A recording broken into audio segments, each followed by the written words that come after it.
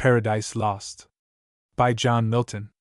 This e-text was originally created in 1964 to 1965 according to Dr. Joseph Rabin of Queens College, New York, to whom it is attributed by Project Gutenberg. We had heard of this e-text for years, but it was not until 1991 that we actually managed to track it down to a specific location, and then it took months to convince people to let us have a copy, then more months for them actually to do the copying and get it to us. Then another month to convert to something we could massage with our favorite 486 in dose. After that, it was only a matter of days to get it into this shape you will see below. The original was, of course, in caps only, and so were all the other e-texts of the 60s and early 70s. Don't let anyone fool you into thinking any e-text with both upper and lower case is an original. All those original Project Gutenberg e-texts were also in uppercase and were translated or rewritten many times to get them into their current condition. They have been worked on by many people throughout the world. In the course of our searches for Professor Rabin and his e-text, we were never able to determine where copies were or which of a variety of editions he may have used as a source. We did get a little information here and there, but even after we received a copy of the e-text, we were unwilling to release it without first determining that it was in fact public domain and finding Rabin to verify this and get his permission. Interested enough, in a totally unrelated action to our searches for him, the professor subscribed to the Project Gutenberg list server and we happened, by accident, to notice his name. We don't really look at every subscription request as the computers usually handle them. The e-text was then properly identified, copyright analyzed, and the current edition prepared. To give you an estimation of the difference in the original and what we have today, the original was probably entered on cards commonly known at the time as IBM cards, do not fold, spindle or mutilate, and probably took in excess of 100,000 of them. A single card could hold 80 characters, hence 80 characters is an accepted standard for so many computer margins, and the entire original edition we received in all caps was over 800,000 chars in length, including line enumeration, symbols for caps and the punctuation marks, etc., since they were not available keyboard characters at the time. Probably the keyboards operated at baud rates of around 113, meaning the typists had to type slowly for the keyboard to keep up. This is the second version of Paradise Lost released by Project Gutenberg. The first was released as our October 1991 e-text. Paradise Lost. Book 1. Of man's first disobedience, and the fruit of that forbidden tree whose mortal taste brought death into the world, and all our woe, with loss of Eden, till one greater man restore us, and regain the blissful seat, sing, heavenly muse, that, on the secret top of Oreb, or of Sinai, didst inspire that shepherd who first taught the chosen seed in the beginning how the heavens and earth rose out of chaos, or, if Shaunhill delight thee more, and Siloa's brook that flowed fast by the oracle of God, I thence invoke thy aid to my adventurous song, that with no middle flight intends to soar above Aeonian mount, while it pursues things unattempted yet in prose or rhyme. And chiefly thou, O Spirit, that dost prefer before all temples upright heart and pure, instruct me, for thou know'st, thou from the first wast present, and with mighty wings outspread, dove-like satst brooding on the vast abyss, and madst it pregnant, what in me is dark illumine, what is low raise and support, that, to the height of this great argument, I may assert eternal providence, and justify the ways of God to men. Say first, for heaven hides nothing from thy view, nor the deep tract of hell. Say first what cause moved our grandparents, in that happy state, favored of heaven so highly, to fall off from their Creator, and transgress his will for one restraint, lords of the world besides. Who first seduced them to that foul revolt? Infernal serpent, he it was whose guile, stirred up with envy and revenge, deceived the mother of mankind, what time his pride had cast him out from heaven, with all his host of rebel angels, by whose aid, aspiring to set himself in glory above his peers, he trusted to have equaled the Most High, if he opposed, and with ambitious aim against the throne and monarchy of God, raised impious war in heaven and battle proud. With vain attempt, him the almighty power hurled headlong flaming from ethereal sky, with hideous ruin and combustion, down to bottomless perdition, there to dwell in adamantine chains and penal fire, who durst defy omnipotent to arms.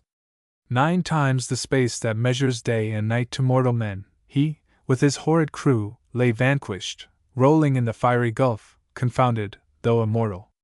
But his doom reserved him to more wrath, for now the thought both of lost happiness and lasting pain torments him. Round he throws his baleful eyes, that witnessed huge affliction and dismay, mixed with obdurate pride and steadfast hate.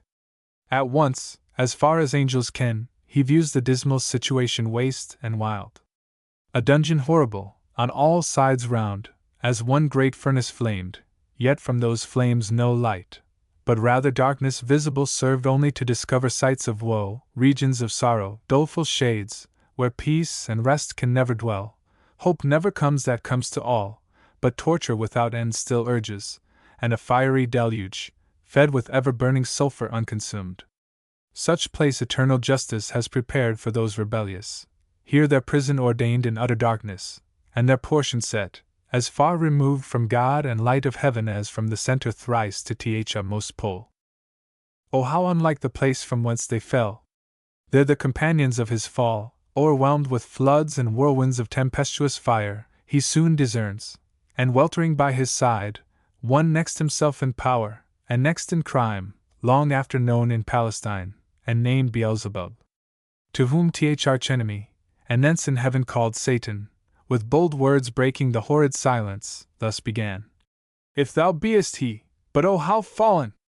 How changed from him who, in the happy realms of light clothed with transcendent brightness, didst outshine myriads though bright, if he whom mutual league, united thoughts and counsels, equal hope and hazard in the glorious enterprise joined with me once, now misery hath joined in equal ruin, into what pit thou sayest from what height fallen, so much the stronger proved he with his thunder, and till then who knew the force of those dire arms?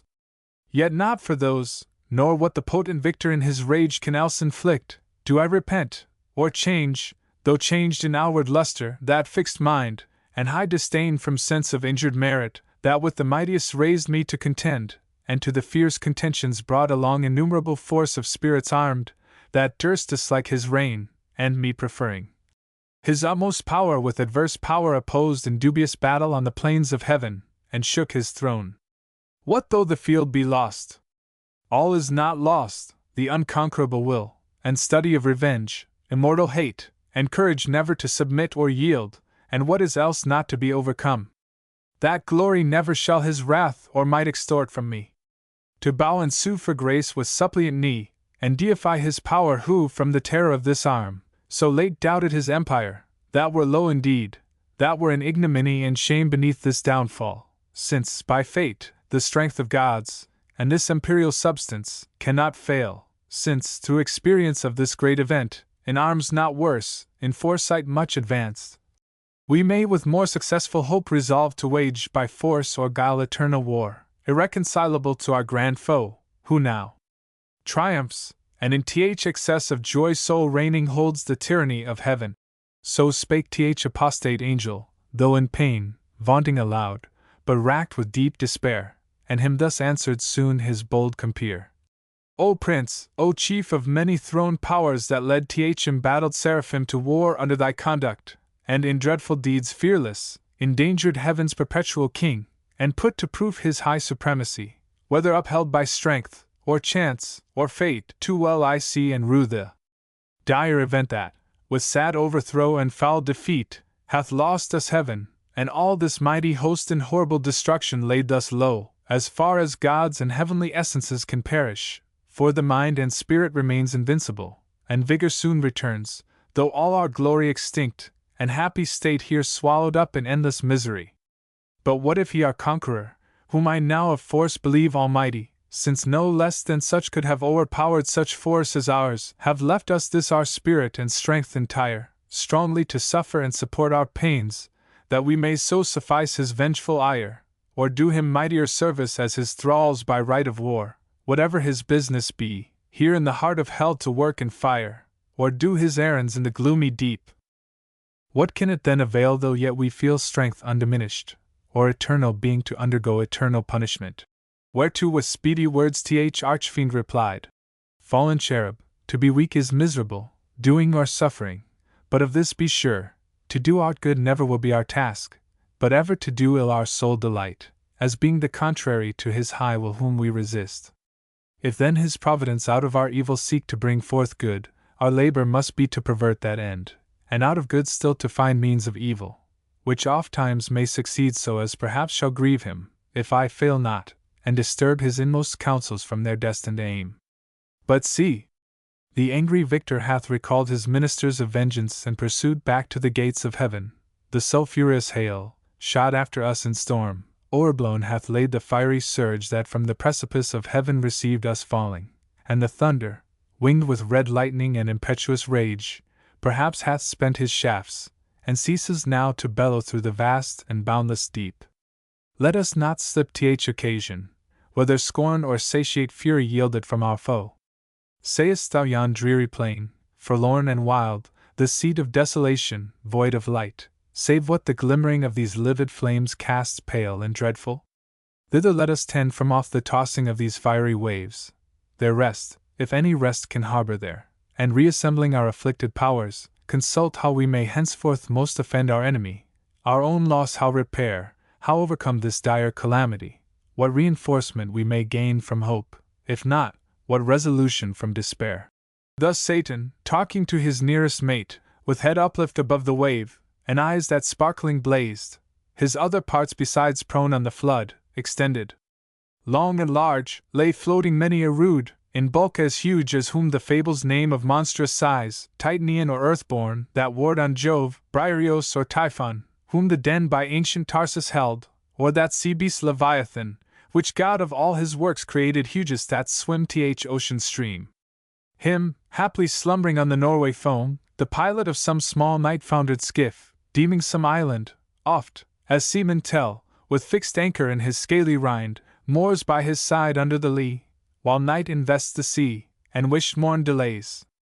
So stretched out huge in length the arch-fiend lay, chained on the burning lake, nor ever thence had risen, or heaved his head, but that the will and high permission of all-ruling heaven left him at large to his own dark designs, that with reiterated crimes he might heap on himself damnation, while he sought evil to others, and enraged might see how all his malice served but to bring forth infinite goodness, grace, and mercy. Shown on man by him seduced, but on himself treble confusion, wrath, and vengeance poured. Forth with upright he rears from off the pool his mighty stature. On each hand the flames driven backward sloped their pointing spires, and rolled in billows, leave ith midst a horrid veil. Then with expanded wings he steers his flight aloft, incumbent on the dusky air, that felt unusual weight, till on dry land he lights, if it were land that ever burned was solid, as the lake with liquid fire, and such appeared in hue as when the force of subterranean wind transports a hill torn from Pelorus, or the shattered side of thundering Etna, whose combustible and fueled entrails, thence conceiving fire, sublimed with mineral fury, aid the winds, and leave a singed bottom all involved with stench and smoke. Such resting found the soul of unblessed feet. Him followed his next mate, both glorying to have scaped the Stygian flood as gods, and by their own recovered strength, not by the sufferance of supernal power. Is this the region, this the soil, the clime? Said then the lost archangel. This the seat that we must change for heaven, this mournful gloom for that celestial light? Be it so, since he who now is sovereign can dispose and bid what shall be right. Farthest from him is best whom reason hath equalled, force hath made supreme above his equals. Farewell, happy fields, where joy forever dwells! Hail, horrors! Hail, infernal world! And thou, profoundest hell, receive thy new possessor, one who brings a mind not to be changed by place or time. The mind is its own place, and in itself can make a heaven of hell, a hell of heaven. What matter where, if I be still the same, and what I should be, all but less than he whom thunder hath made greater? Here at least we shall be free. Almighty hath not built here for his envy, will not drive us hence. Here we may reign secure, and in my choice, to reign is worth ambition though in hell, better to reign in hell than serve in heaven. But wherefore let we then our faithful friends, associates and co-partners of our loss, lie thus astonished on oblivious pool, and call them not to share with us their part in this unhappy mansion, or once more with rallied arms to try what may be yet regained in heaven, or what more lost in hell. So Satan spake, and him Beelzebub thus answered: Leader of those armies bright which, but omnipotent, none could have foiled. If once they hear that voice, their liveliest pledge of hope in fears and dangers, heard so oft in worst extremes, and on the perilous edge of battle, when it raged, in all assaults their surest signal, they will soon resume new courage and revive, though now they lie groveling and prostrate on yon lake of fire, as we erewhile, astounded and amazed. No wonder, fallen such a pernicious height. He scarce had ceased when the superior fiend was moving toward the shore, his ponderous shield, ethereal temper massy, large and round, behind him cast.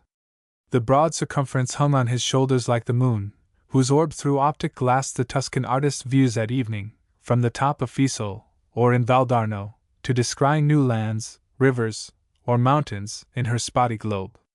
His spear, to equal which the tallest pine hewn on Norwegian hills, to be the mast of some great emerald, were but a wand, he walked with, to support uneasy steps over the burning marl, not like those steps on heaven's azure, and the torrid clime smote on him sore besides, vaulted with fire. Nathless he so endured, till on the beach of that inflamed sea he stood, and called his legions, angel forms, who lay entranced thick as autumnal leaves that strow the brooks in Vallombrosa, where Etrurian shades high overarched embower, or scattered sedge afloat, when with fierce winds Orion armed hath vexed the Red Sea coast, whose waves o'erthrew Busiris and his Memphian chivalry, while with perfidious hatred they pursued the sojourners of Goshen, who beheld from the safe shore their floating carcasses and broken chariot wheels. So thick bestrown, abject and lost, lay these, covering the flood, under amazement of their hideous change. He called so loud that all the hollow deep of hell resounded. Princes, potentates, warriors, the flower of heaven, once yours, now lost, if such astonishment as this can seize eternal spirits. Or have ye chosen this place after the toil of battle to repose your wearied virtue, for the ease you find to slumber here, as in the valleys of heaven? Or in this abject posture have ye sworn to adore the conqueror, who now beholds cherub and seraph rolling in the flood with scattered arms and ensigns, till anon his swift pursuers from heaven gates discern th advantage, and descending, tread us down thus drooping, or with linked thunderbolts transfix us to the bottom of this gulf? Awake, arise, or be forever fallen! They heard, and were abashed, and up they sprung upon the wing, as when men want to watch on duty, sleeping found by whom they dread, rouse and bestir themselves ere well awake. Nor did they not perceive the evil plight in which they were, or the fierce pains not feel, yet to their general's voice they soon obeyed innumerable. As when the potent rod of Amram's son, in Egypt's evil day, waved round the coast, upcalled a pitchy cloud of locusts, warping on the eastern wind, that o'er the realm of impious Pharaoh hung like night, and darkened all the land of Nile, so numberless were those bad angels seen hovering on wing under the cope of hell, twixt upper, nether, and surrounding fires, till, as a signal given, uplifted spear of their great sultan waving to direct their course, in even balance down they light on the firm brimstone, and fill all the plain, a multitude like which the populous north poured never from her frozen loins to pass Rhine or the Danube, when her barbarous sons came like a deluge on the south, and spread beneath Gibraltar to the Libyan sands. Forthwith, form every squadron and each band, the heads and leaders thither haste where stood their great commander, godlike shapes, and forms excelling human, princely dignities, and powers that erst in heaven sat on thrones, though on their names in heavenly records now be no memorial, blotted out and razed by their rebellion from the books of life. Nor had they yet among the sons of Eve got them new names, till, wandering o'er the earth, through God's high sufferance for the trial of man, by falsities and lies the greatest part of mankind they corrupted to forsake God their Creator, and invisible glory of Him that made them to transform oft to the image of a brute, adorned with gay religions full of pomp and gold, and devils to adore for deities. Then were they known to men by various names, and various idols through the heathen world. Say, Muse, their names then known, who first, who last, roused from the slumber on that fiery couch, at their great emperor's call, as next in worth came singly where he stood on the bare strand, while the promiscuous crowd stood yet aloof? The chief were those who, from the pit of hell roaming to seek their prey on earth, durst fix their seats, long after, next the seat of God, their altars by his altar, gods adored among the nations round, and durst abide Jehovah thundering out of shown, throned between the cherubim, yea, often placed within his sanctuary itself their shrines, abominations, and with cursed things his holy rites and solemn feasts profaned, and with their darkness durst affront his light. First, Moloch, horrid king, besmeared with blood of human sacrifice, and parents' tears, though, for the noise of drums and timbrels loud, their children's cries unheard that passed through fire to his grim idol. Him the Ammonite worshipped in Rabbah and her watery plain, in Argob and in Bazan, to the stream of utmost Arnon. Nor content with such audacious neighborhood, the wisest heart of Solomon he led by fraud to build his temple right against the temple of God on that opprobrious hill, and made his grove the pleasant valley of Hinnom, Tophet thence and black Gehenna called, the type of hell. Next Chemos, obscene dread of Moab's sons, from Aroer to Nebo and the wild of southmost Abrim, in Hesbon and Horonaim, Sion's real, beyond the flowery dale of Sibmah clad with vines, and Eliel to asphaltic pool, Peor his other name, when he enticed Israel in Sittim, on their march from Nile, to do him wanton rites, which cost them woe. Yet thence his lustful orgies he enlarged even to that hill of scandal, by the grove of Moloch homicide, lust hard by hate, till good Josiah drove them thence to hell. With these came they who, from the bordering flood of old Euphrates to the brook that parts Egypt from Syrian ground, had general names of Baalim and Ashtaroth, those male, these feminine. For spirits, when they please, can either sex assume, or both, so soft and uncompounded is their essence pure, not tried or manacled with joint or limb, nor founded on the brittle strength of bones, like cumbrous flesh, but in what shape they choose, dilated or condensed, bright or obscure, can execute their airy purposes, and works of love or enmity fulfill. For those the race of Israel oft forsook their living strength, and unfrequented left his righteous altar, bowing lowly down to bestial gods, for which their heads as low bowed down in battle, sunk before the spear of despicable foes. With these in troop came Ashtoreth, whom the Phoenicians called Astarte, Queen of Heaven, with crescent horns, to whose bright image nightly by the moon's Sidonian virgins paid their vows and songs, in Shaun also not unsung, where stood her temple on offensive mountain, built by that uxorious king whose heart, though large, beguiled by fair idolatresses, fell to idols foul. Tammuz came next behind, whose annual wound in Lebanon allured the Syrian damsels to lament his fate in amorous ditties all a summer's day, while smooth Adonis from his native rock ran purple to the sea, supposed with blood of Tammuz yearly wounded, the love-tale infected Shaun's daughters with like heat, whose wanton passions in the sacred porch Ezekiel saw, when, by the vision led, his eye surveyed the dark idolatries of alienated Judah. Next came one who mourned in earnest, when the captive ark maimed his brute image, head and hands lopped off, in his own temple on the Grunseledge, where he fell flat and shamed his worshippers, Dagon his name, sea monster, upward man and downward fish, yet had his temple high reared in Azotus, dreaded through the coast of Palestine, in Gath and Ascalon, and Acheron and Gaza's frontier bounds. Him followed Rimmon, whose delightful seat was fair Damascus, on the fertile banks of Abana and Pharpar, lucid streams. He also against the house of God was bold, a leper once he lost, and gained a king, Ahaz, his sottish conqueror, whom he drew God's altar to disparage and displace for one of Syrian mode, whereon to burn his odious offerings, and adore the gods whom he had vanquished. After these appeared a crew who, under names of old renown, Osiris, Isis, Horus, and their train, with monstrous shapes and sorceries abused fanatic Egypt and her priests to seek their wandering gods disguised in brutish forms rather than human. Nor did Israel scape infection, when their borrowed gold composed the calf in Oreb, and the rebel king doubled that sin in Bethel and in Dan, likening his maker to the grazed ox, Jehovah, who in one night, when he passed from Egypt marching, equaled with one stroke both her firstborn and all her bleeding gods.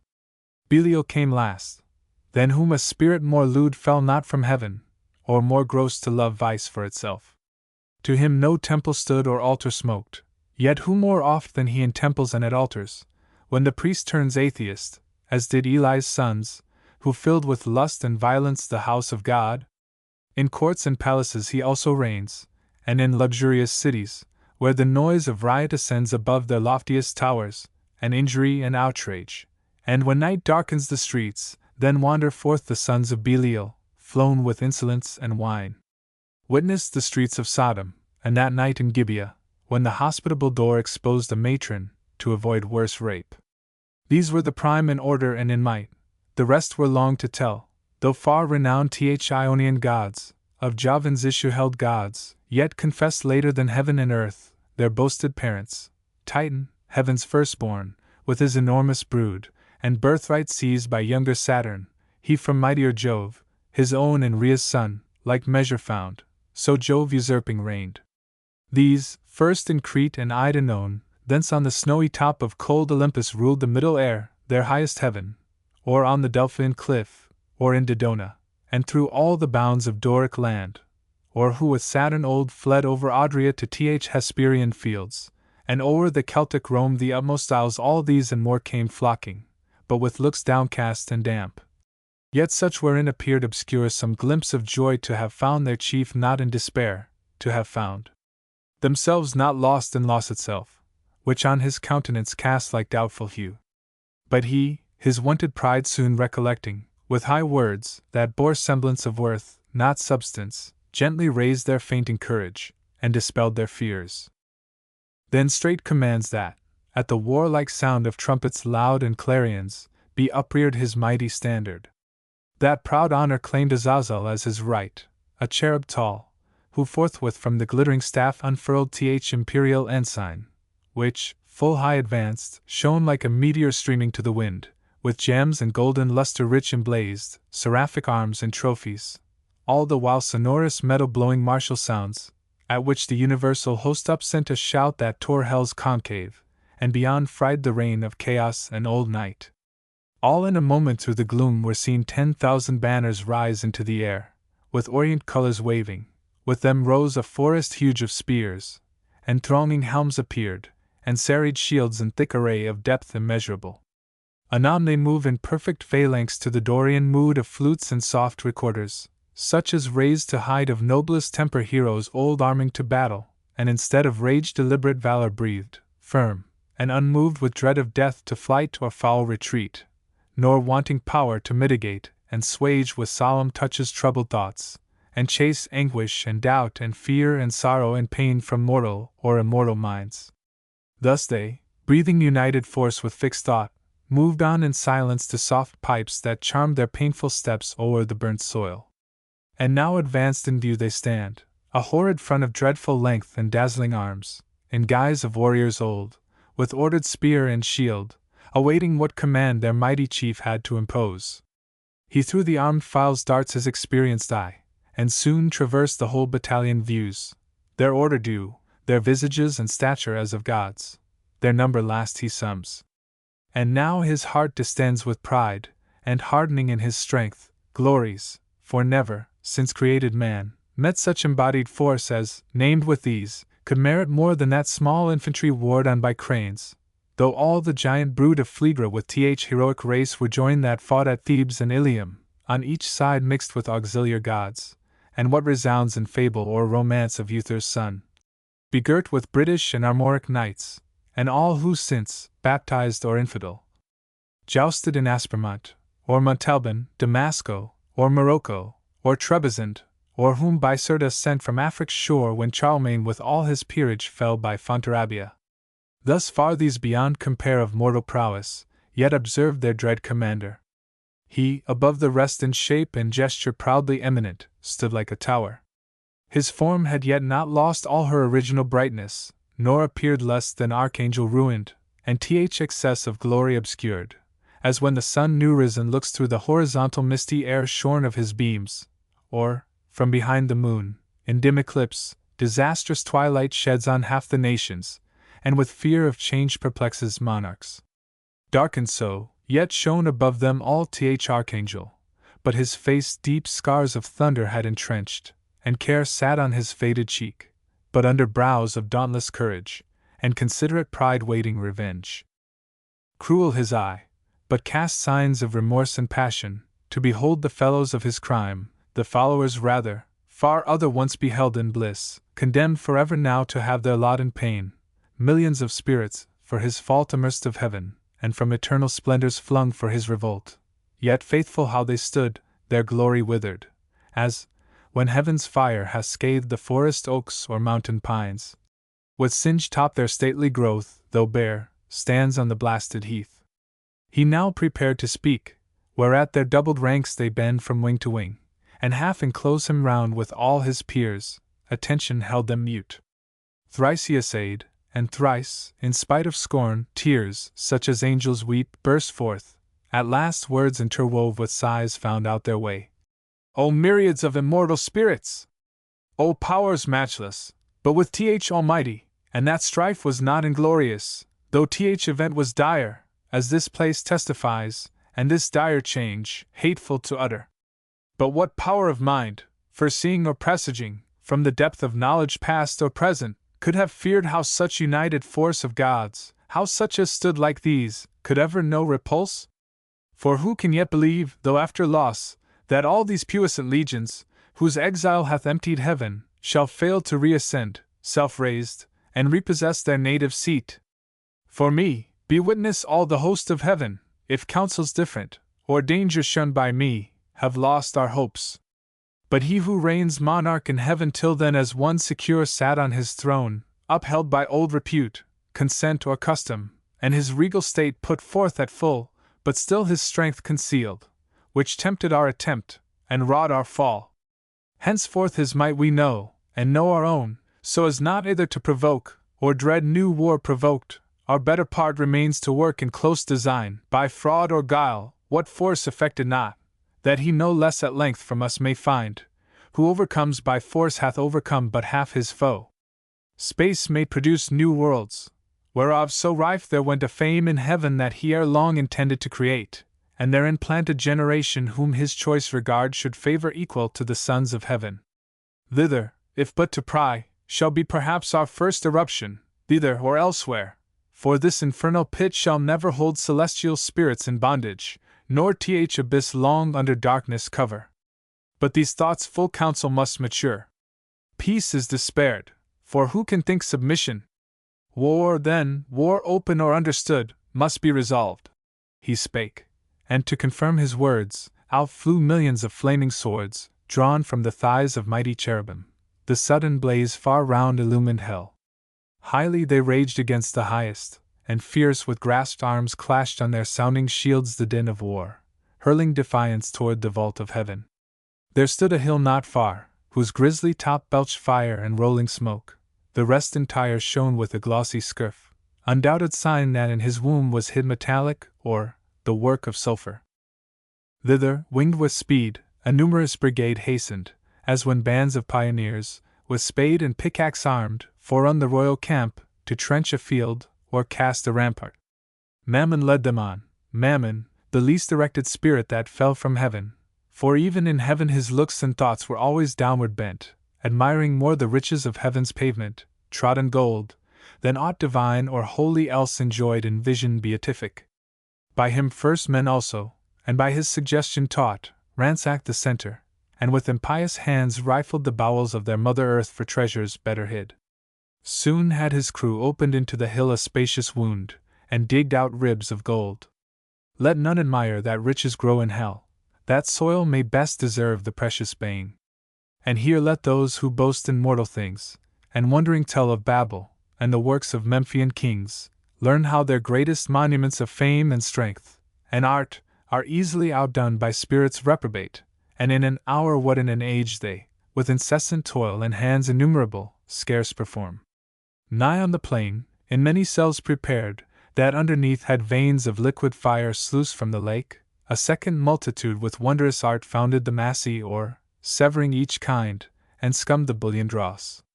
A third as soon had formed within the ground of various mold, and from the boiling cells by strange conveyance filled each hollow nook, as in an organ, from one blast of wind, to many a row of pipes the sound-board breathes. Anon out of the earth a fabric huge rose like an exhalation, with the sound of dulcet symphonies and voices sweet, built like a temple, where pilasters round were set, and Doric pillars overlaid with golden architrave, nor did there want cornice or frieze, with bossy sculptures graven, the roof was fretted gold. Not Babylon nor great Alcaros such magnificence equaled in all their glories, to enshrine Belus or Serapis their gods, or seat their kings, when Egypt with Osiris strove in wealth and luxury. Ascending pile stood fixed her stately height, and straight the doors, opening their brazen folds, discover, wide within, her ample spaces o'er the smooth and level pavement, from the arched roof, pendant by subtle magic, many a row of starry lamps and blazing cressets, fed with naphtha and asphaltus, yielded light as from a sky. The hasty multitude admiring entered, and the work some praise, and some the architect. His hand was known in heaven by many a towered structure high, where sceptred angels held their residence, and sat as princes, whom the supreme king exalted to such power, and gave to rule, each in his hierarchy, the orders bright. Nor was his name unheard or unadored in ancient Greece, and in Ausonian land men called him Mulciber, and how he fell from heaven they fabled, thrown by angry Jove sheer o'er the crystal battlements. From morn to noon he fell, from noon to dewy eve, a summer's day, and with the setting sun dropped from the zenith, like a falling star, on Lemnos, Aegean isle. Thus they relate, erring, for he with this rebellious rout fell long before, nor aught availed him now to have built in heaven high towers, nor did he scape by all his engines, but was headlong sent, with his industrious crew, to build in hell. Meanwhile the winged heralds, by command of sovereign power, with awful ceremony and trumpets sound, throughout the host proclaim a solemn council forthwith to be held at Pandemonium, the high capital of Satan and his peers. Their summons called from every band and squared regiment by place or choice the worthiest. They anon with hundreds and with thousands trooping came attended. All access was thronged, the gates and porches wide, but chief the spacious hall, though like a covered field, where champions bold wont ride in armed, and at the Soldan's chair defied the best of Paynim's chivalry to mortal combat, or career with lance, thick swarmed, both on the ground and in the air, brushed with the hiss of rustling wings. As bees in springtime, when the sun with Taurus rides, pour forth their populous youth about the hive in clusters, they among fresh dews and flowers fly to and fro, or on the smooth plank, the suburb of their straw-built citadel, new rubbed with balm, expatiate, and confer their state affairs, so thick the airy crowds swarmed and were straitened, till, the signal given, behold a wonder! They but now who seemed in bigness to surpass earth's giant sons, now less than smallest dwarfs, in narrow room throng numberless, like that pygmean race beyond the Indian mount, or fairy elves, whose midnight revels, by a forest side or fountain, some belated peasant sees, or dreams he sees, while overhead the moon sits arbitress, and nearer to the earth wheels her pale course. They, on their mirth and dance intent, with jocund music charm his ear, at once with joy and fear his heart rebounds. Thus incorporeal spirits to smallest forms reduced their shapes immense, and were at large, though without number still, amidst the hall of that infernal court. But far within, and in their own dimensions like themselves, the great seraphic lords and cherubim in close recess and secret conclave sat, 1,000 demigods on golden seats, frequent and full. After short silence then, and summons read, the great consult began. Book 2. High on a throne of royal state, which far outshone the wealth of Ormus and of Ind, or where the gorgeous East with richest hand showers on her kings barbaric pearl and gold, Satan exalted sat, by merit raised to that bad eminence, and from despair thus high uplifted beyond hope, aspires beyond thus high, insatiate to pursue vain war with heaven, and by success untaught, his proud imaginations thus displayed. Powers and dominions, deities of heaven, for since no deep within her gulf can hold immortal vigor, though oppressed and fallen, I give not heaven for lost. From this descent celestial virtues rising will appear more glorious and more dread than from no fall, and trust themselves to fear no second fate. Me though just right, and the fixed laws of heaven, did first create your leader, next, free choice with what besides in council or in fight hath been achieved of merit, yet this loss, thus far at least recovered, hath much more established in a safe, unenvied throne, yielded with full consent. The happier state in heaven, which follows dignity, might draw envy from each inferior. But who here will envy whom the highest place exposes foremost to stand against the thunderer's aim your bulwark, and condemns to greatest share of endless pain? Where there is, then, no good for which to strive, no strife can grow up there from faction, for none sure will claim in hell precedence, none whose portion is so small of present pain that with ambitious mind will covet more. With this advantage, then, to union, and firm faith, and firm accord, more than can be in heaven, we now return to claim our just inheritance of old, surer to prosper than prosperity could have assured us, and by what best way, whether of open war or covert guile, we now debate. Who can advise may speak. He ceased, and next to Moloch, sceptred king, stood up, the strongest and the fiercest spirit that fought in heaven, now fiercer by despair. His trust was with Th Eternal to be deemed equal in strength, and rather than be less care not to be at all. With that care lost went all his fear, of God, or hell, or worse, he recked not, and these words thereafter spake. My sentence is for open war. Of wiles, more unexpert, I boast not, them let those contrive who need, or when they need, not now.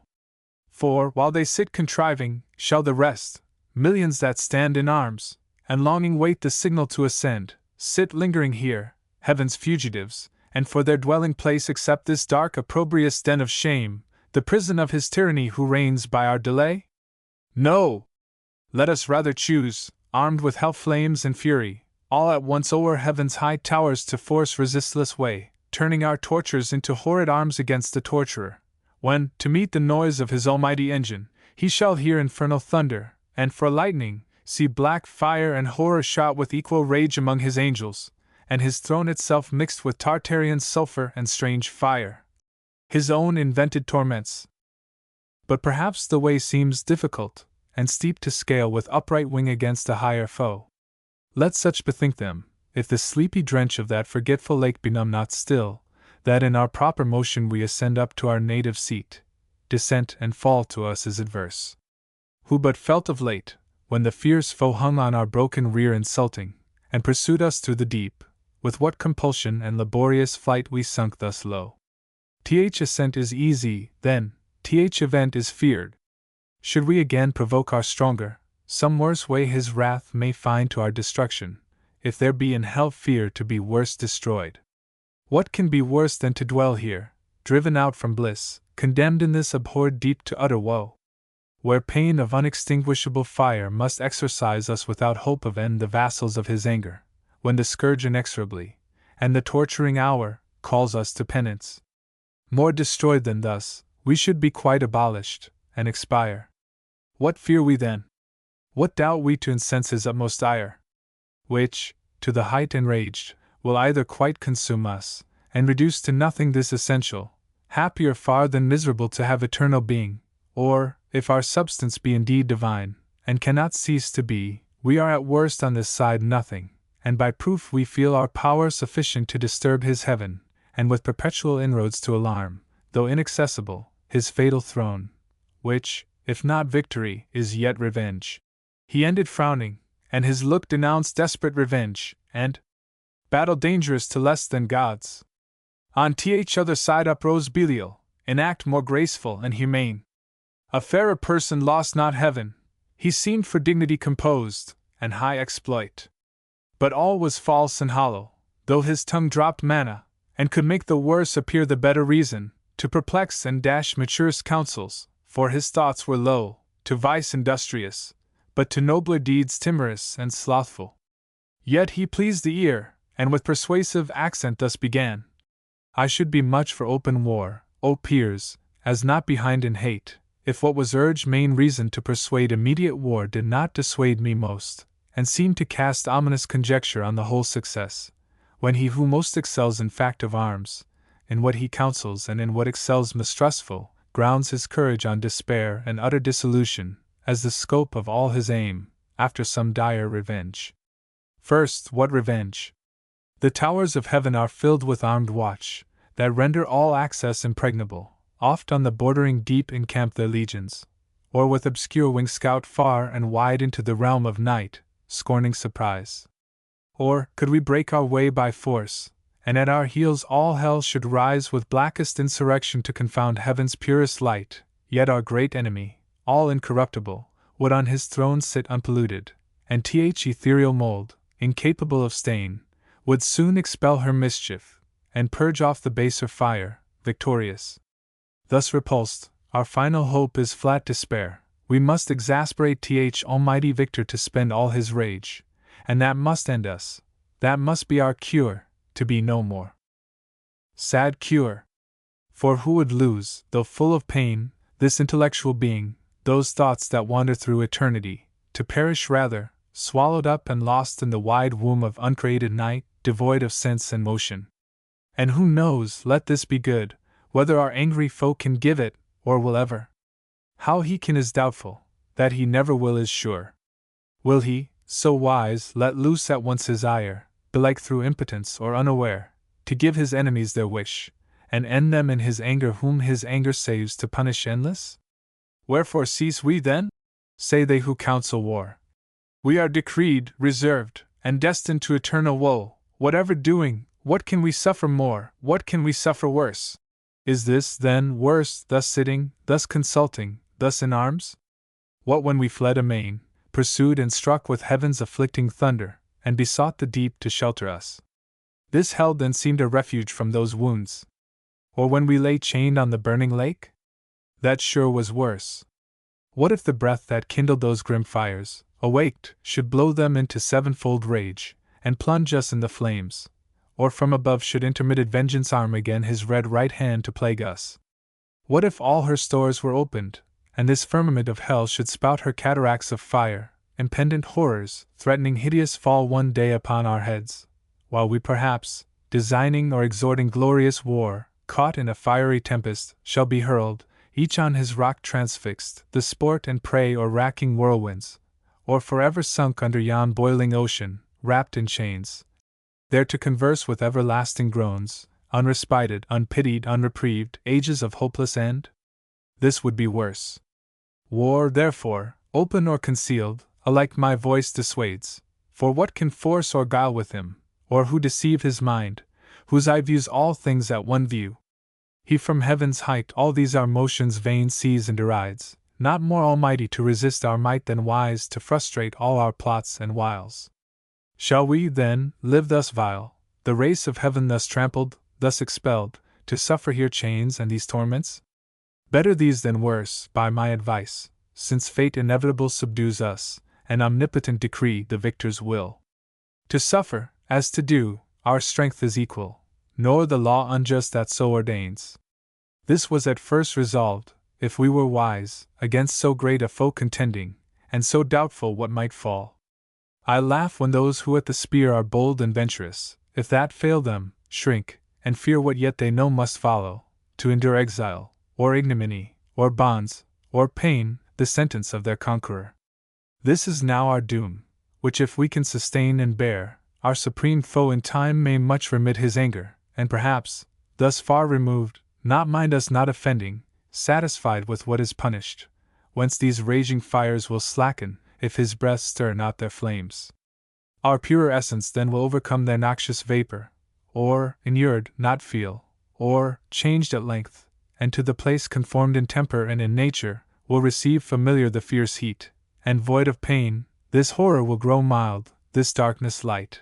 Besides, what hope the never-ending flight of future days may bring, what chance, what change worth waiting, since our present lot appears for happy though but ill, for ill not worse, if we procure not to ourselves more woe. Thus Belial, with words clothed in reason's garb, counselled ignoble ease and peaceful sloth, not peace, and after him thus Mammon spake: either to disenthrone the King of Heaven we war, if war be best, or to regain our own right lost. Him to unthrone we then may hope, when everlasting fate shall yield to fickle chance, and chaos judge the strife. The former, vain to hope, argues as vain the latter, for what place can be for us within heaven's bound, unless heaven's Lord supreme we overpower? Suppose he should relent and publish grace to all, on promise made of new subjection. With what eyes could we stand in his presence humble, and receive strict laws imposed, to celebrate his throne with warbled hymns, and to his Godhead sing forced hallelujahs, while he lordly sits our envied sovereign, and his altar breathes ambrosial odors and ambrosial flowers, our servile offerings? This must be our task in heaven, this our delight. How wearisome eternity so spent in worship paid to whom we hate! Let us not then pursue, by force impossible, by leave obtained unacceptable, though in heaven, our state of splendid vassalage, but rather seek our own good from ourselves, and from our own live to ourselves, though in this vast recess, free and to none accountable, preferring hard liberty before the easy yoke of servile pomp. Our greatness will appear then most conspicuous when great things of small, useful of hurtful, prosperous of adverse, we can create, and in what place soe'er thrive under evil, and work ease out of pain through labor and endurance. This deep world of darkness do we dread? How oft amidst thick clouds and dark doth heaven's all-ruling Sire choose to reside, his glory unobscured, and with the majesty of darkness round covers his throne, from whence deep thunders roar, mustering their rage, and heaven resembles hell. As he our darkness, cannot we his light imitate when we please? This desert soil wants not her hidden luster, gems and gold, nor want we skill or art from whence to raise magnificence, and what can heaven show more? Our torments also may, in length of time, become our elements, these piercing fires as soft as now severe, our temper changed into their temper, which must needs remove the sensible of pain. All things invite to peaceful counsels, and the settled state of order, how in safety best we may compose our present evils, with regard of what we are and where, dismissing quite all thoughts of war.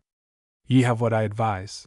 He scarce had finished, when such murmur filled th assembly as when hollow rocks retain the sound of blustering winds, which all night long had roused the sea, now with hoarse cadence lulls seafaring men o'erwatched, whose bark by chance or pinnace anchors in a craggy bay after the tempest. Such applause was heard as Mammon ended, and his sentence pleased, advising peace, for such another field they dreaded worse than hell, so much the fear of thunder and the sword of Michael wrought still within them, and no less desire to found this nether empire, which might rise, by policy and long process of time, in emulation opposite to heaven, which when Beelzebub perceived, than whom, Satan except, none higher sat, with grave aspect he rose, and in his rising seemed a pillar of state. Deep on his front engraven deliberation sat, and public care, and princely counsel in his face yet shone, majestic, though in ruin. Sage he stood with Atlantean shoulders, fit to bear the weight of mightiest monarchies. His look drew audience and attention still as night or summer's noontide air, while thus he spake. Thrones and imperial powers, offspring of heaven, ethereal virtues, or these titles now must we renounce, and changing style be called princes of hell? For so the popular vote inclines, here to continue, and build up here a growing empire, doubtless. While we dream, and know not that the King of heaven hath doomed this place our dungeon, not our safe retreat beyond his potent arm, to live exempt from heaven's high jurisdiction, in new league banded against his throne, but to remain in strictest bondage, though thus far removed, under th inevitable curb, reserved his captive multitude. For he, to be sure, in height or depth still first and last will reign sole king, and of his kingdom lose no part by our revolt, but over hell extend his empire, and with iron scepter rule us here, as with his golden those in heaven. What sit we then projecting peace and war? War hath determined us and foiled with loss irreparable, terms of peace yet none vouchsafed or sought, for what peace will be given to us enslaved, but custody severe, and stripes and arbitrary punishment inflicted?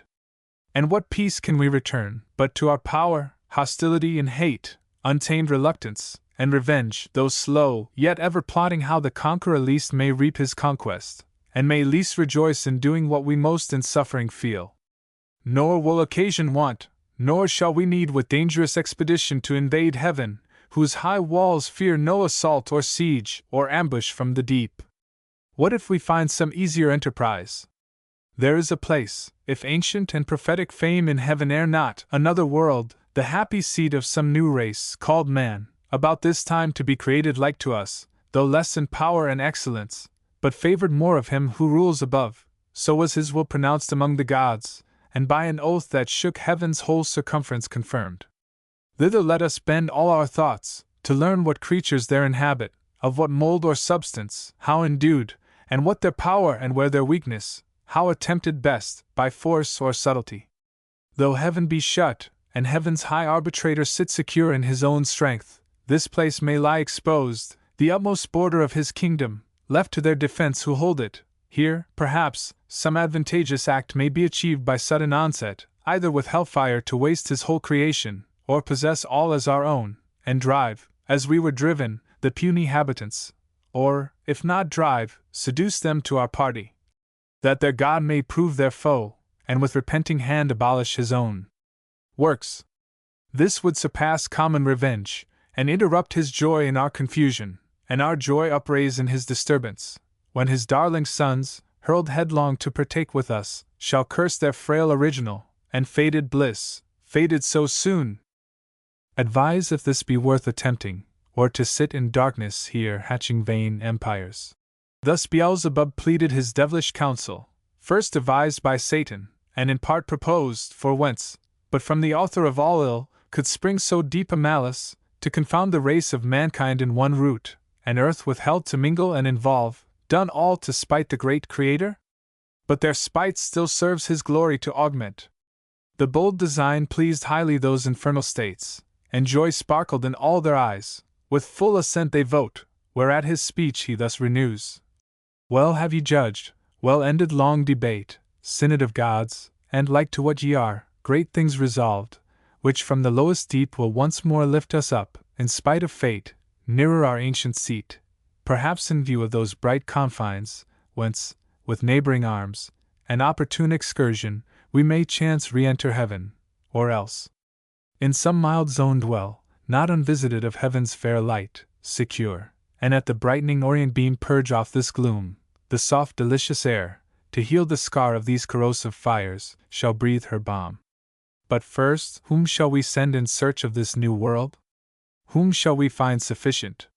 Who shall tempt with wandering feet the dark, unbottomed, infinite abyss, and through the palpable obscure find out his uncouth way, or spread his airy flight, upborne with indefatigable wings over the vast abrupt, ere he arrive the happy isle? What strength, what art, can then suffice, or what evasion bear him safe, through the strict sentries and stations thick of angels watching round? Here he had need all circumspection, and we now no less choice in our suffrage, for on whom we send the weight of all, and our last hope, relies.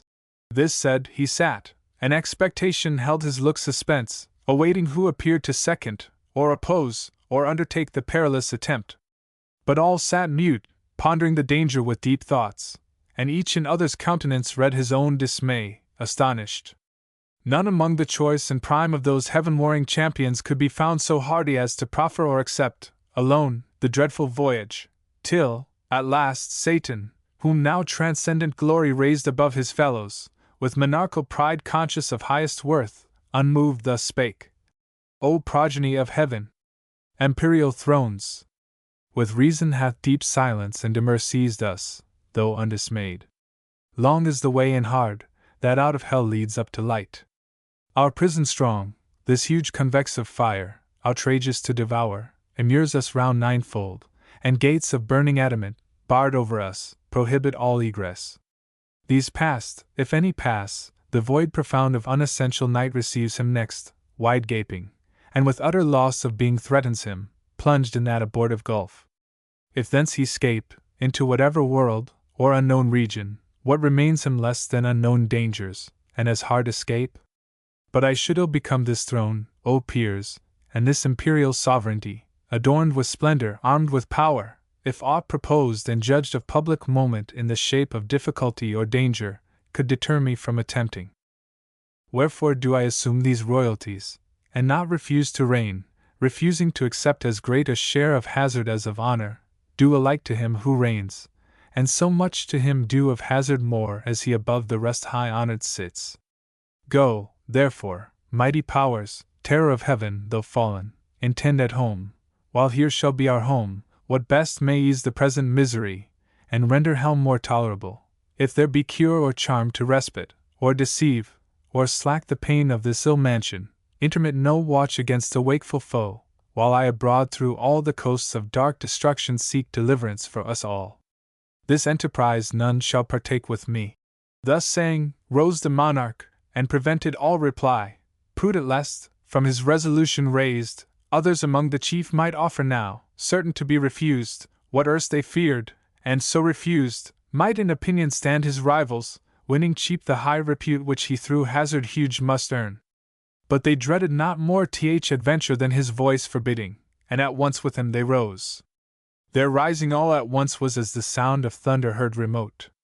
Towards him they bend with awful reverence prone, and as a god extol him equal to the highest in heaven. Nor failed they to express how much they praised that for the general safety he despised his own, for either do the spirits damned lose all their virtue, lest bad men should boast their specious deeds on earth, which glory excites, or close ambition varnished o'er with zeal. Thus they their doubtful consultations dark ended, rejoicing in their matchless chief, as, when from mountain tops the dusky clouds ascending, while the north wind sleeps, o'erspread heaven's cheerful face, the lowering element scowls o'er the darkened landscape snow or shower, if chance the radiant sun, with farewell sweet, extend his evening beam, the fields revive, the birds their notes renew, and bleating herds attest their joy. That hill and valley rings. O shame to men! Devil with devil damned firm concord holds. Men only disagree of creatures rational, though under hope of heavenly grace, and God proclaiming peace, yet live in hatred, enmity, and strife among themselves, and levy cruel wars wasting the earth, each other to destroy, as if, which might induce us to accord, man had not hellish foes enow besides, that day and night for his destruction wait. The Stygian council thus dissolved, and forth in order came the grand infernal peers, midst came their mighty paramount, and seemed alone antagonist of heaven, nor less than hell's dread emperor, with pomp supreme, and godlike imitated state, him round a globe of fiery seraphim enclosed with bright emblazonry, and horrent arms. Then of their session ended they bid cry with trumpets regal sound the great result, toward the four winds for speedy cherubim put to their mouths the sounding alchemy, by herald's voice explained, the hollow abyss heard far and wide, and all the host of hell with deafening shout returned them loud acclaim. Thence more at ease their minds, and somewhat raised by false presumptuous hope, the ranged powers disband, and wandering, each his several way pursues, as inclination or sad choice leads him perplexed, where he may likeliest find truce to his restless thoughts, and entertain the irksome hours, till his great chief return.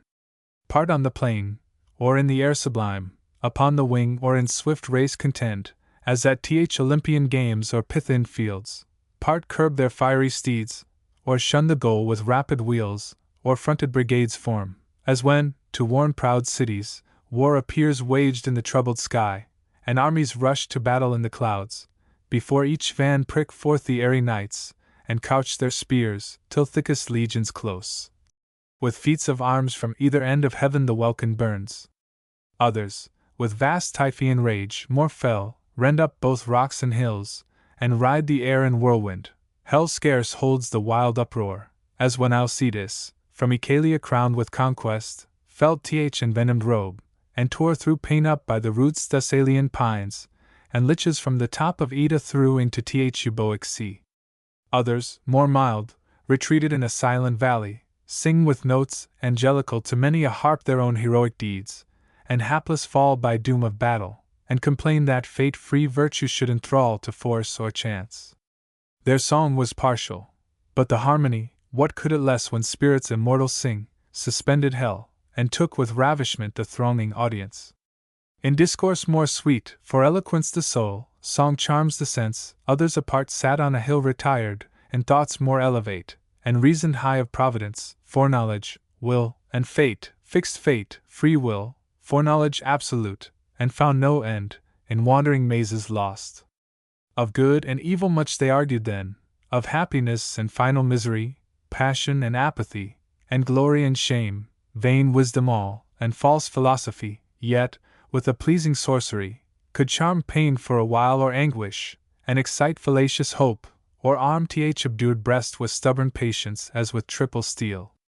Another part, in squadrons and gross bands, on bold adventure to discover wide that dismal world, if any clime perhaps might yield them easier habitation, bend four ways their flying march, along the banks of four infernal rivers, that disgorge into the burning lake their baleful streams, abhorred Styx, the flood of deadly hate, sad Acheron of sorrow, black and deep, Cocytus, named of lamentation loud heard on the rueful stream, fierce Phlegethon, whose waves of torrent fire inflame with rage.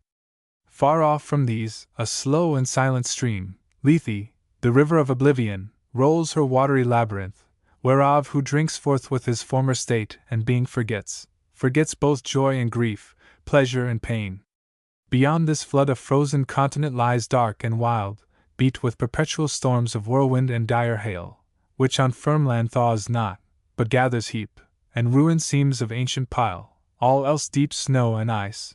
A gulf profound is that Serbonian bog betwixt Damiata and Mount Casius old, where armies whole have sunk, the parching air burns frore, and cold performs effect of fire. Thither, by harpy-footed furies hailed, at certain revolutions all the damned are brought, and feel by turns the bitter change of fierce extremes, extremes by change more fierce, from beds of raging fire to starve in ice their soft ethereal warmth, and there to pine immovable, infixed, and frozen round periods of time, thence hurried back to fire. They ferry over this Lethean sound both to and fro, their sorrow to augment, and wish and struggle, as they pass, to reach the tempting stream, with one small drop to lose in sweet forgetfulness all pain and woe, all in one moment, and so near the brink, but fate withstands, and to oppose attempt, Medusa with Gorgonian terror guards the ford, and of itself the water flies all taste of living white. As once it fled the lip of Tantalus. Thus roving on in confused march forlorn, adventurous bands, with shuddering horror pale, and eyes aghast, viewed first their lamentable lot, and found no rest. Through many a dark and dreary vale they passed, and many a region dolorous, o'er many a frozen, many a fiery Alp, rocks, caves, lakes, fens, bogs, dens, and shades of death, a universe of death, which God by curse created evil, for evil only good, where all life dies, death lives, and nature breeds, perverse, all monstrous, all prodigious things, abominable, unutterable, and worse than fables yet have feigned or fear conceived. Gorgons, and hydras, and chimeras dire. Meanwhile the adversary of God and man, Satan, with thoughts inflamed of highest design, puts on swift wings, and toward the gates of hell explores his solitary flight. Sometimes he scours the right-hand coast, sometimes the left, now shaves with level wing the deep, then soars up to the fiery concave towering high. As when far off at sea a fleet descried hangs in the clouds, by equinoctial winds close sailing from Bengala, or the isles of Ternate and Tidor, whence merchants bring their spicy drugs, they on the trading flood, through the wide Ethiopian to the Cape, ply stemming nightly toward the pole, so seemed far off the flying fiend. At last appear hellbounds, high reaching to the horrid roof, and thrice threefold the gates. 3 folds were brass, 3 iron, 3 of adamantine rock, impenetrable, impaled with circling fire, yet unconsumed. Before the gates there sat on either side a formidable shape. The one seemed woman to the waist, and fair, but ended foul in many a scaly fold, voluminous and vast, a serpent armed with mortal sting. About her middle round a cry of hellhounds never ceasing barked with wide Cerberean mouths full loud, and rung a hideous peal, yet, when they list, would creep, if aught disturbed their noise, into her womb, and kennel there, yet there still barked and howled within unseen. Far less abhorred than these Vexilla, bathing in the sea that parts Calabria from the hoarse Trinacrian shore, nor uglier followed the night hag, when, called in secret, riding through the air she comes, lured with the smell of infant blood, to dance with Lapland witches, while the laboring moon eclipses at their charms. The other shape, if shape it might be called, that shape had none distinguishable in member, joint, or limb, or substance might be called that shadow seemed, for each seemed either. Black it stood as night, fierce as 10 furies, terrible as hell, and shook a dreadful dart. What seemed his head the likeness of a kingly crown had on. Satan was now at hand, and from his seat the monster moving onward came as fast with horrid strides. Hell trembled as he strode. Undaunted fiend, what this might be admired, not feared, God and his Son except, created thing naught valued he nor shunned, and with disdainful look thus first began. Whence and what art thou, execrable shape, that darest, though grim and terrible, advance thy miscreated front athwart my way to yonder gates? Through them I mean to pass, that be assured, without leave asked of thee. Retire, or taste thy folly, and learn by proof, hell-born, not to contend with spirits of heaven. To whom the goblin, full of wrath, replied, Art thou that traitor angel? Art thou he, who first broke peace in heaven and faith, till then unbroken, and in proud rebellious arms drew after him the third part of heaven's sons, conjured against the highest, for which both thou and they, outcasts from God, are here condemned to waste eternal days in woe and pain? And reckon'st thou thyself with spirits of heaven hell-doomed, and breath's defiance here and scorn, where I reign king, and to enrage thee more, thy king and lord? Back to thy punishment, false fugitive, and to thy speed at wings, lest with a whip of scorpions I pursue thy lingering, or with one stroke of this dart strange horror seize thee, and pangs unfelt before. So spake the grisly terror, and in shape, so speaking and so threatening, grew tenfold, more dreadful and deformed. On t'other side, incensed with indignation, Satan stood unterrified, and like a comet burned, that fires the length of Ophiuchus huge in Arctic sky, and from his horrid hair shakes pestilence and war. Each at the head levelled his deadly aim, their fatal hands no second stroke intend, and such a frown each cast at t'other as when two black clouds, with heaven's artillery fraught, came rattling on over the Caspian, then stand front to front hovering a space, till winds the signal blow to join their dark encounter in mid-air.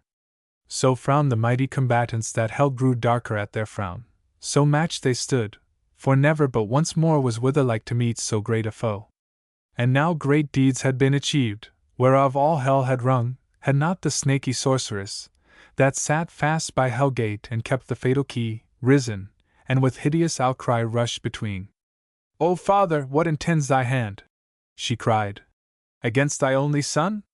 What fury, O Son, possesses thee to bend that mortal dart against thy Father's head? And know'st for whom? For him who sits above, and laughs the while at thee, ordained his drudge to execute whatever his wrath, which he calls justice, bids, his wrath, which one day will destroy ye both. She spake, and at her words the hellish pest forbore, then these to her Satan returned. So strange thy outcry, and thy words so strange thou interposest, that my sudden hand, prevented, spares to tell thee yet by deeds what it intends, till first I know of thee what thing thou art, thus double formed, and why in this infernal vale first met thou call'st me Father, and that phantasm call'st my Son. I know thee not, nor ever saw till now sight more detestable than him and thee.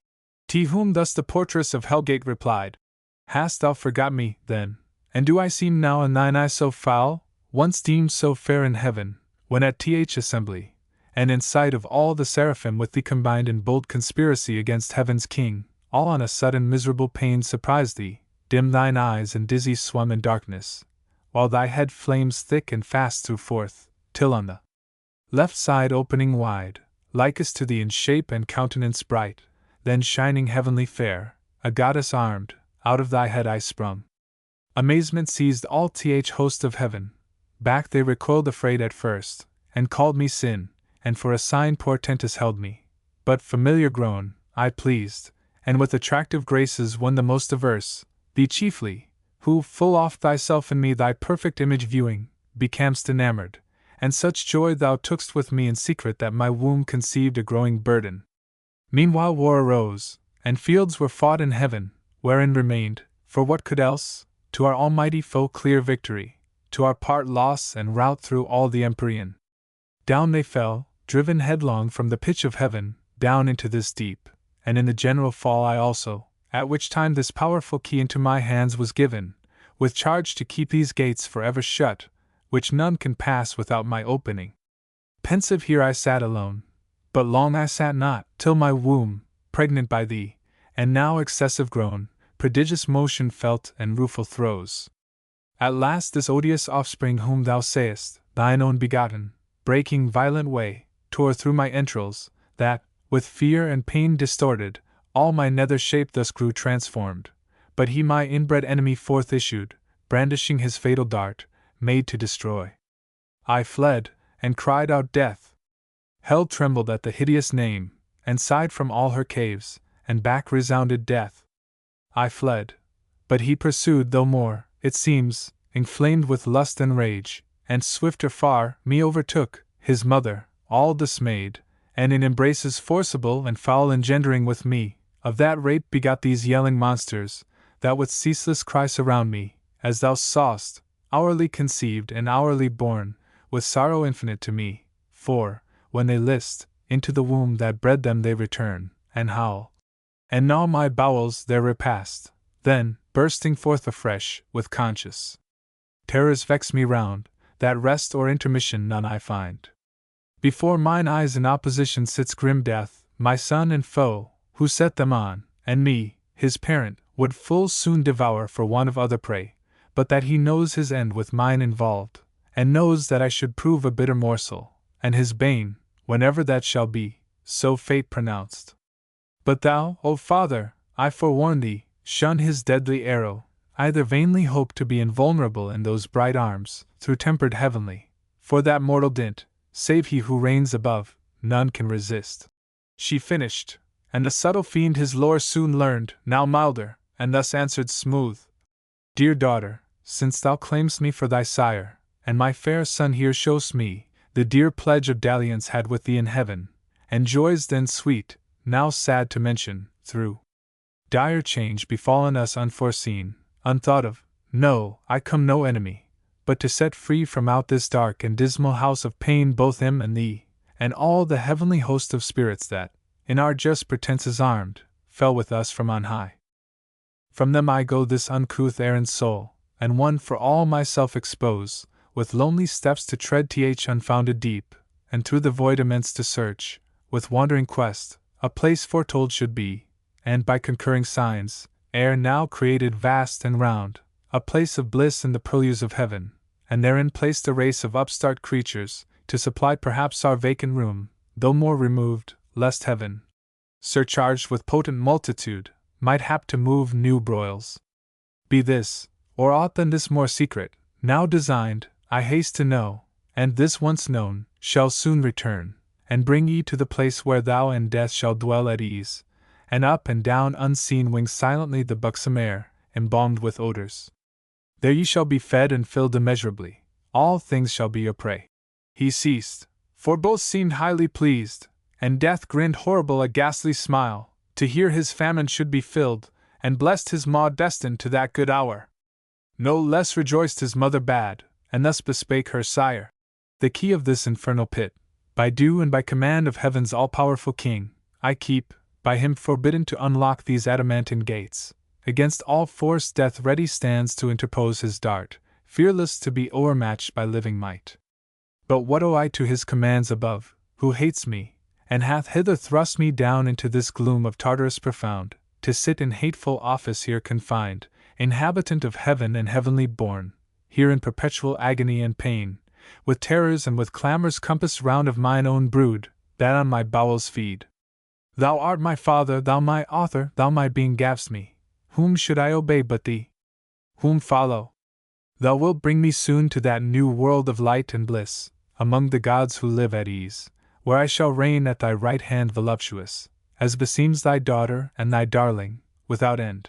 Thus saying, from her side the fatal key, sad instrument of all our woe, she took, and towards the gate rolling her bestial train, forthwith the huge portcullis high updrew, which, but herself, not all the Stygian powers could once have moved. Then in the keyhole turns intricate wards, and every bolt and bar of massy iron or solid rock with ease unfastens.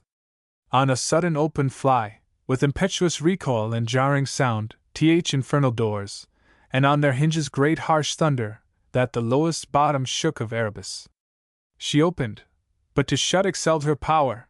The gates wide open stood, that with extended wings a bannered host, under spread ensigns marching, might pass through with horse and chariots ranked in loose array.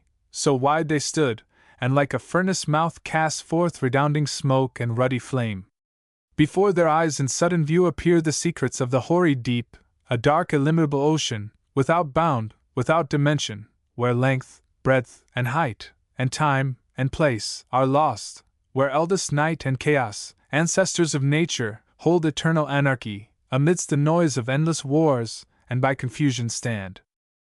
For hot, cold, moist, and dry, for champions fierce, strive here for mastery, and to battle bring their embryon atoms, they around the flag of each his faction, in their several clans, light-armed or heavy, sharp, smooth, swift, or slow, swarm populous, unnumbered as the sands of Barca or Cyrene's torrid soil, levied to side with warring winds, and poise their lighter wings. To whom these most adhere he rules a moment, chaos umpire sits, and by decision more embroils the fray by which he reigns, next him, high arbiter, chance governs all.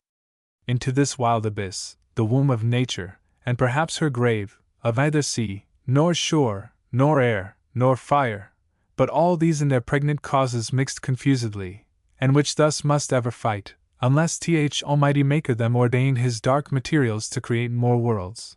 Into this wild abyss the wary fiend stood on the brink of hell and looked awhile, pondering his voyage, for no narrow frith he had to cross. Nor was his ear less peeled with noises loud and ruinous, to compare great things with small, than when Bellona storms with all her battering engines, bent to raise some capital city, or less than if this frame of heaven were falling, and these elements in mutiny had from her axle torn the steadfast earth.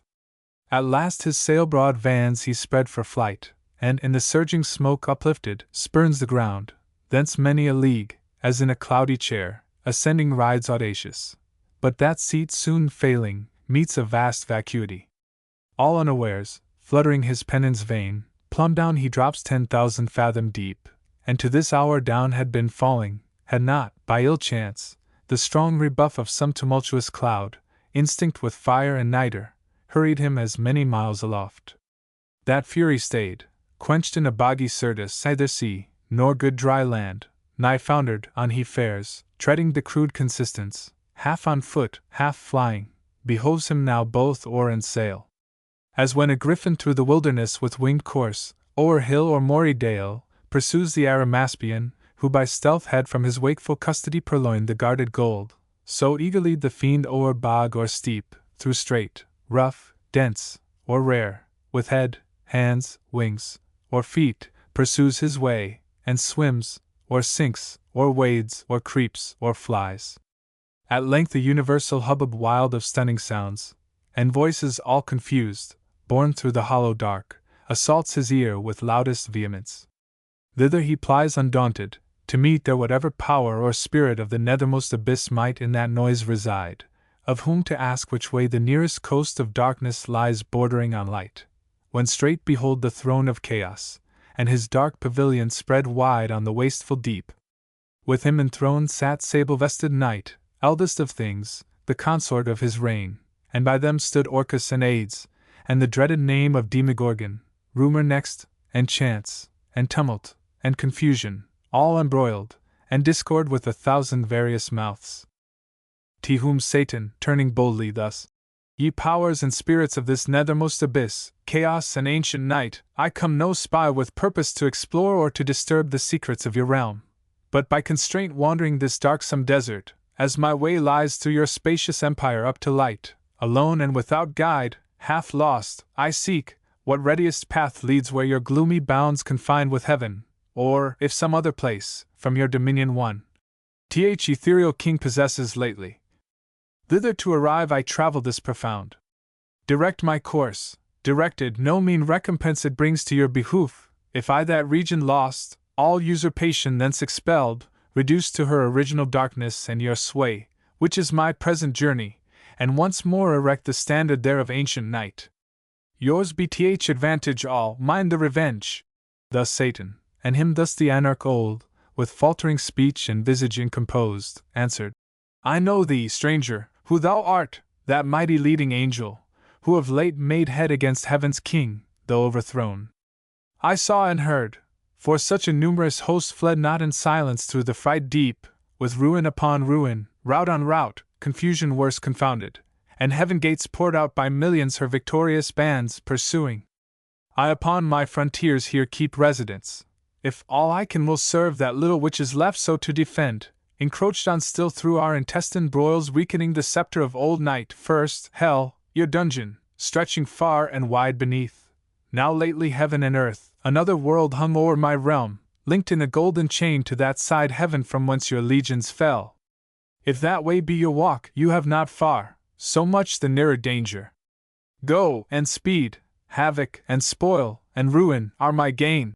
He ceased, and Satan stayed not to reply, but glad that now his sea should find a shore, with fresh alacrity and force renewed springs upward, like a pyramid of fire, into the wild expanse, and through the shock of fighting elements, on all sides round environed, wins his way, harder beset and more endangered than when Argo passed through Bosporus betwixt the justling rocks, or when Ulysses on the larboard shunned Charybdis, and by other whirlpool steered. So he with difficulty and labor hard moved on, with difficulty and labor but he once passed, soon after, when man fell, strange alteration. Sin and death amain, following his track, such was the will of heaven, paved after him a broad and beaten way over the dark abyss, whose boiling gulf tamely endured a bridge of wondrous length, from hell continued, reaching utmost orb of this frail world, by which the spirits perverse with easy intercourse pass to and fro to tempt or punish mortals, except whom God and good angels guard by special grace. But now at last the sacred influence of light appears, and from the walls of heaven shoots far into the bosom of dim night a glimmering dawn. Here nature first begins her farthest verge, and chaos to retire, as from her outmost works, a broken foe, with tumult less and with less hostile din, that Satan with less toil, and now with ease, wafts on the calmer wave by dubious light, and like a weather-beaten vessel, holds gladly the port, those shrouds and tackle torn, or in the emptier waste, resembling air, weighs his spread wings. At leisure to behold far off imperial heaven, extended wide in circuit, undetermined square or round, with opal towers and battlements adorned of living sapphire, once his native seat, and fast by, hanging in a golden chain, this pendant world, in bigness as a star of smallest magnitude close by the moon. Thither, full fraught with mischievous revenge, accursed, and in a cursed hour he hies. Book 3. Hail, holy light, offspring of heaven firstborn, or of the eternal coeternal beam, may I express thee unblammed? Since God is light, and never but an unapproached light dwelt from eternity, dwelt then in the bright effluence of bright essence increate. Or hear'st thou rather pure ethereal stream, whose fountain who shall tell? Before the sun, before the heavens thou wert, and at the voice of God, as with a mantle, didst invest the rising world of waters dark and deep, one from the void and formless infinite.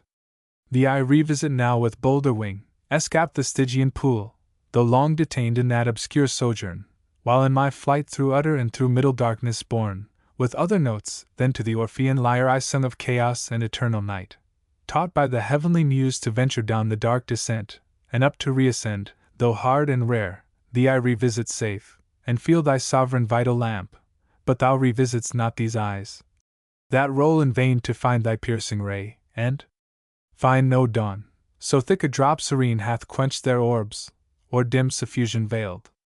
Yet not the more seaside to wander, where the muses haunt, clear spring, or shady grove, or sunny hill, smit with the love of sacred song, but chief thee, Shoun, and the flowery brooks beneath, that wash thy hallowed feet, and warbling flow, nightly I visit, nor sometimes forget those other two equalled with me in fate, so were I equalled with them in renown, thy sovereign command, that man should find grace, blind Thamyris, and blind Neonides, and Tiresias, and Phineus, prophets old, then feed on thoughts, that voluntary move harmonious numbers, as the wakeful bird sings darkling, and in shadiest covert hid tunes her nocturnal note.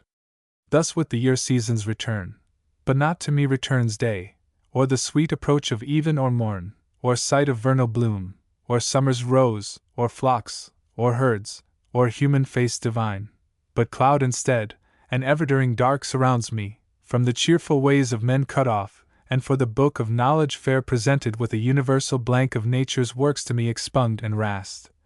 and wisdom at one entrance quite shut out.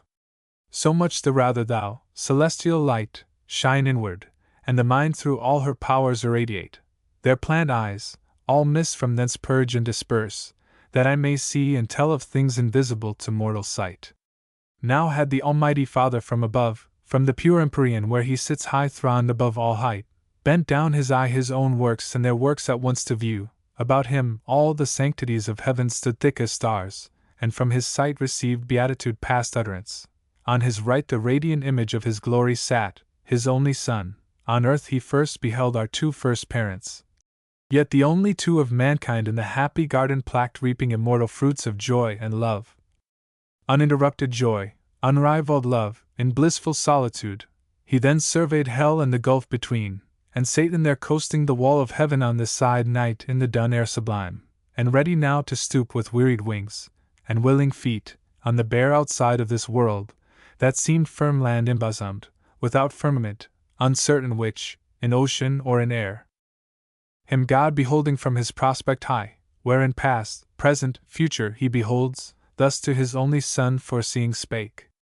Only begotten Son, sayest thou what rage transports our adversary? Whom no bounds prescribe, no bars of hell, nor all the chains heaped on him there, nor yet the main abyss wide interrupt, can hold, so bent he seems on desperate revenge, that shall redound upon his own rebellious head. And now, through all restraint broke loose, he wings his way not far off heaven, in the precincts of light, directly towards the new created world, and man there placked, with purpose to essay if him by force he can destroy, or, worse, by some false guile pervert, and shall pervert.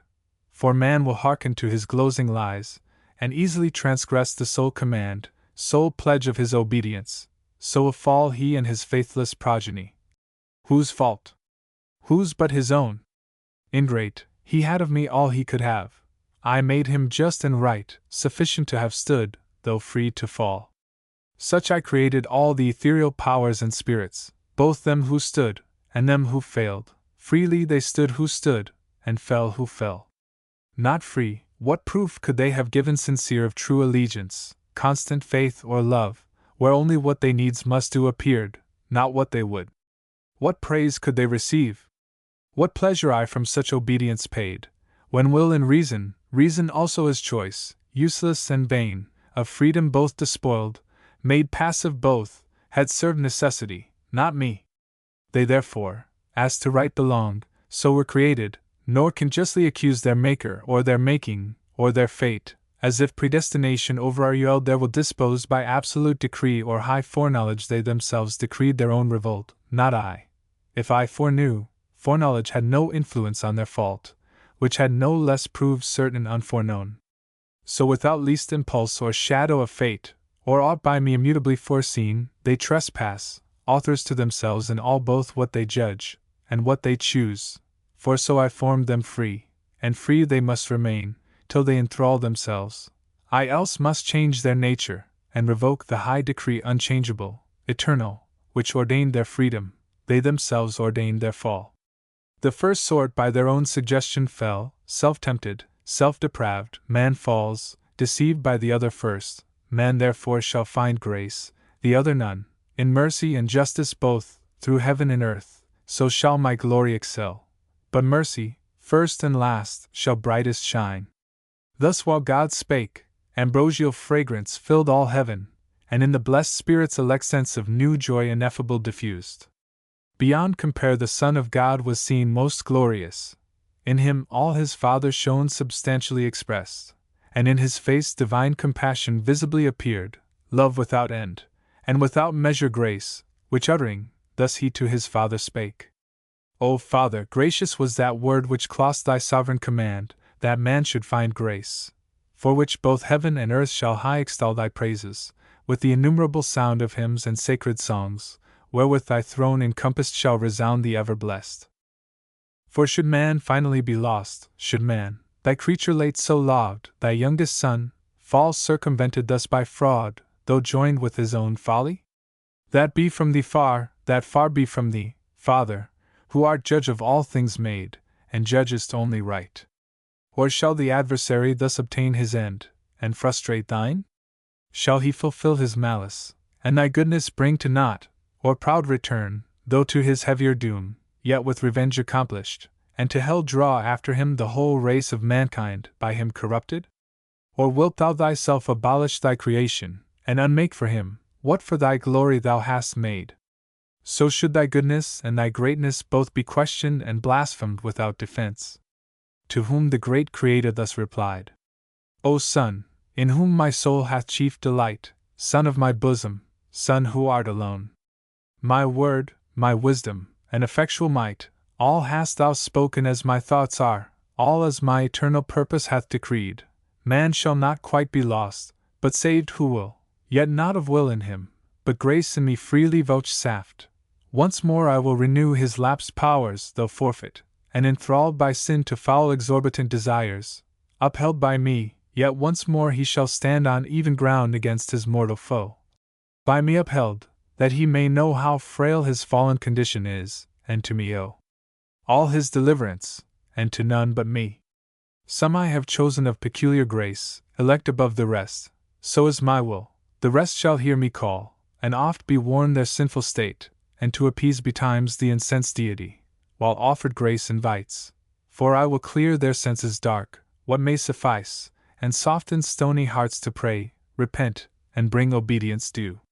To prayer, repentance, and obedience due, though but endeavored with sincere intent, mine ears shall not be slow, mine eye not shut. And I will place within them as a guide, my umpire conscience, whom if they will hear, light after light, well used, they shall attain, and to the end, persisting, safe arrive. This my long sufferance, and my day of grace, they who neglect and scorn, shall never taste. But hard be hardened, blind be blinded more, that they may stumble on, and deeper fall, and none but such from mercy I exclude. But yet all is not done.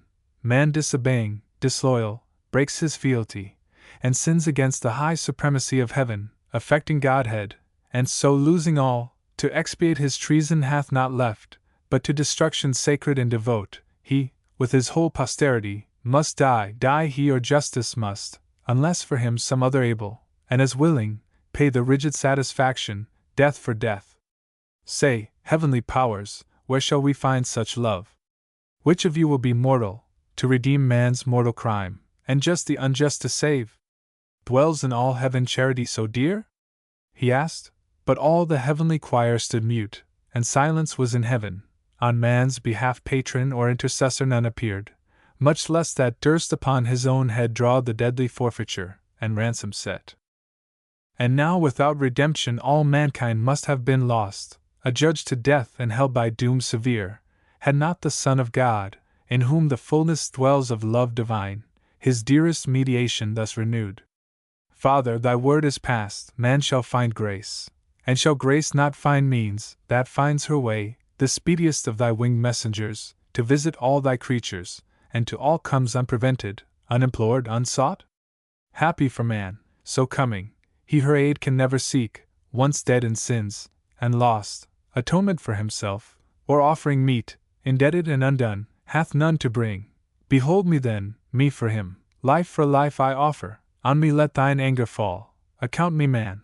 I for his sake will leave thy bosom, and this glory next to thee freely put off, and for him lastly die well pleased, on me let death wreak all his rage.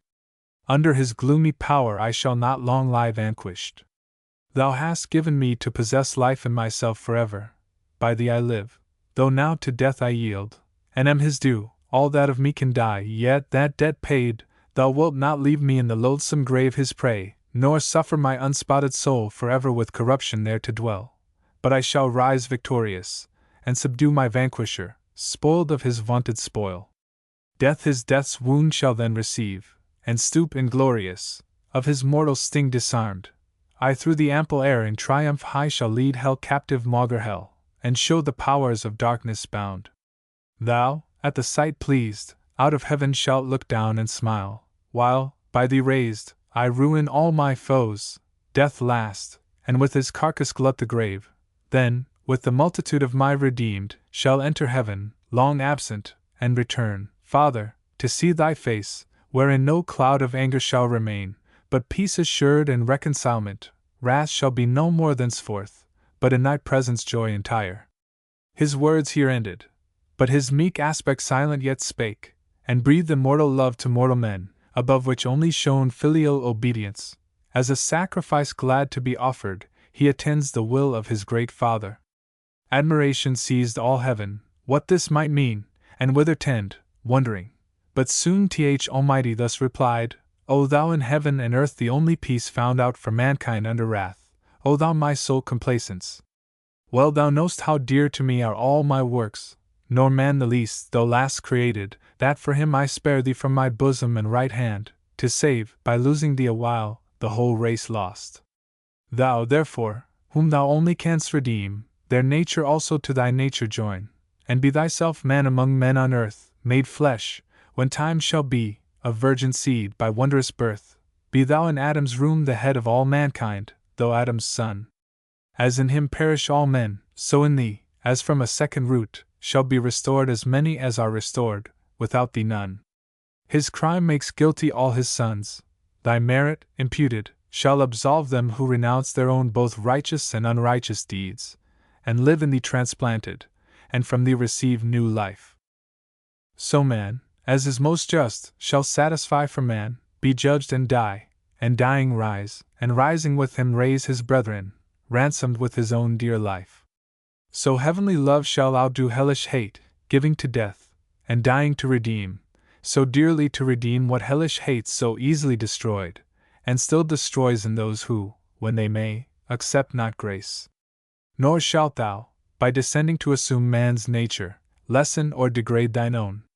Because thou hast, though throned in highest bliss equal to God, and equally enjoying godlike fruition, quitted all, to save a world from utter loss, and hast been found by merit more than birthright Son of God, found worthiest to be so by being good, far more than great, or high, because in thee love hath abounded more than glory abounds, therefore thy humiliation shall exalt with thee thy manhood also to this throne. Here shalt thou sit incarnate, here shalt reign both God and man, Son both. Of God and man, anointed universal King, all power I give thee, reign forever, and assume thy merits.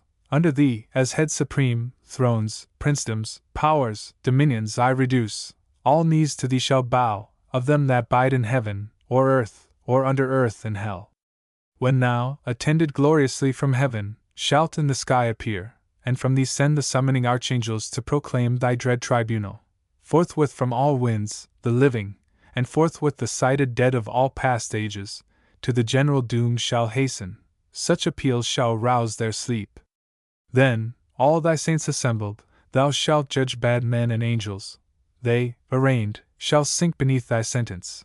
Hell, her numbers full, thenceforth shall be forever shut. Meanwhile the world shall burn, and from her ashes spring new heaven and earth, wherein the just shall dwell, and, after all their tribulations long, see golden days, fruitful of golden deeds, with joy and peace triumphing, and fair truth. Then thou thy regal sceptre shalt lay by, for regal sceptre then no more shall need, God shall be all in all. But all ye gods, adore him, who to compass all this dies, adore the Son, and honor him as me.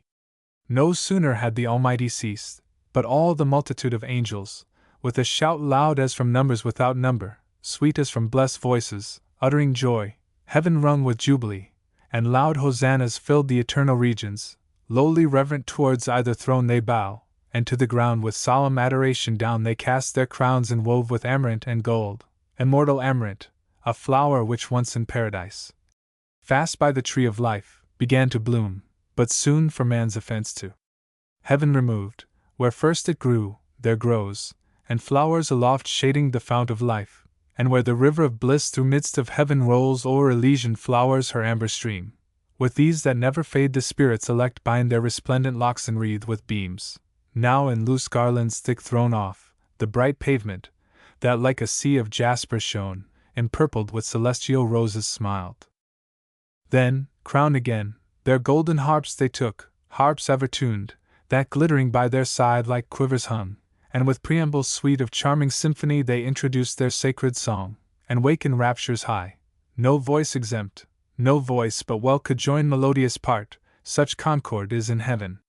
Thee, Father, first they sung omnipotent, immutable, immortal, infinite, eternal King, the author of all being, fountain of light, thyself invisible amidst the glorious brightness where thou sittst throned inaccessible, but when thou shadest the full blaze of thy beams, and through a cloud drawn round about thee like a radiant shrine, dark with excessive bright thy skirts appear, yet dazzle heaven, that brightest seraphim approach not, but with both wings veil their eyes.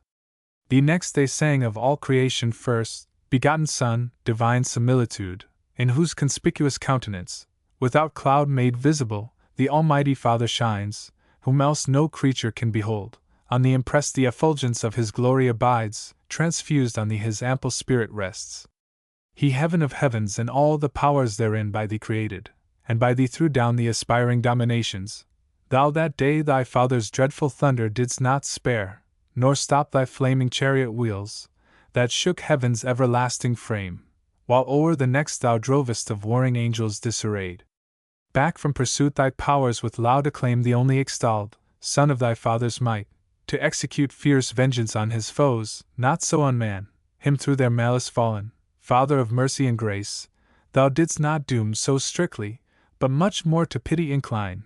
No sooner did thy dear and only Son perceive thee purpose not to doom frail man so strictly, but much more to pity inclined, he to appease thy wrath, and end the strife of mercy and justice in thy face discerned, regardless of the bliss wherein he sat second to thee, offered himself to die for man's offense.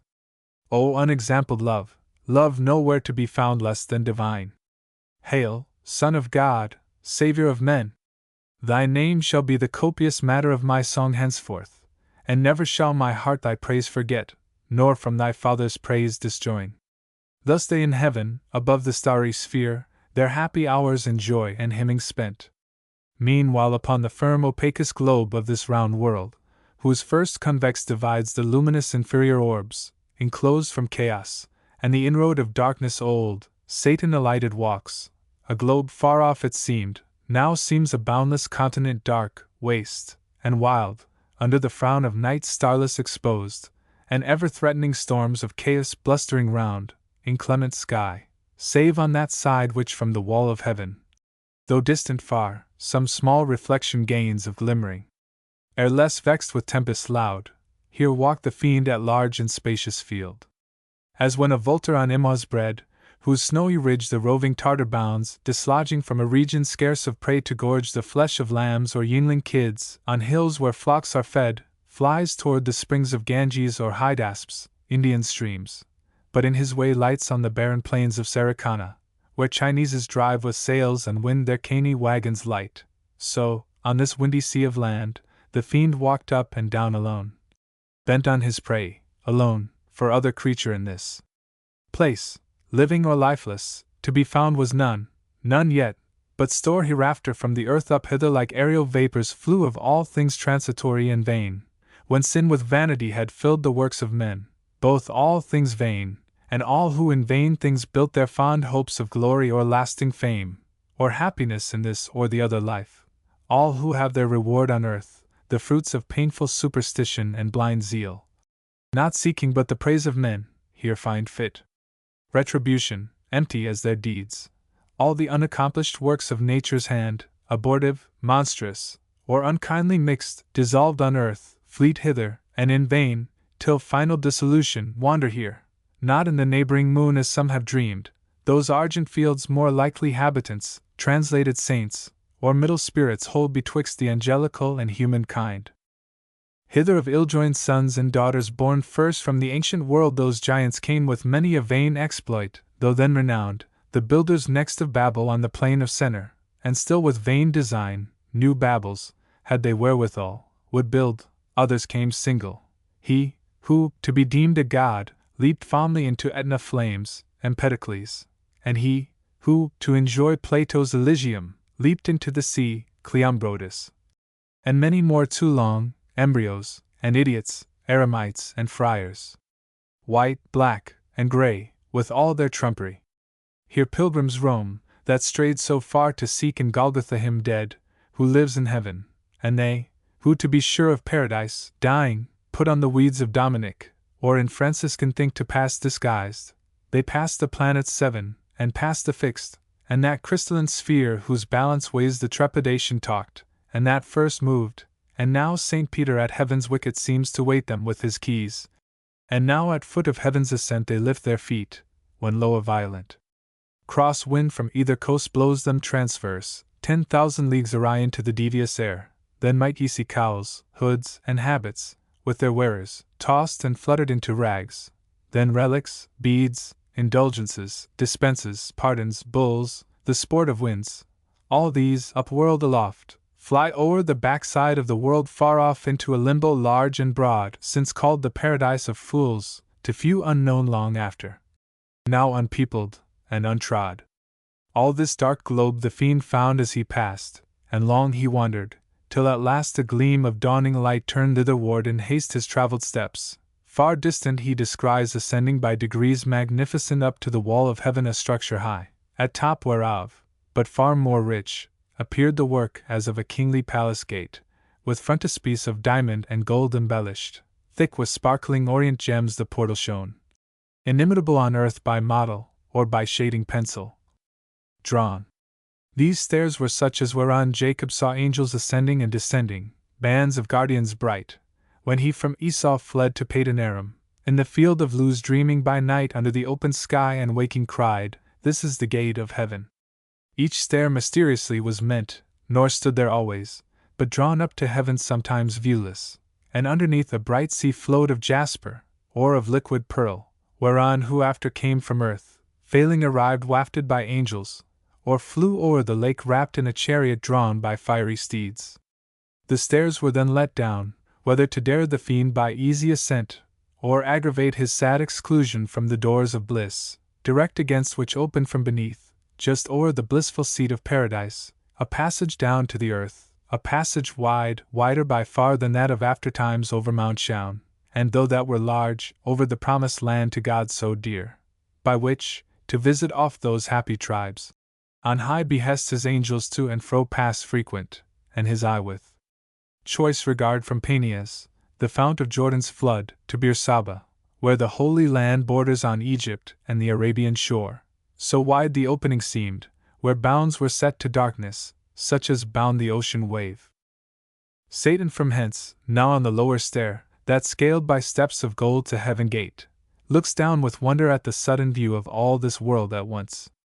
As when a scout, through dark and desert ways with peril gone all night, at last by break of cheerful dawn obtains the brow of some high climbing hill, which to his eye discovers unaware the goodly prospect of some foreign land first seen, or some renowned metropolis with glistering spires and pinnacles adorned, which now the rising sun gilds with his beams.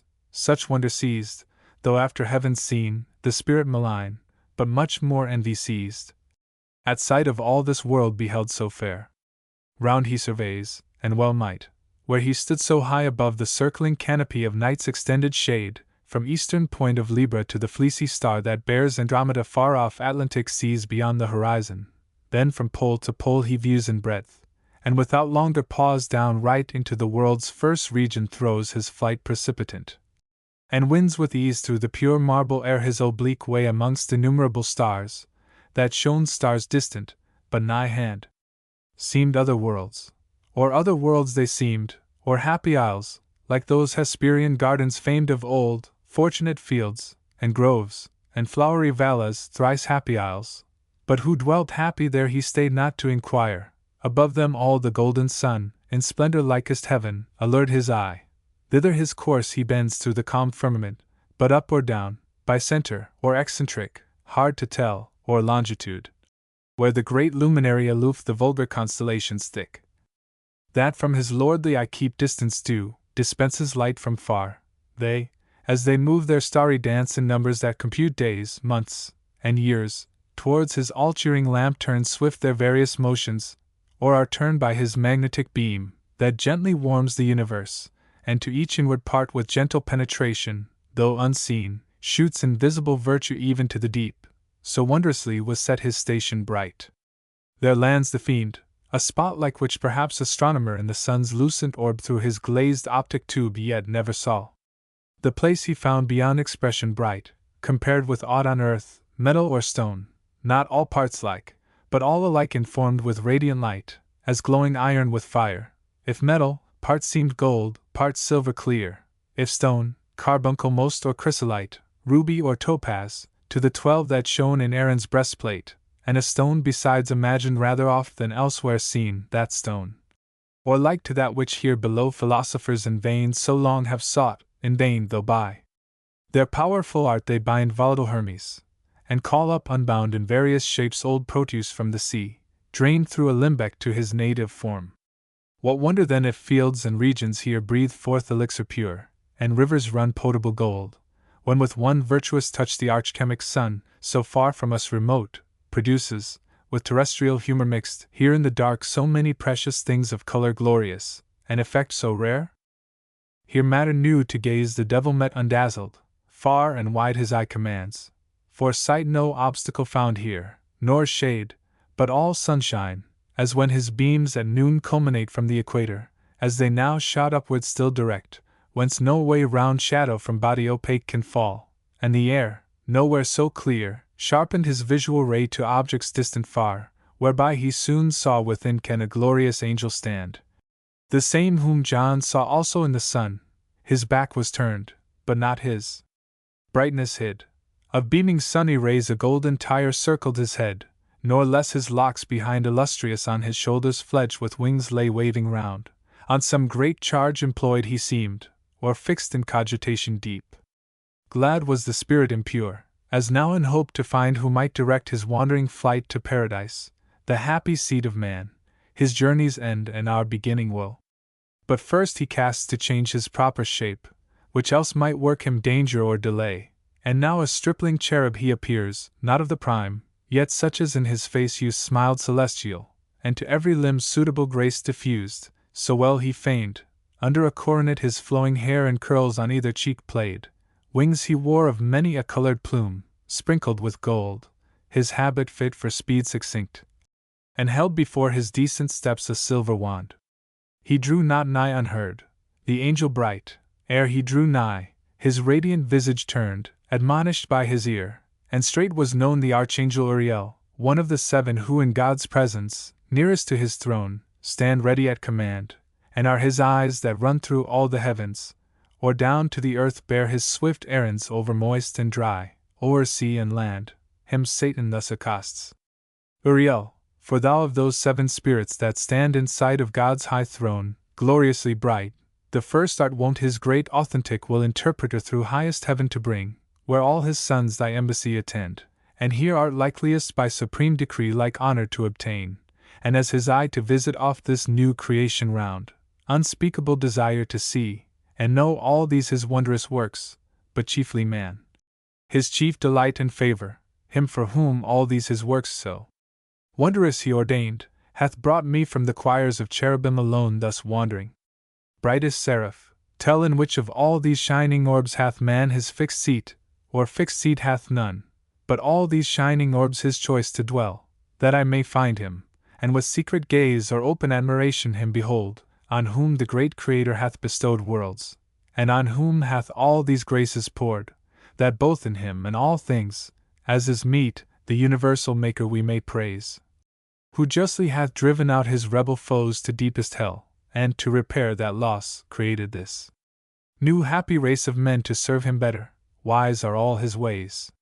So spake the false dissembler unperceived, for either man nor angel can discern hypocrisy, the only evil that walks invisible, except to God alone, by his permissive will, through heaven and earth.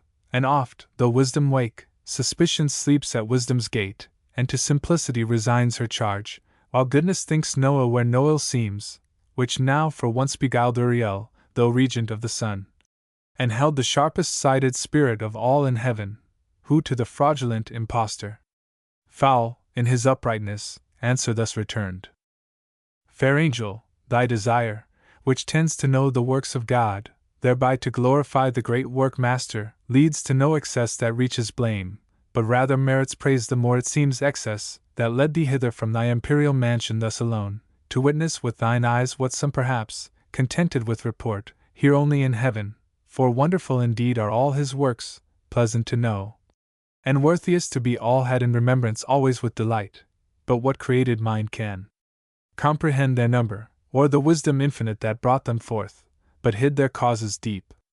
I saw when at his word the formless mass, this world's material mold, came to a heap, confusion heard his voice, and wild uproar stood ruled, stood vast infinitude confined, till at his second bidding darkness fled, light shone, and order from disorder sprung, swift to their several quarters hasted then the cumbrous elements, earth, flood, air, fire, and this ethereal quintessence of heaven flew upward, spirited with various forms, that rolled orbicular, and turned to stars numberless, as thou sayest, and how they move, each had his place appointed, each his course, the rest in circuit walls this universe.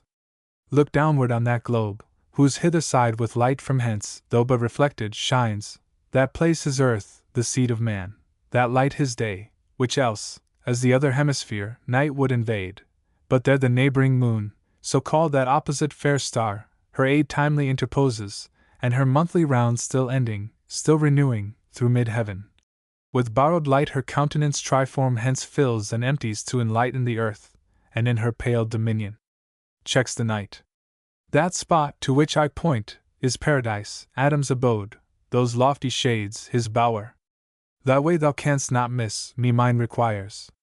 Thus said, he turned, and Satan, bowing low, as to superior spirits is wont in heaven, where honor due and reverence none neglects, took leave, and toward the coast of earth beneath, down from the ecliptic, sped with hope success, throws his steep flight in many an airy wheel, nor stayed, till on Niphate's top he lights. Book 4. Oh, for that warning voice, which he, who saw the apocalypse, heard cry in heaven aloud, then when the dragon, put to second rout, came furious down to be revenged on men, woe to the inhabitants on earth. That now, while time was, our first parents had been warned the coming of their secret foe, and scaped, haply so scaped his mortal snare, for now Satan, now first inflamed with rage, came down, the tempter ere the accuser of mankind, to wreak on innocent frail man his loss of that first battle, and his flight to hell, yet not rejoicing in his speed, though bold far off and fearless, nor with cause to boast, begins his dire attempt, which nigh the birth now rolling boils in his tumultuous breast, and like a devilish engine back recoils upon himself. Horror and doubt distract his troubled thoughts, and from the bottom stir the hell within him. For within him hell he brings, and round about him, nor from hell one step, no more than from himself, can fly by change of place. Now conscience wakes despair, that slumbered, wakes the bitter memory of what he was, what is, and what must be worse. Of worse deeds worse sufferings must ensue. Sometimes towards Eden, which now in his view lay pleasant, his grieved look he fixes sad, sometimes towards heaven, and the full blazing sun, which now sat high in his meridian tower, then, much revolving, thus in sighs began. O thou, that, with surpassing glory crowned, lookest from thy sole dominion like the God of this new world, at whose sight all the stars hide their diminished heads, to thee I call, but with no friendly voice, and add thy name, of Son, to tell thee how I hate thy beams, that bring to my remembrance from what state I fell, how glorious once above thy sphere, till pride and worse ambition threw me down warring in heaven against heaven's matchless King. Ah, wherefore? He deserved no such return from me, whom he created what I was in that bright eminence, and with his good upbraided none, nor was his service hard. What could be less than to afford him praise, the easiest recompense, and pay him thanks, how due? Yet all his good proved ill in me, and wrought but malice. Lifted up so high I stained subjection, and thought one step higher would set me highest, and in a moment quit the dead immense of endless gratitude, so burdensome still paying, still to owe, forgetful what from him I still received, and understood not that a grateful mind by owing owes not, but still pays, at once indebted and discharged. What burden then owe? Had his powerful destiny ordained me some inferior angel, I had stood then happy, no unbounded hope had raised ambition. Yet why not some other power as great might have aspired, and me, though mean, drawn to his part? But other powers as great fell not, but stand unshaken, from within or from without, to all temptations armed. Hadst thou the same free will and power to stand? Thou hadst. Whom hast thou then or what to accuse? But heaven's free love dealt equally to all. Be then his love accursed, since love or hate, to me alike, it deals eternal woe. Nay, cursed be thou, since against his thou wilt chose freely what it now so justly rues. Me miserable! Which way shall I fly infinite wrath, and infinite despair?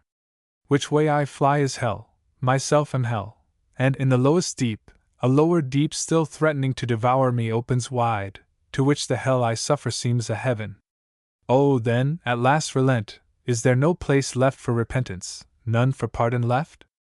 None left but by submission, and that word disdain forbids me, and my dread of shame among the spirits beneath, whom I seduced with other promises and other vaunts than to submit, boasting I could subdue the omnipotent. Ay me! They little know how dearly I abide that boast so vain, under what torments inwardly I groan, while they adore me on the throne of hell. With diadem and scepter high advanced, the lower still I fall, only supreme in misery, such joy ambition finds. But say I could repent, and could obtain, by act of grace, my former state, how soon would height recall high thoughts, how soon unsay what feigned submission swore. Ease would recant vows made in pain, as violent and void. For never can true reconcilement grow, where wounds of deadly hate have pierced so deep, which would but lead me to a worse relapse and heavier fall, so should I purchase dear short intermission bought with double smart. This knows my punisher, therefore as far from granting he, as I from begging, peace, all hope excluded thus, behold, instead of us outcast, exiled, his new delight, mankind created, and for him this world. So farewell, hope, and with hope farewell, fear, farewell, remorse. All good to me is lost, evil, be thou my good. By thee at least divided empire with heaven's king I hold, by thee, and more than half perhaps will reign, as man ere long, and this new world shall know. Thus while he spake, each passion dimmed his face thrice changed with pale, ire, envy, and despair, which marred his borrowed visage, and betrayed him counterfeit, if any I beheld. For heavenly minds from such distempers foul are ever clear. Whereof he soon aware, each perturbation smoothed with outward calm, artificer of fraud, and was the first that practiced falsehood under saintly show, deep malice to conceal, couched with revenge, yet not enough had practiced to deceive Uriel once warned, whose eye pursued him down the way he went, and on the Assyrian mount saw him disfigured, more than could be false spirit of happy sort. His gestures fierce he marked and mad demeanor. Then alone, as he supposed, all unobserved, unseen. So on he fares, and to the border comes of Eden, where delicious paradise, now nearer, crowns with her enclosure green, as with a rural mound, the champaign head of a steep wilderness, whose hairy sides with thicket overgrown, grotesque and wild, access denied, and overhead upgrew insuperable height of loftiest shade, cedar, and pine, and fir, and branching palm, a sylvan scene, and, as the ranks ascend, shade above shade, a woody theatre of stateliest view. Yet higher than their tops the verdurous wall of paradise upsprung, which to our general sire gave prospect large into his nether empire neighboring round. And higher than that wall a circling row of goodliest trees, loaden with fairest fruit, blossoms and fruits at once of golden hue, appeared, with gay enamelled colors mixed, on which the sun more glad impressed his beams than in fair evening cloud, or humid bough, when God hath showered the earth. So lovely seemed that landscape, and of pure now purer air meets his approach, and to the heart inspires vernal delight and joy. Able to drive all sadness but despair, now gentle gales, fanning their odoriferous wings, dispense native perfumes, and whisper whence they stole those balmy spoils. As when to them who fail beyond the Cape of Hope, and now are past Mozambique, off at sea northeast winds blow Sabaean odors from the spicy shore of Araby the blest, with such delay well pleased they slack their course, and many a league cheered with the grateful smell old ocean smiles, so entertained those odorous sweets the fiend, who came their bane, though with them better pleased than Asmodeus with the fishy fume that drove him, though enamored, from the spouse of Tobit's son, and with a vengeance sent from Media post to Egypt, there fast bound. Now to the ascent of that steep savage hill Satan had journeyed on, pensive and slow, but further way found none, so thick entwined, as one continued brake, The undergrowth of shrubs and tangling bushes had perplexed all path of man or beast that passed that way. One gate there only was, and that looked east on the other side, which when the arch-felon saw, due entrance he disdained, and in contempt, at one flight bound high overleaped all bound of hill or highest wall, and sheer within lights on his feet. As when a prowling wolf, whom hunger drives to seek new haunt for prey, watching where shepherds pen their flocks at eve in hurdled coats amid the field secure, leaps o'er the fence with ease into the fold, or as a thief, bent to unhoard the cash of some rich burgher, whose substantial doors, cross-barred and bolted fast, fear no assault, and at the window climbs, or o'er the tiles, so clomb this first grand thief into God's fold. So since into his church lewd hirelings climb. Thence up he flew, and on the tree of life, the middle tree and highest there that grew, sat like a cormorant, yet not true life thereby regained, but sat devising death to them who lived, nor on the virtue thought of that life-giving plant, but only used for prospect, what well used had been the pledge of immortality. So little knows any, but God alone, to value right the good before him, but perverts best things to worst abuse, or to their meanest use. Beneath him with new wonder now he views, to all the light of human sense exposed, in narrow room, nature's whole wealth, yea more, a heaven on earth, for blissful paradise of God the garden was, by him in the east of Eden planted. Eden stretched her line from Oran eastward to the royal towers of great Seleucia, built by Grecian kings, or where the sons of Eden long before dwelt in Telassar. In this pleasant soil his far more pleasant garden God ordained, out of the fertile ground he caused to grow all trees of noblest kind for sight, smell, taste, and all amid them stood the tree of life, high eminent, blooming ambrosial fruit of vegetable gold, and next to life, our death, the tree of knowledge, grew fast by, knowledge of good bought dear by knowing ill. Southward through Eden went a river large, nor changed his course, but through the shaggy hill passed underneath Ingolft, for God had thrown that mountain as his garden mold high raised upon the rapid current, which, through veins of porous earth with kindly thirst updrawn, rose a fresh fountain, and with many a rill watered the garden. Thence united fell down the steep glade, and met the nether flood, which from his darksome passage now appears, and now, divided into 4 main streams, runs diverse, wandering many a famous realm and country, whereof here needs no account, but rather to tell how, if art could tell, how from that sapphire fount the crisp brooks, rolling on orient pearl and sands of gold, with mazy air our under pendant shades ran nectar, visiting each plant, and fed flowers worthy of paradise, which not nice art in beds and curious knots, but nature boon poured forth profuse on hill, and dale, and plain, both where the morning sun first warmly smote the open field, and where the unpierced shade embrowned the noontide bowers. Thus was this place a happy rural seat of various view, groves whose rich trees wept odorous gums and balm, others whose fruit, burnished with golden rind, hung amiable, Hesperian fables true, if true, here only, and of delicious taste, betwixt them lawns, or level downs, and flocks grazing the tender herb, were interposed, or palmy hillock, or the flowery lap of some eriguous valley spread her store, flowers of all hue, and without thorn the rose, another side umbrageous grots and caves of cool recess, o'er which the mantling vine lays forth her purple grape, and gently creeps luxuriant, meanwhile murmuring waters fall down the slope hills, dispersed, or in a lake, that to the fringed bank with myrtle crowned her crystal mirror holds, unite their streams. The birds their choir apply, airs, vernal airs, breathing the smell of field and grove, attune the trembling leaves, while universal Pan, yet with the graces and the hours in dance, led on the eternal spring. Not that fair field of Enna, where Proserpine gathering flowers, herself a fairer flower by gloomy Dis was gathered, which cost Ceres all that pain to seek her through the world, nor that sweet grove of Daphne by Orontes, and the inspired Castalian spring, might with this paradise of Aden strive, nor that Nicean outgirt with the river Triton, where old Cham, whom Gentiles Ammon call and Libyan Jove, hid Amalthea, and her florid son young Bacchus, from his stepdame Rhea's eye, nor where Abassan kings their issue guard, Mount Amara, though this by some supposed true paradise under the Ethiop line by Nila's head, enclosed with shining rock, a whole day's journey high, but wide remote from this Assyrian garden, where the fiend saw, undelighted, all delight, all kind of living creatures, new to sight, and strange too of far nobler shape, erect and tall, godlike erect, with native honor clad in naked majesty seemed lords of all.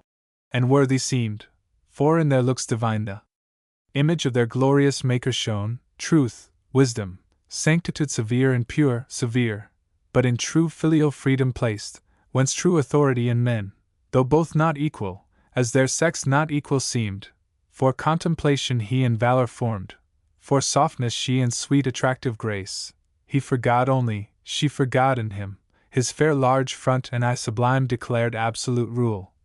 And hyacinthan locks round from his parted forelock manly hung clustering, but not beneath his shoulders.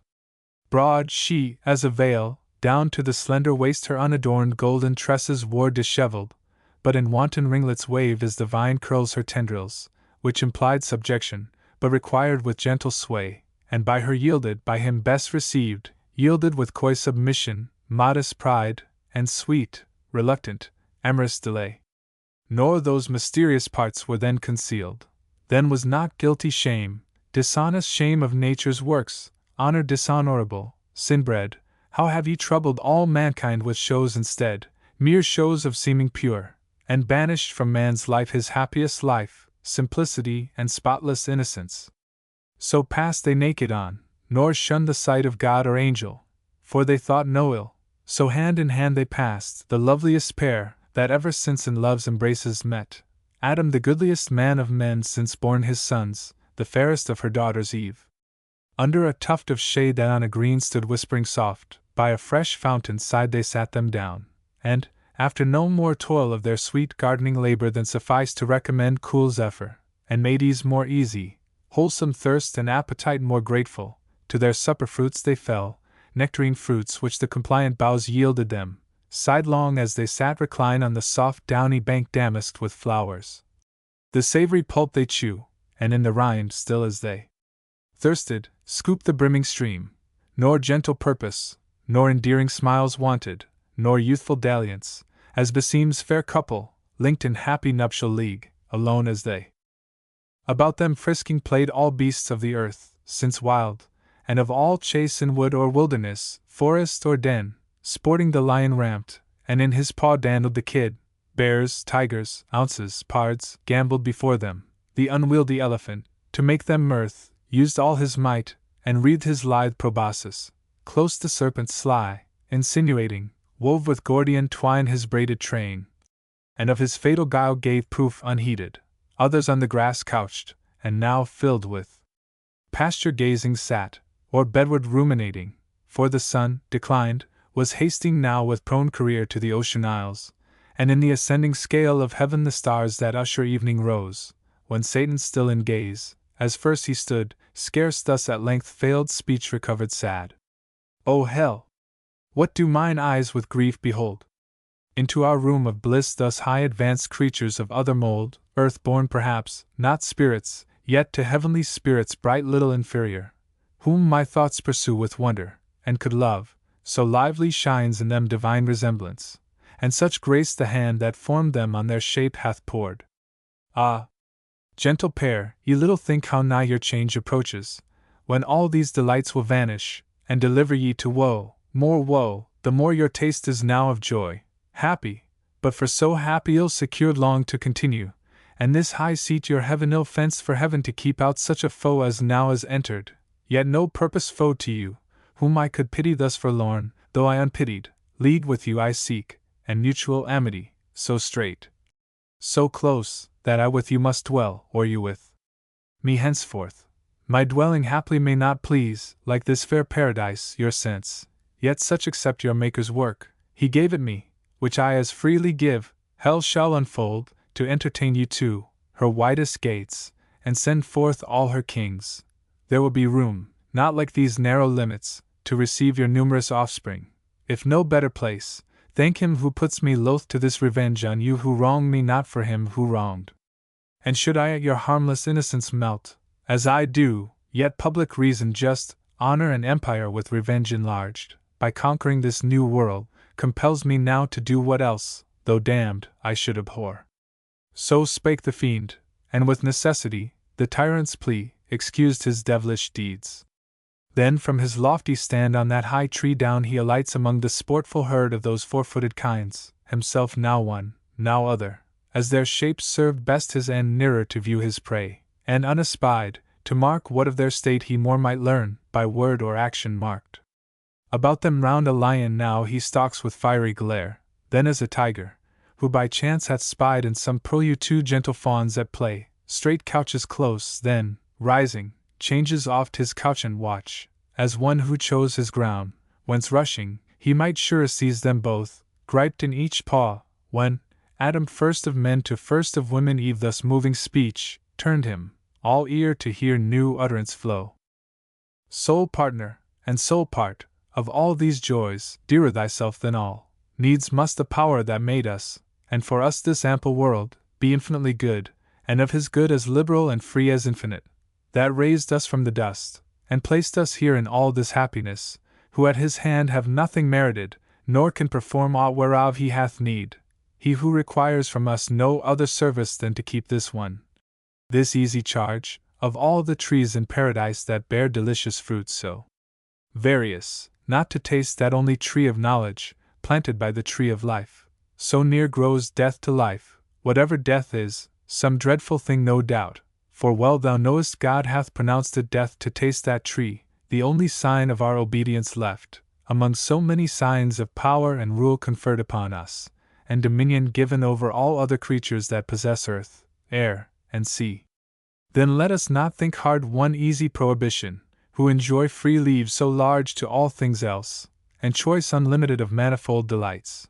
But let us ever praise him, and extol his bounty, following our delightful task, to prune these growing plants, and tend these flowers, which were toilsome, yet with thee were sweet. To whom thus Eve replied, O thou for whom and from whom I was formed, flesh of thy flesh, and without whom am to no end, my guide and head. What thou hast said is just and right. For we to him indeed all praises owe and daily thanks, I chiefly, who enjoy so far the happier lot, enjoying thee preeminent by so much odds, while thou like consort to thyself canst nowhere find. That day I oft remember, when from sleep I first awaked, and found myself reposed under a shade on flowers, much wondering where and what I was, whence thither brought, and how. Not distant far from thence a murmuring sound of waters issued from a cave, and spread into a liquid plain, then stood unmoved pure as the expanse of heaven. I thither went with unexperienced thought, and laid me down on the green bank, to look into the clear smooth lake, that to me seemed another sky. As I bent down to look, just opposite a shape within the watery gleam appeared, bending to look on me. I started back, it started back. But pleased I soon returned, pleased it returned as soon with answering looks of sympathy and love. There I had fixed mine eyes till now, and pined with vain desire, had not a voice thus warned me. What thou sayest, what there thou sayest, fair creature, is thyself. With thee it came and goes, but follow me, and I will bring thee where no shadow stays thy coming. And thy soft embraces, he whose image thou art, him thou shalt enjoy inseparably thine, to him shalt bear multitudes like thyself, and thence be called mother of human race. What could I do, but follow straight, invisibly thus led?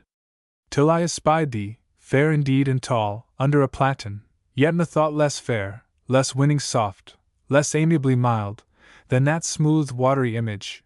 Back I turned, thou following criedst aloud, Return, fair Eve, whom fliest thou? Whom thou fliest, of him thou art, his flesh, his bone. To give thee being I lend out of my side to thee, nearest my heart, substantial life. To have thee by my side henceforth an individual solace dear. Part of my soul I seek thee, and thee claim my other half. With that thy gentle hand seized mine, I yielded, and from that time see how beauty is excelled by manly grace, and wisdom, which alone is truly fair. So spake our general mother, and with eyes of conjugal attraction unreproved, and meek surrender, half embracing leaned on our first father, half her swelling breast naked met his, under the flowing gold of her loose tresses hid, he in delight both of her beauty, and submissive charms, smiled with superior love, as Jupiter on Juno smiles, when he impregns the clouds that shed mayflowers, and pressed her matron lip with kisses pure. Aside the devil turned for envy, yet with jealous leer malign, eyed them askance, and to himself thus plained: Sight hateful, sight tormenting! Thus these two, imparadised in one another's arms, the happier Eden, shall enjoy their fill of bliss on bliss, while I to hell am thrust, where neither joy nor love, but fierce desire, among our other torments not the least, still unfulfilled with pain of longing pines. Yet let me not forget what I have gained from their own mouths. All is not theirs, it seems. One fatal tree there stands, of knowledge called, forbidden them to taste, knowledge forbidden, suspicious, reasonless. Why should their Lord envy them that? Can it be sin to know? Can it be death? And do they only stand by ignorance? Is that their happy state, the proof of their obedience and their faith? O fair foundation laid whereon to build their ruin! Hence I will excite their minds with more desire to know, and to reject envious commands, invented with design to keep them low, whom knowledge might exalt equal with gods, aspiring to be such, they taste and die. What likelier can ensue? But first with narrow search I must walk round this garden, and no corner leave unspied. A chance but chance may lead where I may meet some wandering spirit of heaven by fountain side, or in thick shade retired. From him to draw what further would be learned. Live while ye may, yet happy pair, enjoy, till I return, short pleasures, for long woes are to succeed. So saying, his proud step he scornful turned, but with sly circumspection, and began through wood, through waste, o'er hill, o'er dale, his roam meanwhile in utmost longitude, where heaven with earth and ocean meets, the setting sun slowly descended, and with right aspect against the eastern gate of paradise levelled his evening rays. It was a rock of alabaster, piled up to the clouds, conspicuous far, winding with one ascent accessible from earth, one entrance high, the rest was craggy cliff, that overhung still as it rose, impossible to climb. Betwixt these rocky pillars Gabriel sat, chief of the angelic guards, awaiting night. About him exercised heroic games the unarmed youth of heaven, but nigh at hand celestial armory, shields, helms, and spears, hung high with diamond flaming, and with gold. Thither came Uriel, gliding through the even on a sunbeam, swift as a shooting star in autumn thwarts the night, when vapors fired impress the air, and shows the mariner from what point of his compass to beware impetuous winds. He thus began in haste. Gabriel, to thee thy course by lot hath given charge and strict watch, that to this happy place no evil thing approach or enter in. This day at height of noon came to my sphere a spirit, zealous, as he seemed, to know more of the Almighty's works, and chiefly man, God's latest image. I described his way bent all on speed, and marked his airy gait. But in the mount that lies from Eden north, where he first lighted, soon discerned his looks alien from heaven, with passions foul obscured. Mine I pursued him still, but under shade lost sight of him. One of the banished crew, I fear, hath ventured from the deep, to raise new troubles. Him thy care must be to find. To whom the winged warrior thus returned: Uriel, no wonder if thy perfect sight, amid the sun's bright circle where thou sitt'st, see far and wide. In at this gate none pass the vigilance here placed, but such as come well known from heaven, and since meridian hour no creature thence, if spirit of other sort, so minded, have o'erleaped these earthly bounds on purpose. Hard thou knowest it to exclude spiritual substance with corporeal bar. But if within the circuit of these walks, in whatsoever shape he lurk, of whom thou tellest, by morrow dawning I shall know. So promised he, and Uriel to his charge returned on that bright beam, whose point now raised bore him slope downward to the sun now fallen beneath the Azores, whether the prime orb, incredible how swift, had thither rolled diurnal, or this less voluble earth, by shorter flight to the east, had left him there arraying with reflected purple and gold the clouds that on his western throne attend. Now came still evening on, and twilight grey had in her sober livery all things clad, silence accompanied, for beast and bird, they to their grassy couch, these to their nests were slunk, all but the wakeful nightingale. She all night long her amorous descant sung. Silence was pleased. Now glowed the firmament with living sapphires. Hesperus, that led the starry host, rode brightest, till the moon, rising in clouded majesty, at length the parent queen unveiled her peerless light, and o'er the dark her silver mantle threw. When Adam thus to Eve fair consort, the hour of night, and all things now retired to rest, mind us of like repose, since God hath set labor and rest, as day and night, to men successive, and the timely dew of sleep, now falling with soft slumbrous weight, inclines our eyelids. Other creatures all day long rove idle, unemployed, and less need rest. Man hath his daily work of body or mind appointed, which declares his dignity, and the regard of heaven on all his ways, while other animals unactive range, and of their doings God takes no account. Tomorrow, ere fresh morning streak the east with first approach of light, we must be risen, and at our pleasant labor, to reform yon flowery arbors, yonder alleys green, our walk at noon, with branches overgrown, that mock our scant manuring, and require more hands than ours to lop their wanton growth, those blossoms also, and those dropping gums, that lie bestrown, unsightly and unsmooth, ask riddance, if we mean to tread with ease. Meanwhile, as nature wills, night bids us rest. To whom thus Eve, with perfect beauty adorned my author and disposer, what thou bidst unargued I obey, so God ordains. God is thy law, thou mine, to know no more is woman's happiest knowledge, and her praise. With thee conversing I forget all time, all seasons, and their change, all please alike. Sweet is the breath of morn, her rising sweet, with charm of earliest birds, pleasant the sun, when first on this delightful land he spreads his orient beams, on herb, tree, fruit, and flower, glistering with dew, fragrant the fertile earth after soft showers, and sweet the coming on of grateful evening mild. Then silent night, with this her solemn bird, and this fair moon, and these the gems of heaven, her starry train. But neither breath of morn, when she ascends with charm of earliest birds, nor rising sun on this delightful land, nor herb, fruit, flower, glistering with dew, nor fragrance after showers, nor grateful evening mild, nor silent night, with this her solemn bird, nor walk by moon, or glittering starlight, without thee is sweet. But wherefore all night long shine these? For whom this glorious sight, when sleep hath shut all eyes? To whom our general ancestor replied, Daughter of God and man, accomplished Eve, these have their course to finish round the earth, by morrow evening, and from land to land in order, though to nations yet unborn, many-string light prepared, they set and rise, lest total darkness should by night regain her old possession, and extinguish life and nature and all things, which these soft fires not only enlighten, but with kindly heat of various influence foment and warm, temper or nourish, or in part shed down their stellar virtue on all kinds that grow on earth, made hereby apter to receive perfection from the sun's more potent ray.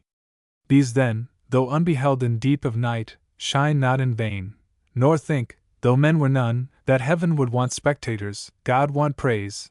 Millions of spiritual creatures walk the earth unseen, both when we wake, and when we sleep, all these with ceaseless praise his works behold both day and night. How often from the steep of echoing hill or thicket have we heard celestial voices to the midnight air, soul, or responsive each to other's note, singing their great Creator? Often bands while they keep watch, or nightly rounding walk, with heavenly touch of instrumental sounds in full harmonic number joined, their songs divide the night, and lift our thoughts to heaven. Thus talking, hand in hand alone they passed on to their blissful bower. It was a place chosen by the sovereign planter, when he framed all things to man's delightful use. The roof of thickest covert was enwoven shade laurel and myrtle, and what higher grew a firm and fragrant leaf, on either side acanthus, and each odorous bushy shrub, fenced up the verdant wall, each beauteous flower, iris all hues, roses, and jessamine, reared high their flourished heads between, and wrought mosaic, underfoot. The violet, crocus, and hyacinth, with rich inlaid broidered the ground, more colored than with stone of costliest emblem. Other creature here, bird, beast, insect, or worm, durst enter none, such was their awe of man. In shadier bower more sacred and sequestered, though but feigned, Pan or Sylvanus never slept, nor nymph nor faunus haunted. Here, in close recess, with flowers, garlands, and sweet-smelling herbs, espoused Eve decked first her nuptial bed, and heavenly choirs the hymeneal sung, what day the genial angel to our sire brought her in naked beauty more adorned, more lovely, than Pandora, whom the gods endowed with all their gifts, and oh! too like in sad event, when to the unwiser son of Japhet brought by Hermes, she ensnared mankind with her fair looks, to be avenged on him who had stole Jove's authentic fire. Thus, at their shady lodge arrived, both stood, both turned, and under open sky adored the God that made both sky, air, earth, and heaven, which they beheld, the moon's resplendent globe, and starry pole. Thou also madest the night, Maker omnipotent, and now the day, which we, in our appointed work employed, have finished, happy in our mutual help and mutual love, the crown of all our bliss ordained by thee. And this delicious place for us too large, where thy abundance wants partakers, and uncropped falls to the ground. But thou hast promised from us to a race to fill the earth, who shall with us extol thy goodness infinite, both when we wake, and when we seek, as now, thy gift of sleep. This said unanimous, and other rites observing none, but adoration pure which God likes best, into their inmost bower handed they went, and eased the putting off these troublesome disguises which we wear, straight side by side were laid, nor turned, I ween, Adam from his fair spouse, nor Eve the rites mysterious of connubial love refused, whatever hypocrites austerely talk of purity, and place, and innocence, defaming as impure what God declares pure, and commands to some, leaves free to all. Our Maker bids increase, who bids abstain but our destroyer, foe to God and man. Hail, wedded love, mysterious law, true source of human offspring, sole propriety in paradise of all things common else. By thee adulterous lust was driven from men among the bestial herds to range, by thee founded in reason, loyal, just, and pure, relations dear, and all the charities of father, son, and brother, first were known. Far be it, that I should write thee sin or blame, or think thee unbefitting holiest place, perpetual fountain of domestic sweets, whose bed is undefiled and chaste pronounced, present, or past, as saints and patriarchs used. Here love his golden shafts employs, here lights his constant lamp, and waves his purple wings, reigns here and revels, not in the bought smile of harlots, loveless, joyless, unendeared, casual fruition, nor in courtimer's mixed dance, or wanton mask, or midnight ball, or serenade, which the starved lover sings to his proud fair, best quitted with disdain. These, lulled by nightingales, embracing slept, and on their naked limbs the flowery roof showered roses, which the morn repaired. Sleep on, blessed pair, and oh! Yet happiest, if ye seek no happier state, and know to know no more. Now had night measured with her shadowy cone halfway uphill this vast sublunar vault, and from their ivory port the cherubim, forth issuing at the accustomed hour, stood armed to their night watches and warlike parade, when Gabriel to his next in power thus spake. Uzziel, half these draw off, and coast the south with strictest watch, these other will the north, our circuit meets full west. As flame they part, half wheeling to the shield, half to the spear. From these, two strong and subtle spirits he called that near him stood, and gave them thus in charge. Ithuriel and Zephin, with winged speed surge through this garden, leave unsearched no nook, but chiefly where those two fair creatures lodge, now laid perhaps asleep, secure of harm. This evening from the sun's decline arrived, who tells of some infernal spirit seen hitherward bent, who could have thought, escaped the bars of hell, on errand bad no doubt, such, where ye find, seize fast, and hither bring. So saying, on he led his radiant files, dazzling the moon, these to the bower direct in search of whom they sought, him there they found squat like a toad close at the ear of Eve, essaying by his devilish art to reach the organs of her fancy, and with them forge illusions, as he list, phantasms and dreams. Or if, inspiring venom, he might taint the animal spirits, that from pure blood arise like gentle breaths from rivers pure. Thence raise at least distempered, discontented thoughts, vain hopes, vain aims, inordinate desires, blown up with high conceits engendering pride. Him thus intent Ithuriel with his spear touched lightly, for no falsehood can endure touch of celestial temper, but returns of force to its own likeness. Up he starts discovered and surprised. As when a spark lights on a heap of nitrous powder, laid fit for the ton some magazine to store against a rumored war, the smutty grain, with sudden blaze diffused, inflames the air, so started up in his own shape the fiend.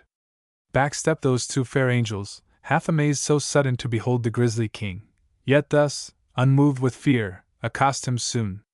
Which of those rebel spirits adjudged to hell comest thou, escaped thy prison? And transformed, why satst thou like an enemy in wait, here watching at the head of these that sleep? Know ye not then, said Satan, filled with scorn, know ye not me? Ye knew me once, no mate for you, there sitting where ye durst not soar. Not to know me argues yourselves unknown, the lowest of your throng. Or, if ye know, why ask ye, and superfluous begin your message, like to end as much in vain? To whom thus Zephan, answering scorn with scorn. Think not, revolted spirit, thy shape the same, or undiminished brightness to be known, as when thou stoodest in heaven upright and pure. That glory then, when thou no more wast good, departed from thee, and thou resemblest now thy sin and place of doom obscure and foul. But come, for thou, be sure, shalt give account to him who sent us, whose charge is to keep this place inviolable, and these from harm. So spake the cherub, and his grave rebuke, severe in youthful beauty, added grace invincible. Abashed the devil stood, and felt how awful goodness is, and saw virtue in her shape how lovely, saw, and pined his loss, but chiefly to find here observed his luster visibly impaired, yet seemed undaunted. If I must contend, said he, best with the best, the sender, not the sent, or all at once, more glory will be won, or less be lost. Thy fear, said Zephan bold, will save us trial what the least can do single against the wicked, and thence weak. The fiend replied not, overcome with rage, but like a proud steed reined, went haughty on, champing his iron curb. To strive or fly he held it vain, awe from above had quelled his heart, not else dismayed. Now drew they nigh the western point, where those half-rounding guards just met, and closing stood in squadron joined, awaiting next command. To whom their chief, Gabriel, from the front thus called aloud. O friends! I hear the tread of nimble feet hasting this way, and now by glimpse discern Ithuriel and Zephan through the shade, and with them comes a third of regal port, but faded splendor wan, who by his gait and fierce demeanor seems the prince of hell, not likely to part hence without contest. Stand firm, for in his look defiance lures. He scarce had ended, when those two approached, and brief related whom they brought, where found, how busied, in what form and posture couched. To whom with stern regard thus Gabriel spake. Why hast thou, Satan, broke the bounds prescribed to thy transgressions, and disturbed the charge of others, who approved not to transgress by thy example, but have power and right to question thy bold entrance on this place, employed, it seems, to violate sleep, and those whose dwelling God hath planted here in bliss? To whom thus Satan with contemptuous brow. Gabriel? Thou hadst in heaven the esteem of wise, and such I held thee, but this question asked puts me in doubt. Lives there who loves his pain? Who would not, finding way, break loose from hell, though thither doomed? Thou wouldst thyself, no doubt, and boldly venture to whatever place farthest from pain, where thou mightst hope to change torment with ease, and soonest recompense dole with delight, which in this place I sought. To thee no reason, who knowest only good, but evil hast not tried, and wilt object his will who bounds us. Let him sure bar his iron gates, if he intends our stay in that dark durance. Thus much what was asked. The rest is true, they found me where they say, but that implies not violence or harm. Thus he in scorn. The warlike angel moved, disdainfully half smiling, thus replied.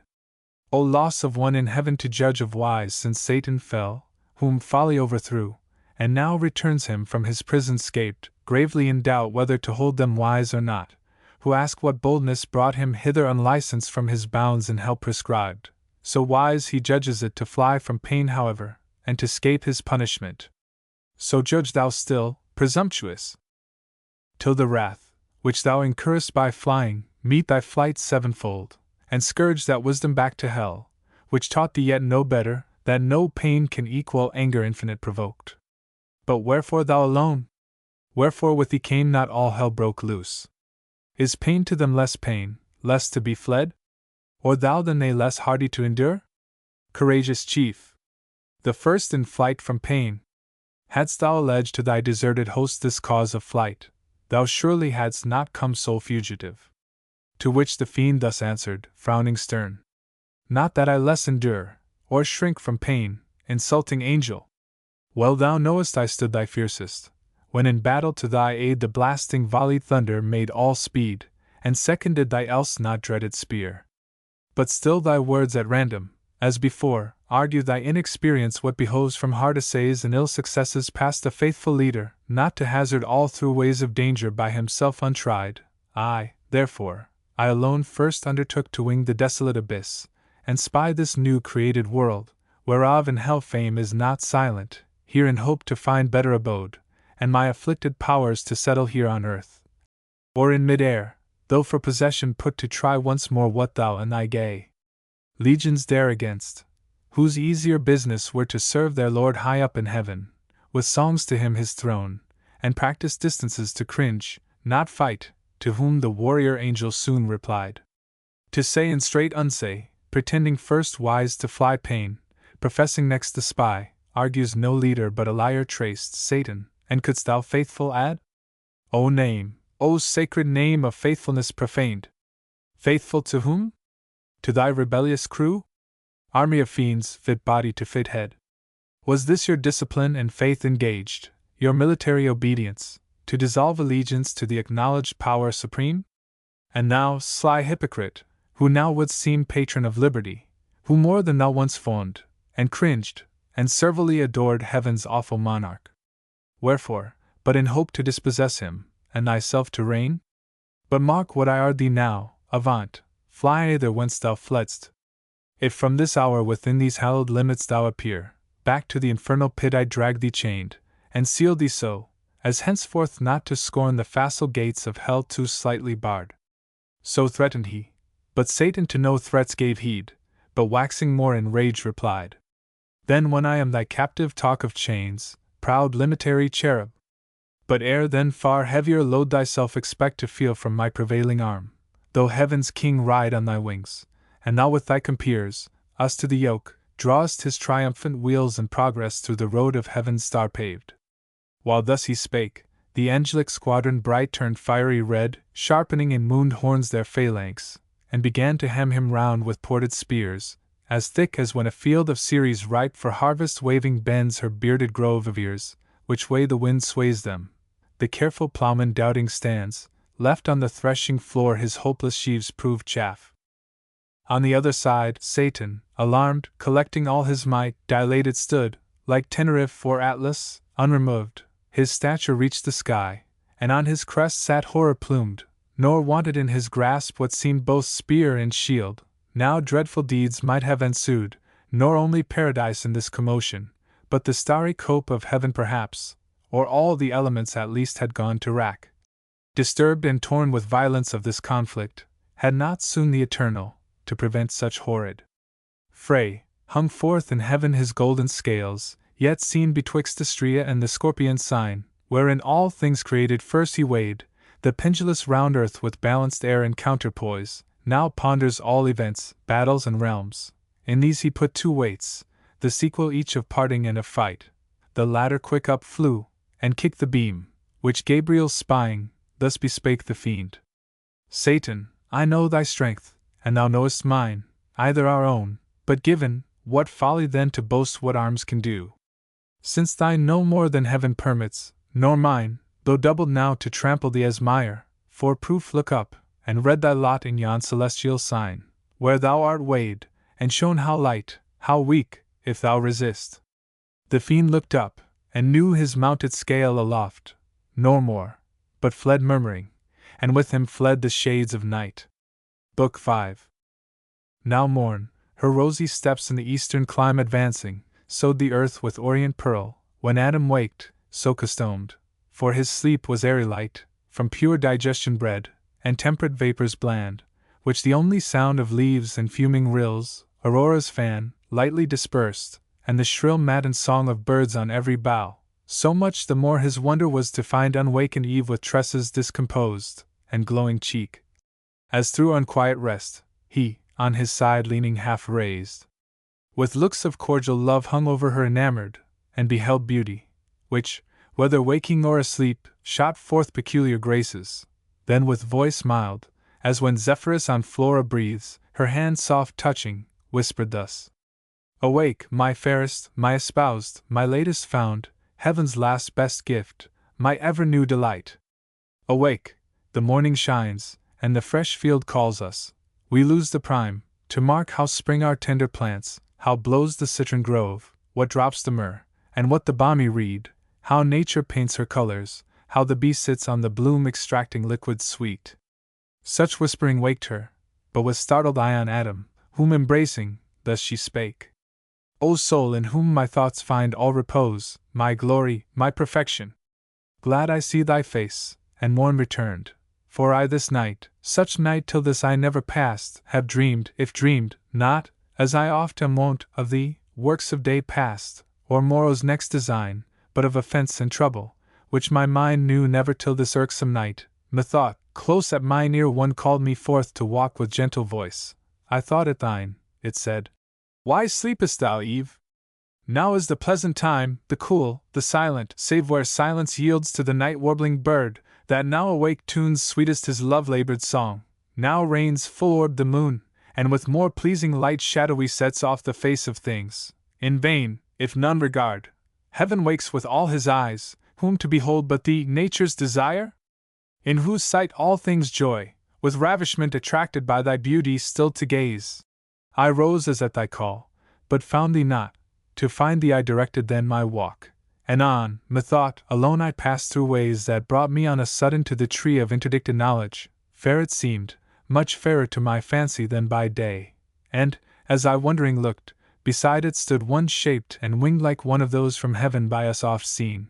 His dewy locks distilled ambrosia. On that tree he also gazed, and, O fair plant, said he, with fruit surcharged, deigns none to ease thy load, and taste thy sweet, nor God, nor man? Is knowledge so despised? Or envy, or what reserve forbids to taste? Forbid who will, none shall from me withhold longer thy offered good. Why else set here? This said, he paused not, but with venturous arm he plucked, he tasted. Me damp horror chilled at such bold words vouched with a deed so bold, but he thus, overjoyed. O fruit divine, sweet of thyself, but much more sweet thus cropped, forbidden here, it seems, as only fit for gods, yet able to make gods of men, and why not gods of men, since good, the more communicated, more abundant grows, the author not impaired but honored more?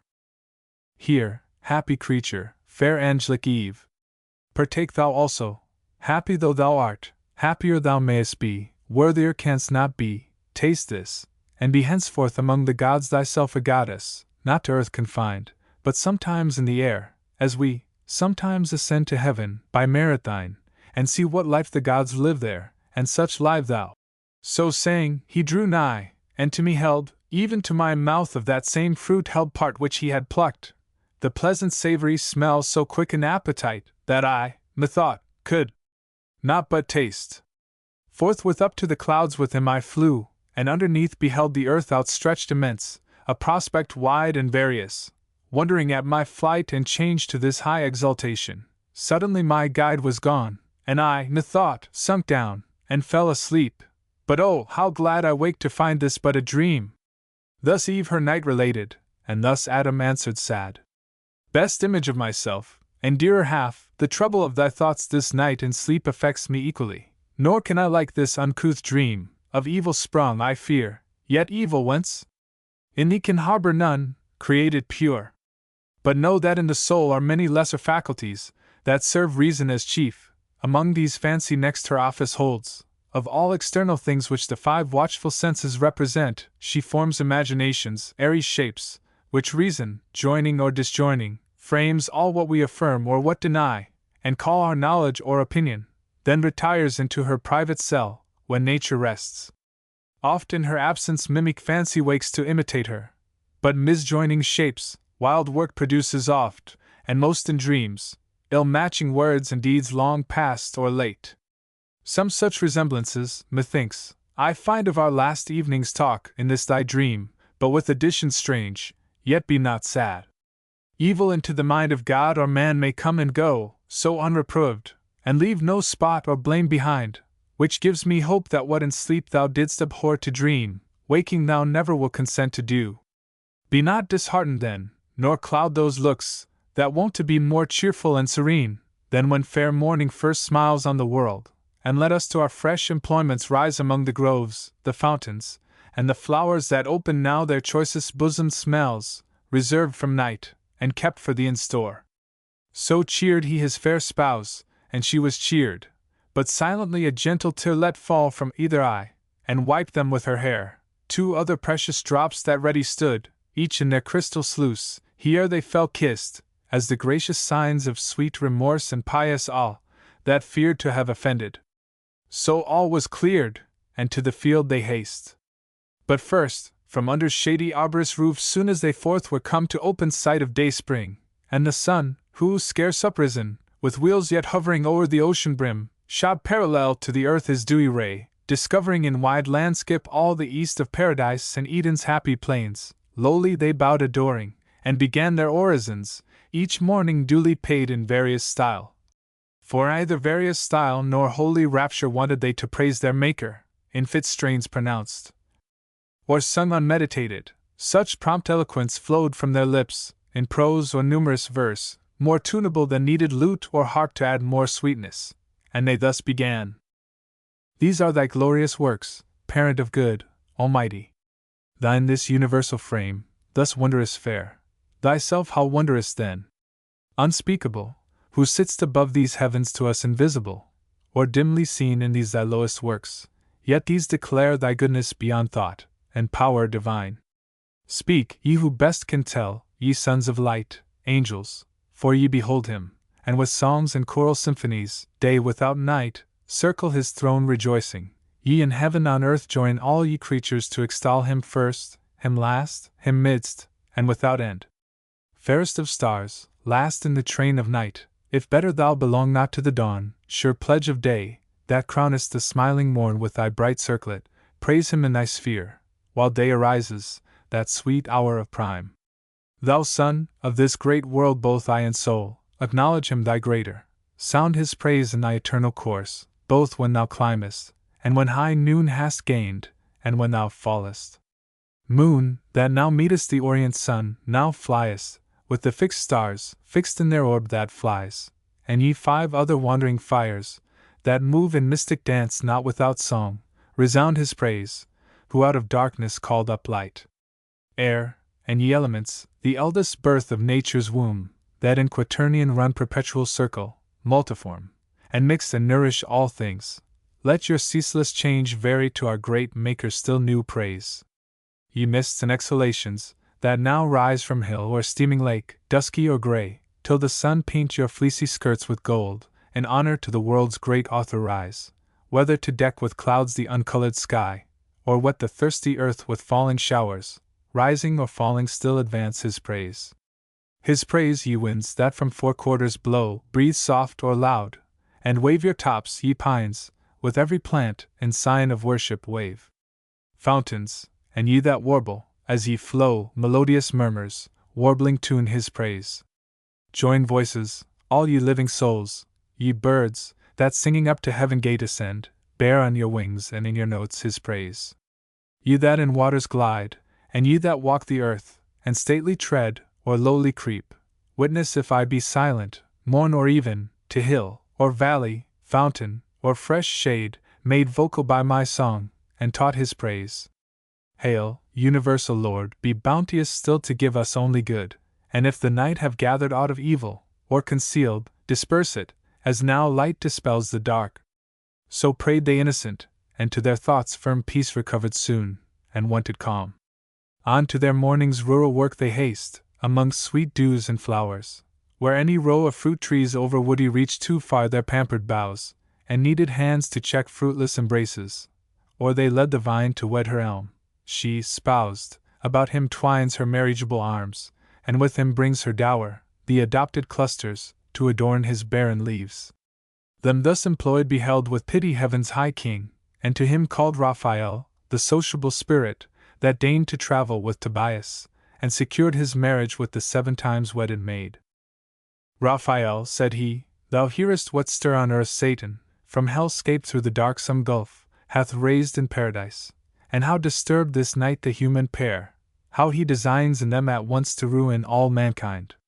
Go therefore, half this day as friend with friend converse with Adam, in what bower or shade thou findest him from the heat of noon retired, to respite his day labor with repast, or with repose, and such discourse bring on, as may advise him of his happy state, happiness in his power left free to will, left to his own free will, his will though free yet mutable, whence warn him to beware he swerve not too secure.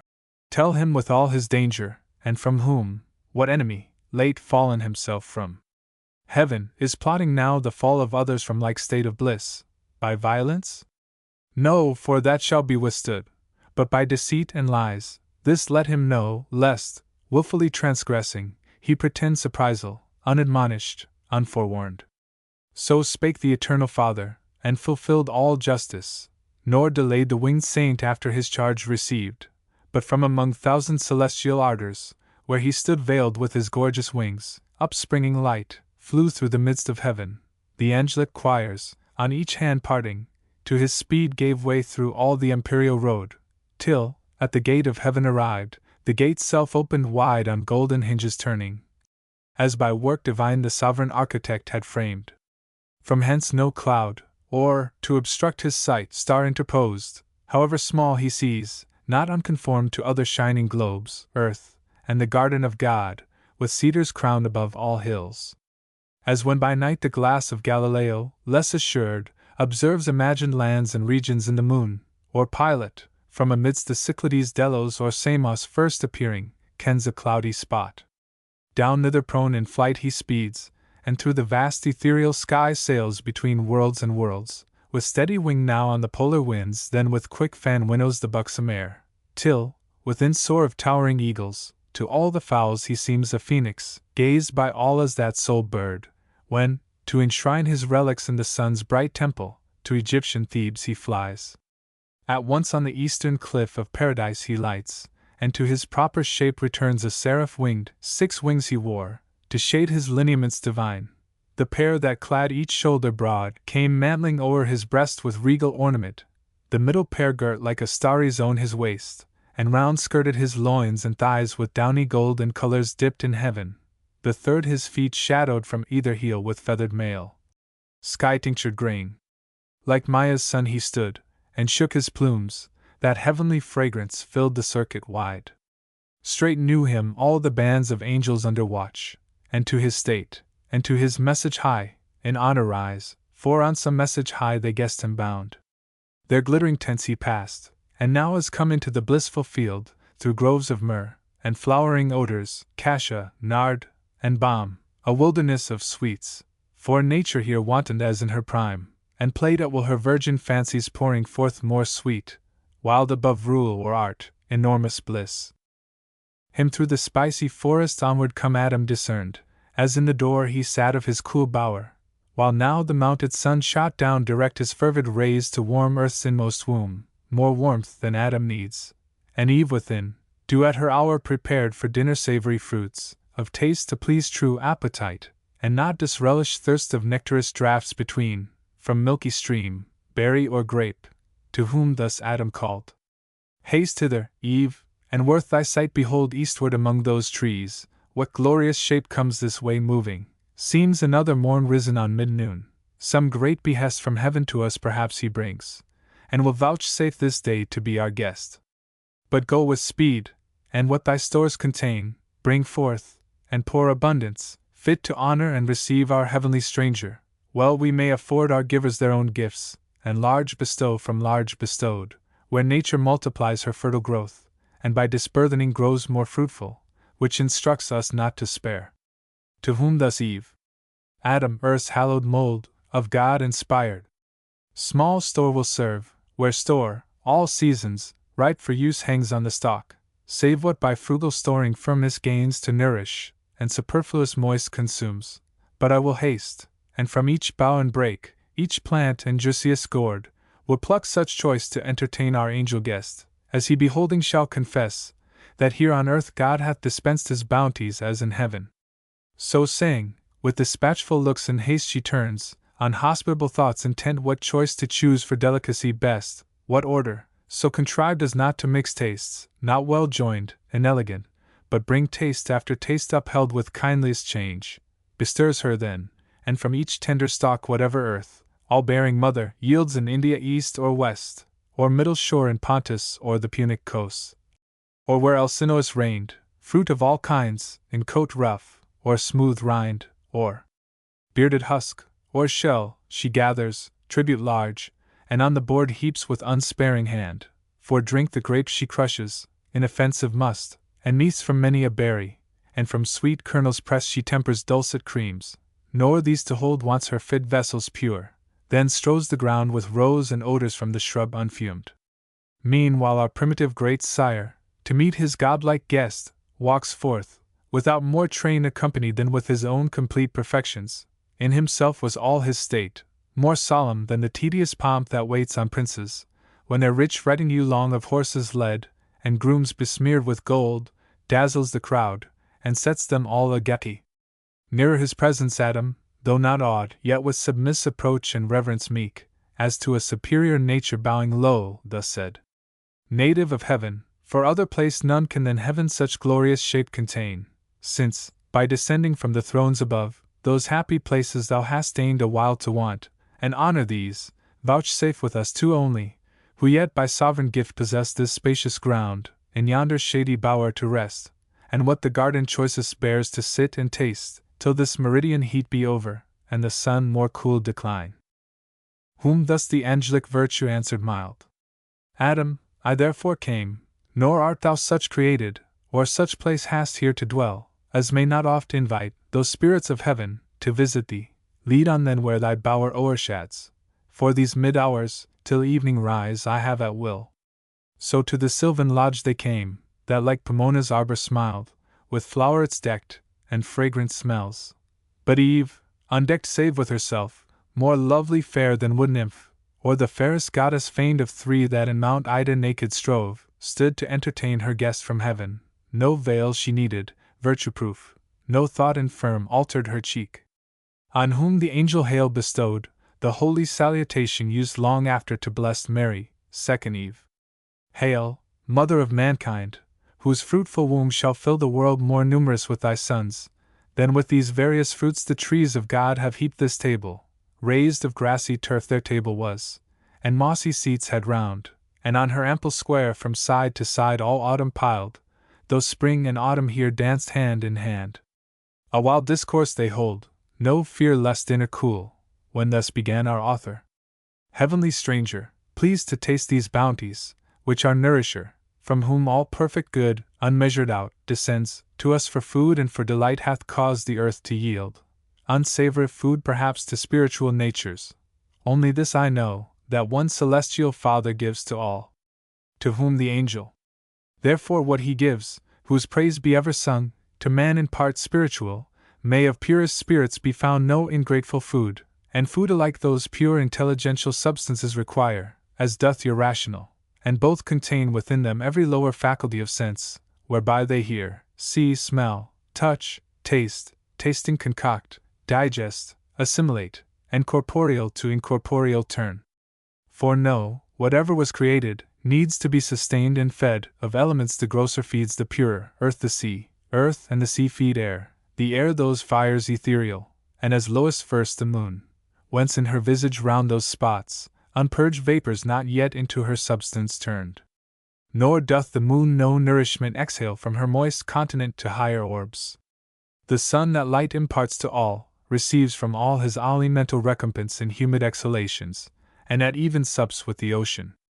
Though in heaven the trees of life ambrosial fruitage bear, and vines yield nectar, though from off the boughs each morn we brush mellifluous dews, and find the ground covered with pearly grain, yet God hath here varied his bounty so with new delights, as may compare with heaven, and to taste think not I shall be nice.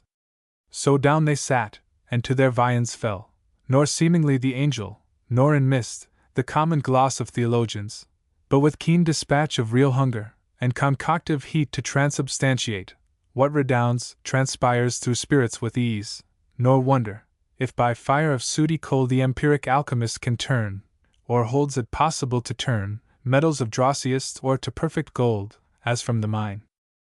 Meanwhile at table Eve ministered naked, and their flowing cups with pleasant liquors crowned, O innocence deserving paradise! If ever then had the sons of God excuse to have been enamored at that sight, but in those hearts love unlibidinous reigned, nor jealousy was understood, the injured lovers' hell. Thus when with meats and drinks they had sufficed, not burdened nature, sudden mind arose in Adam, not to let the occasion pass given him by this great conference to know of things above his world, and of their being who dwell in heaven, whose excellence he saw transcend his own so far, whose radiant forms, divine effulgence, whose high power, so far exceeded human, and his wary speech thus to the imperial minister he framed. Inhabitant with God, now know I well thy favor, in this honor done to man, under whose lowly roof thou hast vouchsafed to enter, and these earthly fruits to taste, food not of angels, yet accepted so, as that more willingly thou couldst not seem at heaven's high feasts to have fed, yet what compare to whom the winged hierarch replied. O Adam, one Almighty is, from whom all things proceed, and up to him return, if not depraved from good, created all such to perfection, one first matter all, endued with various forms, various degrees of substance, and in things that live, of life, but more refined, more spirituous, and pure, as nearer to him placed, or nearer tending each in their several active spheres assigned, till body up to spirit work, in bounds proportioned to each kind. So from the root springs lighter the green stalk, from thence the leaves more airy, last the bright consummate flower spirits odorous breathes, flowers and their fruit, man's nourishment, by gradual scale sublimed, to vital spirits aspire, to animal, to intellectual, give both life and sense, fancy and understanding, whence the soul reason receives, and reason is her being, discursive, or intuitive, discourse is oftest yours. The latter most is ours, differing but in degree, of kind the same. Wonder not then, what God for you saw good if I refuse not, but convert, as you to proper substance. Time may come, when men with angels may participate, and find no inconvenient diet, nor too light fare, and from these corporal nutriments perhaps your bodies may at last turn all to spirit, improved by tract of time, and winged, ascend ethereal, as we, or may, at choice, here or in heavenly paradises dwell, if ye be found obedient, and retain unalterably firm his love entire, whose progeny you are.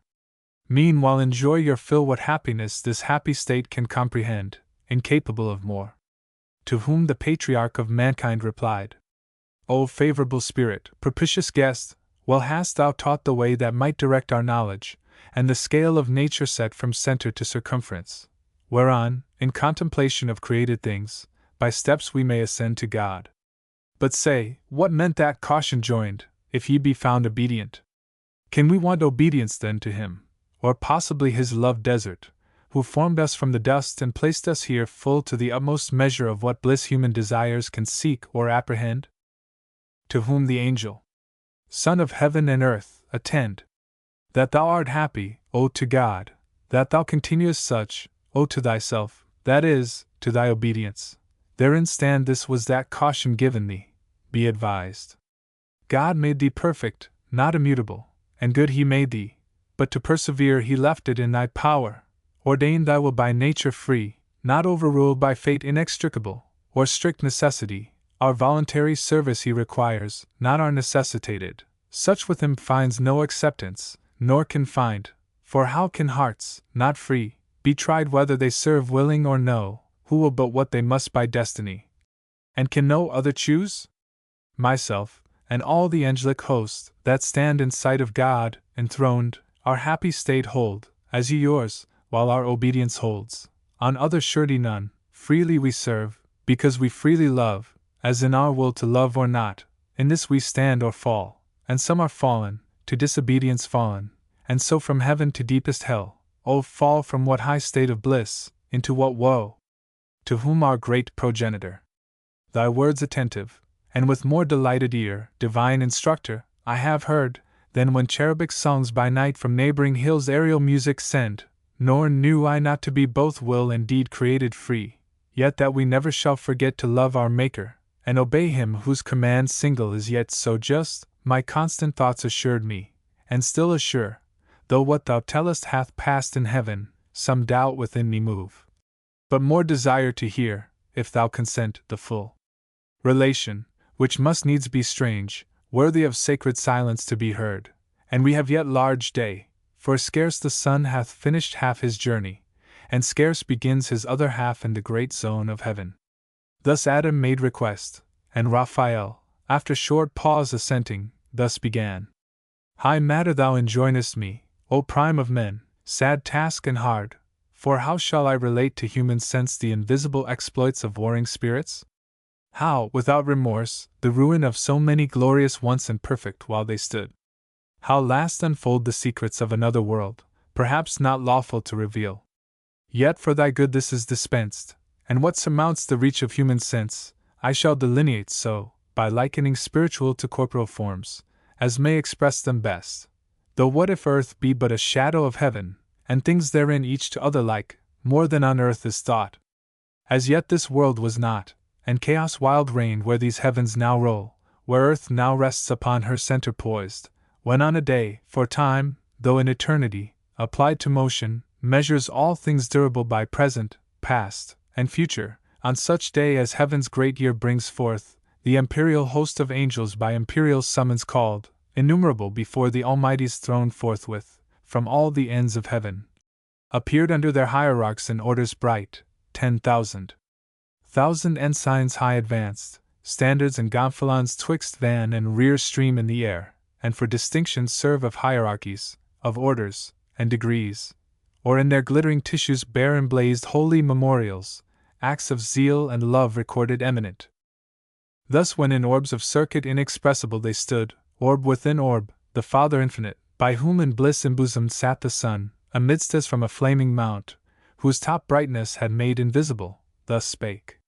Hear, all ye angels, progeny of light, thrones, dominations, princedoms, virtues, powers, hear my decree, which unrevoked shall stand this day. I have begot whom I declare my only Son, and on this holy hill him have anointed, whom ye now behold at my right hand, your head I him appoint, and by myself have sworn, to him shall bow all knees in heaven, and shall confess him Lord, under his great vicegerent reign abide united, as one individual soul, forever happy. Him who disobeys me disobeys, breaks union, and that day, cast out from God and blessed vision, falls into utter darkness, deep engulfed, his place ordained without redemption, without end. So spake the Omnipotent, and with his words all seemed well pleased, all seemed, but were not all. That day, as other solemn days, they spent in song and dance about the sacred hill, mystical dance, which yonder starry sphere of planets, and of fixed, in all her wheels resembles nearest, mazes intricate, eccentric, intervolved, yet regular than most, when most irregular they seem, and in their motions harmony divine so smooths her charming tones, that God's own ear listens delighted. Evening now approached, for we have also our evening and our morn, we ours for change delectable, not need winky face forthwith from dance to sweet repast they turn desirous. All in circles as they stood, tables are set, and on a sudden piled with angels' food, and ruby nectar flows in pearl, in diamond, and massy gold, fruit of delicious vines, the growth of heaven.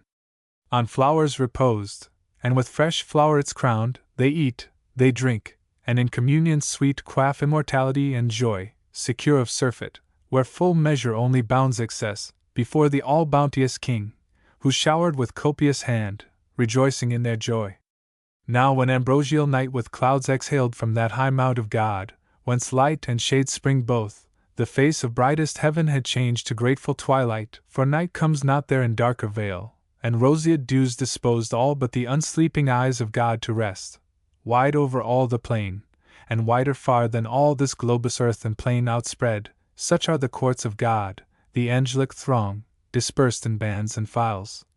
Their camp extend by living streams among the trees of life, pavilions numberless, and sudden reared, celestial tabernacles, where they slept fanned with cool winds, save those, who, in their course, melodious hymns about the sovereign throne alternate all night long, but not so wakes Satan, so call him now, his former name is heard no more in heaven, he of the first, if not the first archangel, great in power, in favor and preeminence, yet fraught with envy against the Son of God, that day honored by his great Father, and proclaimed, Messiah King anointed, could not bear through pride that sight, and thought himself impaired.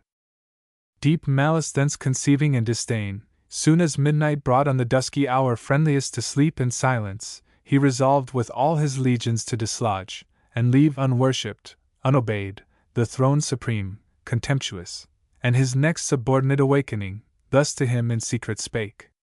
Sleepest thou, companion dear? What sleep can close thy eyelids? And rememberest what decree of yesterday, so late hath passed the lips of heaven's Almighty? Thou to me thy thoughts wast wont, I mine to thee was wont to impart, both waking we were one, how then can now thy sleep dissent?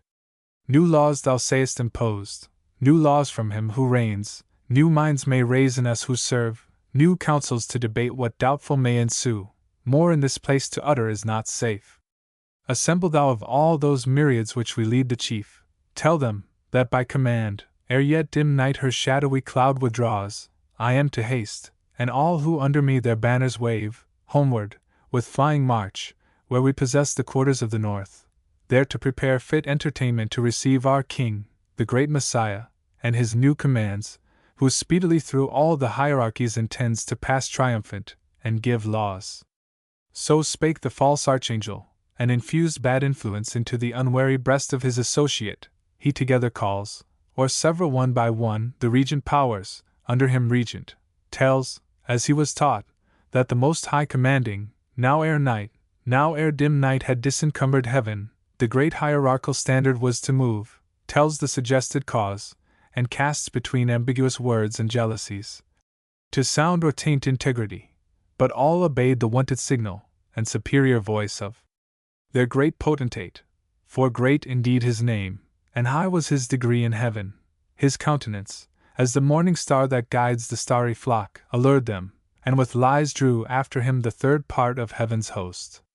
Meanwhile the eternal eye, whose sight discerns abstrusest thoughts, from forth his holy mount, and from within the golden lamps that burn nightly before him, saw without their light rebellion rising, saw in whom, how spread among the sons of morn, what multitudes were banded to oppose his high decree, and smiling, to his only Son thus said, Son, thou in whom my glory I behold in full resplendence, heir of all my might, nearly it now concerns us to be sure of our omnipotence, and with what arms we mean to hold what anciently we claim of deity or empire. Such a foe is rising, who intends to erect his throne equal to ours, throughout the spacious north, nor so content, hath in his thought to try in battle, what our power is, or our right.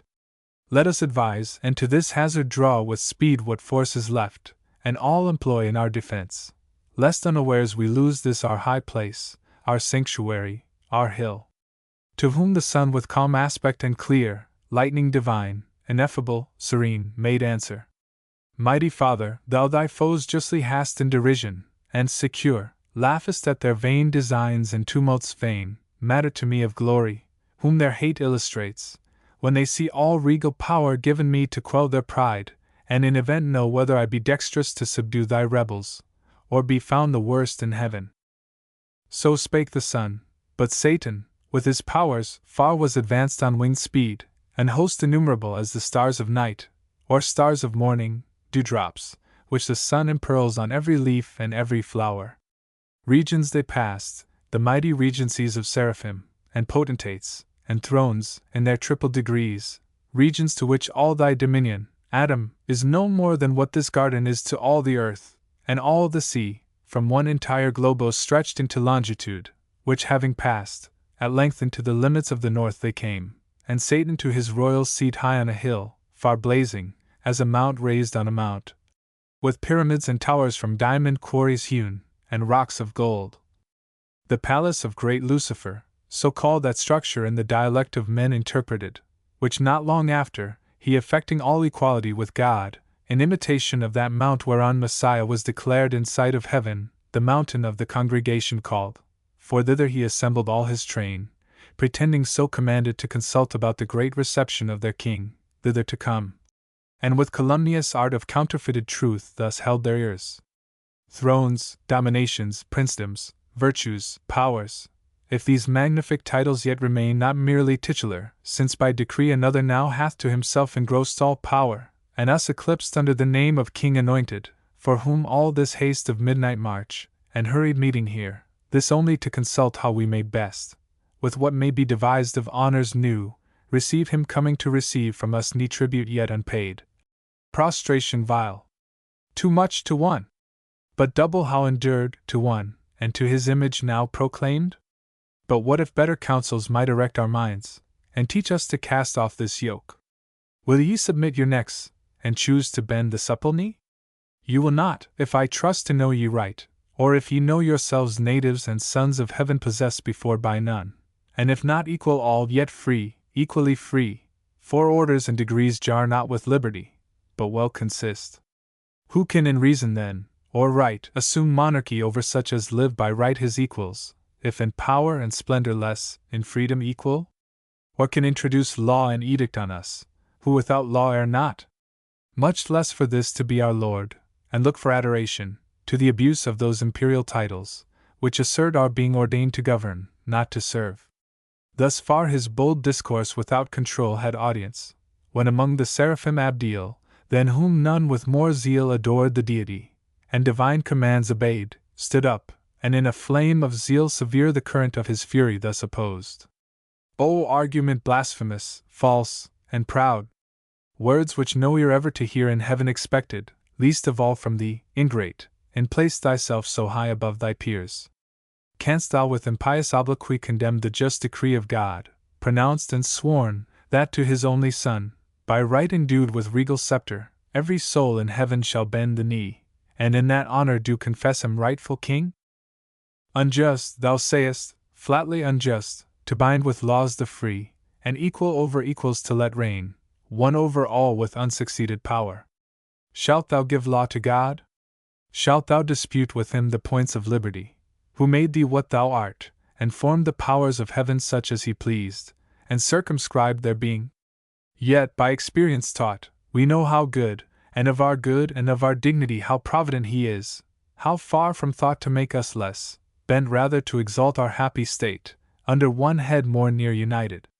But to grant it the unjust, that equal over equals monarch reign, thyself, though great and glorious, dost thou count, or all angelic nature joined in one, equal to him begotten Son?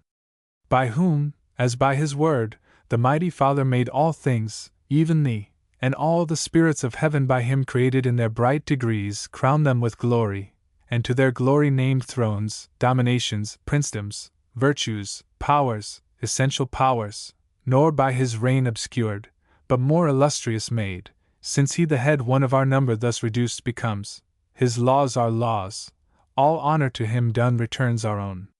Cease then this impious rage, and tempt not these, but hasten to appease the incensed Father, and the incensed Son, while pardon may be found in time besought.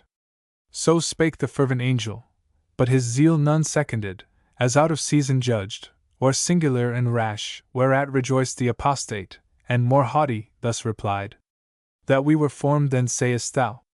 And the work of secondary hands by task transferred from Father to his Son?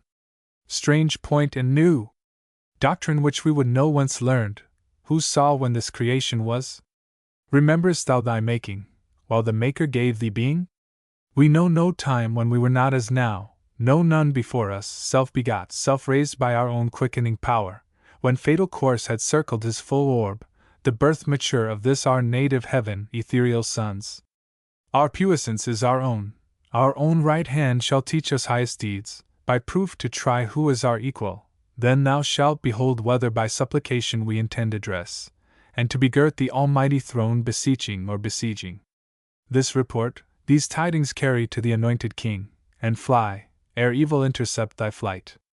He said, and, as the sound of waters deep, hoarse murmur echoed to his words applause through the infinite host, nor less for that the flaming seraph fearless, though alone encompassed round with foes, thus answered bold: O alienate from God, O spirit accursed, forsaken of all good!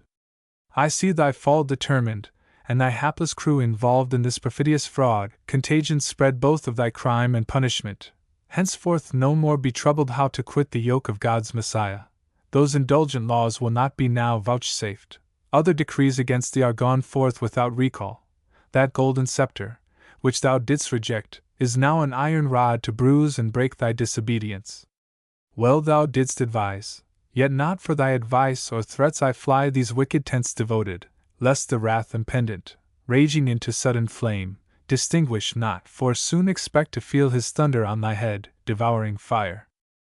Then who created thee lamenting learn, when who can uncreate thee thou shalt know.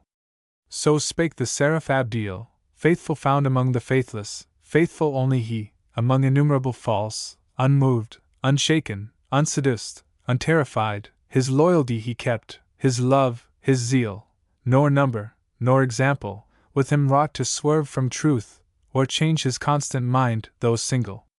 From amidst them forth he passed, long way through hostile scorn, which he sustained superior, nor of violence feared aught, and with retorted scorn, his back he turned on those proud towers to swift destruction doomed. Book 6. All night the dreadless angel, unpursued, through heaven's wide champion held his way, till morn, waked by the circling hours, with rosy hand unbarred the gates of light. There is a cave within the mount of God, fast by his throne, where light and darkness in perpetual round lodge and dislodge by turns, which makes through heaven grateful vicissitude, like day and night. Light issues forth, and at the other door obsequious darkness enters, till her hour to veil the heaven, though darkness there might well seem twilight here, and now went forth the morn such as in highest heaven arrayed in gold imperial. From before her vanished night, shot through with orient beams, when all the plain covered with thick embattled squadrons bright, chariots, and flaming arms, and fiery steeds, reflecting blaze on blaze, first met his view, war he perceived, war in procinct, and found already known what he for news had thought to have reported. Gladly then he mixed among those friendly powers, who him received with joy and acclamations loud, that of so many myriads fallen, yet one returned not lost. On to the sacred hill they led him high applauded, and present before the seat supreme, from whence a voice, from midst a golden cloud, thus mild was heard. Servant of God! Well done, well hast thou fought the better fight, who single hast maintained against revolted multitudes the cause of truth, in word mightier than they in arms, and for the testimony of truth hast borne universal reproach, far worse to bear than violence. For this was all thy care to stand approved in sight of God, though worlds judge thee perverse. The easier conquest now remains thee, aided by this host of friends. Back on thy foes more glorious to return, than scorn thou didst depart, and to subdue by force, who reason for their law refuse, right reason for their law, and for their King Messiah, who by right of merit reigns. Go, Michael, of celestial armies prince, and now, in military prowess next, Gabriel, lead forth to battle these my sons invincible. Lead forth my armed saints, by thousands and by millions, ranged for fight, equal in number to that godless crew rebellious. Them with fire and hostile arms fearless assault, and to the brow of heaven pursuing, drive them out from God and bliss, into their place of punishment, the gulf of Tartarus, which ready opens wide his fiery chaos to receive their fall. So spake the sovereign voice, and clouds began to darken all the hill, and smoke to roll in dusky wreaths, reluctant flames, the sign of wrath awaked, nor with less dread the loud ethereal trumpet from on high gone blow, at which command the powers militant, that stood for heaven, in mighty quadrate joined of union irresistible, moved on in silence their bright legions, to the sound of instrumental harmony, that breathed heroic ardor to adventurous deeds under their godlike leaders, in the cause of God and his Messiah. On they move indissolubly firm, nor obvious hill, nor straightening vale, nor wood, nor stream, divides their perfect ranks, for high above the ground their march was, and the passive air upbore their nimble tread, as when the total kind of birds, in orderly array on wing, came summoned over Eden to receive their names of thee, so over many a tract of heaven they marched, and many a province wide, tenfold the length of this terrene. At last, far in the horizon to the north appeared from skirt to skirt a fiery region, stretched in battailous aspect, and nearer view bristled with upright beams innumerable of rigid spears, and helmets thronged, and shields various, with boastful argument portrayed, the banded powers of Satan hasting on with furious expedition, for they ween that self-same day, by fight or by surprise, to win the mount of God, and on his throne to set the ender of his state, the proud aspirer. But their thoughts proved fond and vain in the midway, though strange to us. It seemed at first that angels should with angel war, and in fierce hosting meet, who want to meet so oft in festivals of joy and love unanimous, as sons of one great sire, hymning the eternal Father. But the shout of battle now began, and rushing sound of onset ended soon each milder thought. High in the midst, exalted as a god, the apostate in his sunbright chariot sat, idol of majesty divine, enclosed with flaming cherubim and golden shields. Then lighted from his gorgeous throne, for now twixt host and host but narrow space was left, a dreadful interval, and front to front presented stood in terrible array of hideous length, before the cloudy van, on the rough edge of battle ere it joined Satan. With vast and haughty strides advanced, came towering, armed in adamant and gold. Abdiel that sight endured not, where he stood among the mightiest, bent on highest deeds, and thus his own undaunted heart explores. O heaven! That such resemblance of the highest should yet remain, where faith and realty remain not, wherefore should not strength and might there fail where virtue fails, or weakest prove where boldest, though to fight unconquerable. His puissance, trusting in the Almighty's aid, I mean to try, whose reason I have tried unsound and false, nor is it aught but just that he, who in debate of truth hath won, should win in arms, in both disputes alike victor, though brutish that contest and foul, when reason hath to deal with force, yet so most reason is that reason overcome. So pondering, and from his arm peers forth stepping opposite, halfway he met his daring foe, at this prevention more incensed, and thus securely him defied. Proud art thou met? Thy hope was to have reached the height of thy aspiring unopposed, the throne of God unguarded, and his side abandoned, at the terror of thy power or potent tongue, fool! Not to think how vain against the Omnipotent to rise in arms, who out of smallest things could, without end, have raised incessant armies to defeat thy folly, or with solitary hand reaching beyond all limit, at one blow, unaided, could have finished thee, and whelmed thy legions under darkness. But thou sayest all are not of thy train. There be, who faith prefer, and piety to God, though then to thee not visible. When I alone seemed in thy world erroneous to dissent from all, my sect thou sayest. Now learn too late how few sometimes may know, when thousands err.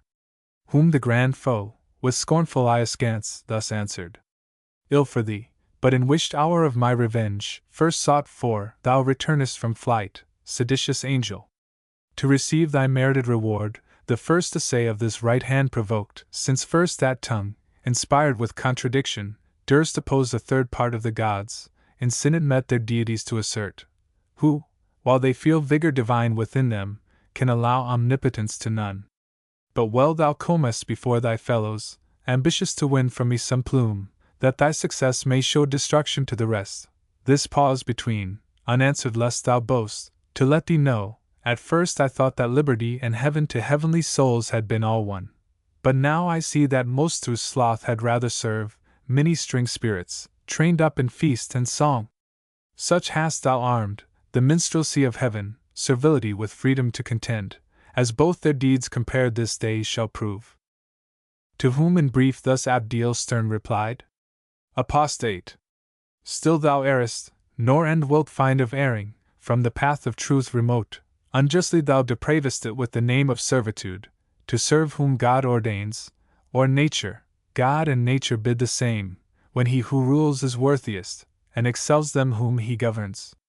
This is servitude, to serve the unwise, or him who hath rebelled against his worthier, as thine now serve thee, thyself not free, but to thyself enthralled, yet lewdly darest our mini-string upbraid. Reign thou in hell, thy kingdom. Let me serve in heaven God ever blessed, and his divine behests obey, worthiest to be obeyed, yet chains in hell, not realms, expect, meanwhile from me returned, as erst thou saidst, from flight, this greeting on thy impious crest receive. So saying, a noble stroke he lifted high, which hung not, but so swift with tempest fell on the proud crest of Satan, that no sight, nor motion of swift thought, less could his shield, such ruin intercept.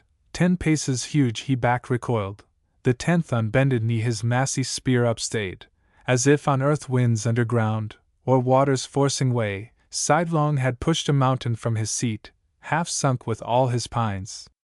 Amazement seized the rebel thrones, but greater rage, to see thus foiled their mightiest, ours joy filled, and shout, presage of victory, and fierce desire of battle, whereat Michael bid sound the archangel trumpet, through the vast of heaven it sounded, and the faithful armies rung Hosanna to the highest, nor stood at gaze the adverse legions, nor less hideous joined the horrid shock.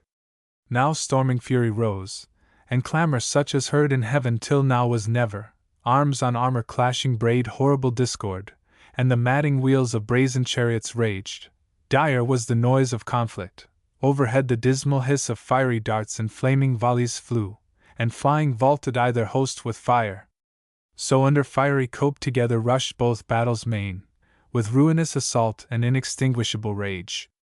All heaven resounded, and had earth been then, all earth had to her center shook. What wonder? When millions of fierce encountering angels fought on either side, the least of whom could wield these elements, and arm him with the force of all their regions, how much more of power army against army numberless to raise dreadful combustion warring, and disturb, though not destroy, their happy native seat, had not the eternal King omnipotent, from his stronghold of heaven, high overruled and limited their might. Though numbered such as each divided legion might have seemed a numerous host.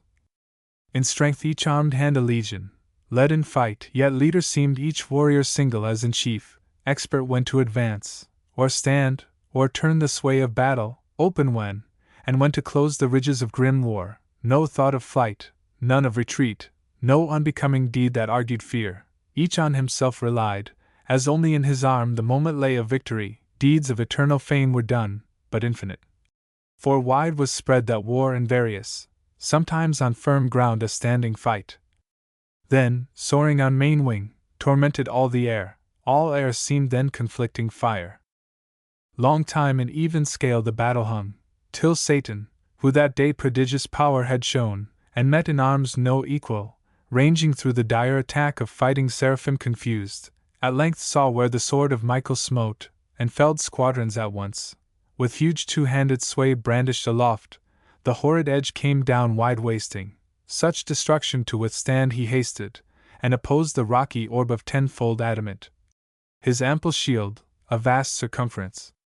At his approach the great archangel from his warlike toil surceased, and glad, as hoping here to end intestine war in heaven, the archfoes subdued or captive dragged in chains, with hostile frown and visage all inflamed first thus began.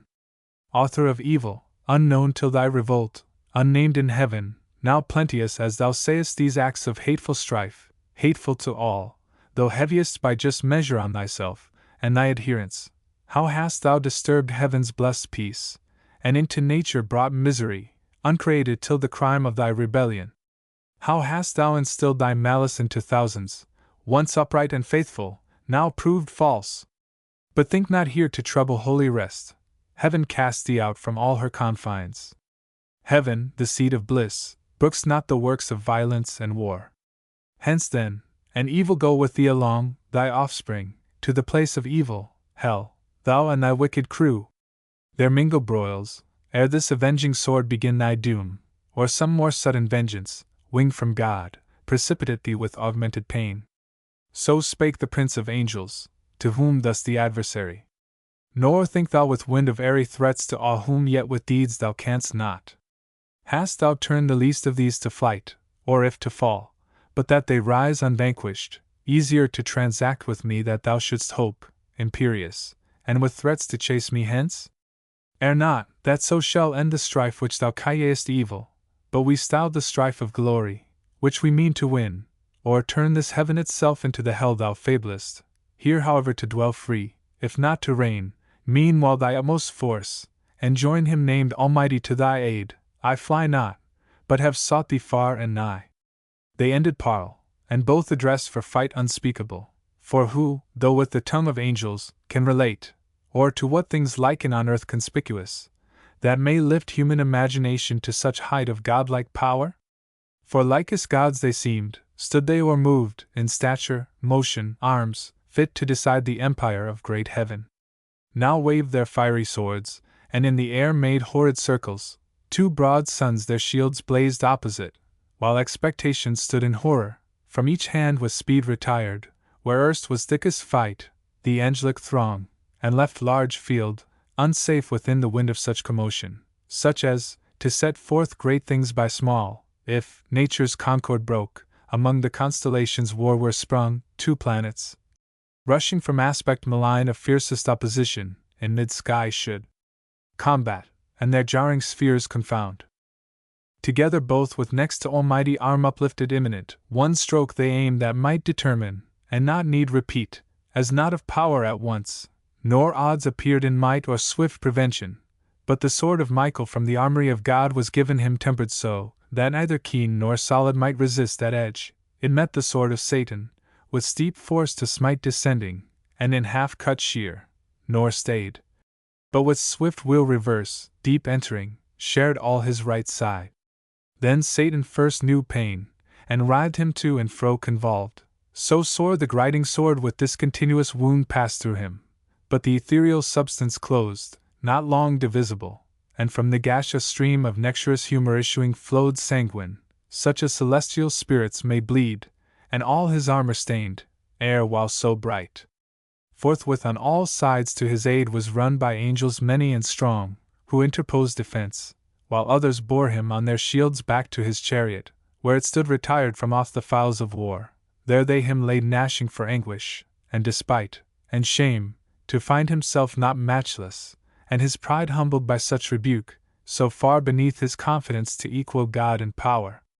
Yet soon he healed, for spirits that live throughout vital in every part, not as frail man in entrails, heart of head, liver or reins, cannot but by annihilating die, nor in their liquid texture mortal wound receive, no more than can the fluid air. All heart they live, all head, all eye, all ear, all intellect, all sense, and, as they please, they limn themselves, and color, shape, or size assume, as likes them best, condense or rare. Meanwhile in other parts like deeds deserve memorial, where the might of Gabriel fought, and with fierce ensigns pierced the deep array of Moloch, furious king, who him defied, and at his chariot wheels to drag him bound threatened, nor from the Holy One of Heaven refrained his tongue blasphemous, but anon down cloven to the waist, with shattered arms and uncouth pain fled bellowing. On each wing Uriel, and Raphael, his vaunting foe, though huge, and in a rock of diamond armed, vanquished Adramelech, and Asmodai, 2 potent thrones, that to be less than gods disdained, but meaner thoughts learned in their flight, mangled with ghastly wounds through plate and mail. Nor stood unmindful Abdiel to annoy the atheist crew, but with redoubled blow Ariel, and Arioch, and the violence of Ramil scorched and blasted, overthrew. I might relate of thousands, and their names eternize here on earth, but those elect angels, contented with their fame in heaven, seek not the praise of men, the other sort, and might though wondrous and in acts of war, nor of renown less eager, yet by doom cancelled from heaven and sacred memory, nameless in dark oblivion let them dwell. For strength from truth divided, and from just, laudable, not merits but dispraise and ignominy, yet to glory aspires vainglorious, and through infamy seeks fame, therefore eternal silence be their doom. And now, their mightiest quelled, the battle swerved, with many an inroad gored, deformed rout entered, and foul disorder, all the ground with shivered armor strown, and on a heap chariot and charioteer lay overturned, and fiery foaming steeds, what stood, recoiled o'erwearied, through the faint Satanic host defensive scarce, or with pale fear surprised, then first with fear surprised, and sense of pain, fled ignominious to such evil brought by sin of disobedience, till that hour not liable to fear or flight or pain. Far otherwise the inviolable saints, in cubic phalanx firm, advanced entire, invulnerable, impenetrably armed, such high advantages their innocence gave them above their foes, not to have sinned, not to have disobeyed.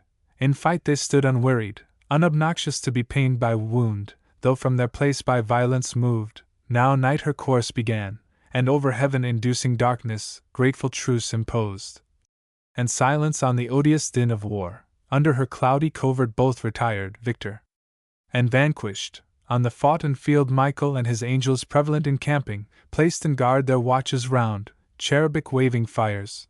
On the other part, Satan with his rebellious disappeared, far in the dark dislodged, and void of rest, his potentates to council called by night, and in the midst thus undismayed began.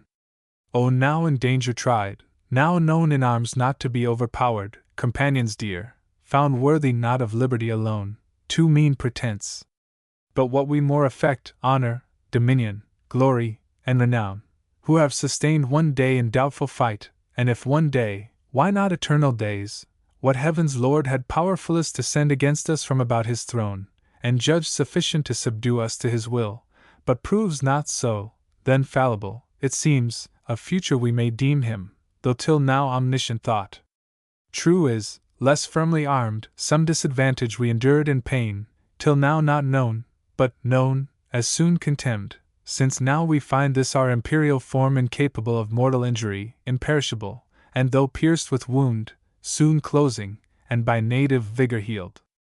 Of evil then so small as easy think the remedy, perhaps more valid arms, weapons more violent, when next we meet, may serve to better us, and worse our foes, or equal what between us made the odds, in nature none, if other hidden cause left them superior, while we can preserve unhurt our minds, and understanding sound, due search and consultation will disclose.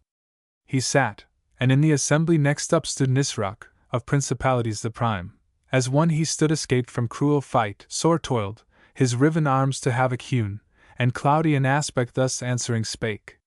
Deliverer from new lords, leader to free enjoyment of our right as gods, yet hard for gods, and too unequal work we find, against unequal arms to fight in pain, against unpained, impassive, from which evil ruin must needs ensue.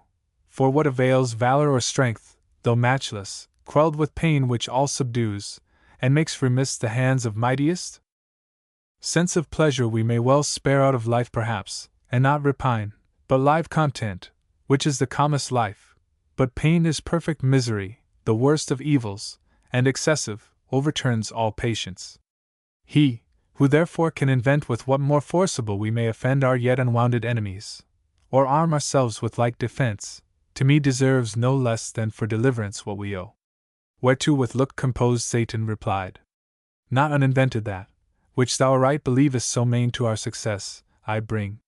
Which of us who beholds the bright surface of this ethereous mold whereon we stand, this continent of spacious heaven, adorned with plant, fruit, flower ambrosial, gems, and gold, whose eye so superficially surveys these things, as not to mind from whence they grow deep underground, materials dark and crude, of spiritus and fiery spume, till touched with heaven's ray, and tempered, they shoot forth so beauteous, opening to the ambient light?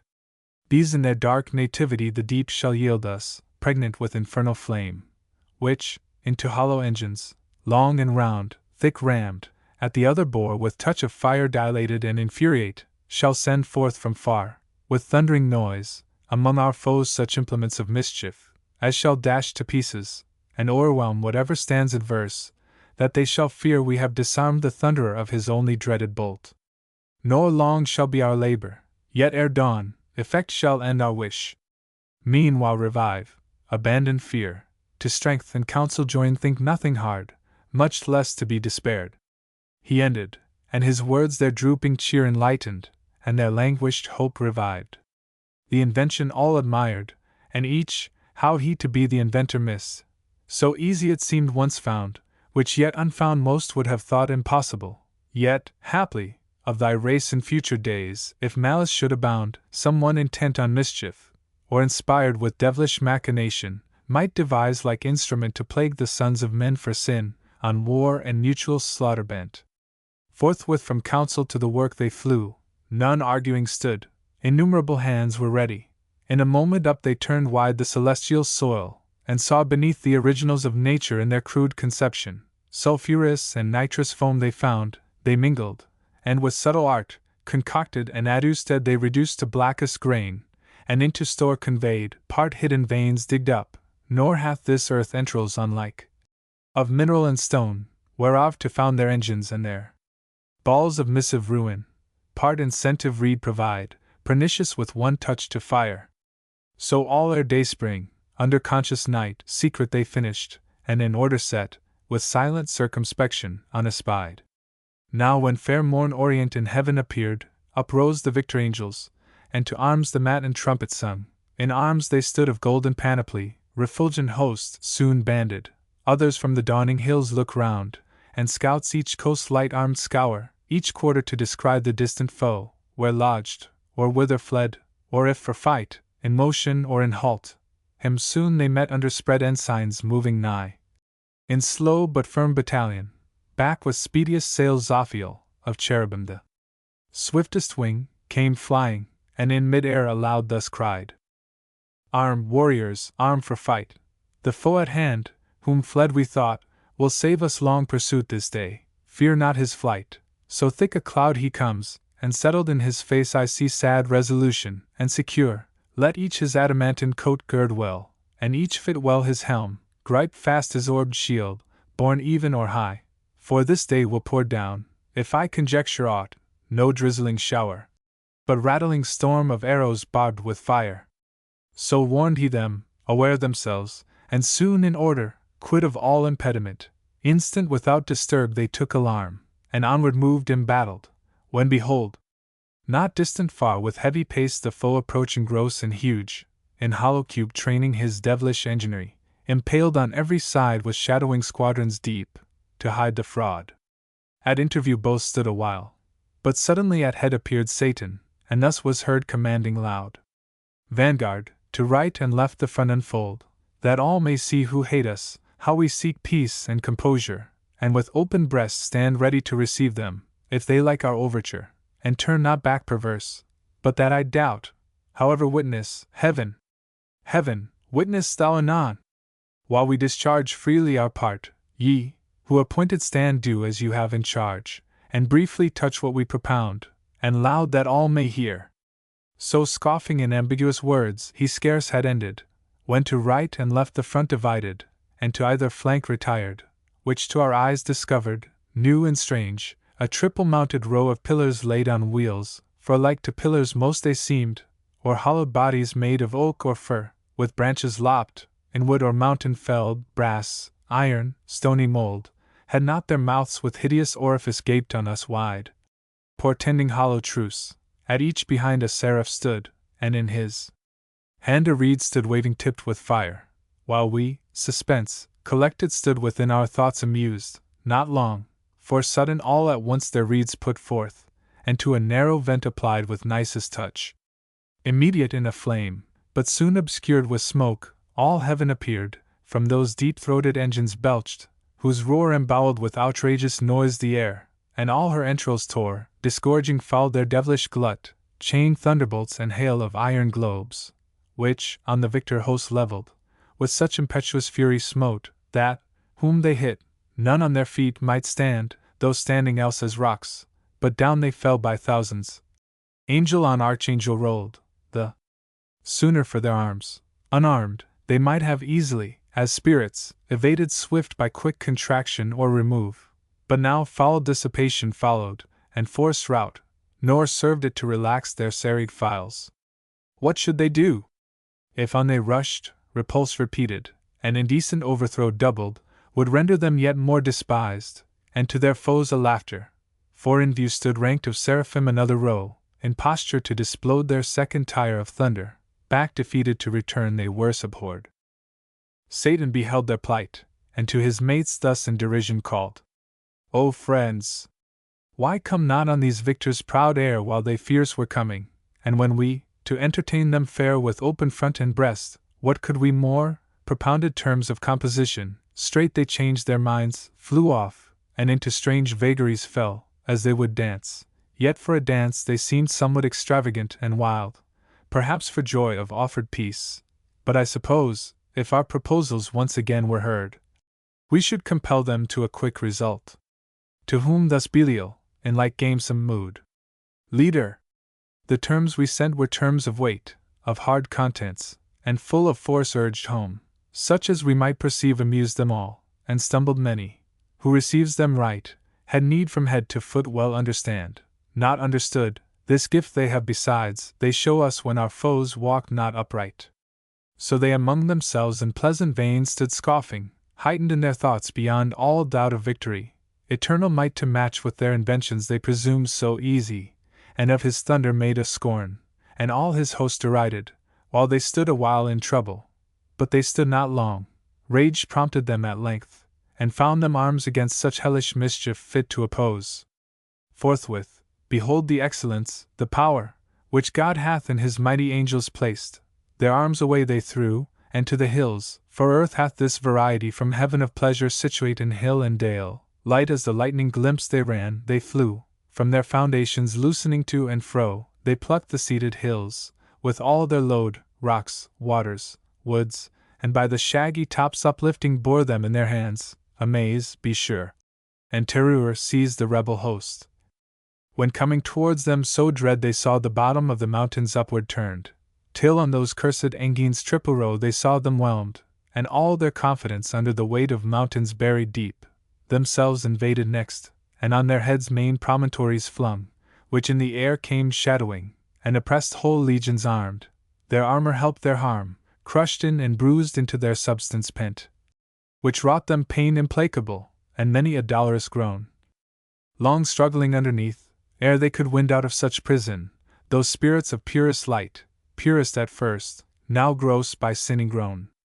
The rest, in imitation, to like arms betook them, and the neighboring hills uptore. So hills amid the air encountered hills, hurled to and fro with jaculation dire, that underground they fought in dismal shade, infernal noise. War seemed a civil game to this uproar.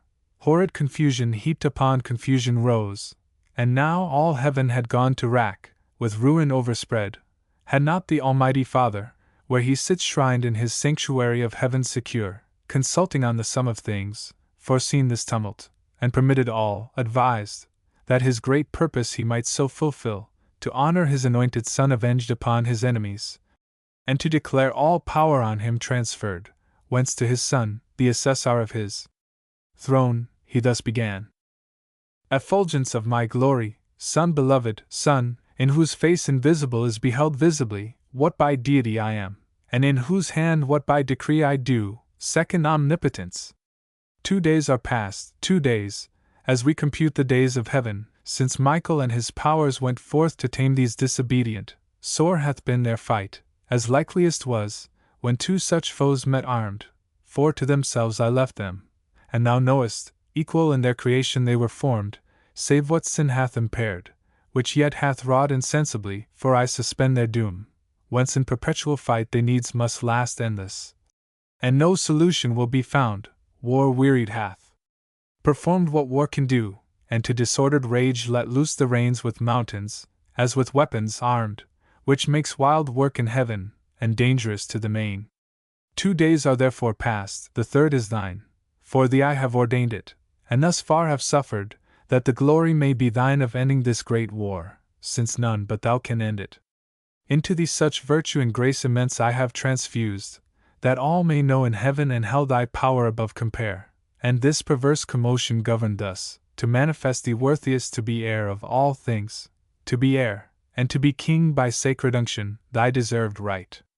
Go then, thou mightiest, in thy Father's might, ascend my chariot, guide the rapid wheels that shake heaven's basis, bring forth all my war, my bow and thunder, my almighty arms gird on, and sword upon thy puissant thigh, pursue these sons of darkness, drive them out from all heaven's bounds into the utter deep, there let them learn, as likes them, to despise God, and Messiah his anointed King.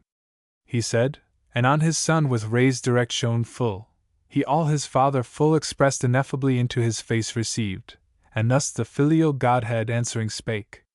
O Father, O Supreme of heavenly thrones, first, highest, holiest, best, thou always seekst to glorify thy Son, I always thee, as is most just, this I my glory account, my exaltation, and my whole delight, that thou, in me well pleased, declarest thy will fulfilled, which to fulfill is all my bliss.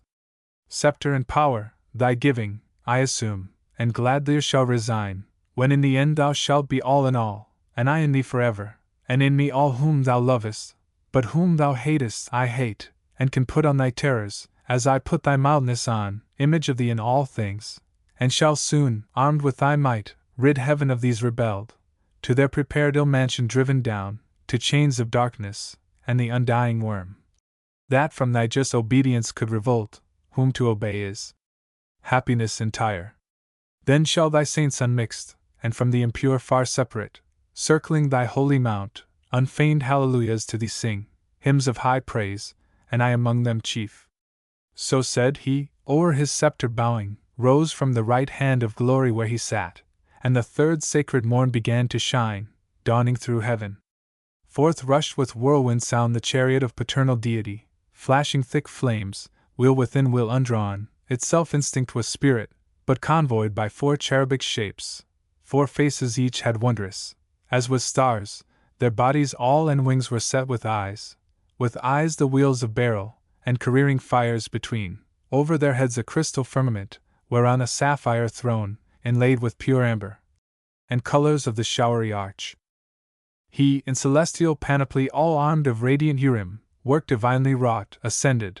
At his right hand Victory sat eagle-winged. Beside him hung his bow and quiver with 3-bolted thunder stored, and from about him fierce effusion rolled of smoke, and bickering flame, and sparkles dire. Attended with 10,000 saints, he onward came. Far off his coming shone, and 20,000, I their number heard. Chariots of God, half on each hand, were seen.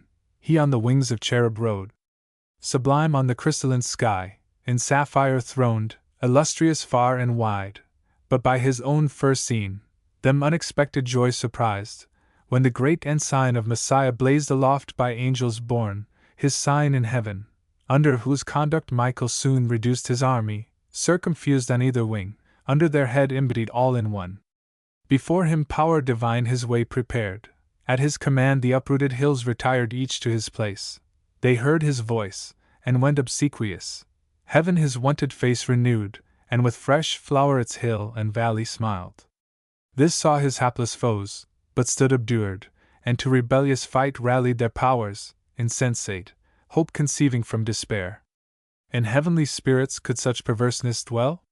But to convince the proud what signs avail, or wonders move the obdurate to relent? They, hardened more by what might most reclaim, grieving to see his glory, at the sight took envy, and aspiring to his height, stood re-embattled fierce, by force or fraud weening to prosper, and at length prevail against God and Messiah, or to fall in universal ruin last. And now to final battle drew, disdaining flight, or faint retreat, when the great Son of God to all his host on either hand thus spake. Stand still in bright array, ye saints, here stand, ye angels armed. This day from battle rest, faithful hath been your warfare, and of God accepted, fearless in his righteous cause. And as ye have received, so have ye done, invincibly.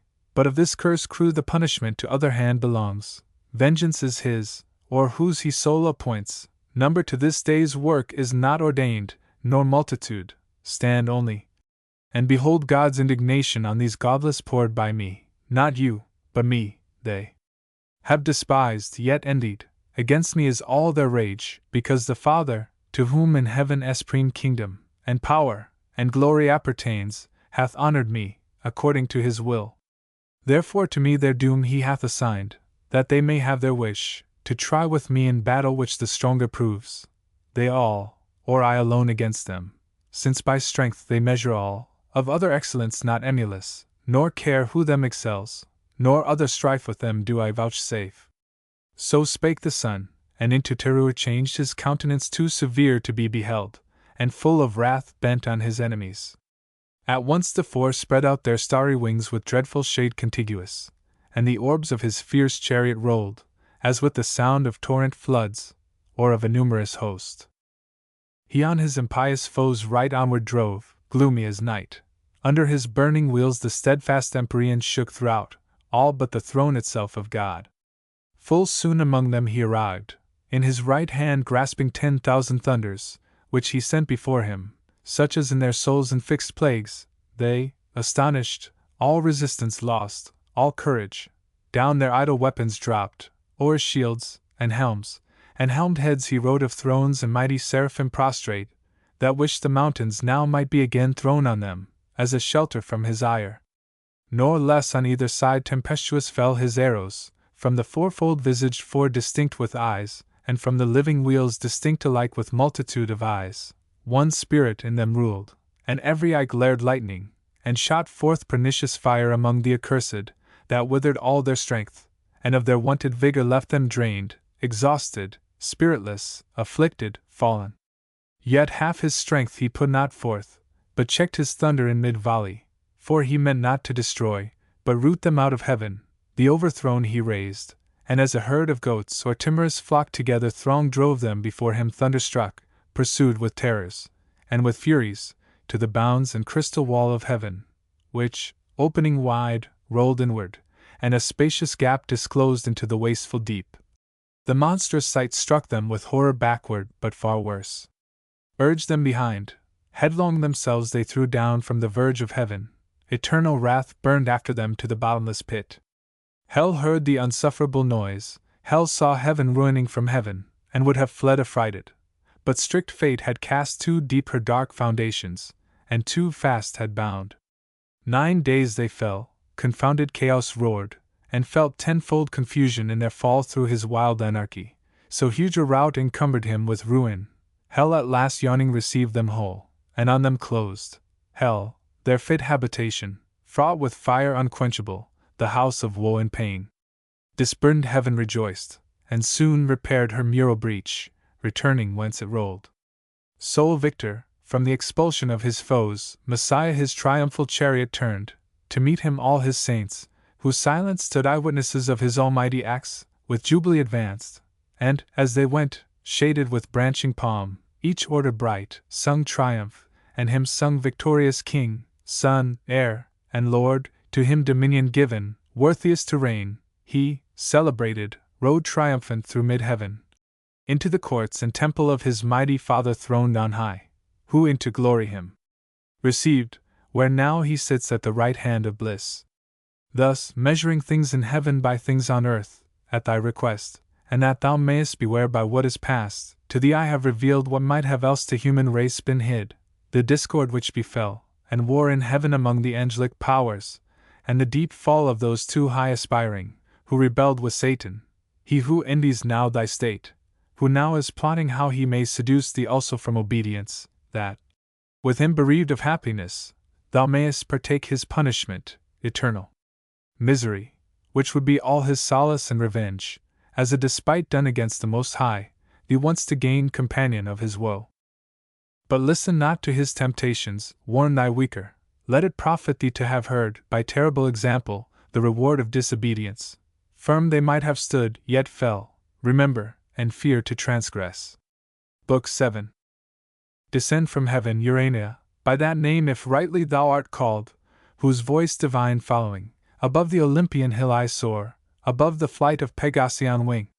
The meaning, not the name, I call, for thou nor of the Muses 9, nor on the top of old Olympus dwellest, but heavenly born, before the hills appeared, or fountain flowed, thou with eternal wisdom didst converse, wisdom thy sister, and with her didst play in presence of the Almighty Father, pleased with thy celestial song. Up led by thee into the heaven of heavens I have presumed, an earthly guest, and drawn imperial air, thy tempering, with like safety guided down return me to my native element, lest from this flying steed unreined, as once Bellerophon, though from a lower clime, dismounted, on the alien field I fall, erroneous there to wander, and forlorn. Half yet remains unsung, but narrower bound within the visible diurnal sphere, standing on earth, not wrapped above the pole, more safe I sing with mortal voice, unchanged to hoarse or mute, though fallen on evil days though fallen, and evil tongues, in darkness, and with dangers compass round, and solitude, yet not alone, while thou visitest my slumbers nightly, or when morn purples the east, still govern thou my song. Urania, and fit audience find, though few. But drive far off the barbarous dissonance of Bacchus and his revellers, the race of that wild rout that tore the Thracian bard in Rhodope, where woods and rocks had ears to rapture, till the savage clamour drowned both harp and voice, nor could the muse defend her son. So fail not thou, who thee implores, for thou art heavenly, she an empty dream. Say, goddess, what ensued when Raphael, the affable archangel, had forewarned Adam, by dire example, to beware apostasy, by what befell in heaven to those apostates? lest the like befall in paradise to Adam or his race, charged not to touch the interdicted tree, if they transgress, and slight that sole command, so easily obeyed amid the choice of all tastes else to please their appetite, though wandering.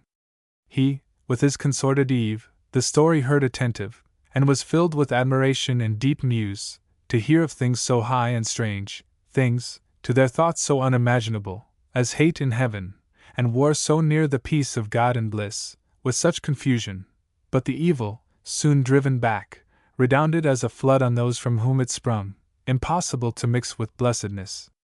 Whence Adam soon repealed the doubts that in his heart arose, and now led on, yet sinless, with desire to know what nearer might concern him, how this world of heaven and earth conspicuous first began, when, and whereof created, for what cause, what within Eden, or without, was done before his memory, as one whose drouth yet scarce allayed still eyes the current stream, whose liquid murmur heard new thirst excites. Proceeded thus to ask his heavenly guest. Great things, and full of wonder in our ears, far differing from this world, thou hast revealed, divine interpreter.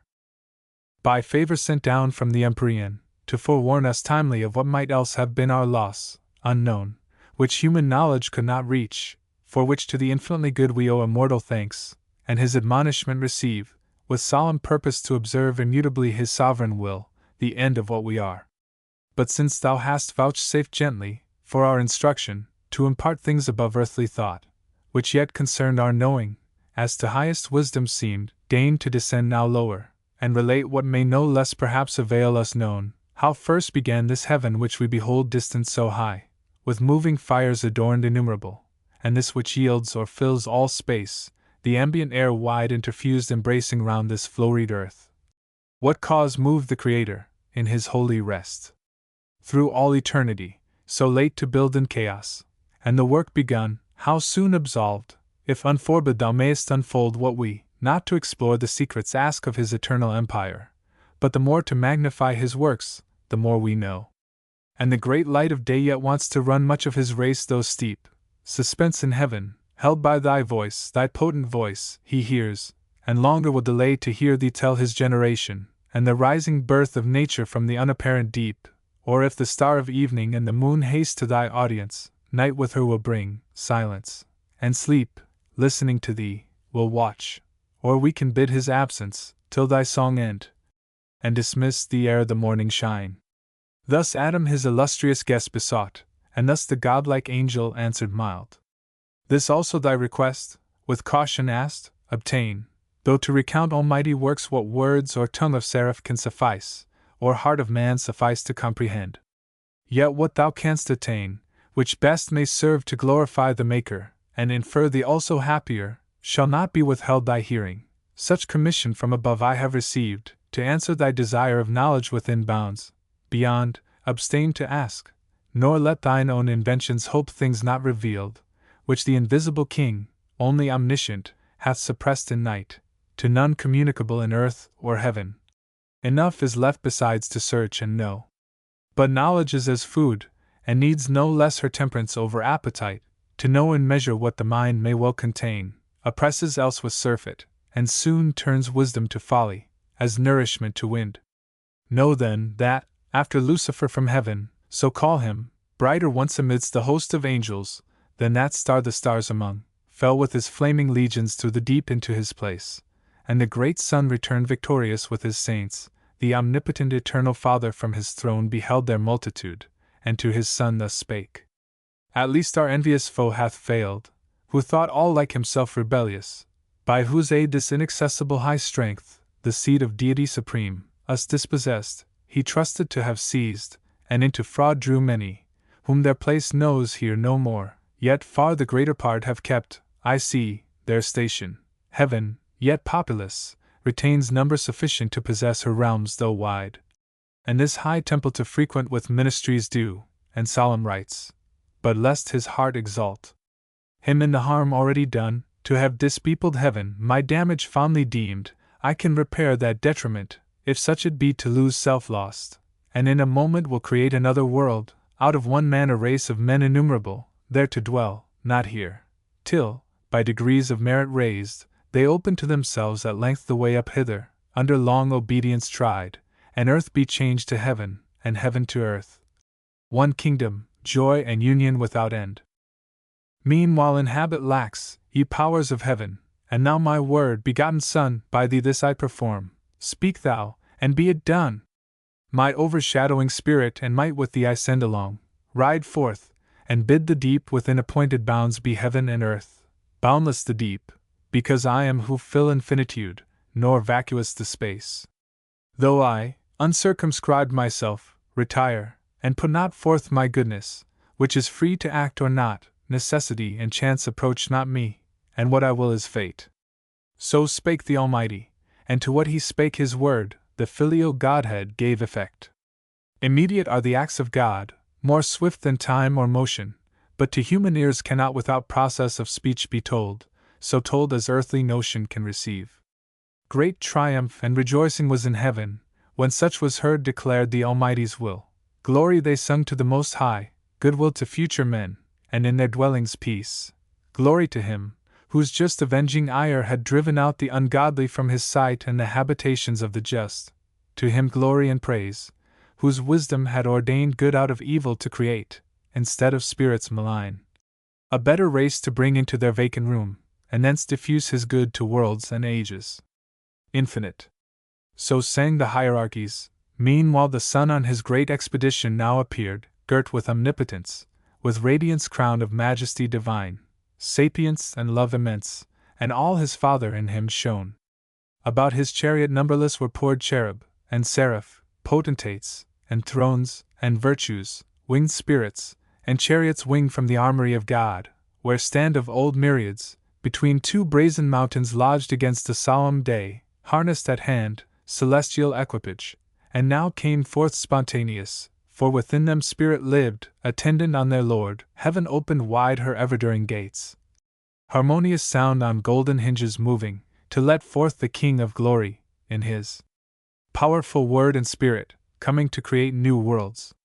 On heavenly ground they stood, and from the shore they viewed the vast immeasurable abyss outrageous as a sea, dark, wasteful, wild, up from the bottom turned by furious winds and surging waves, as mountains, to assault heaven's height, and with the center mixed the pole.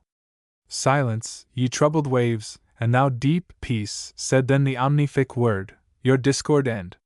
Nor stayed, but on the wings of cherubim uplifted, in paternal glory rode far into chaos, and the world unborn, for chaos heard his voice. Him all his train followed in bright procession, to behold creation, and the wonders of his might.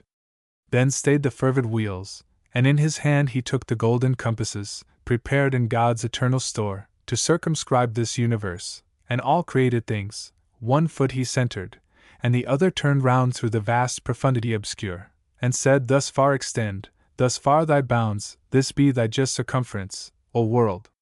Thus God the heaven created, thus the earth, matter unformed and void, darkness profound covered the abyss, but on the watery calm his brooding wings the Spirit of God outspread, and vital virtue infused, and vital warmth throughout the fluid mass. But downward purged the black Tartarus cold infernal dregs, adverse to life, then founded, then conglobed like things to like, the rest to several place dispart, and between spun out the air. And earth self-balanced on her center hung. Let there be light, said God, and forthwith light ethereal, first of things, quintessence pure, sprung from the deep, and from her native east to journey through the airy gloom began, sphered in a radiant cloud, for yet the sun was not, she in a cloudy tabernacle sojourned a while. God saw the light was good, and light from darkness by the hemisphere divided, light the day, and darkness night he named. Thus was the first day even and morn, nor passed uncelebrated, nor unsung by the celestial choirs, when orient light exhaling first from darkness they beheld, birthday of heaven and earth. With joy and shout the hollow universal orb they filled, and touched their golden harps, and hymning praised God and his works. Creator hymn they sung, both when first evening was, and when first morn. Again, God said, let there be firmament amid the waters, and let it divide the waters from the waters. And God made the firmament, expanse of liquid, pure, transparent, elemental air, diffused in circuit to the uttermost convex of this great round, partition firm and sure, the waters underneath from those above dividing, For as earth, so he the world built on circumfluous waters calm, in wide crystalline ocean.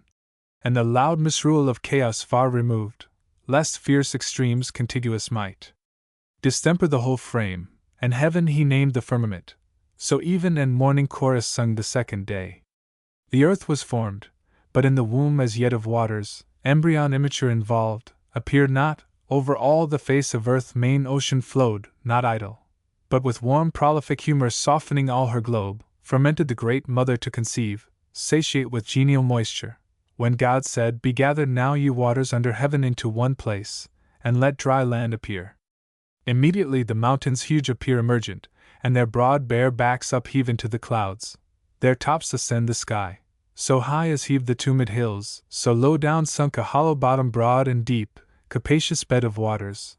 Thither they hasted with glad precipitance, uprolled, as drops on dust conglobing from the dry, part rise in crystal wall, or ridge direct, for haste. Such flight the great command impressed on the swift floods.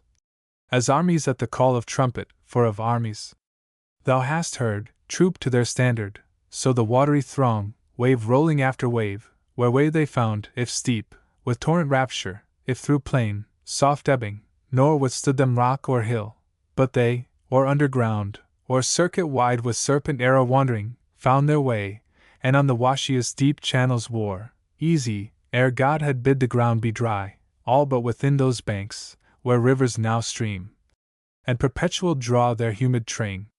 The dry land earth, and the great receptacle of congregated waters, he called seas, and saw that it was good, and said, Let the earth put forth the verdant grass, herb yielding seed, and fruit tree yielding fruit after her kind, whose seed is in herself upon the earth. He scarce had said, when the bare earth, till then disart and bare, unsightly, unadorned, brought forth the tender grass, whose verdure clad her universal face with pleasant green, then herbs of every leaf, that sudden flowered opening their various colors, and made gay her bosom, smelling sweet, and these scarce blown, forth flourished thick the clustering vine, forth crept the swelling gourd, up stood the corny reed embattled in her field, and the humble shrub, and bush with frizzled hair. Implicit, last rose, as in dance, the stately trees, and spread their branches hung with copious fruit, or gemmed their blossoms. With high woods the hills were crowned, with tufts the valleys, and each fountain side, with borders long the rivers. That earth now seemed like to heaven, a seat where gods might dwell, or wander with delight, and love to haunt her sacred shades, though God had yet not reigned upon the earth, and man to till the ground none was. But from the earth a dewy mist went up, and watered all the ground, and each plant of the field, which, ere it was in the earth, God made, and every herb, before it grew on the green stem, God saw that it was good, so even and morn recorded the third day. Again the Almighty spake, Let there be lights high in the expanse of heaven, to divide the day from night, and let them be for signs, for seasons, and for days, and circling years, and let them be for lights, as I ordained their office in the firmament of heaven, to give light on the earth. And it was so. And God made two great lights, great for their use to man, the greater to have rule by day, the less by night, altern, and made the stars, and set them in the firmament of heaven to illuminate the earth, and rule the day in their vicissitude, and rule the night, and light from darkness to divide. God saw, surveying his great work, that it was good, for of celestial bodies first the sun a mighty sphere he framed, unlightsome first, though of ethereal mold, then formed the moon globose, and every magnitude of stars, and sowed with stars the heaven, thick as a field, of light by far the greater part he took, transplanted from her cloudy shrine, and placed in the sun's orb, made porous to receive and drink the liquid light, firm to retain her gathered beams, great palace now of light. Hither, as to their fountain, other stars repairing, in their golden urns draw light, and hence the morning planet gilds her horns. By tincture or reflection they augment their small peculiar though from human sight so far remote, with diminution seen. First in his east the glorious lamp was seen, regent of day, and all the horizon round invested with bright rays, jocund to run his longitude through heaven's high road, the grey dawn. And the Pleiades before him danced, shedding sweet influence. Less bright the moon, but opposite and levelled west was set, his mirror, with full face borrowing her light from him. For other light she needed none in that aspect, and still that distance keeps till night. Then in the east her turn she shines, revolved on heaven's great axle, and her reign with thousand lesser lights dividual holds, with thousand stars, that then appeared spangling the hemisphere. Then first adorned with their bright luminaries that set and rose, glad evening and glad morn crowned the fourth day. And God said, let the waters generate reptile with spawn abundant, living soul, and let fowl fly above the earth, with wings displayed on the open firmament of heaven. And God created the great whales, and each soul living, each that crept, which plenteously the waters generated by their kinds, and every bird of wing after his kind, and saw that it was good, and blessed them, saying, be fruitful, multiply, and in the seas, and lakes, and running streams the waters fill, and let the fowl be multiplied on the earth. Forthwith the sounds and seas, each creek and bay, with fry innumerable swarm, and shoals of fish that with their fins, and shining scales, glide under the green wave, in skulls that oft bank the mid-sea, part single, or with mate, graze the seaweed their pasture, and through groves of coral stray, or, sporting with quick glance, show to the sun their waved coats dropped with gold, or, in their pearly shells at ease, attend moist nutriment, or under rocks their food in jointed armor watch, on. Smooth the seal and bended dolphins play, part huge of bulk wallowing unwieldy, enormous in their gait, tempest the ocean, their leviathan, hugest of living creatures, on the deep stretched like a promontory sleeps or swims, and seems a moving land, and at his gills draws in, and at his trunk spouts out, a sea. Meanwhile the tepid caves, and fens, and shores, their brood as numerous hatch, from the egg that soon bursting with kindly rupture forth disclose their callow young, but feathered soon and fledged they sum their pens, and soaring the air sublime, with clang despise the ground, under a cloud in prospect.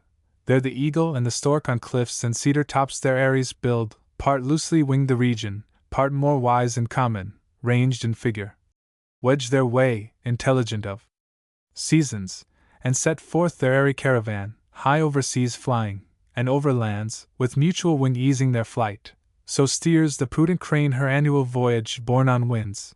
The air floats as they pass, fanned with unnumbered plumes. From branch to branch the smaller birds with songs solace the woods, and spread their painted wings till even, nor then the solemn nightingale ceased warbling, but all night tunned her soft lays. Others, on silver lakes and rivers, bathed their downy breast. The swan with arched neck, between her white wings mantling proudly, rose her state with oary feet.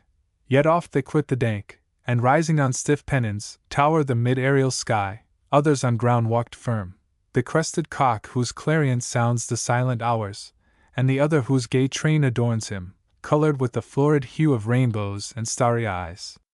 The waters thus with fish replenished, and the air with fowl, evening and morn solemnized the fifth day. The sixth, and of creation last, arose with evening harps and matin, when God said, let the earth bring forth soul living in her kind, cattle, and creeping things, and beasts of the earth, each in their kind. The earth obeyed, and straight opening her fertile womb teemed at a birth innumerous living creatures, perfect forms, limbed and full-grown, out of the ground uprose, as from his lair, the wild beast where he wands in forest wild, in thicket, brake, or den, among the trees in pairs they rose, they walked, the cattle in the fields and meadows green, those rare and solitary, these in flocks pasturing at once, and in broad herds upsprung. The grassy clods now calved, now half appeared the tawny lion, pawing to get free his hinder parts, then springs as broke from bonds, and rampant shakes his brined mane, the ounce, the leopard, and the tiger, as the mole rising, the crumbled earth above them threw in hillocks. The swift stag from underground bore up his branching head, scarce from his mould behemoth biggest born of earth upheaved his vastness, fleeced the flocks and bleeding rose. As plants, ambiguous between sea and land, the river horse and scaly crocodile. At once came forth whatever creeps the ground, insect or worm, those waved their limber fans for wings, and smallest lineaments exact in all the liveries decked of summer's pride with spots of gold and purple, azure and green. These, as a line, their long dimension drew, streaking the ground with sinuous trace. Not all minims of nature, some of serpent kind, wondrous in length and corpulence, involved their snaky folds. And added wings? First crept the parsimonious emmet, provident of future, in small room large heart enclosed, pattern of just equality perhaps hereafter, joined in her popular tribes of commonalty. Swarming next appeared the female bee, that feeds her husband drone deliciously, and builds her waxen cells with honey stored. The rest are numberless, and thou their natures knowest, and gavest them names, needless to thee repeated.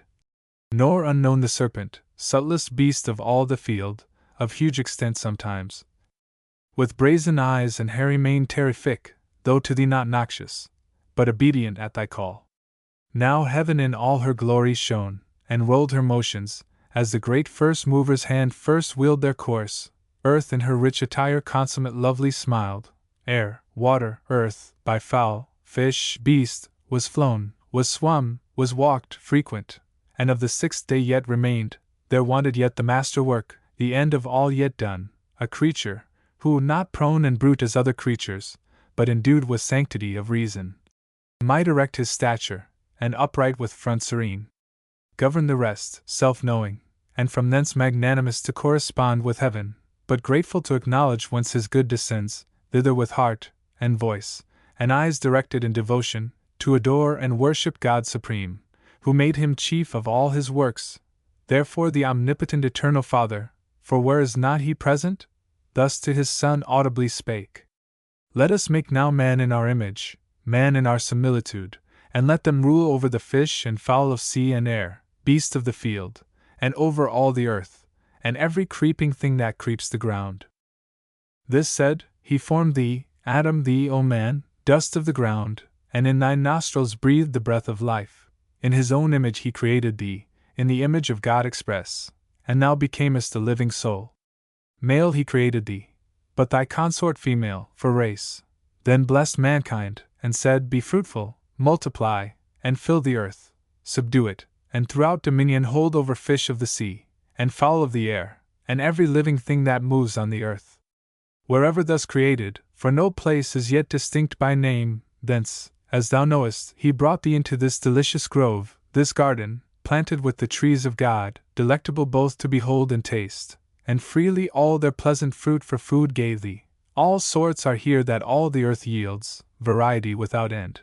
But of the tree, which, tasted, works knowledge of good and evil, thou mayest not, in the day thou eatest. Thou deest, death is the penalty imposed, beware, and govern well thy appetite, lest sin surprise thee, and her black attendant death. Here finished he, and all that he had made viewed, and behold all was entirely good. So even in morn accomplished the sixth day, yet not till the Creator from his work desisting, though unwearied, up returned, up to the heaven of heavens, his high abode, thence to behold this new created world, the addition of his empire, how it showed in prospect from his throne, how good, how fair, answering his great idea. Up he rode followed with acclamation, and the sound symphonious of 10,000 harps, that tuned angelic harmonies. The earth, the air resounded, thou rememberest, for thou heardst, the heavens and all the constellations rung, the planets in their station listening stood, while the bright pomp ascended jubilant. Open, ye everlasting gates! They sung, Open, ye heavens! Your living doors. Let in the great Creator from his work return magnificent, his 6 days' work, a world, open, and henceforth oft, for God will deign to visit oft the dwellings of just men, delighted, and with frequent intercourse thither will send his winged messengers on errands of supernal grace. So sung the glorious train ascending, he through heaven, that opened wide her blazing portals, led to God's eternal house direct the way, a broad and ample road, whose dust is gold and pavement stars, as stars to thee appear, seen in the galaxy, that Milky Way, which nightly, as a circling zone, thou sayest powdered with stars.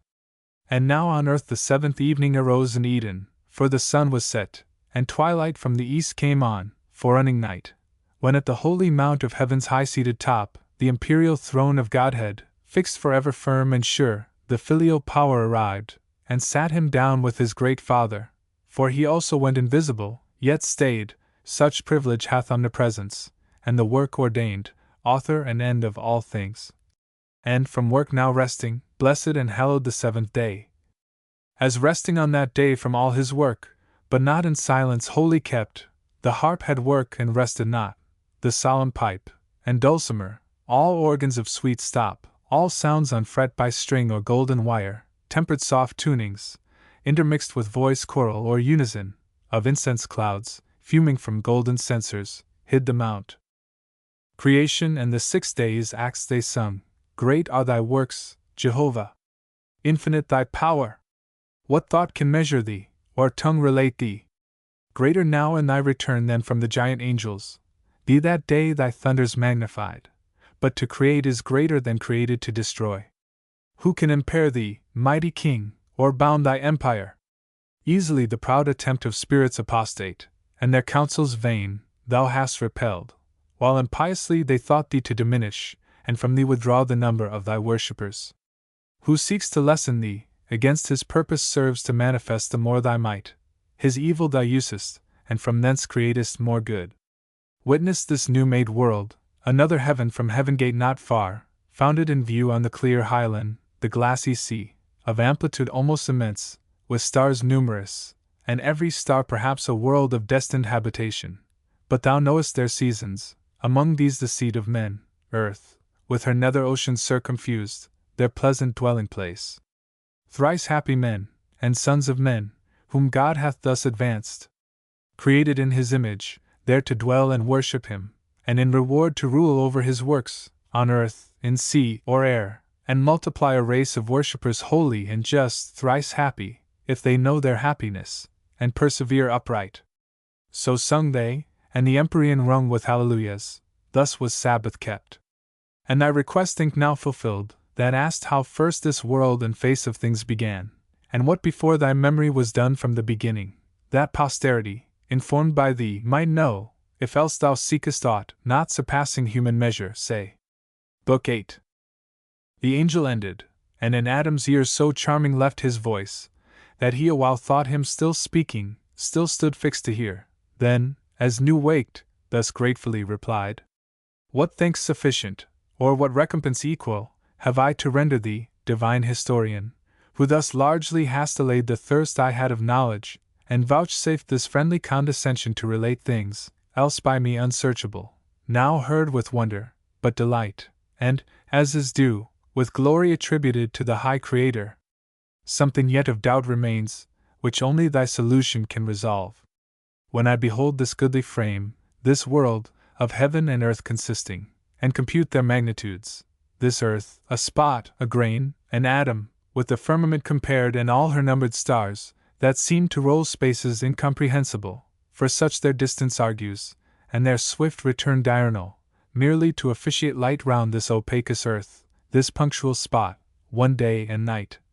In all her vast survey useless besides, reasoning I oft admire, how nature wise and frugal could commit such disproportions, with superfluous hands so many nobler bodies to create, greater so manifold, to this one use, for aught appears, and on their orbs impose such restless revolution day by day repeated, while the sedentary earth, that better might with far less compass move, served by more noble than herself, attains her end without least motion, and receives, as tribute, such a sumless journey broad of incorporeal speed. Her warmth and light, speed, to describe whose swiftness number fails.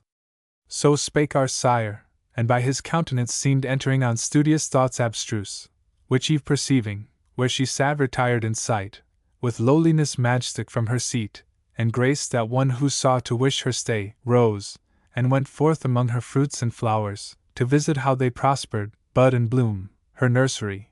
They at her coming sprung, and touched by her fair tendance, gladly grew.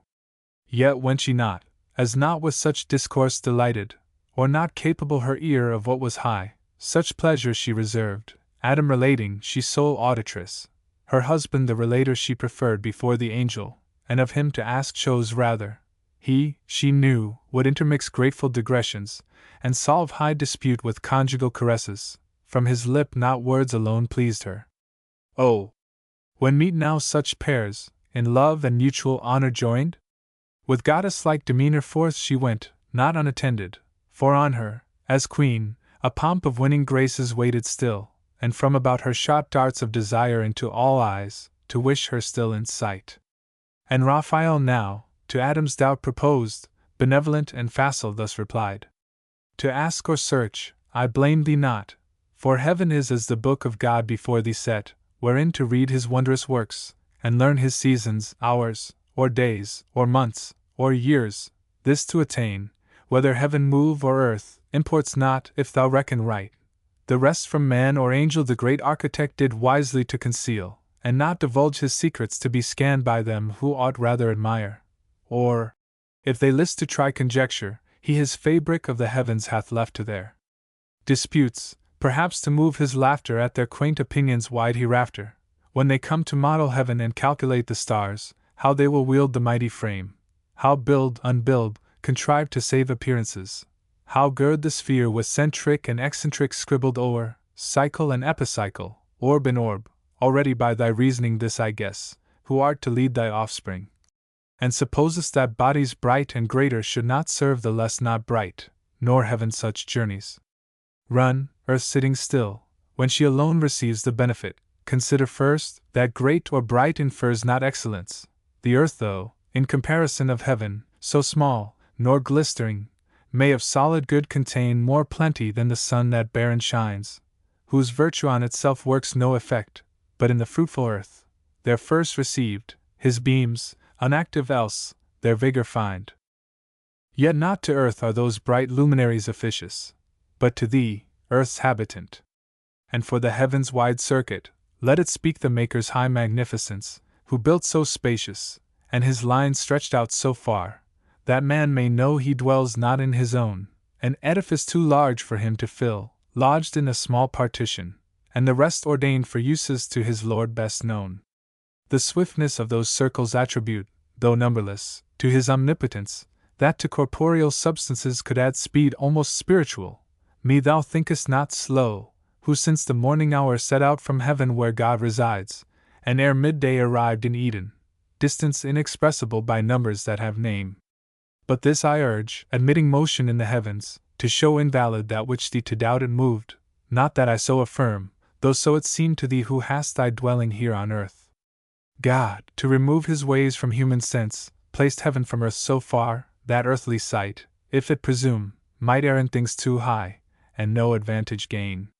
What if the sun be centre to the world, and other stars, by his attractive virtue and their own incited, dance about him various rounds, their wandering course now high, now low, then hid, progressive, retrograde, or standing still, in six thou sayest, and what if seventh to these the planet Earth, so steadfast though she seem, insensibly three different motions move, which else to several spheres thou must ascribe, moved contrary with thwart obliquities, or save the sun his labor, and that swift nocturnal and diurnal rhyme supposed, invisible else above all stars, the wheel of day and night, which needs not thy belief, if earth, industrious of herself, fetch day travelling east, and with her part of earth from the sun's beam meet night, her other part still luminous by his ray.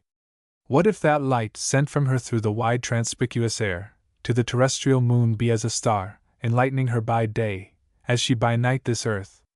Reciprocal, if land be there, fields and inhabitants, her spots thou sayest as clouds, and clouds may rain, and rain produce fruits in her softened soil for some to eat allotted there, and other suns perhaps, with their attendant moons, thou wilt descry, communicating male and female light, which two great sexes animate the world, stored in each orb perhaps with some that live.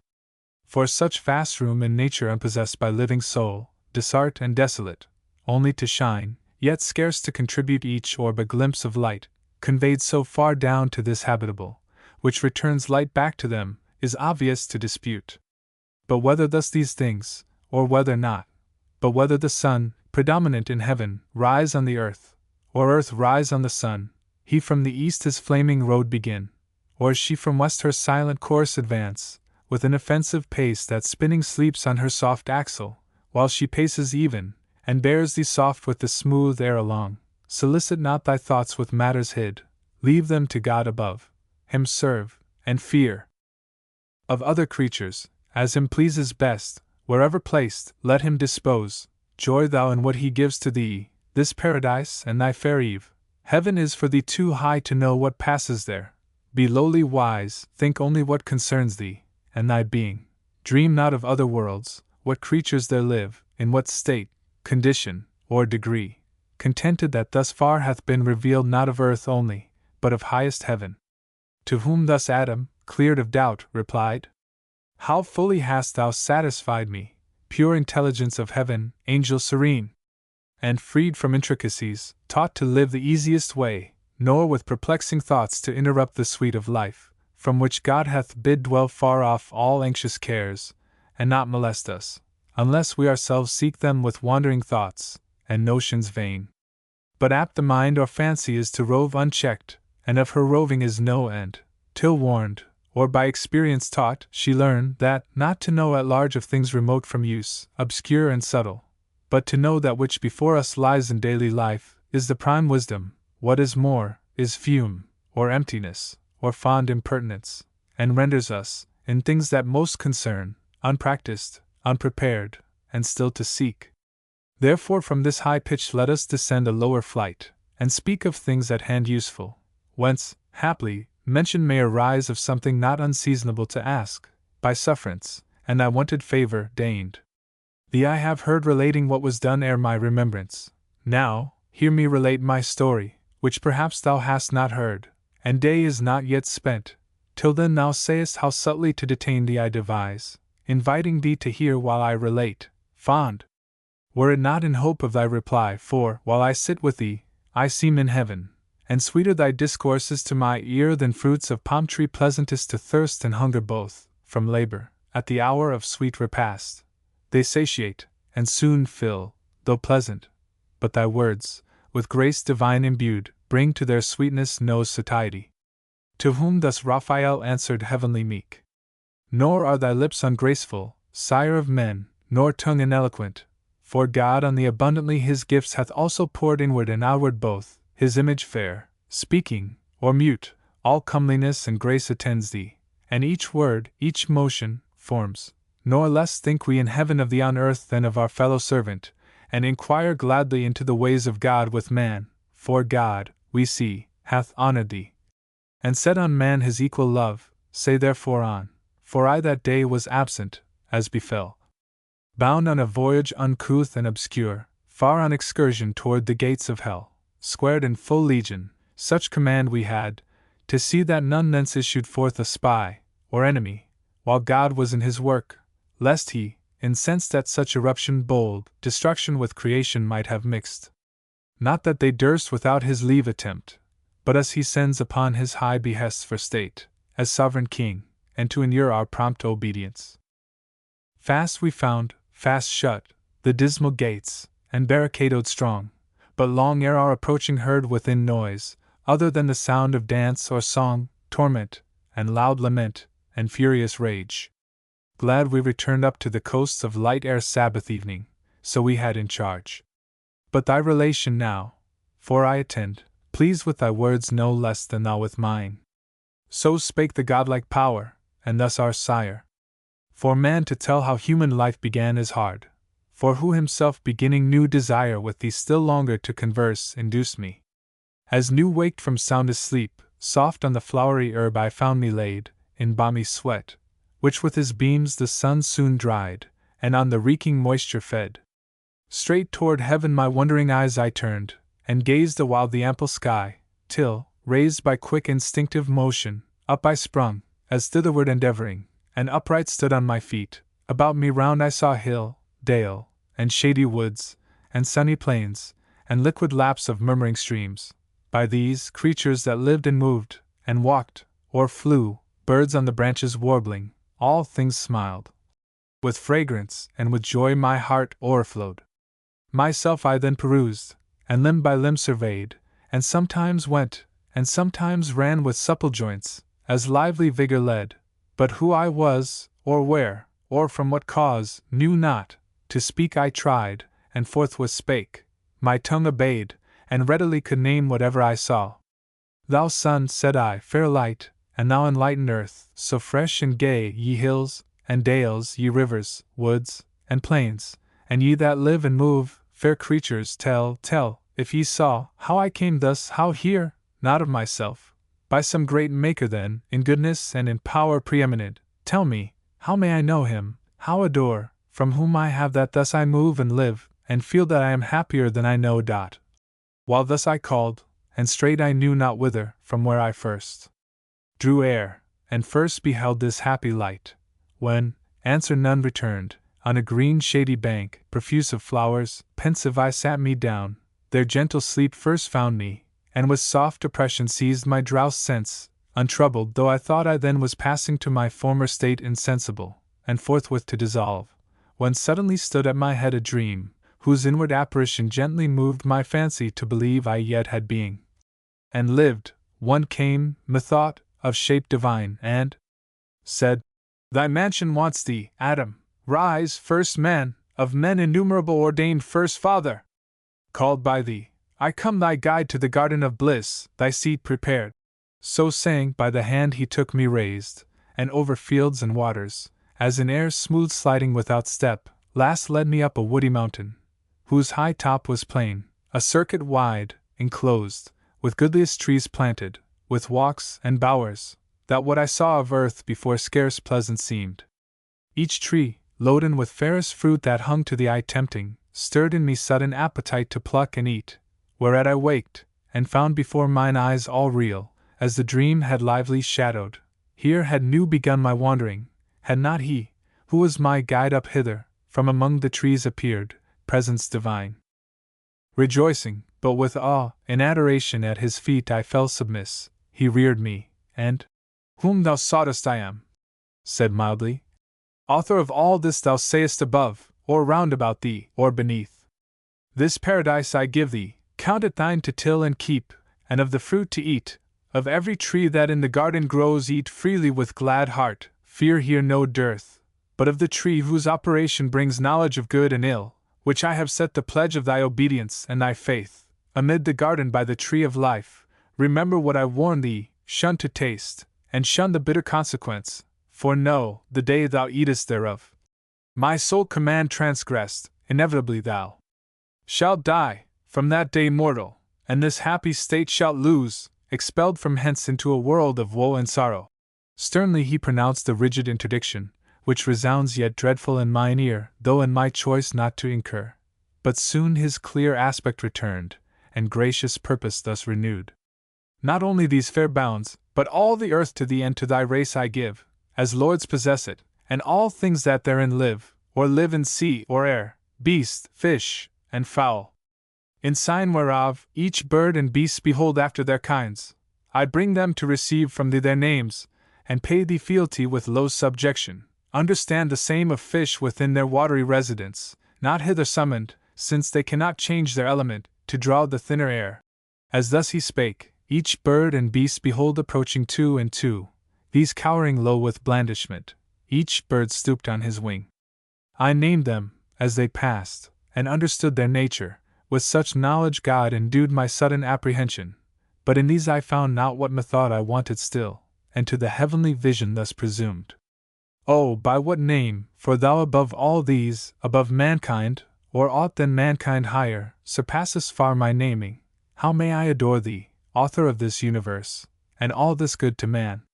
For whose well-being so amply, and with hands so liberal, thou hast provided all things, but with me I see not who partakes. In solitude what happiness, who can enjoy alone, or, all enjoying, what contentment find? Thus I presumptuous, and the vision bright, as with a smile more brightened, thus replied. What callest thou solitude? Is not the earth with various living creatures, and the air replenished, and all these at thy command to come and play before thee? Knowest thou not their language and their ways? They also know, and reason not contemptibly, with these fine pastime, and bear rule, thy realm is large. So spake the universal Lord, and seemed so ordering, I, with leave of speech implored, and humble deprecation, thus replied. Let not my words offend thee, heavenly power, my Maker, be propitious while I speak. Hast thou not made me here thy substitute, and these inferior far beneath me set? Among unequals what society can sort, what harmony, or true delight? Which must be mutual, in proportion due given and received. But, in disparity the one intense, the other still remiss, cannot well suit with either, but soon prove tedious alike. Of fellowship I speak such as I seek, fit to participate all rational delight, wherein the brute cannot be human consort. They rejoice each with their kind, lion with lioness. So fitly them in pairs thou hast combined, much less can bird with beast, or fish with fowl so well converse, nor with the ox the ape, worse than can man with beast, and least of all. Whereto the Almighty answered, not displeased. A nice and subtle happiness, I see, thou to thyself proposest, in the choice of thy associates, Adam. And wilt taste no pleasure, though in pleasure, solitary. What thinkest thou then of me, and this my state? Seem I to thee sufficiently possessed of happiness, or not? Who am alone from all eternity, for none I know second to me or like, equal much less. How have I then with whom to hold converse, save with the creatures which I made, and those to me inferior, infinite descents beneath what other creatures are to thee? He ceased. I lowly answered, to attain the height and depth of thy eternal ways all human thoughts come short, supreme of things. Thou in thyself art perfect, and in thee is no deficience found, not so is man, but in degree, the cause of his desire by conversation with his like to help or solace his defects. No need that thou shouldst propagate, already infinite, and through all numbers absolute though one, but man by number is to manifest his single imperfection, and beget like of his like, his image multiplied, in unity defective, which requires collateral love, and dearest amity. Thou in thy secrecy although alone, best with thyself accompanied, seekest not social communication, yet, so pleased, canst raise thy creature to what height thou wilt of union or communion, deified. I, by conversing, cannot these erect from prone, nor in their ways complacence find. Thus I emboldened spake, and freedom used permissive, and acceptance found, which gained this answer from the gracious voice divine. Thus far to try thee, Adam, I was pleased, and find thee knowing, not of beasts alone, which thou hast rightly named, but of thyself, expressing well the spirit within thee free, my image, not imparted to the brute, whose fellowship therefore unmeet for thee good reason was thou freely shouldst dislike, and be so minded still. I, ere thou spakest, knew it not good for man to be alone, and no such company as then thou sawest intended thee. For trial only brought, to see how thou couldst judge of fit and meet. What next I bring shall please thee, be assured, thy likeness, thy fit help, thy other self, thy wish exactly to thy heart's desire. He ended, or I heard no more, for now my earthly by his heavenly overpowered, which it had long stood under, strained to the height in that celestial colloquy sublime, as with an object that excels the sense dazzled and spent, sunk down, and sought repair of sleep, which instantly fell on me, called by nature as in aid, and closed mine eyes. Mine eyes he closed, but open left the cell of fancy, my internal sight, by which, abstract as in a trance, methought I saw, though sleeping, where I lay, and saw the shape still glorious before whom awake I stood, who stooping opened my left side, and took from thence a rib, with cordial spirits warm, and life-blood streaming fresh.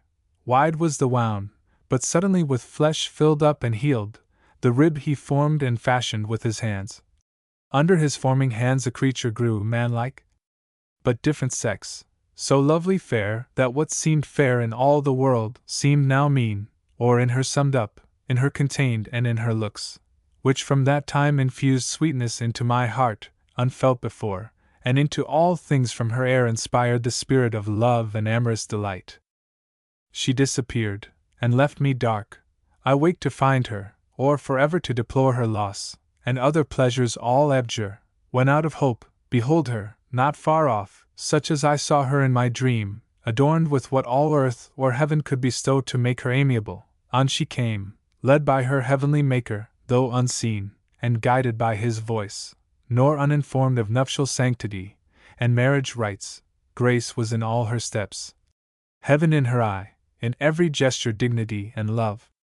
I, overjoyed, could not forbear aloud. This turn hath made amends. Thou hast fulfilled thy words, Creator bounteous and benign, giver of all things fair. But fairest this of all thy gifts. Nor enviest I now see bone of my bone, flesh of my flesh, myself before me, woman is her name, of man extracted.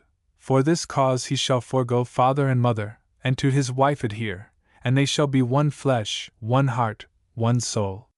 She heard me thus, and though divinely brought, yet innocence, and virgin modesty, her virtue, and the conscience of her worth, that would be wooed, and not unsought be won, not obvious, not obtrusive, but retired, the more desirable, or, to say all, nature herself, though pure of sinful thought, wrought in her so, that, seeing me, she turned, I followed her, she what was honor knew, and with obsequious majesty approved my pleaded reason.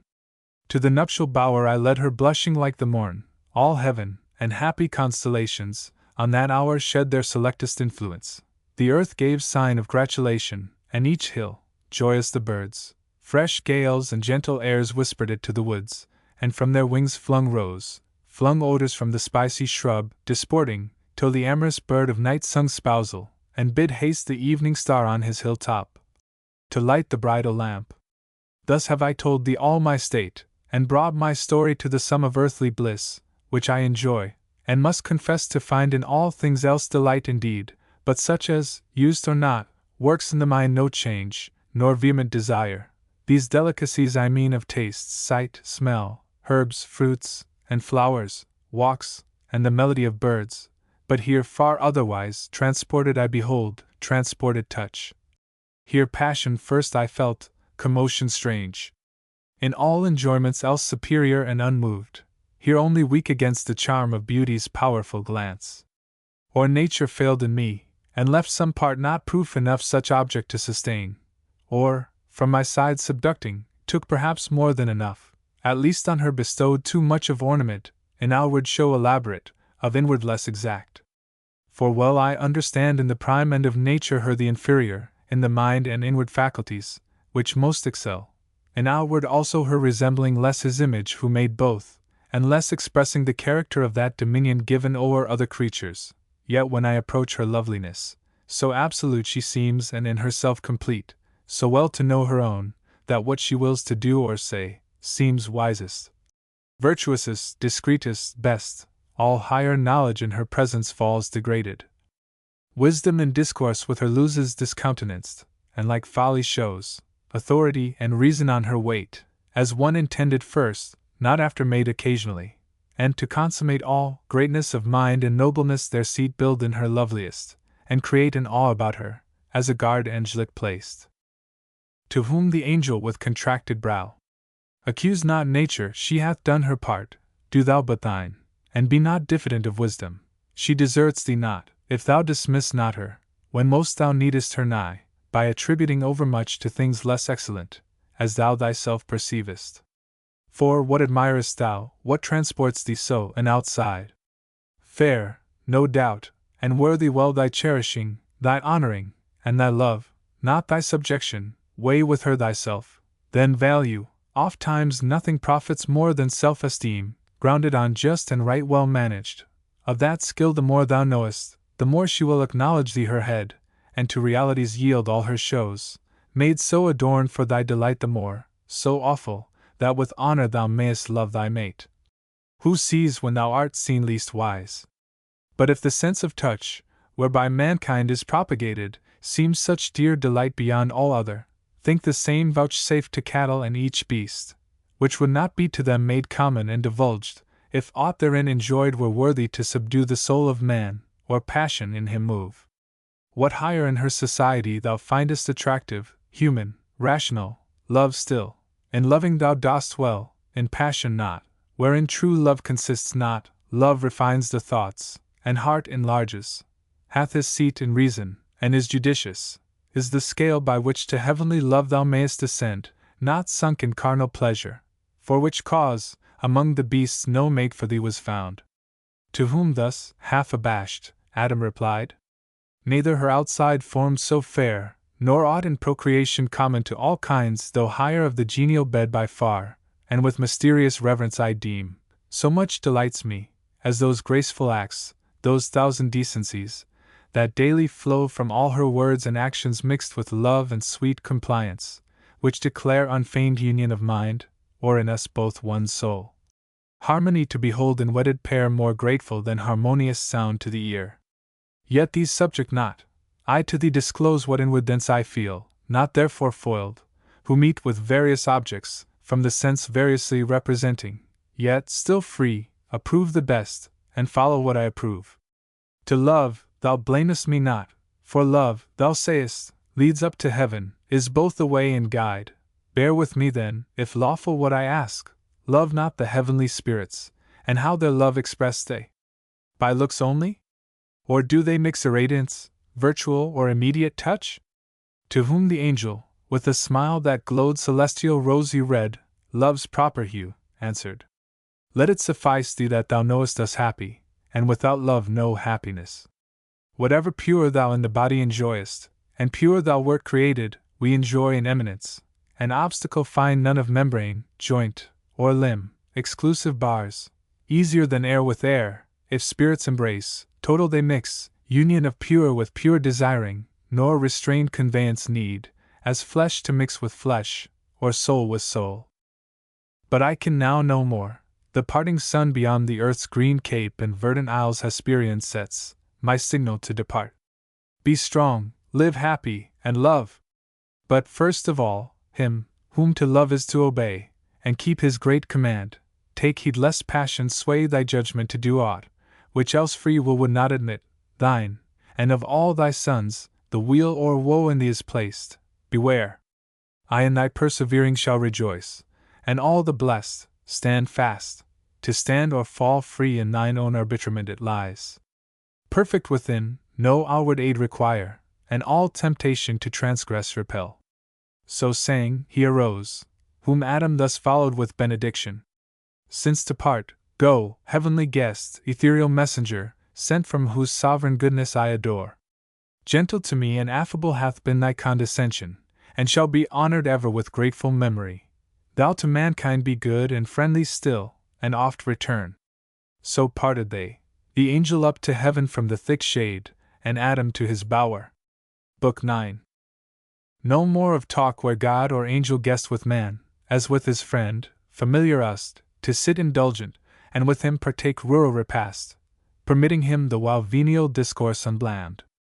I now must change those notes to tragic, foul distrust, and breach disloyal on the part of man, revolt, and disobedience, on the part of heaven now alienated, distance and distaste, anger and just rebuke, and judgment given, that brought into this world a world of woe, sin and her shadow death, and misery death's harbinger, sad task. Yet argument not less but more heroic than the wrath of stern Achilles on his foe pursued thrice fugitive about Troy wall, or rage of Turnus for Lavinia dice espoused, or Neptune's ire, or Juno's, that so long perplexed the Greek, and Cytherea's son, if answerable style I can obtain of my celestial patroness, who deigns her nightly visitation unimplored, and dictates to me slumbering, or inspires easy my unpremeditated verse, since first this subject for heroic song pleased me long choosing, and, beginning late, not sedulous by nature to indite wars, hitherto the only argument heroic deemed chief mastery to dissect with long and tedious havoc fabled knights and battles feigned, the better fortitude of patience and heroic martyrdom unsung, or to describe races and games, or tilting furniture, emblazoned shields, impresses quaint, caparisons and steeds, bases and tinsel trappings, gorgeous knights at joust and tournament. Then marshalled feasts served up in hall with sewers and seneschals. The skill of artifice or office mean, not that which justly gives heroic name to person or to poem. Me, of these nor skilled nor studious, higher argument remains, sufficient of itself to raise that name, unless in age too late, or cold climate, or years, damp my intended wing depressed, and much they may, if all be mine, not hers, who brings it nightly to my ear. The sun was sunk, and after him the star of Hesperus, whose office is to bring twilight upon the earth, short arbiter twixt day and night, and now from end to end night's hemisphere had veiled the horizon round, when Satan, who late fled before the threats of Gabriel out of Eden, now improved in meditated fraud and malice, bent on man's destruction, maugre what might hap of heavier on himself, fearless returned by night he fled, and at midnight returned from compassing the earth, cautious of day since Uriel, regent of the sun, descried his entrance, and forewarned the cherubim that kept their watch. Thence full of anguish driven, the space of 7 continued nights he rode with darkness. Thrice the equinoctial line he circled, 4 times crossed the car of night from pole to pole, traversing each couloir, on the 8th returned, and on the coast averse from entrance or cherubic watch, by stealth found unsuspected way. There was a place, now not though sin, not time, first wrought the change, where Tigris, at the foot of paradise, into a gulf shot underground, till part rose up a fountain by the tree of life, in with the river sunk, and with it rose Satan, involved in rising mist, then sought where to lie hid. Sea he had searched, and land, from Eden over Pontus and the pool Maeotis, up beyond the river Obi, downward as far Antarctic, and in length, west from Orontes to the ocean barred at Darien, thence to the land where flows Ganges and Indus. Thus the orb he roamed with narrow search, and with inspection deep considered every creature, which of all most opportune might serve his wiles, and found the serpent subtlest beast of all the field. Him after long debate, irresolute of thoughts revolved, his final sentence chose fit vessel, fittest imp of fraud, in whom to enter, and his dark suggestions hide from sharpest sight, for, in the wily snake whatever slights, none would suspicious mark, as from his wit and native subtlety proceeding, which, in other beasts observed, doubt might beget of diabolic power active within, beyond the sense of brute. Thus he resolved, but first from inward grief his bursting passion into plaints thus poured. More justly, seat worthier of gods, as built with second thoughts, reforming what was old. O earth, how like to heaven, if not preferred for what God, after better, worse would build. Terrestrial heaven, danced round by other heavens that shine, yet bear their bright officious lamps, light above light, for thee alone, as seems, in thee concentering all their precious beams of sacred influence. As God in heaven is centre yet extends to all, so thou, centering, receivest from all those orbs, in thee, not in themselves, all their known virtue appears productive in herb, plant, and nobler birth of creatures animate with gradual life of growth, sense, reason, all summed up in man. With what delight could I have walked thee round, if I could joy in aught sweet interchange of hill, and valley, rivers, woods, and plains, now land, now sea and shores with forest crowned, rocks, dens, and caves. But I in none of these find place or refuge, and the more I see pleasures about me, so much more I feel torment within me, as from the hateful siege of contraries.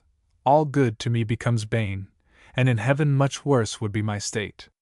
But neither here seek I, no, nor in heaven to dwell, unless by mastering heaven's supreme, nor hope to be myself less miserable by what I seek, but others to make such as I, though thereby worse to me redound, for only in destroying I find ease to my relentless thoughts, and, him destroyed, or one to what may work his utter loss, for whom all this was made, all this will soon follow, as to him linked in weal or woe, in woe then. That destruction wide may range, to me shall be the glory sole. Among the infernal powers, in one day to have marred what he, Almighty styled, 6 nights and days continued making, and who knows how long before had been contriving? Though perhaps not longer than since I, in one night, freed from servitude in glorious well nigh half the angelic name, and thinner left the throng of his adorers, he, to be avenged, and to repair his numbers thus impaired, whether such virtue spent of old now failed more angels to create, if they at least are his created, or, to spite us more, determined to advance into our room a creature formed of earth, and him endow. Exalted from so base original, with heavenly spoils, our spoils, what he decreed he effected, man he made, and for him built magnificent this world, and earth his seat, him Lord pronounced, and oh indignity!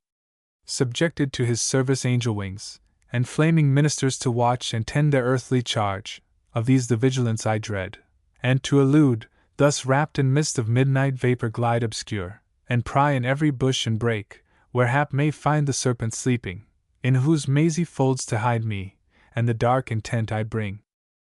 O foul descent! That I, who erst contended with gods to sit the highest, am now constrained into a beast, and mixed with bestial slime, this essence to incarnate and imbrute, that to the height of deity aspired. But what will not ambition and revenge descend to? Who aspires, must down as low as high he soared, obnoxious, first or last, to basest things. Revenge, at first though sweet, bitter ere long, back on itself recoils. Let it, I reck not, so it light well aimed, since higher I fall short, on him who next provokes my envy, this new favourite of heaven, this man of clay, son of despite, whom, us the more to spite, his Maker raised from dust, spite then with spite is best repaid. So saying, through each thicket dank or dry, like a black mist low creeping, he held on his midnight search, where soonest he might find the serpent. Him fast sleeping soon he found in labyrinth of many a round self rolled, his head the midst, well stored with subtle wiles, not yet in horrid shade or dismal den, nor nocent yet, but on the grassy herb, fearless unfeared he slept, and at his mouth the devil entered, and his brutal sense, in heart or head, possessing, soon inspired with act intelligential, but his sleep disturbed not, waiting close the approach of morn. Now, when a sacred light began to dawn in Eden on the humid flowers that breathed their morning incense, when all things that breathe from the earth's great altar send up silent praise to the Creator, and his nostrils fill with grateful smell, forth came the human pair, and joined their vocal worship to the choir of creatures' wanting voice. That done, partake the season prime for sweetest scents and airs, then commune. How that day they best may ply their growing work, for much their work outgrew the hand's dispatch of two gardenings so wide, and Eve first to her husband thus began. Adam, well may we labor still to dress this garden, still to tend plant, herb, and flower, our pleasant task enjoined. But till more hands aid us, the work under our labor grows, luxurious by restraint. What we by day lop overgrown, or prune, or prop, or bind, one night or two with wanton growth derides tending to wild. Thou therefore now advise, or hear what to my mind first thoughts present, let us divide our labors, thou, where choice leads thee, or where most needs, whether to wind the woodbine round this arbor, or direct the clasping ivy where to climb, while I, in yonder spring of roses intermixed with myrtle, find what to redress till noon, for, while so near each other thus all day our task we choose, what wonder if so near looks intervene and smiles, or object new casual discourse draw on, which intermits our day's work, brought to little, though begun early, and the hour of supper comes unearned. To whom mild answer Adam thus returned: Soul Eve, associate soul, to me beyond compare above all living creatures dear.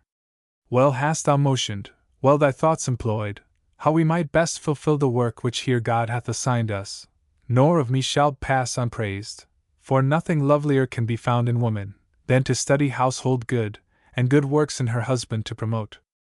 Yet not so strictly hath our Lord imposed labor, as to debar us when we need refreshment, whether food, or talk between, food of the mind, or this sweet intercourse of looks and smiles.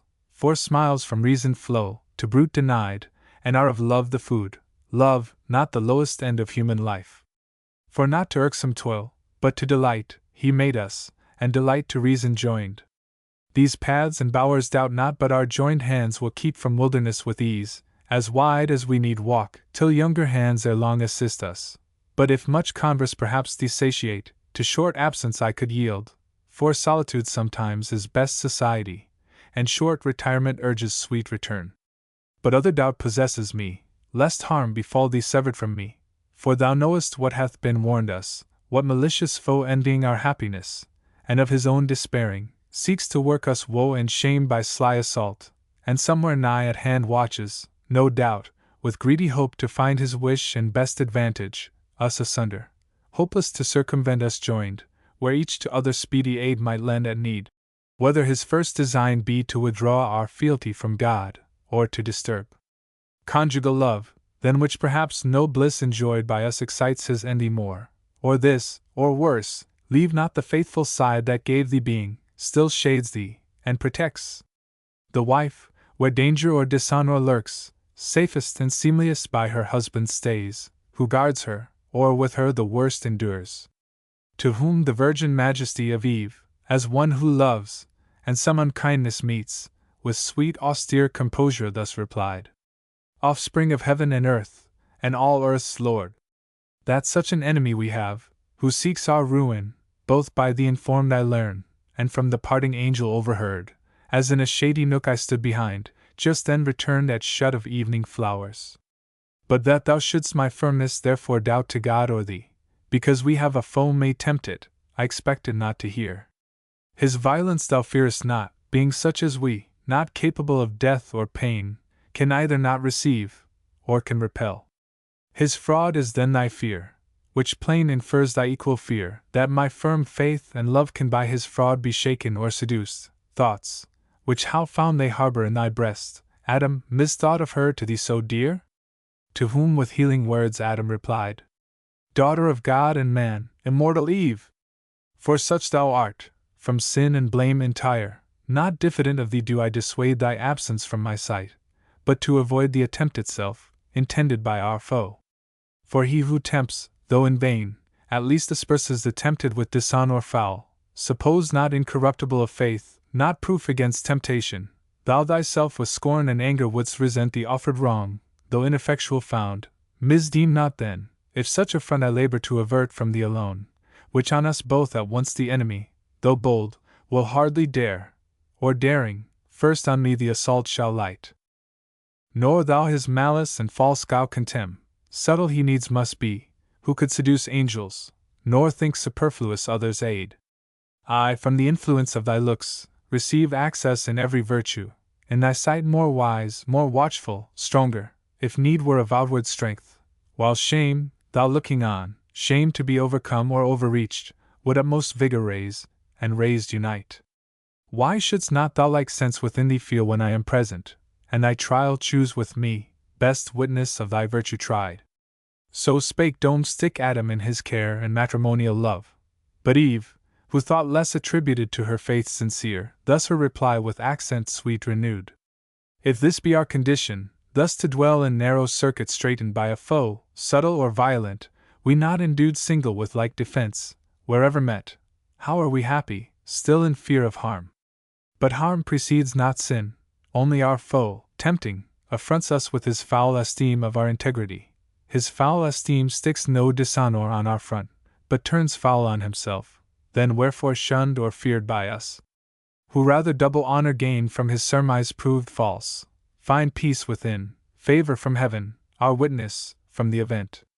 And what is faith, love, virtue, unassayed alone, without exterior help sustained?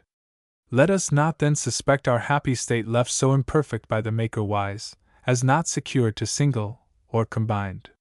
Frail is our happiness, if this be so, and Eden were no Eden, thus exposed. To whom thus Adam fervently replied, O woman, best are all things as the will of God ordained them, his creating hand nothing imperfect or deficient left of all that he created, much less man, or aught that might his happy state secure from outward force. Within himself the danger lies, yet lies within his power, against his will he can receive no harm.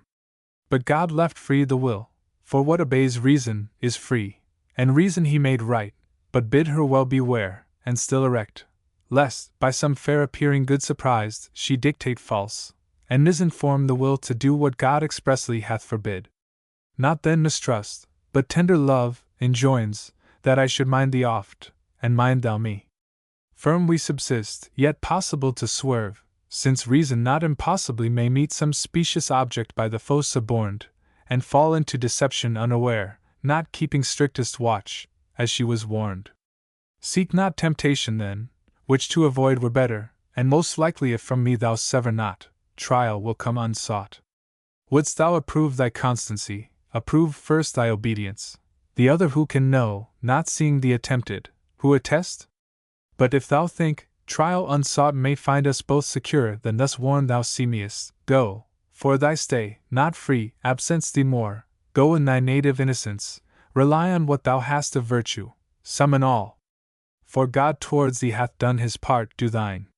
So spake the patriarch of mankind, but Eve persisted, yet submiss, though last, replied, With thy permission then, and thus forewarned chiefly by what thy own last reasoning words touched only, that our trial, when least sought, may find us both perhaps far less prepared, the willinger I go, nor much expect a foe so proud will first the weaker seek, So bent, the more shall shame him his repulse. Thus saying, from her husband's hand her hand soft she withdrew, and, like a wood nymph light, Oread or Dryad, or of Delia's train, betook her to the groves.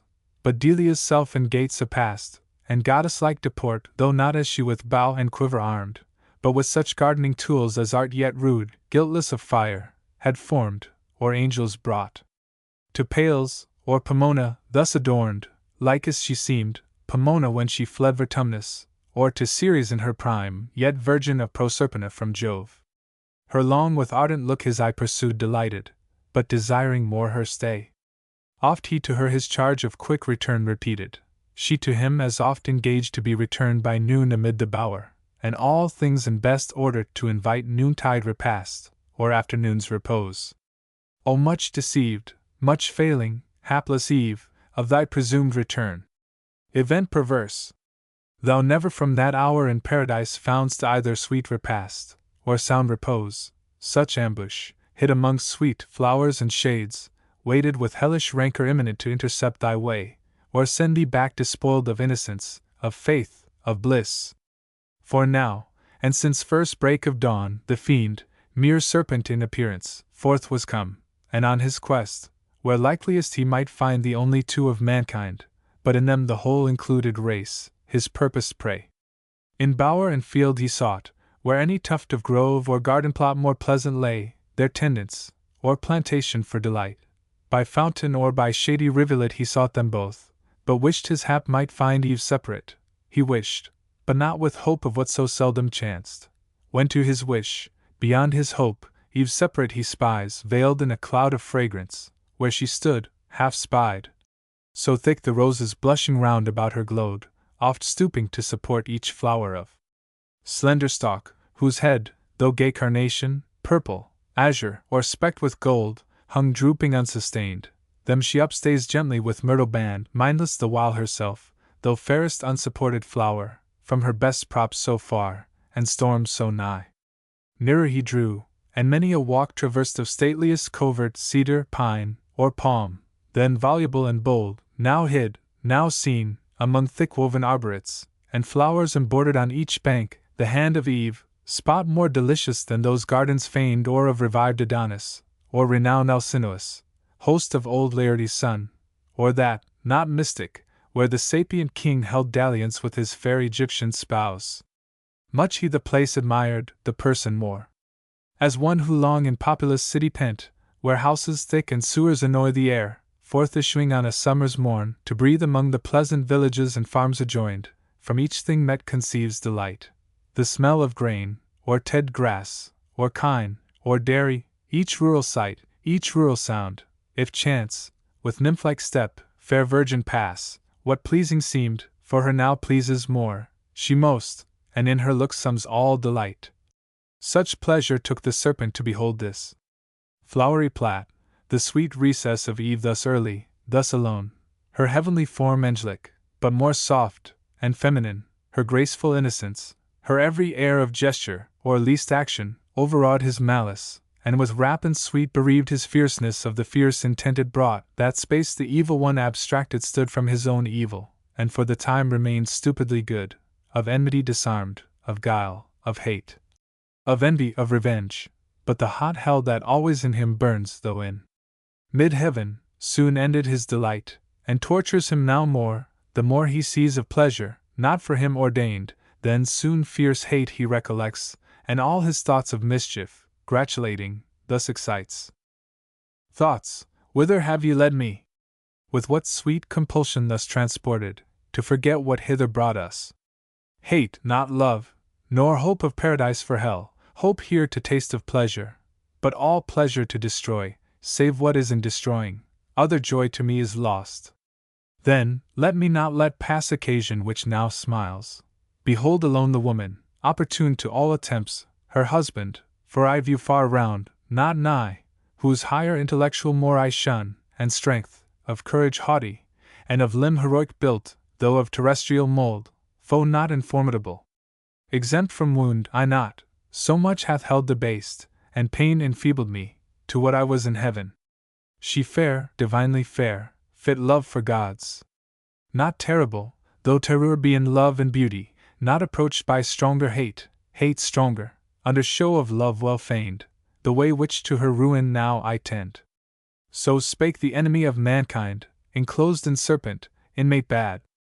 And toward Eve addressed his way, not with indented wave, prone on the ground, as since, but on his rear, circular base of rising folds, that towered fold above fold, a surging maze. His head crested aloft, and carbuncle his eyes, with burnished neck of verdant gold, erect amidst his circling spires, that on the grass floated redundant. Pleasing was his shape and lovely, never since of serpent kind lovelier, not those that in Illyria changed, Hermione and Cadmus, or the god in Epidaurus, nor to which transformed Ammonian Jove, or Capitoline, was seen, he with Olympias. This with her who bore Scipio, the height of Rome. With tract oblique at first, as one who sought access, but feared to interrupt, sidelong he works his way. As when a ship, by skilful steersmen wrought nigh river's mouth or foreland, where the wind veers oft, as oft so steers, and shifts her sail, so varied he, and of his tortuous train curled many a wanton wreath in sight of Eve, to lure her eye. She, busied, heard the sound of rustling leaves, but minded not, as used to such disport before her through the field, from every beast, more duteous at her call, than at Circean call the herd disguised. He, bolder now, uncalled before her stood, but as in gaze admiring, oft he bowed his turret crest, and sleek enamelled neck fawning, and licked the ground whereon she trod. His gentle dumb expression turned at length the eye of Eve to mark his play. He, glad of her attention gained, with serpent tongue organic, or impulse of vocal air, his fraudulent temptation thus began. Wonder not, sovereign mistress, if perhaps thou canst, who art sole wonder. Much less arm thy looks, the heaven of mildness, with disdain, displeased that I approach thee thus, and gaze insatiate. I thus single, nor have feared thy awful brow, more awful thus retired. Fairest resemblance of thy Maker fair, the all things living gaze on, all things thine by gift, and thy celestial beauty adore with ravishment beheld. Their best beheld, where universally admired, but here in this enclosure wild, these beasts among, beholders rude, and shallow to discern half what in thee is fair, one man except, who sees thee? And what is one? Who should be seen a goddess among gods, adored and served by angels numberless, thy daily train. So glows the tempter, and his proem tuned, into the heart of Eve his words made way, though at the voice much marveling, at length, not unamazed, she thus in answer spake. What may this mean? Language of man pronounced by tongue of brute, and human sense expressed? The first, at least, of these I thought denied to beasts, whom God, on their creation day, created mute to all articulate sound. The latter I demur, for in their looks much reason, and in their actions oft appears. Thee, serpent, subtlest beast of all the field I knew, but not with human voice endued, redouble then this miracle, and say, how camest thou speakable of mute, and how to me so friendly grown above the rest of brutal kind, that daily are in sight? Say, for such wonder claims attention due. To whom the guileful tempter thus replied. Empress of this fair world, resplendent Eve, easy to me it is to tell thee all what thou commandest, and right thou shouldst be obeyed. I was at first as other beasts that graze the trodden herb, of abject thoughts and low, as was my food, nor aught but food discerned or sex, and apprehended nothing high, till, on a day roving the field, I chanced a goodly tree far distant to behold loaden with fruit of fairest colors mixed, ruddy and gold. I nearer drew to gaze. When from the boughs a savory odor blown, grateful to appetite more, pleased my sense than smell of sweetest fennel, or the teats of ewe or goat dropping with milk at even, unsucked of lamb or kid, that tend their play.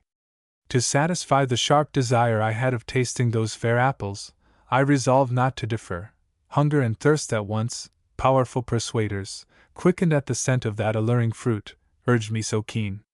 About the mossy trunk I wound me soon, for, high from ground, the branches would require thy utmost reach or atoms. Round the tree all other beasts that saw, with like desire longing and envying stood, but could not reach.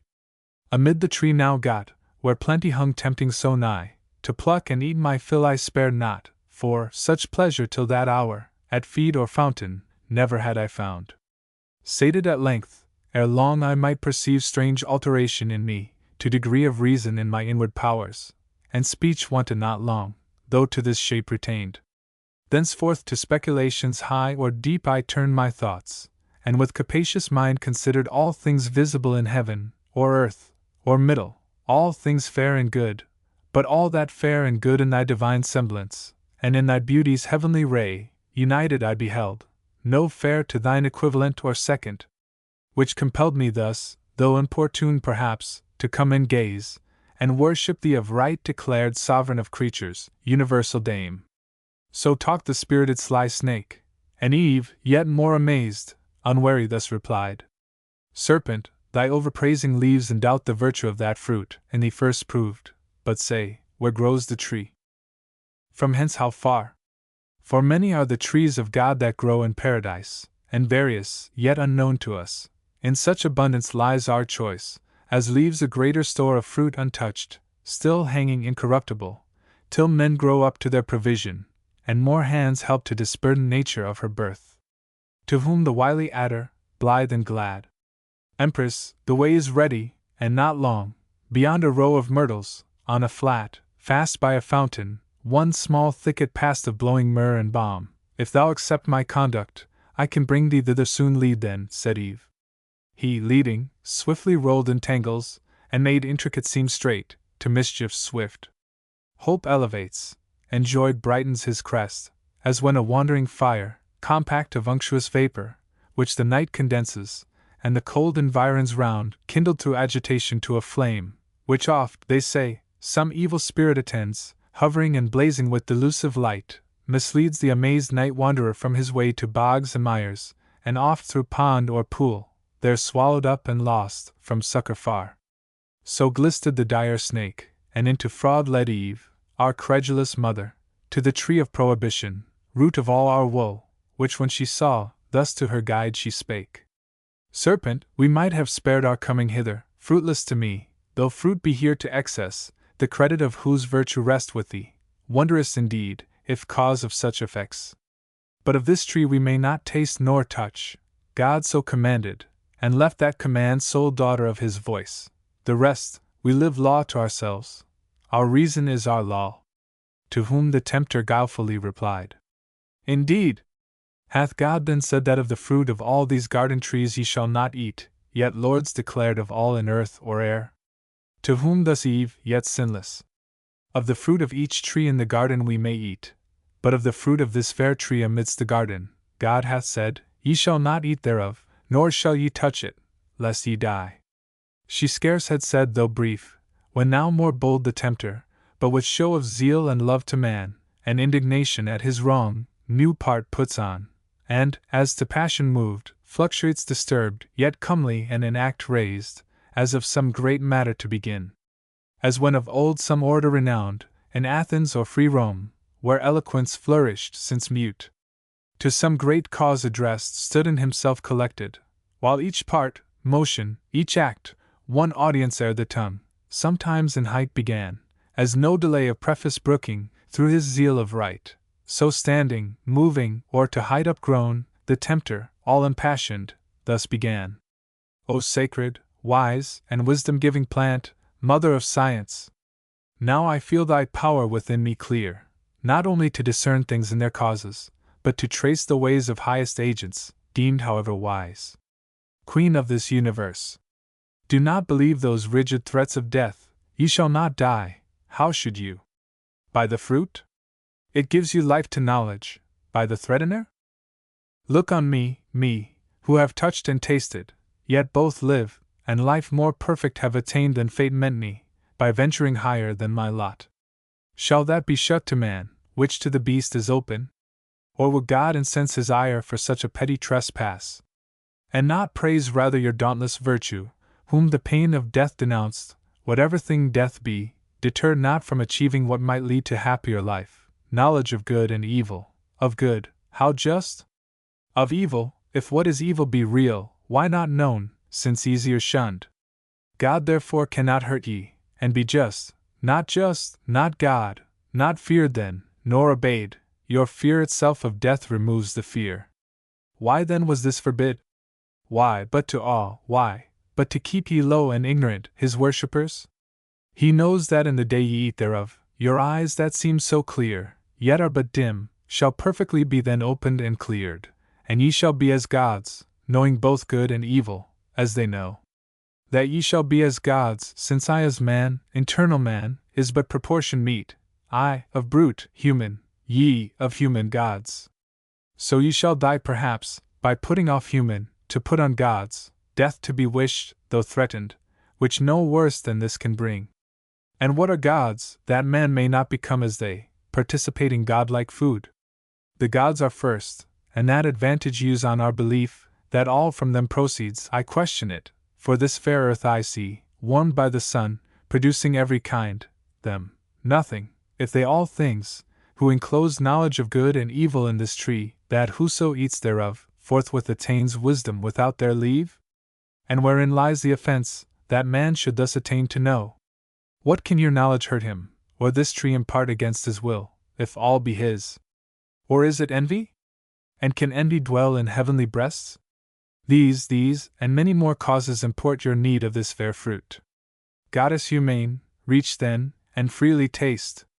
He ended, and his words, replete with guile, into her heart too easy entrance won, fixed on the fruit she gazed, which to behold might tempt alone, and in her ears the sound yet rung of his persuasive words, impregned with reason, to her seeming, and with truth. Meanwhile the hour of noon drew on, and waked an eager appetite, raised by the smell so savory of that fruit, which with desire, inclinable now grown to touch or taste, solicited her longing eye. Yet first pausing a while, thus to herself she mused. Great are thy virtues, doubtless, best of fruits, though kept from man, and worthy to be admired, whose taste, too long forborne, at first to say gave elocution to the mute, and taught the tongue not made for speech to speak thy praise. Thy praise he also, who forbids thy use, conceals not from us, naming thee the tree of knowledge, knowledge both of good and evil, forbids us then to taste. But his forbidding commends thee more, while it infers the good by thee communicated, and our want, for good unknown sure is not had, or, had and yet unknown, is as not had at all. In plain then, what forbids he but to know, forbids us good, forbids us to be wise. Such prohibitions bind not. But if death bind us with after bands, what profits then our inward freedom? In the day we eat of this fair fruit, our doom is, we shall die. How dies the serpent? He hath eaten and lives, and knows, and speaks, and reasons, and discerns, irrational till then. For us alone was death invented? Or to us denied this intellectual food, for beasts reserved? For beasts it seems, yet that one beast which first hath tasted envies not, but brings with joy the good befallen him, author unsuspect, friendly to man, far from deceit or guile. What fear I then? Rather, what know to fear under this ignorance of good and evil, of God or death, of law or penalty? Here grows the cure of all, this fruit divine, fair to the eye, inviting to the taste, of virtue to make wise. What hinders then to reach, and feed at once both body and mind? So saying, her rash hand in evil hour forth reaching to the fruit, she plucked, she eat. Earth felt the wound, and nature from her seat, sighing through all her works, gave signs of woe, that all was lost. Back to the thicket slunk the guilty serpent, and well might, for Eve, intent now wholly on her taste, not else regarded, such delight till then, as seemed, in fruit she never tasted, whether true or fancied so, through expectation high of knowledge, not was Godhead from her thought. Greedily she engorged without restraint, and knew not eating death, satiate at length, and heightened as with wine, jocund and boon, thus to herself she pleasingly began. O sovereign, virtuous, precious of all trees in paradise! Of operation blessed to sapience, hitherto obscured, infamed. And thy fair fruit let hang, as to no end created.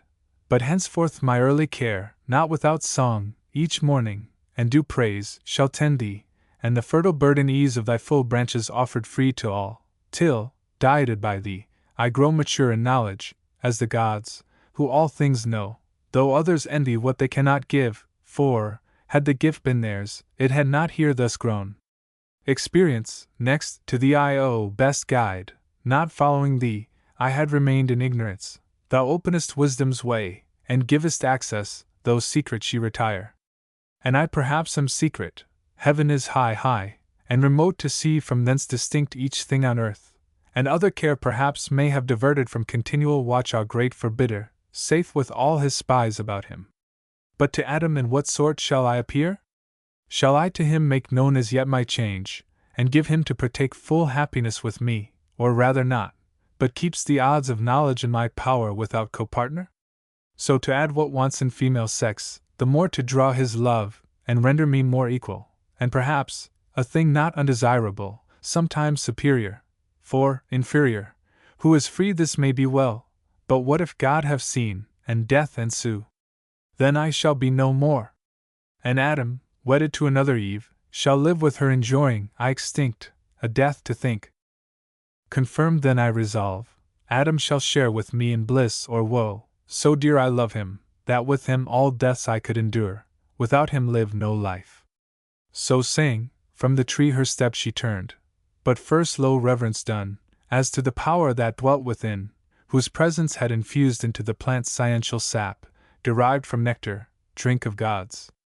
Adam the while, waiting desirous her return, had wove of choicest flowers a garland, to adorn her tresses, and her rural labours crown, as reapers oft are wont their harvest queen. Great joy he promised to his thoughts, and new solace in her return, so long delayed, yet oft his heart, divine of something ill, misgave him, he the faltering measure felt, and forth to meet her went, the way she took that morn when first they parted, by the tree of knowledge he must pass. There he her met, scarce from the tree returning, in her hand a bough of fairest fruit, that downy smiled, new gathered, and ambrosial smell diffused. To him she hasted, in her face excuse came prologue, and apology too prompt, which, with bland words at will, she thus addressed. Hast thou not wondered, Adam, at my stay? Thee I have missed, and thought it long, deprived thy presence, agony of love till now not felt, nor shall be twice. For nevermore mean I to try, what rash untried I sought, the pain of absence from thy sight.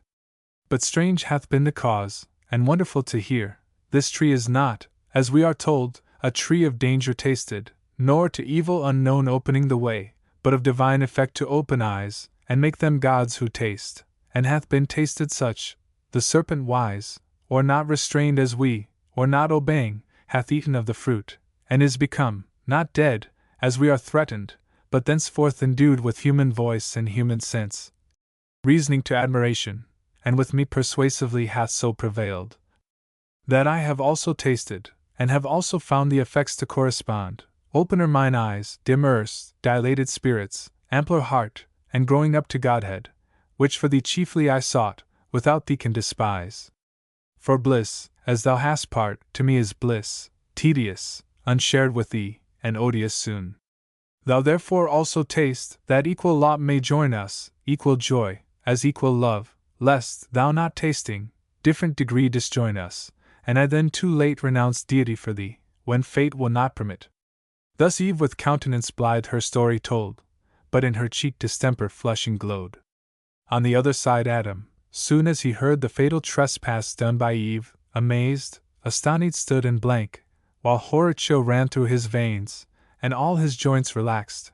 From his slack hand the garland wreathed for Eve down dropped, and all the faded roses shed. Speechless he stood and pale, till thus at length first to himself he inward silence broke. O fairest of creation, last and best of all God's works, creature in whom excelled whatever can to sight or thought be formed, holy, divine, good, amiable, or sweet! How art thou lost! How on a sudden lost, defaced, deflowered, and now to death devote! Rather, how hast thou yielded to transgress the strict forbiddance, how to violate the sacred fruit forbidden?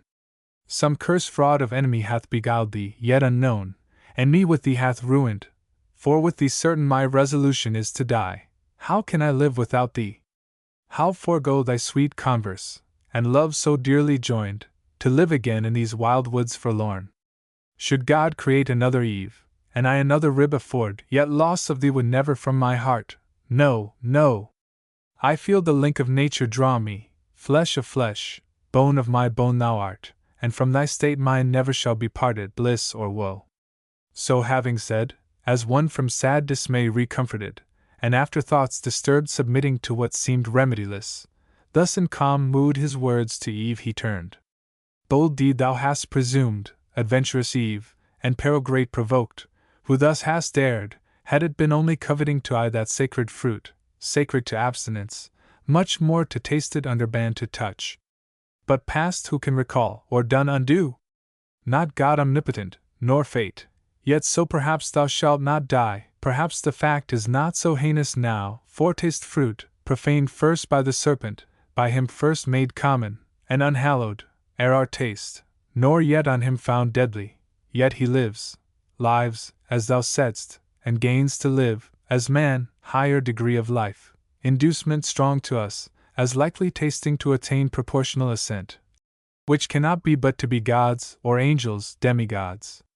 Nor can I think that God, Creator wise though threatening, will in earnest so destroy us his prime creatures, dignified so high, set over all his works, which in our fall, for us created, needs with us must fail, dependent made, so God shall uncreate, be frustrate, do, undo, and labor lose, not well conceived of God, who though his power creation could repeat, yet would be loath us to abolish, lest the adversary triumph, and say, fickle their state whom God most favors, who can please him?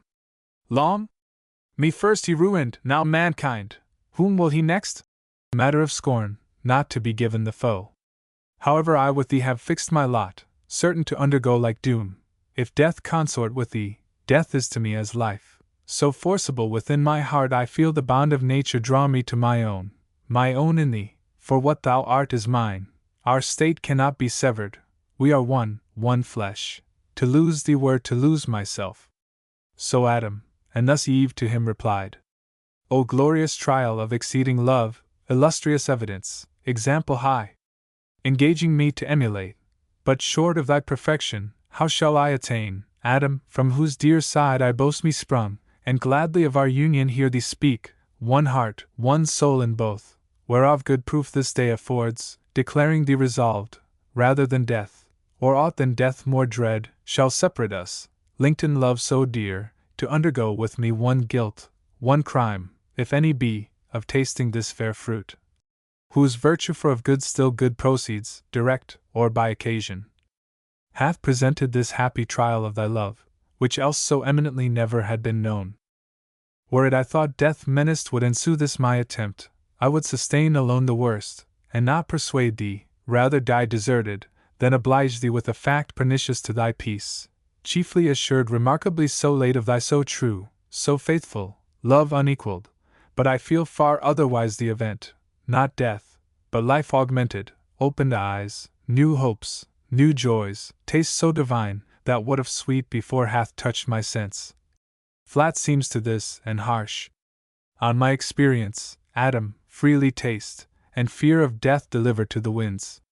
So saying, she embraced him, and for joy tenderly wept, much won, that he his love had so ennobled, as of choice to incur divine displeasure for her sake, or death.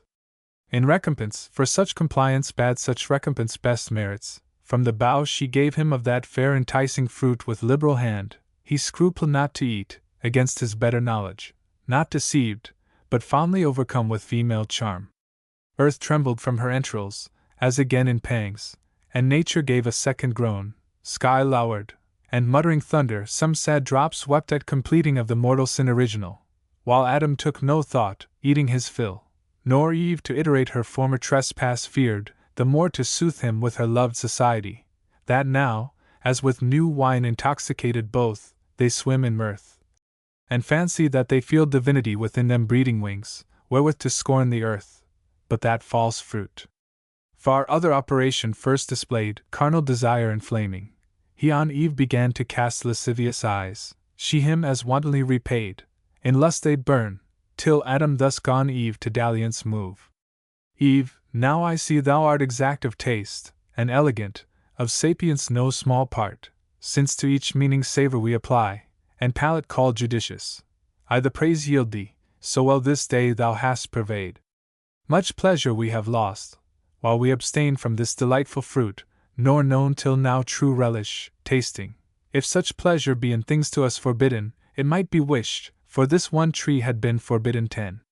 But come, so well refreshed, now let us play, as meet is, after such delicious fare. For never did thy beauty, since the day I saw thee first and wedded thee, adorned with all perfections, so inflame my sense with ardor to enjoy thee, fairer now than ever, bounty of this virtuous tree.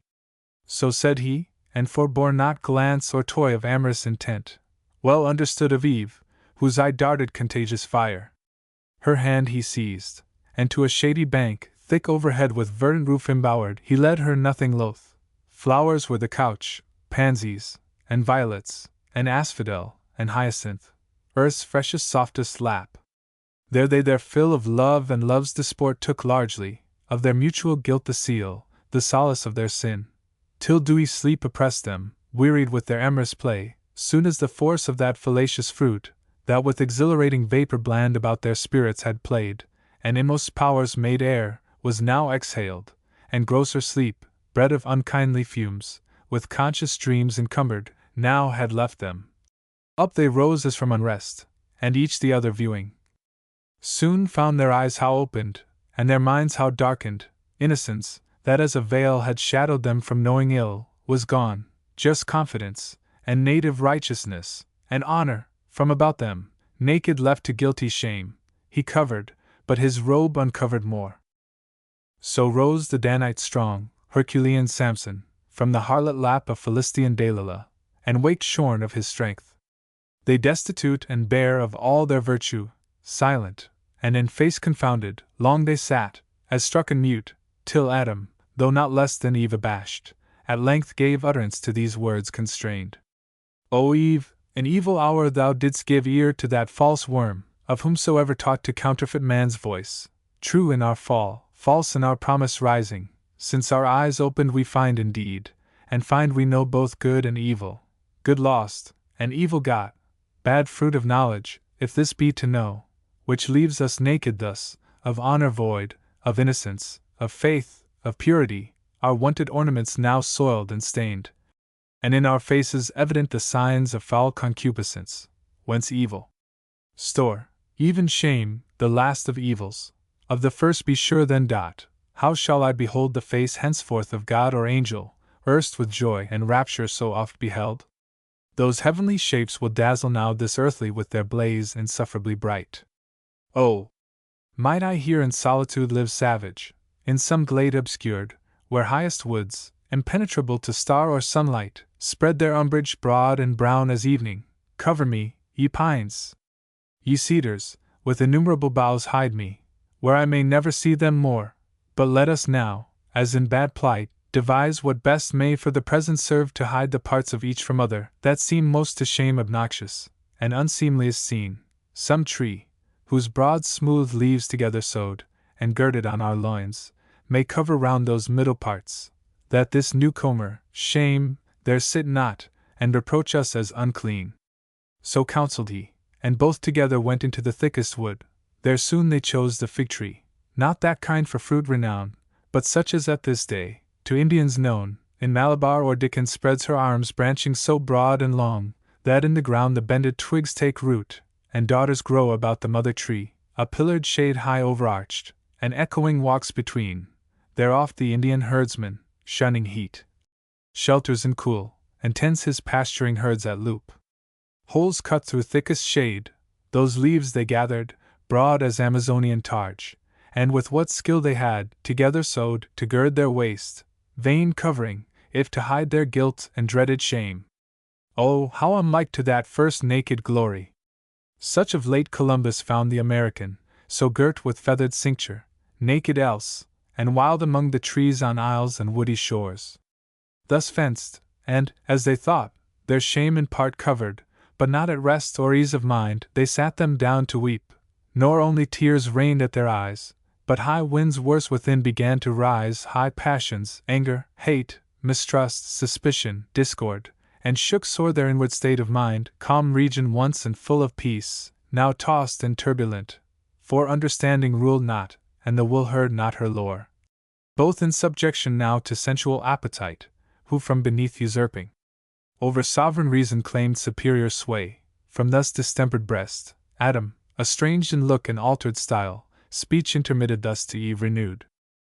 Would thou hadst hearkened to my words, and stayed with me, as I besought thee, when that strange desire of wandering, this unhappy morn, I know not whence possessed thee, we had then remained still happy, not, as now, despoiled of all our good, shamed, naked, miserable.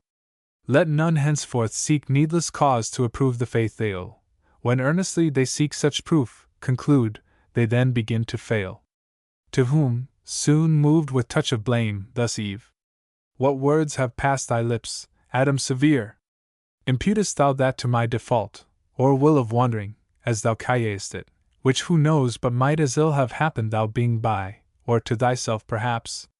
Hadst thou been there, or hear the attempt, thou couldst not have discerned fraud in the serpent, speaking as he spake, no ground of enmity between us known, why he should mean me ill, or seek to harm. Was I to have never parted from thy side? As good have grown there still a lifeless rib. Being as I am, why didst not thou, the head, command me absolutely not to go, going into such danger, as thou saidst?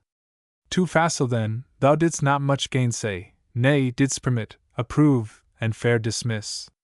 Hadst thou been firm and fixed in thy dissent, either had I transgressed, nor thou with me. To whom, then first incensed, Adam replied: Is this the love, is this the recompense of mine to thee, ingrateful Eve? Expressed immutable, when thou wert lost, not I, who might have lived, enjoyed immortal bliss, yet willingly chose rather death with thee? And am I now upbraided as the cause of thy transgressing? Not enough severe, it seems, in thy restraint. What could I more? I warned thee, I admonished thee, foretold the danger, and the lurking enemy that lay in wait. Beyond this, had been force, and force upon free will hath here no place. But confidence then bore thee on, secure either to meet no danger or to find matter of glorious trial, and perhaps I also erred, in overmuch admiring what seemed in thee so perfect, that I thought no evil durst attempt thee. But I rue the error now, which is become my crime, and thou the accuser.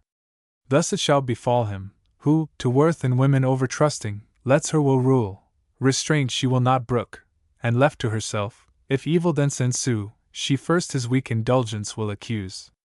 Thus they in mutual accusation spent the fruitless hours, but neither self-condemning, and of their vain contest appeared no end. Book 10.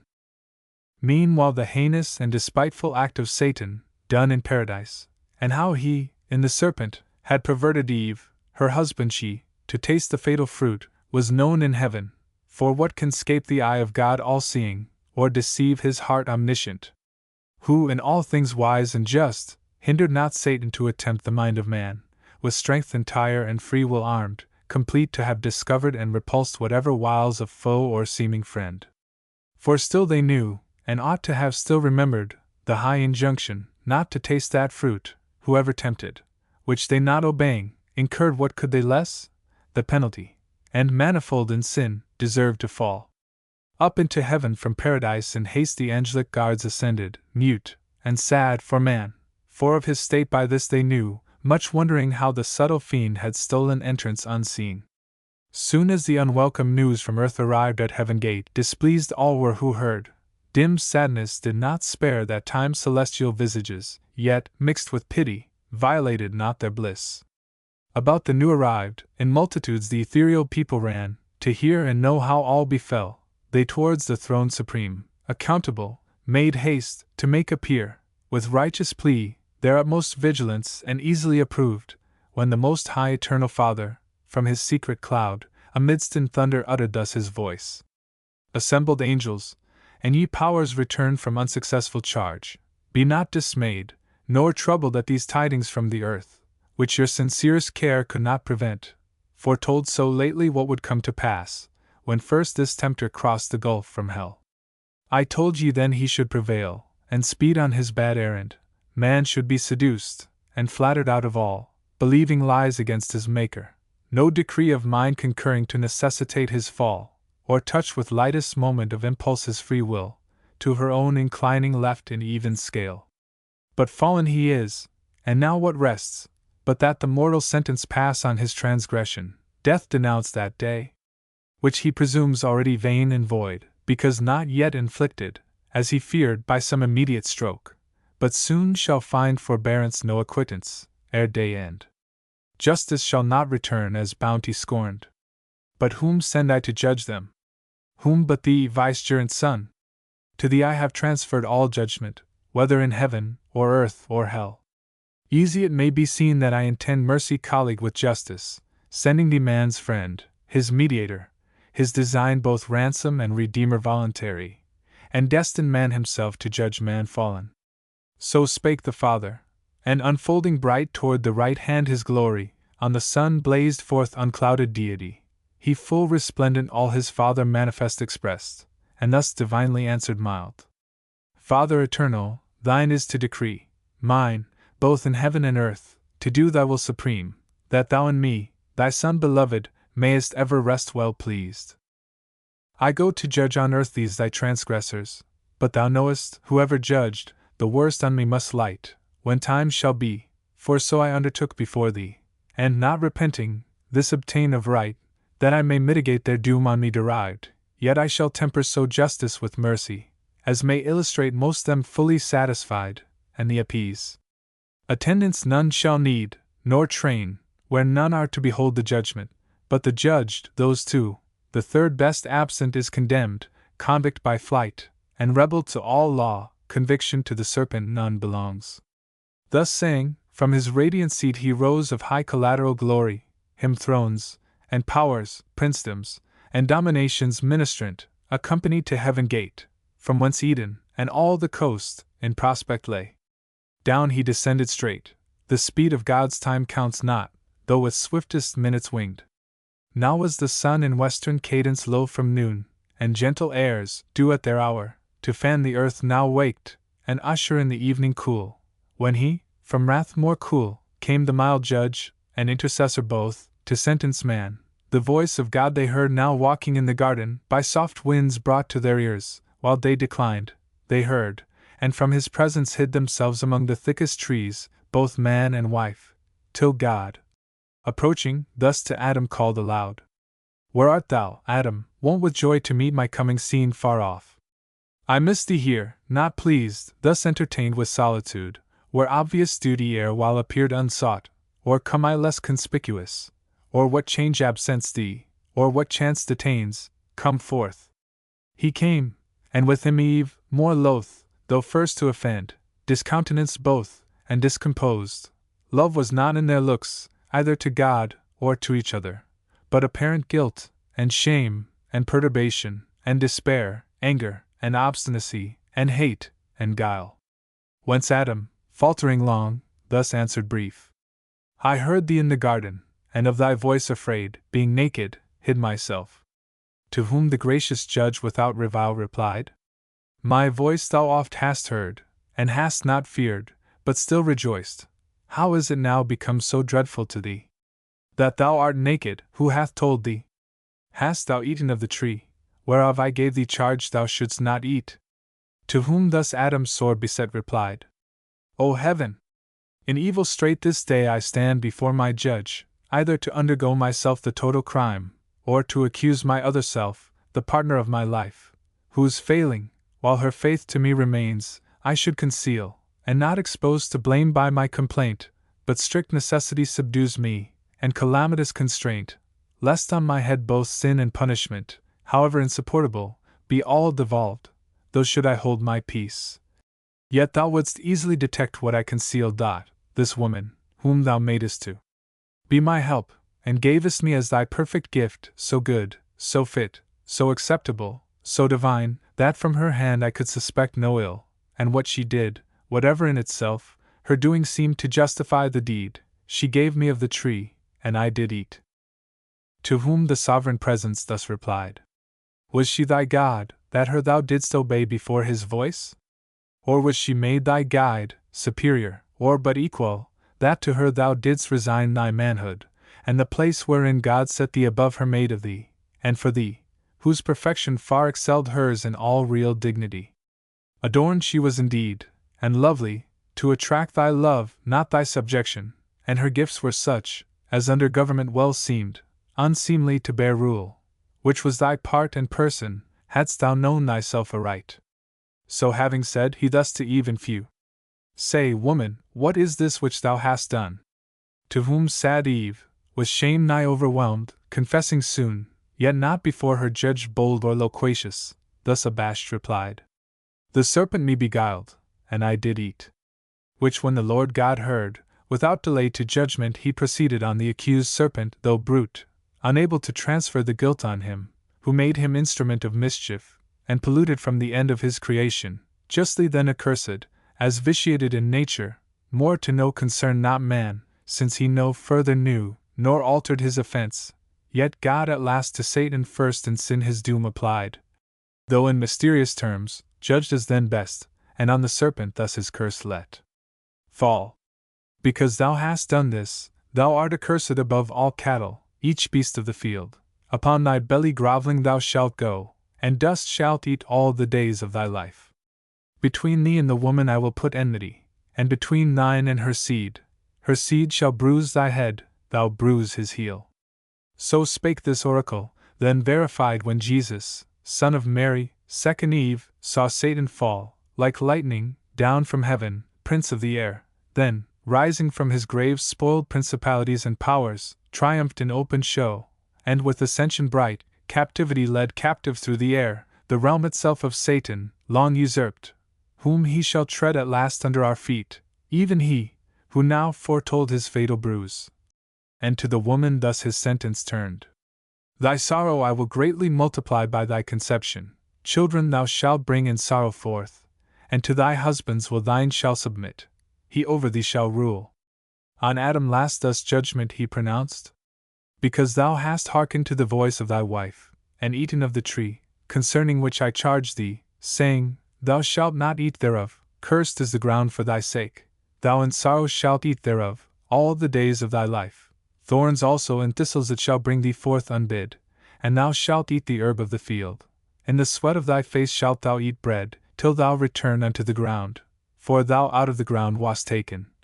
Know thy birth, for dust thou art, and shalt to dust return. So judged he man, both judge and Saviour sent, and the instant stroke of death, denounced that day, removed far off. Then, pitying how they stood before him naked to the air, that now must suffer change, disdained not to begin thenceforth the form of servant to assume, as when he washed his servants' feet.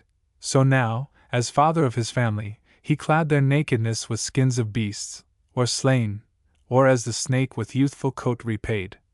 And thought not much to clothe his enemies, nor he their outward only with the skins of beasts, but inward nakedness much more. Opprobrious, with his robe of righteousness, arraying, covered from his father's sight. To him with swift ascent he up-returned, into his blissful bosom reassumed in glory, as of old. To him appeased all, though all-knowing, what had passed with man recounted, mixing intercession sweet.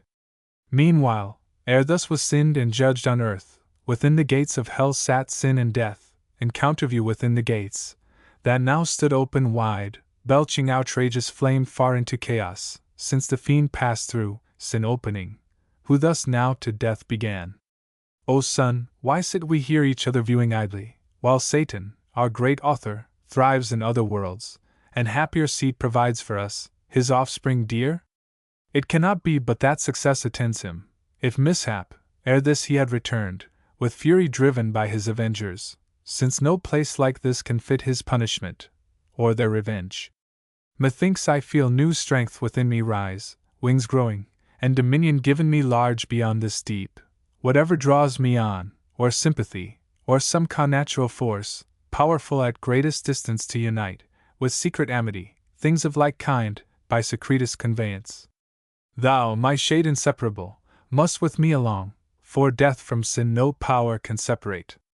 But lest the difficulty of passing back stay his return perhaps over this gulf impassable, impervious, let us try adventurous work, yet to thy power and mine not unagreeable, to found a path over this main from hell to that new world, where Satan now prevails, a monument of merit high to all the infernal host, easing their passage hence, for intercourse, or transmigration, as their lot shall lead. Nor can I miss the way, so strongly drawn by this new-felt attraction and instinct. whom thus the meagre shadow answered soon. Go, whither fate, and inclination strong, leads thee, I shall not lag behind, nor err the way, thou leading. Such a scent I draw of carnage, prey innumerable, and taste the savour of death from all things there that live, nor shall I to the work thou enterprisest be wanting, but afford the equal aid. So saying, with delight he snuffed the smell of mortal change on earth. As when a flock of ravenous fowl, though many a league remote, against the day of battle, to a field, where armies lie encamped, come flying, lured with scent of living carcasses designed for death, the following day, in bloody fight, so scented the grim feature, and upturned his nostril wide into the murky air, sagacious of his quarry from so far. Then both from out hell gates, into the waste-wide anarchy of chaos, damp and dark, flew diverse, and with power, their power was great, hovering upon the waters, what they met solid or slimy, as in raging sea tossed up and down, together crowded drove, from each side shoaling towards the mouth of hell, as when two polar winds, blowing adverse upon the Cronian sea, together drive mountains of ice, that stop the imagined way beyond Petsora eastward, to the rich Cathayan coast. The aggregated soiled death with his mace petrific, cold and dry, as with a trident, smote, and fixed as firm as Delos, floating once, the rest his look bound with Gorgonian rigor not to move, and with asphaltic slime, broad as the gate, deep to the roots of hell the gathered beach they fastened, and the mole immense wrought on over the foaming deep high-arched, a bridge of length prodigious, joining to the wall immovable of this now fenceless world. Forfeit to death, from hence a passage, broad, smooth, easy, inoffensive, down to hell. So, if great things to small may be compared, Xerxes, the liberty of Greece to yoke, from Susa, his Memnonian palace high, came to the sea, and over Hellespont bridging his way, Europe with Asia joined, and scourged with many a stroke the indignant waves. Now had they brought the work by wondrous art pontifical, a ridge of pendant rock, over the vexed abyss, following the track of Satan to the self-same place where he first lighted from his wing, and landed safe from out of chaos, to the outside bare of this round world. With pins of adamant, and chains they made all fast, too fast they made and durable. And now in little space the confines met of empyrean heaven, and of this world, and on the left hand, hell with long reach interposed, 3 several ways in sight, to each of these 3 places led. And now their way to earth they had descried, to paradise first tending, when, behold, Satan, in likeness of an angel bright, betwixt the centaur and the scorpion steering his zenith, while the sun in Aries rose, disguised he came, but those his children dear their parents soon discerned, though in disguise. He, after Eve seduced, unminded slunk into the wood fast by, and changing shape, to observe the sequel, saw his guileful act by Eve, though all unweeting, seconded upon her husband, saw their shame that sought vain covertures, but when he saw descend the Son of God to judge them, terrified he fled, not hoping to escape, but shunned the present, fearing, guilty, what his wrath might suddenly inflict.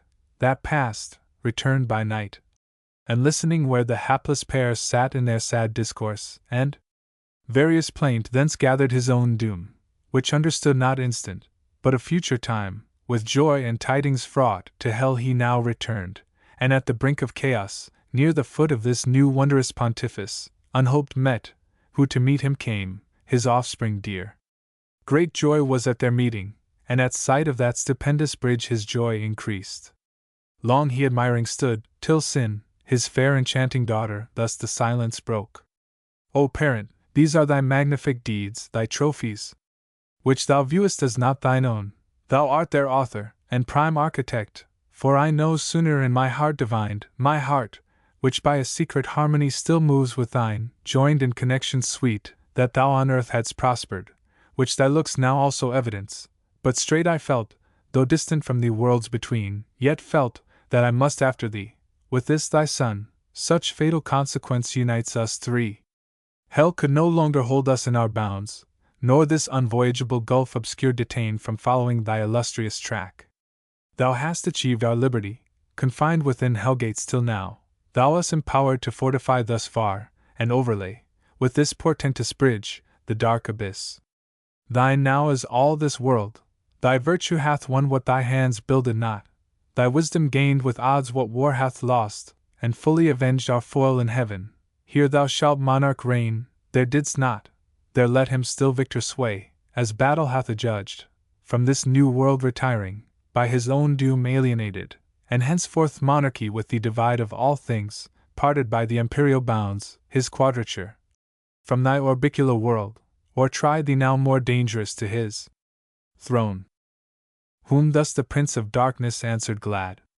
Fair daughter, and now son and grandchild both, high proof ye now have given to be the race of Satan, for I glory in the name, antagonist of heaven's almighty King, amply have merited of me, of all the infernal empire, that so near heaven's door triumphal with triumphal act have met mine, with this glorious work, and made one realm, hell and this world, one realm, one continent of easy thoroughfare.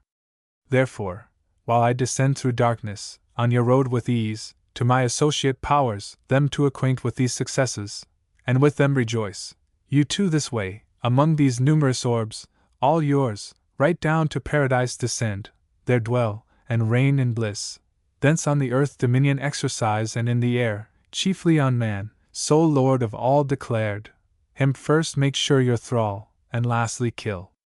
My substitutes I send ye, and create plenipotent on earth, of matchless might issuing from me. On your joined vigor now my hold of this new kingdom all depends, through sin to death exposed by my exploit. If your joined power prevail, the affairs of hell no detriment need fear. Go, and be strong. So saying he dismissed them. They with speed their course through thickest constellations held, spreading their bane.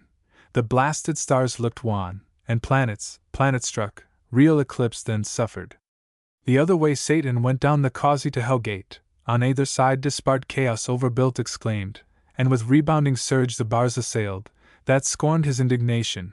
Through the gate, wide open and unguarded, Satan passed, and all about found desolate, for those, appointed to sit there, had left their charge, flown to the upper world, the rest were all far to the inland retired, about the walls of Pandemonium. City and proud seat of Lucifer, so by allusion called of that bright star to Satan paragoned, there kept their watch the legions, while the grand in council sat, solicitous what chance might intercept their emperor sent. So he departing gave command, and they observed. As when the Tartar from his Russian foe, by Astrakhan, over the snowy plains, retires, or Bactrin Safi, from the horns of Turkish Crescent, leaves all waste beyond the realm of Alajul, in his retreat to Taurus or Caspin, so these, the late heaven-banished host, left to Sard utmost helm many a dark league, reduced in careful watch round their metropolis, and now expecting each hour their great adventurer. From the search of foreign worlds, he through the midst unmarked, in show plebeian angel, militant of lowest order, passed, and from the door of that Plutonian hall, invisible ascended his high throne, which, under state of richest texture spread, at the upper end was placed in regal luster. Down a while he sat, and round about him saw unseen. At last, as from a cloud, his fulgent head and shape star-bright appeared, or brighter, clad with what permissive glory since his fall was left him, or false glitter, all amazed at that so sudden blaze the Stygian throng bent their aspect, and whom they wished beheld, their mighty chief returned. Loud was the acclaim, forth rushed in haste the great consulting peers, raised from their dark divan, and with like joy congratulant approached him, who with hand silence, and with these words attention won. Thrones, dominations, princedoms, virtues, powers, foreign possessions such, not only of right, I call ye, and declare ye now, return successful beyond hope, to lead ye forth triumphant out of this infernal pit abominable, accursed, the house of woe, and dungeon of our tyrant, now possess, as lords, a spacious world, to our native heaven little inferior, by my adventure hard with peril great achieved. Long were to tell what I have done, what suffered, with what pain voyaged unreal, vast, unbounded deep of horrible confusion, over which by sin and death a broad way now is paved, to expedite your glorious march.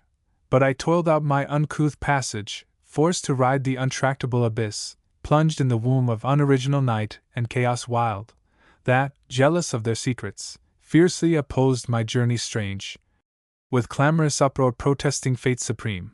Thence how I found the new created world, which fame in heaven long had foretold, a fabric wonderful of absolute perfection. Therein man placed in a paradise, by our exile made happy, him by fraud I have seduced from his Creator, and, the more to increase your wonder, with an apple, he, thereat offended, worth your laughter, hath given up both his beloved man, and all his world, to sin and death a prey, and so to us, without our hazard, labor, or alarm, to range in, and to dwell, and over man to rule, as over all he should have ruled. True is, me also he hath judged, or rather me not, but the brute serpent in whose shape man I deceived. That which to me belongs is enmity which he will put between me and mankind. I am to bruise his heel, his seed, when is not set, shall bruise my head, a world who would not purchase with a bruise, or much more grievous pain. Ye have the account of my performance. What remains, ye gods, but up, and enter now into full bliss. So having said, awhile he stood, expecting their universal shout, and high applause, to fill his ear, when, contrary, he hears on all sides, from innumerable tongues, a dismal universal hiss, the sound of public scorn. He wondered, but not long had leisure, wondering at himself now more, his visage drawn he felt to sharp and spare, his arms clung to his ribs, his legs entwining each other, till supplanted down he fell a monstrous serpent on his belly prone, reluctant, but in vain, a greater power now ruled him, punished in the shape he sinned, according to his doom. He would have spoke, but hiss for hiss returned with forked tongue to forked tongue, for now were all transformed alike, to serpents all, as accessories to his bold riot.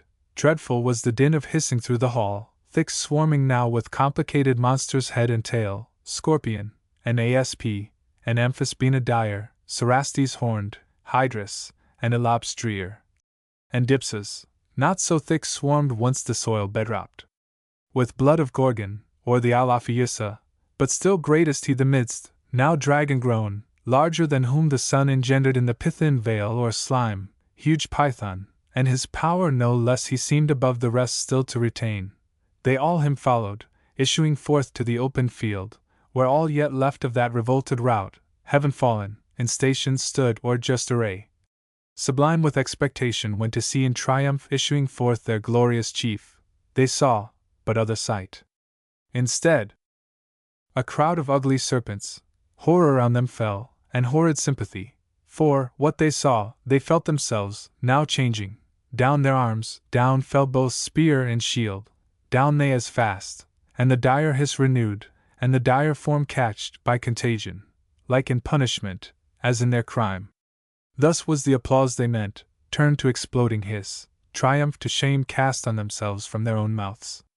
There stood a grove hard by, sprung up with this their change, his will who reigns above, to aggravate their penance, laden with fair fruit, like that which grew in paradise, the bait of Eve used by the tempter. On that prospect strange their earnest eyes they fixed, imagining for one forbidden tree a multitude now risen, to work them further woe or shame. Yet, parched with scalding thirst and hunger fierce, though to delude them sent, could not abstain. But on they rolled in heaps, and up the trees climbing, sat thicker than the snaky locks that curled Majura.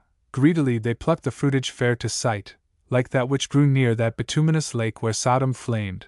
This more delusive, not the touch, but taste deceived.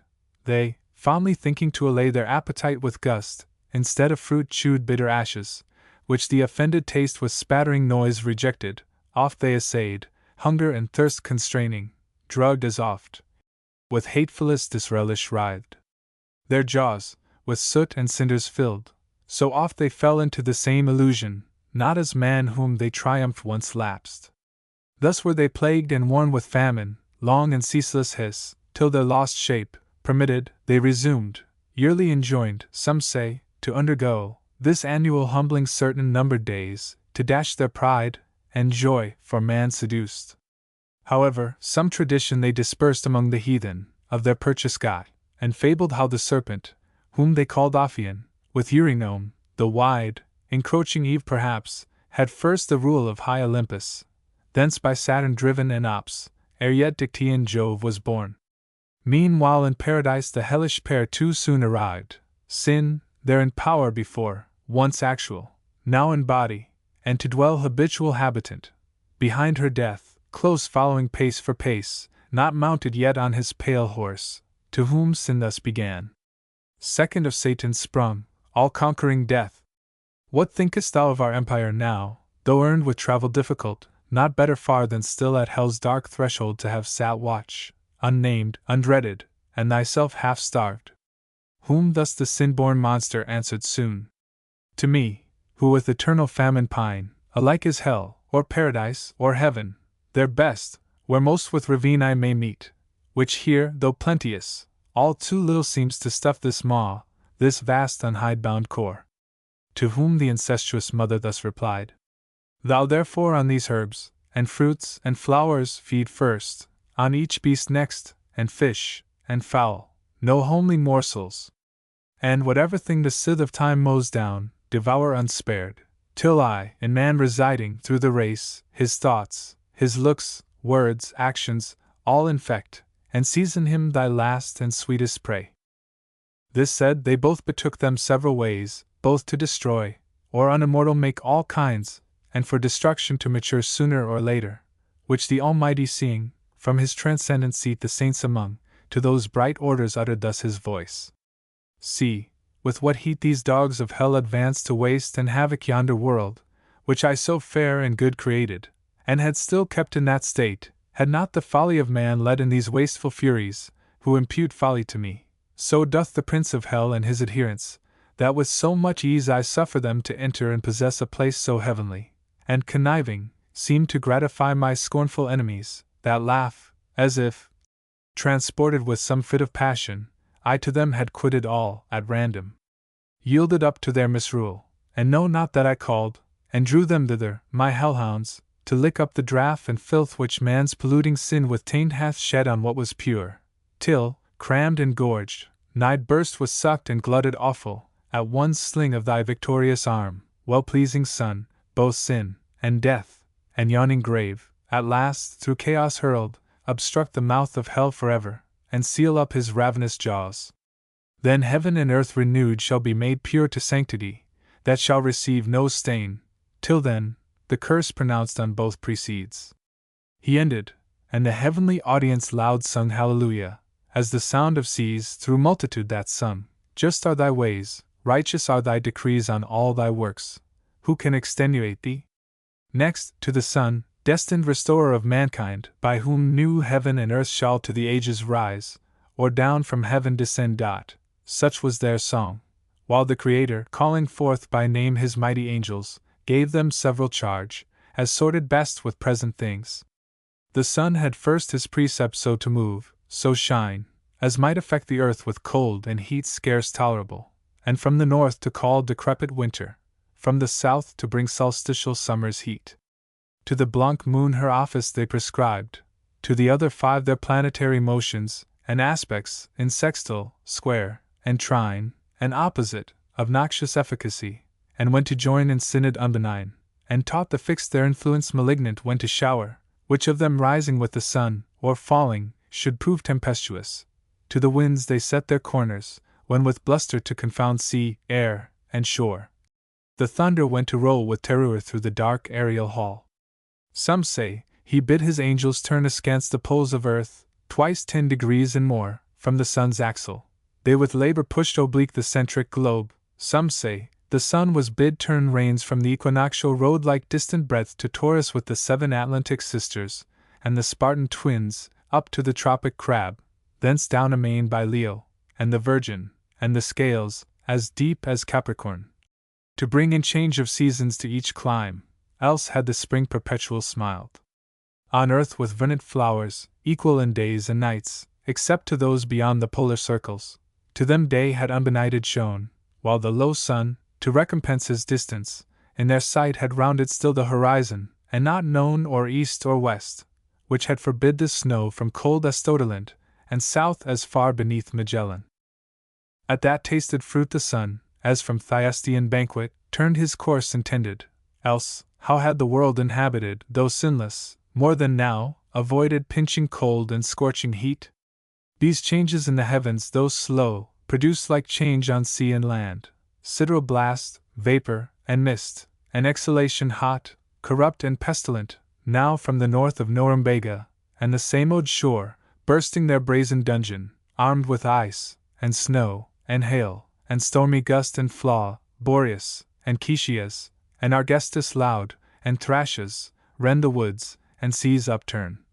With adverse blast upturns them from the south Notus, and Afer black with thunderous clouds from Cereliana. Thwart of these, as fierce, forth rush the Levant and the ponent winds, Eurus and Zephyr, with their lateral noise, Sirocco and Libecchio. Thus began outrage from lifeless things, but discord first, daughter of sin, among the irrational death introduced, through fierce antipathy, beast now with beast gone war, and fowl with fowl, and fish with fish, to graze the herb all leaving, devoured each other, nor stood much in awe of man, but fled him, or, with countenance grim, glared on him passing. These were from without the growing miseries, which Adam saw already in part, though hid in gloomiest shade, to sorrow abandoned, but worse felt within, and in a troubled sea of passion tossed, thus to disburden sought with sad complaint. O miserable of happy! Is this the end of this new glorious world, and he so late the glory of that glory, who now become accursed of blessed? Hide me from the face of God, whom to behold was then my height of happiness, yet well, if here would end the misery. I deserved it, and would bear my own deservings, but this will not serve, all that I eat or drink, or shall beget, is propagated curse. O voice, once heard delightfully, increase and multiply, now death to hear. For what can I increase, or multiply, but curses on my head? Who of all ages to succeed, but feeling the evil on him brought by me, will curse my head? Ill fare our ancestor impure, for this we may thank Adam. But his thanks shall be the execration, so, besides mine own that bite upon me, all from me shall with a fierce reflux on me rebound, on me, as on their natural centre, light heavy, though in their place. O fleeting joys of paradise, dear bought with lasting woes! Did I request thee, Maker, from my clay to mold me man? Did I solicit thee from darkness to promote me, or here place in this delicious garden? As my will concurred not to my being, it were but right and equal to reduce me to my dust, desirous to resign and render back all I received, unable to perform thy terms too hard, by which I was to hold the good I sought not. To the loss of that sufficient penalty, why hast thou added the sense of endless woes? Inexplicable thy justice seems, yet to say truth, too late I thus contest, then should have been refused those terms whatever, when they were proposed, thou didst accept them. Wilt thou enjoy the good, then cavil the conditions? And though God made thee without thy leave, what if thy son proved disobedient, and reproved? Retort. Wherefore didst thou beget me? I sought it not. Wouldst thou admit for his contempt of thee that proud excuse? Yet him not thy election, but natural necessity begot. God made thee of choice his own, and of his own to serve him. Thy reward was of his grace. Thy punishment, then, justly is at his will. Be it so, for I submit. His doom is fair, that dust I am, and shall to dust return. O welcome hour whenever! Why delays his hand to execute what his decree fixed on this day? Why do I overlive? Why am I mocked with death, and lengthened out to deathless pain? How gladly would I meet mortality my sentence, and be earth insensible! How glad would lay me down as in my mother's lap! There I should rest, and sleep secure. His dreadful voice no more would thunder in my ears, no fear of worse to me, and to my offspring, would torment me with cruel expectation. Yet one doubt pursues me still, lest all I cannot die, lest that pure breath of life, the spirit of man which God inspired, cannot together perish with this corporeal clod, then, in the grave, or in some other dismal place, who knows but I shall die a living death? O thought horrid if true! Yet why? It was but breath of life that sinned. What dies but what had life and sin? The body properly had neither. All of me then shall die. Let this appease the doubt, since human reach no further knows. For though the Lord of all be infinite, is his wrath also? Be it, man is not so, but mortal doomed. How can he exercise wrath without end on man, whom death must end? Can he make deathless death? That were to make strange contradiction, which to God himself impossible is held, as argument of weakness, not of power. Will he draw out, for anger's sake, finite to infinite, in punished man, to satisfy his rigor, satisfied never? That were to extend his sentence beyond dust and nature's law, by which all causes else, according still to the reception of their matter, act, not to the extent of their own sphere. But say that death be not one stroke, as I supposed, bereaving sense, but endless misery from this day onward, which I feel begun both in me, and without me, and so last to perpetuity, me. That fear comes thundering back with dreadful revolution on my defenseless head.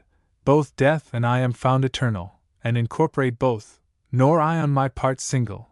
In me all posterity stands cursed, fair patrimony that I must leave ye, sons. Oh, were I able to waste it all myself, and leave ye none! So disinherited, how would you bless me, now your curse? Ah, why should all mankind, for one man's fault, thus guiltless be condemned, it guiltless? But from me what can proceed, but all corrupt, both mind and will depraved not to do only, but to will the same with me? How can they then acquitted stand in sight of God?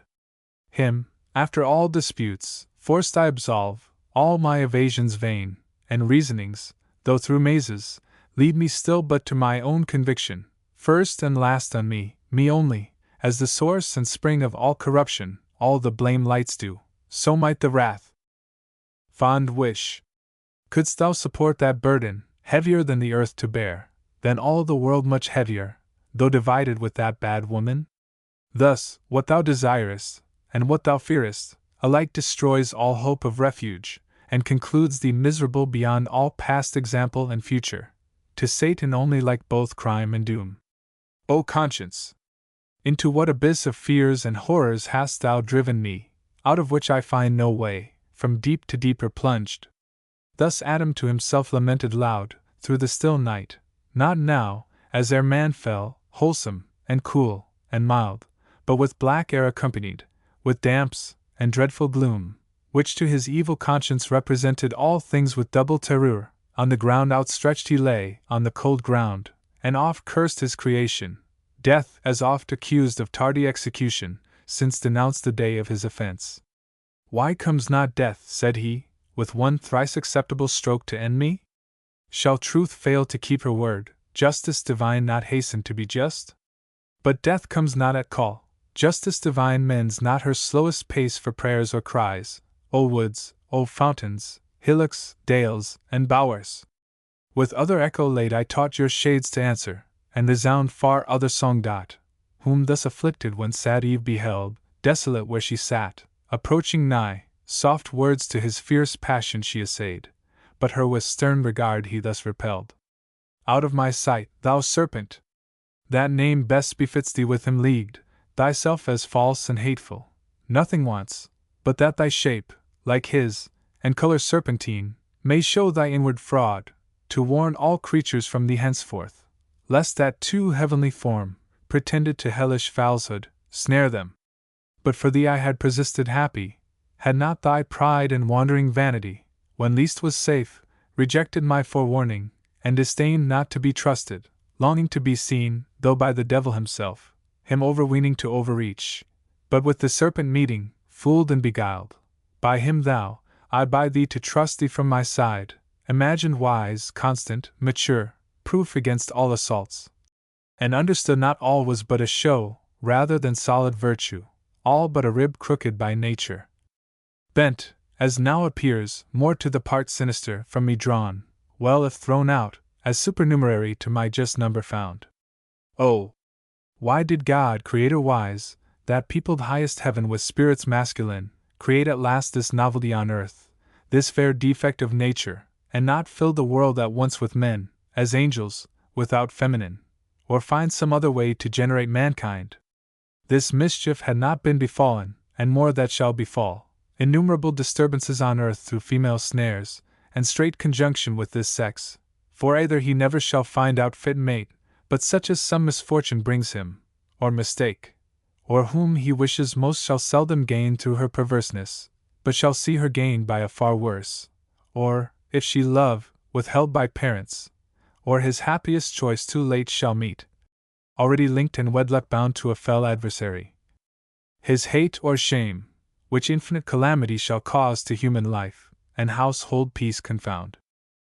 He added not, and from her turned, but Eve, not so repulsed, with tears that ceased not flowing in tresses all disordered, at his feet fell humble, and embracing them, besought his peace, and thus proceeded in her plaint.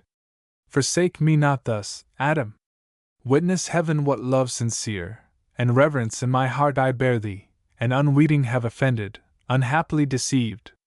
Thy suppliant I beg, and clasp thy knees, bereave me not, whereon I live, thy gentle looks, thy aid, thy counsel, in this uttermost distress, my only strength and stay, forlorn of thee, whither shall I betake me, where subsist? While yet we live, scarce one short hour perhaps, between us two let there be peace, both joining, as joined in injuries, one enmity against a foe by doom express assigned us.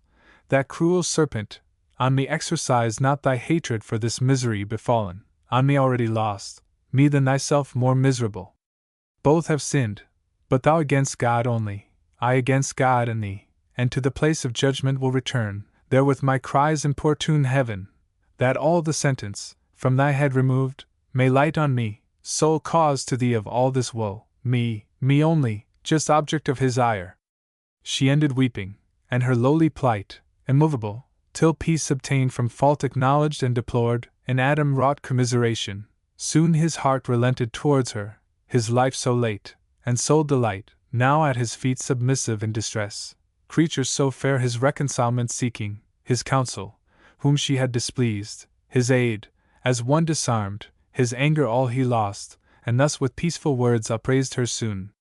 Unwary, and too desirous, as before, so now of what thou knowest not, who desirest the punishment all on thyself, alas! Bear thine own first, ill able to sustain his full wrath, whose thou feelest as yet least part, and my displeasure bearest so ill. If prayers could alter high decrees, I to that place would speed before thee, and be louder heard, that on my head all might be visited, thy frailty and infirmer sex forgiven, to me committed, and by me exposed. But rise, let us no more contend, nor blame each other, blamed enough elsewhere, but strive in offices of love, how we may lighten each other's burden, in our share of woe, since this day's death denounced, if aught I see, will prove no sudden, but a slow-paced evil, a long day's dying, to augment our pain, and to our seed, O hapless seed, derived. To whom thus Eve, recovering heart, replied? Adam, by sad experiment I know how little weight my words with thee can find, found so erroneous, thence by just event found so unfortunate, nevertheless, restored by thee, vile as I am, to place of new acceptance, hopeful to regain thy love, the sole contentment of my heart living or dying. From thee I will not hide what thoughts in my unquiet breast are risen, tending to some relief of our extremes, or end, though sharp and sad, yet tolerable, as in our evils, and of easier choice. If care of our descent perplex us most, which must be born to certain woe, devoured by death at last, and miserable it is to be to others cause of misery, our own begotten, and of our loins to bring into this cursed world a woeful race, that after wretched life must be at last food for so foul a monster. In thy power it lies, yet ere conception, to prevent the race unblessed, to being yet unbegot. Childless thou art, childless remain, so death shall be deceived his glut, and with us two be forced to satisfy his ravenous maw. But if thou judge it hard and difficult, conversing, looking, loving, to abstain from love's due rites, nuptial embraces sweet, and with desire to languish without hope, before the present object languishing with like desire, which would be misery and torment less than none of what we dread, then, both ourselves and seed at once to free from what we fear for both, let us make short, let us seek death, or, he not found, supply with our own hands his office on ourselves. Why stand we longer, shivering under fears that show no end but death, and have the power, of many ways to die the shortest choosing, destruction with destruction to destroy? She ended here, or vehement despair broke off the rest, so much of death her thoughts had entertained, as dyed her cheeks with pale. But Adam, with such counsel nothing swayed, to better hopes his more attentive mind laboring had raised, and thus to Eve replied: Eve, thy contempt of life and pleasure seems to argue in thee something more sublime and excellent than what thy mind contemns.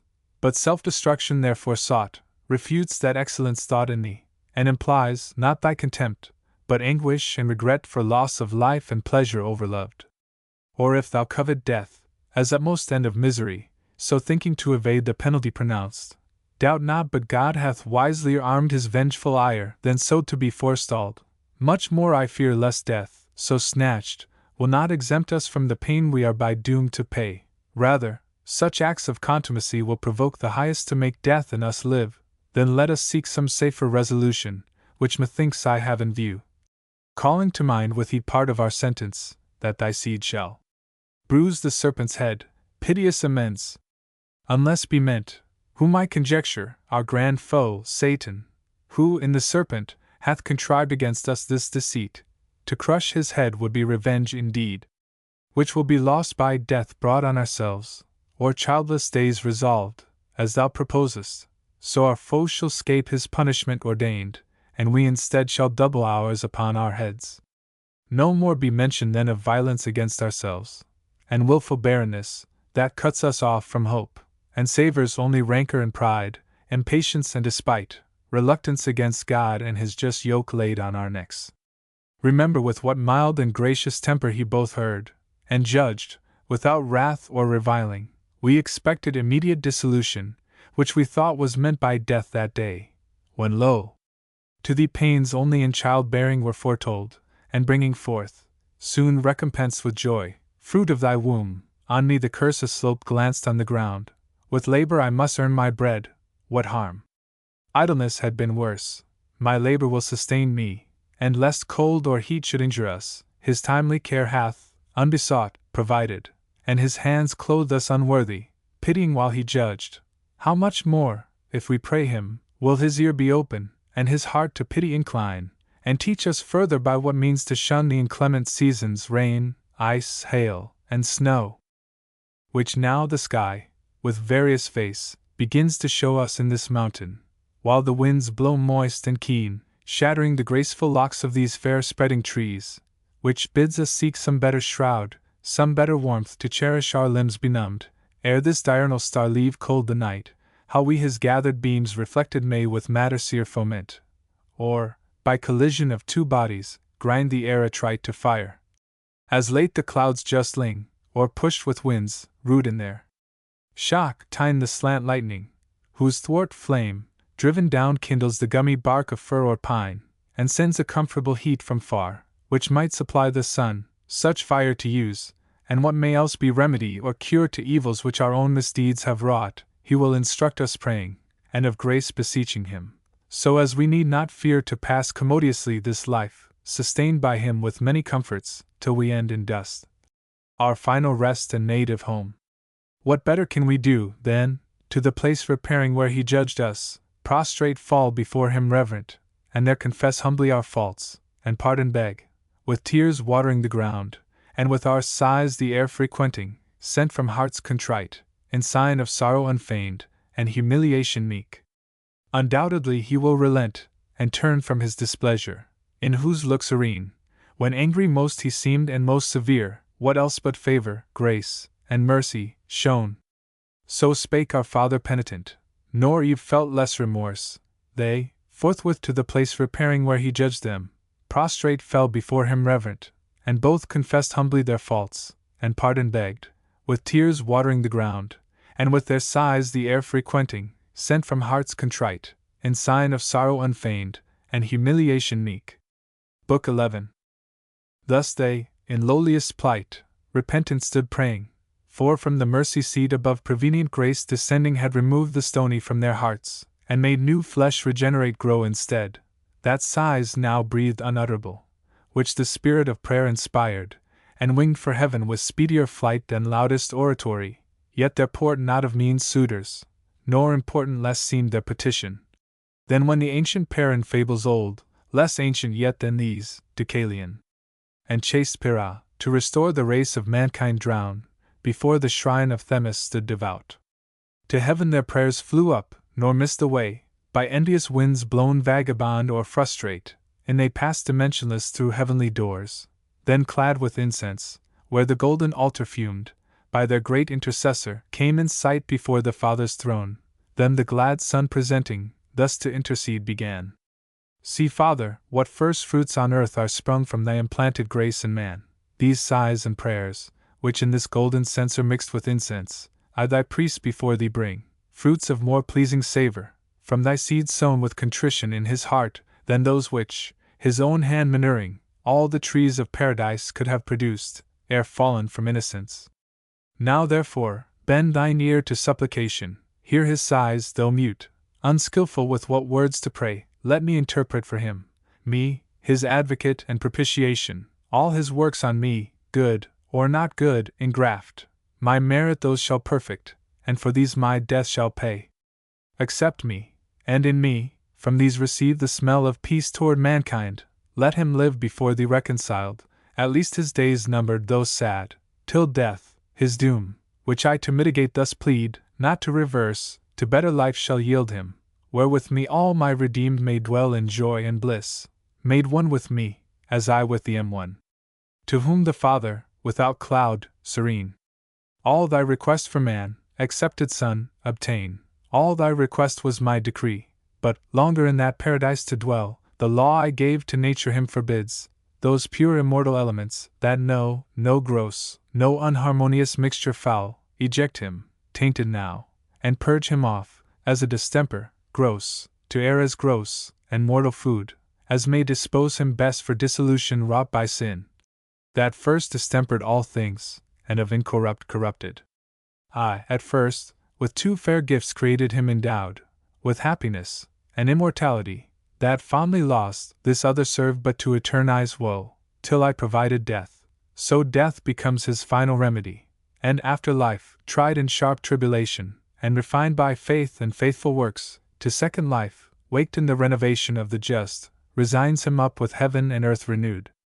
But let us call to synod all the blessed through heaven's wide bounds, from them I will not hide my judgments, how with mankind I proceed, as how with peccant angels late they saw, and in their state, though firm, stood more confirmed. He ended, and the Son gave signal high to the bright minister that watched. He blew his trumpet, heard in orbs since perhaps when God descended, and perhaps once more to sound at general doom. The angelic blast filled all the regions, from their blissful bowers of amaranthine shade, fountain or spring, by the waters of life, where'er they sat in fellowships of joy, the sons of light hasted, resorting to the summons high, and took their seats, till from his throne supreme the Almighty thus pronounced his sovereign will. O sons, like one of us man is become to know both good and evil, since his taste of that defended fruit, but let him boast his knowledge of good lost, and evil got, happier. Had it sufficed him to have known good by itself, and evil not at all. He sorrows now, repents, and prays contrite, my motions in him, longer than they move, his heart I know, how variable and vain, self-left. Lest therefore his now bolder hand reach also of the tree of life, and eat, and live forever, dream at least to live forever, to remove him I decree, and send him from the garden forth to till the ground whence he was taken, fitter soil. Michael, this my behest have thou in charge, take to thee from among the cherubim thy choice of flaming warriors, lest the fiend, or in behalf of man, or to invade vacant possession, some new trouble raise haste thee, and from the paradise of God without remorse drive out the sinful pair, from hallowed ground the unholy, and denounce to them, and to their progeny, from thence perpetual banishment. Yet lest they faint at the sad sentence rigorously urged, for I behold them softened, and with tears bewailing their excess, all terror hide. If patiently thy bidding they obey, dismiss them not disconsolate, reveal to Adam what shall come in future days, as I shall thee enlighten, intermix my covenant in the woman's seed renewed, so send them forth, though sorrowing, yet in peace, and on the east side of the garden place, where entrance up from Eden easiest climbs, cherubic watch, and of a sword the flame wide waving, all approach far off to fright, and guard all passage to the tree of life, lest paradise a receptacle prove to spirits foul, and all my trees their prey, with whose stolen fruit man once more to delude. He ceased, and the archangelic power prepared for swift descent, with him the cohort bright of watchful cherubim, 4 faces each had, like a double Janus, all their shapes spangled with eyes more numerous than those of Argus, and more wakeful than to drowse, charmed with Arcadian pipe, the pastoral reed of Hermes, or his opiate rod. Meanwhile, to resalute the world with sacred light, Leucothea waked, and with fresh dews embalmed the earth. When Adam and first matron Eve had ended now their orisons, and found strength added from above, new hope to spring out of despair, joy, but with fear yet linked, which thus to Eve his welcome words renewed. Eve, easily my faith admit, that all the good which we enjoy from heaven descends, but that from us aught should ascend to heaven so prevalent as to concern the mind of God high blessed, or to incline his will, hard to belief may seem, yet this will prayer or one short sigh of human breath, upborne even to the seat of God. For since I sought by prayer the offended deity to appease, kneeled, and before him humbled all my heart, methought I saw him placable and mild, bending his ear.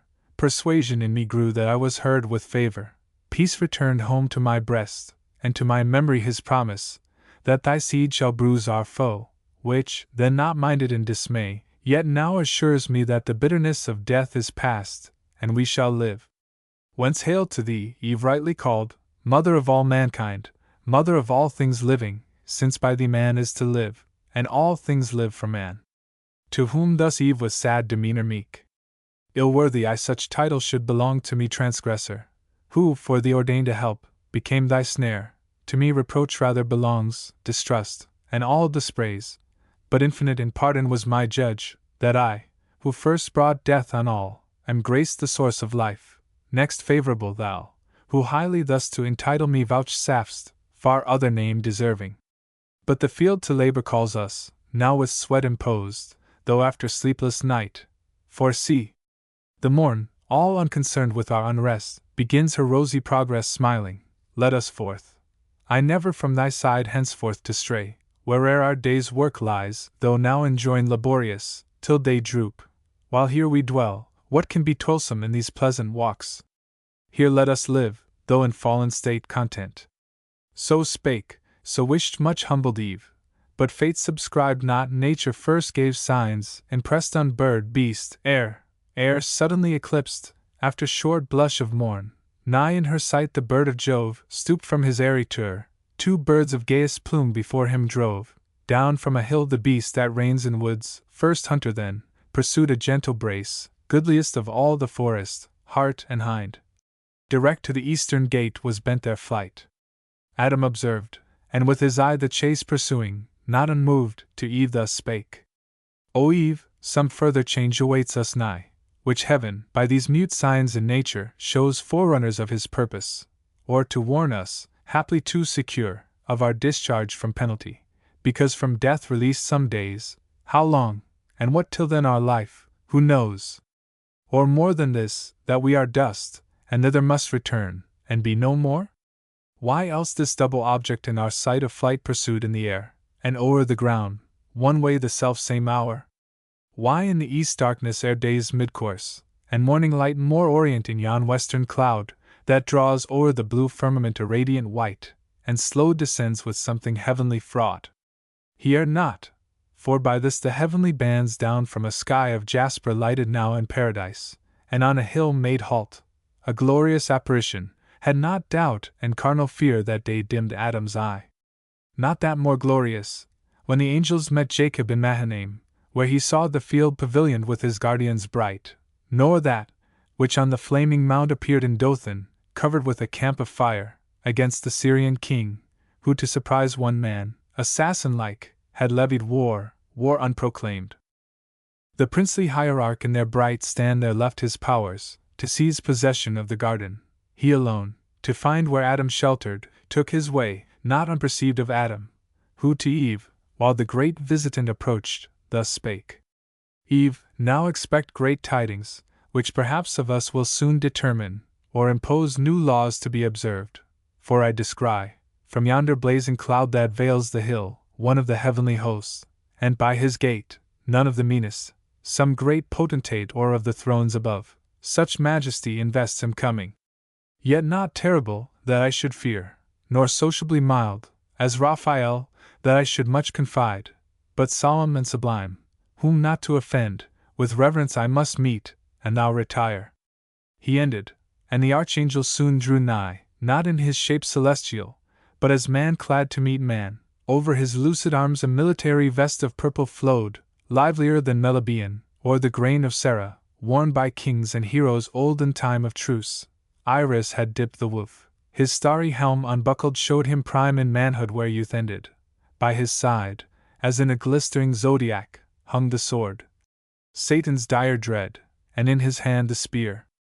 Adam bowed low. He, kingly, from his state inclined not, but his coming thus declared. Adam, heaven's high behest no preface needs, sufficient that thy prayers are heard, and death then due by sentence when thou didst transgress, defeated of his seizure many days given thee of grace, wherein thou mayest repent, and one bad act with many deeds well done mayest cover. Well may then thy Lord, appeased, redeem thee quite from death's rapacious claim, but longer in this paradise to dwell permits not, to remove thee I am come, and send thee from the garden forth to till the ground, whence thou wast taken, fitter soil. He added not, for Adam at the news heart struck with chilling gripe of sorrow stood, that all his senses bound. Eve, who unseen yet all had heard, with audible lament discovered soon the place of her retire. O unexpected stroke, worse than of death! Must I thus leave thee paradise? Thus leave thee, native soil? These happy walks and shades, fit haunt of gods? Where I had hoped to spend, quiet though sad, the respite of that day that must be mortal to us both. O flowers, that never will in other climate grow, my early visitation, and my last at even, which I bred up with tender hand from the first opening bud, and gave ye names, who now shall rear ye to the sun, or rank your tribes, and water from the ambrosial fount? Thee lastly, nuptial bower, by me adorned with what to sight or smell was sweet. From thee how shall I part, and whither wander down into a lower world? To this obscure and wild, how shall we breathe in other air less pure, accustomed to immortal fruits? Whom thus the angel interrupted mild. Lament not, Eve, but patiently resign what justly thou hast lost, nor set thy heart, thus overfond, on that which is not thine. Thy going is not lonely. With thee goes thy husband, whom to follow thou art bound. Where he abides, think there thy native soil. Adam, by this from the cold sudden damp recovering, and his scattered spirits returned, to Michael thus his humble words addressed. Celestial, whether among the thrones, or named of them the highest, for such of shape may seem prince above princes. Gently hast thou told thy message, which might else in telling wound, and in performing end us, what besides of sorrow, and dejection, and despair, our frailty can sustain, thy tidings bring, departure from this happy place, our sweet recess, and only consolation left familiar to our eyes. All places else inhospitable appear, and desolate, nor knowing us, nor known. And if by prayer incessant I could hope to change the will of him who all things can, I would not cease to weary him with my assiduous cries. But prayer against his absolute decree no more avails than breath against the wind, blown stifling back on him that breathes it forth. Therefore to his great bidding I submit. This most afflicts me, that, departing hence, as from his face I shall be hid, deprived his blessed countenance. Here I could frequent with worship place by place where he vouchsafed presence divine, and to my sons relate, on this mount he appeared, under this tree stood visible, among these pines his voice I heard, here with him at this fountain talked. So many grateful altars I would rear of grassy turf, and pile up every stone of luster from the brook, in memory, or monument to ages, and therein offer sweet-smelling gums, and fruits, and flowers. In yonder nether world where shall I seek his bright appearances, or footstep trace? For though I fled him angry, yet recalled to life prolonged and promised race, I now gladly behold though but his utmost skirts of glory, and far off his steps adore. To whom thus Michael with regard benign: Adam, thou knowest heaven his, and all the earth, not this rock only. His omnipresence fills land, sea, and air, and every kind that lives, fomented by his virtual power and warmed. All the earth he gave thee to possess and rule, no despicable gift. Surmise not then his presence to these narrow bounds confined of paradise, or Eden. This had been perhaps thy capital seat, from whence had spread all generations, and had hither come from all the ends of the earth. to celebrate and reverence thee, their great progenitor. But this preeminence thou hast lost, brought down to dwell on even ground now with thy sons. Yet doubt not but in valley, and in plain, God is, as here, and will be found alike present, and of his presence many a sign still following thee, still compassing thee round with goodness and paternal love, his face express, and of his steps the track divine. Which that thou mayest believe, and be confirmed ere thou from hence depart. No, I am sent to show thee what shall come in future days to thee, and to thy offspring.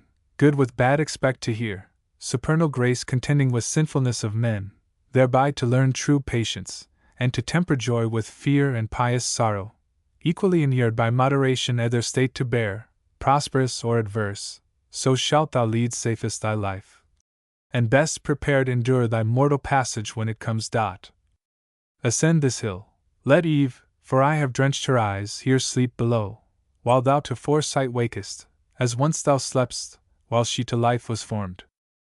To whom thus Adam gratefully replied, Ascend, I follow thee, safe guide, the path thou leadest me, and to the hand of heaven submit, however chastening, to the evil turn my obvious breast, arming to overcome by suffering, and earn rest from labor one, if so I may attain. So both ascend in the visions of God.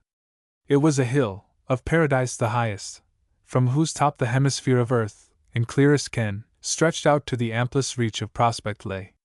Not higher that hill, nor wider looking round, whereon, for different cause, the tempter set our second Adam, in the wilderness, to show him all earth's kingdoms, and their glory.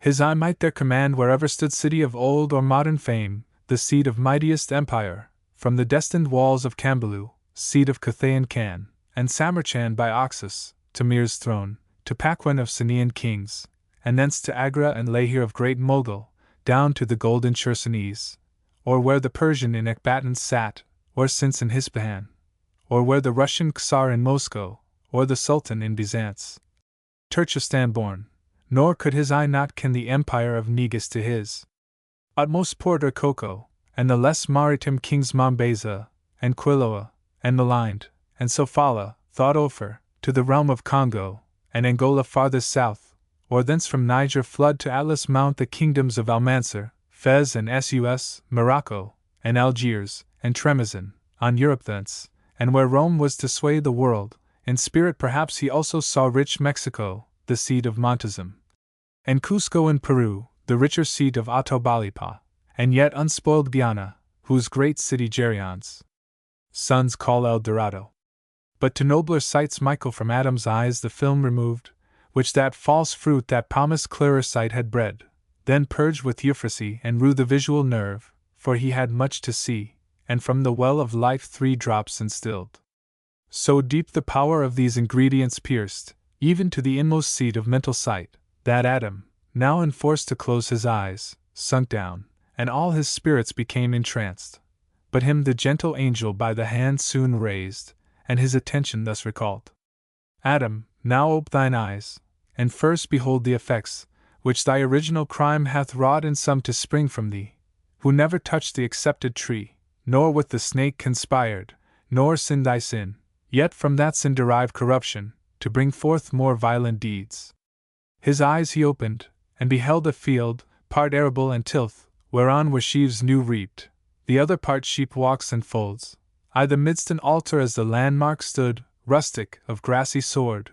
Thither anon a sweaty reaper from his tillage brought first fruits, the green ear, and the yellow sheaf, unculled, as came to hand. A shepherd next, more meek, came with the firstlings of his flock, choicest and best. Then, sacrificing, laid the inwards and their fat, with incense strode, on the cleft wood, and all due rites performed. His offering soon propitious fire from heaven consumed with nimble glance, and grateful steam, the others not, for his was not sincere, whereat he inly raged, and, as they talked, smote him into the midriff with a stone that beat out life. He fell, and deadly pale, groaned out his soul with gushing blood effused. Much at that sight was Adam in his heart dismayed, and thus in haste to the angel cried, O teacher, some great mischief hath befallen to that meek man, who well had sacrificed, is piety thus and pure devotion paid?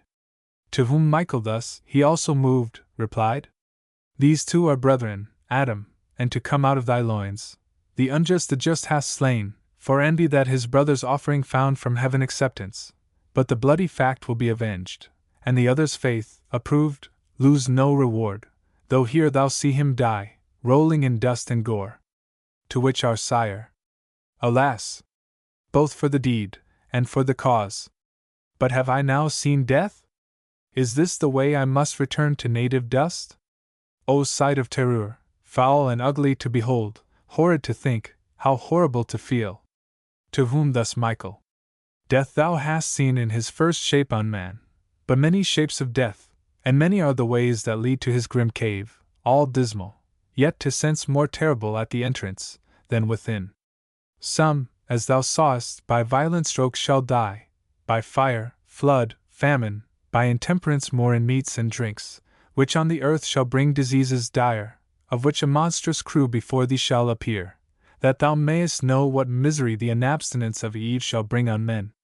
Immediately a place before his eyes appeared, sad, noisome, dark, a lazar house it seemed, wherein were laid numbers of all diseased, all maladies of ghastly spasm, or racking torture, qualms of heart-sick agony, all feverous kinds, convulsions, epilepsies, fierce catarrhs, intestine stone and ulcer, colic pangs, demoniac frenzy, moping melancholy, and moonstruck madness, pining atrophy, marasmus, and wide-wasting pestilence, dropsies, and asthmas, and joint-racking rheums.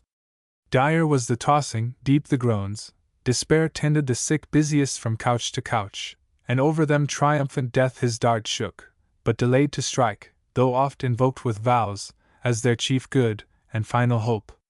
Sight so deformed what heart of rock could long dry-eyed behold? Adam could not, but wept, though not of woman born. Compassion quelled his best of man, and gave him up to tears a space, till firmer thoughts restrained excess, and scarce recovering words, his plaint renewed. O miserable mankind, to what fall degraded, to what wretched state reserved! Better end here unborn. Why is life given to be thus wrested from us? Rather, why obtruded on us thus? Who, if we knew what we receive, would either not accept life offered, or soon beg to lay it down, glad to be so dismissed in peace? Can thus the image of God in man, created once so goodly and erect, though faulty since, to such unsightly sufferings be debased under inhuman pains? Why should not man, retaining still divine similitude in part, from such deformities be free, and for his Maker's image sake, exempt?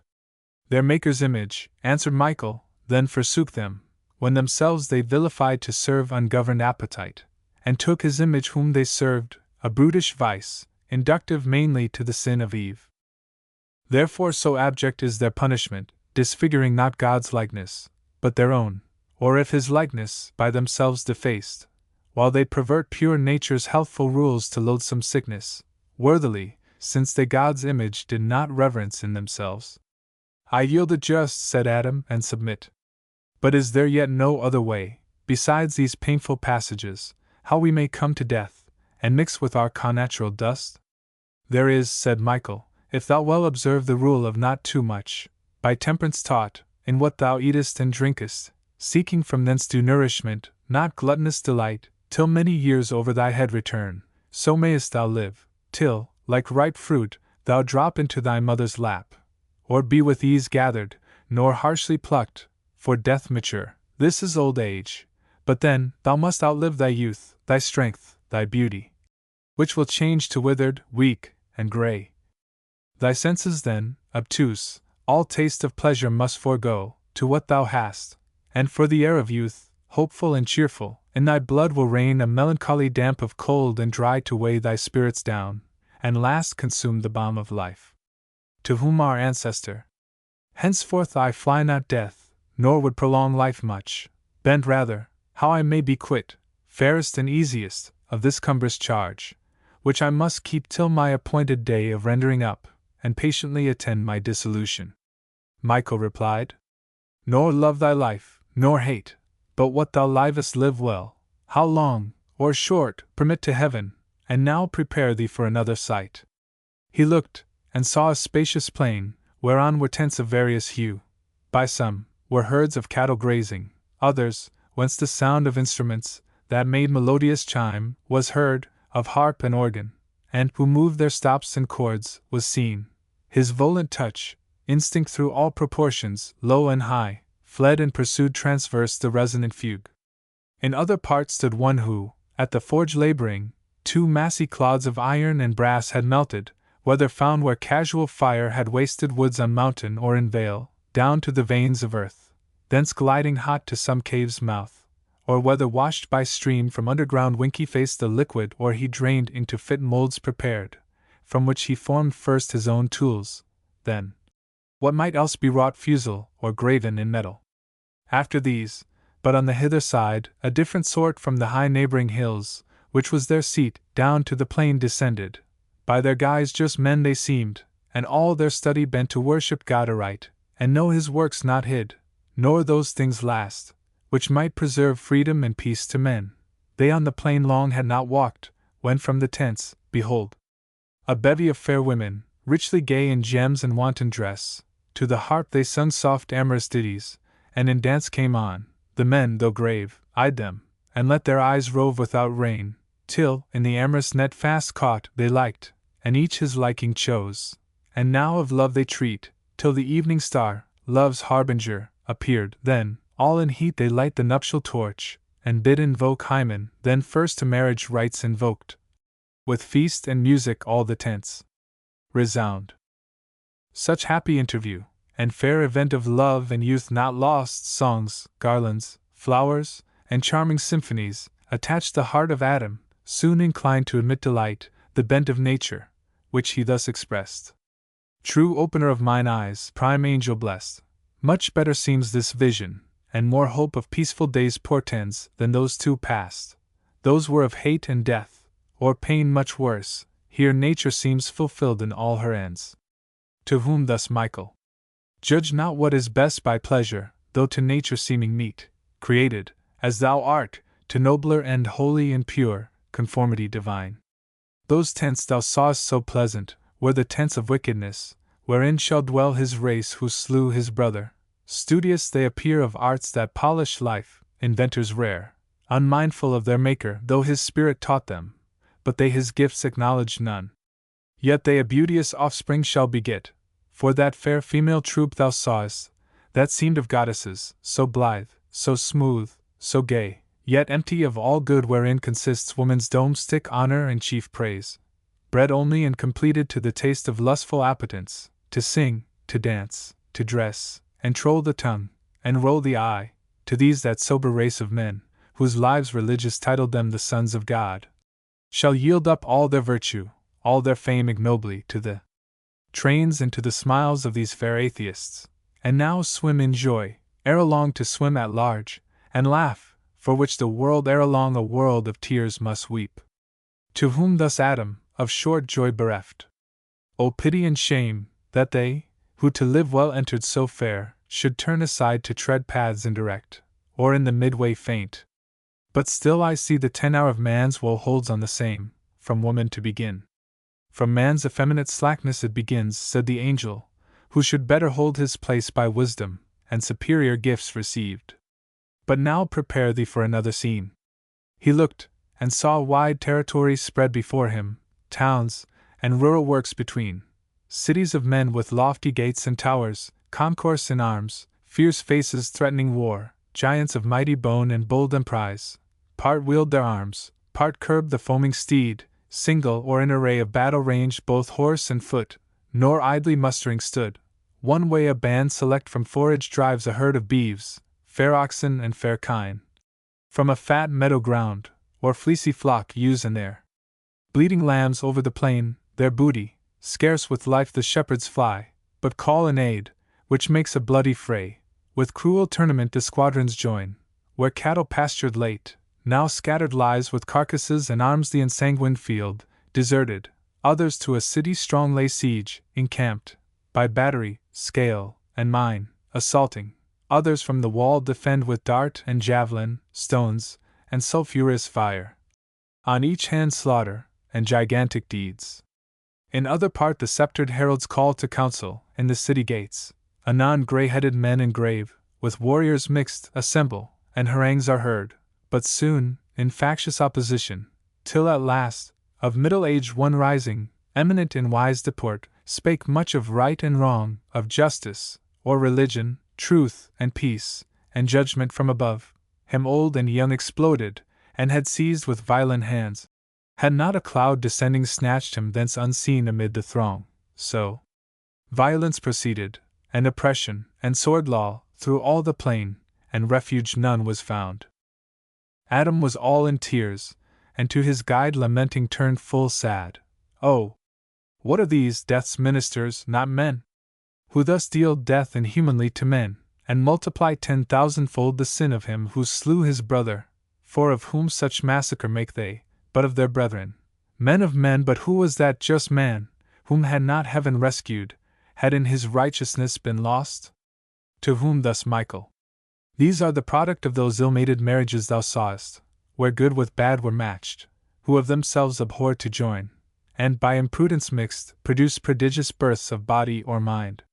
Such were these giants, men of high renown, for in those days might only shall be admired, and valor and heroic virtue called, to overcome in battle, and subdue nations, and bring home spoils with infinite manslaughter, shall be held the highest pitch of human glory, and for glory done of triumph, to be styled great conquerors, patrons of mankind, gods, and sons of gods, destroyers rightlier called, and plagues of men.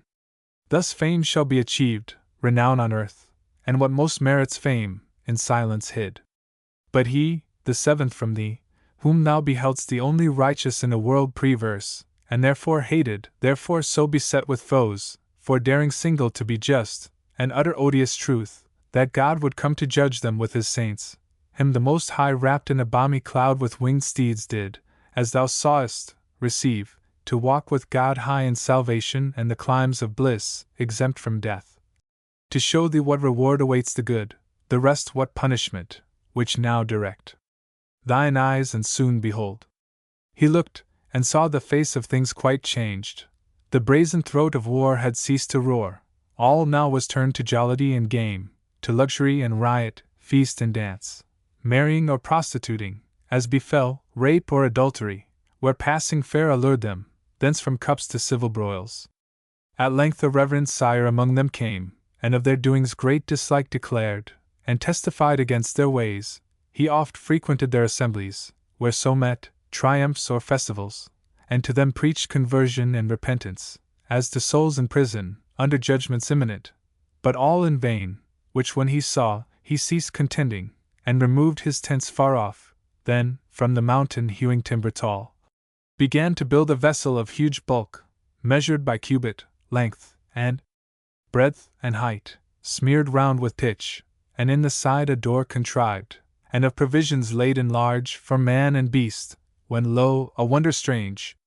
Of every beast, and bird, and insect small, came sevens, and pairs, and entered in as taught their order, last the sire and his 3 sons, with their 4 wives, and God made fast the door. Meanwhile the south wind rose, and with black wings wide hovering, all the clouds together drove from under heaven, the hills to their supply vapor, and exhalation dusk and moist, sent up amain, and now the thickened sky like a dark ceiling stood, down rushed the rain impetuous, and continued, till the earth no more was seen, the floating vessel swum uplifted, and secure with beaked prow rode tilting o'er the waves. All dwellings else flood overwhelmed, and them with all their pomp deep. Under water rolled, sea-covered sea, sea without shore, and in their palaces, where luxury late reigned, sea monsters whelped and stabled, of mankind, so numerous late, all left, in one small bottom swum embarked. How didst thou grieve then, Adam, to behold the end of all thy offspring, and so sad, depopulation?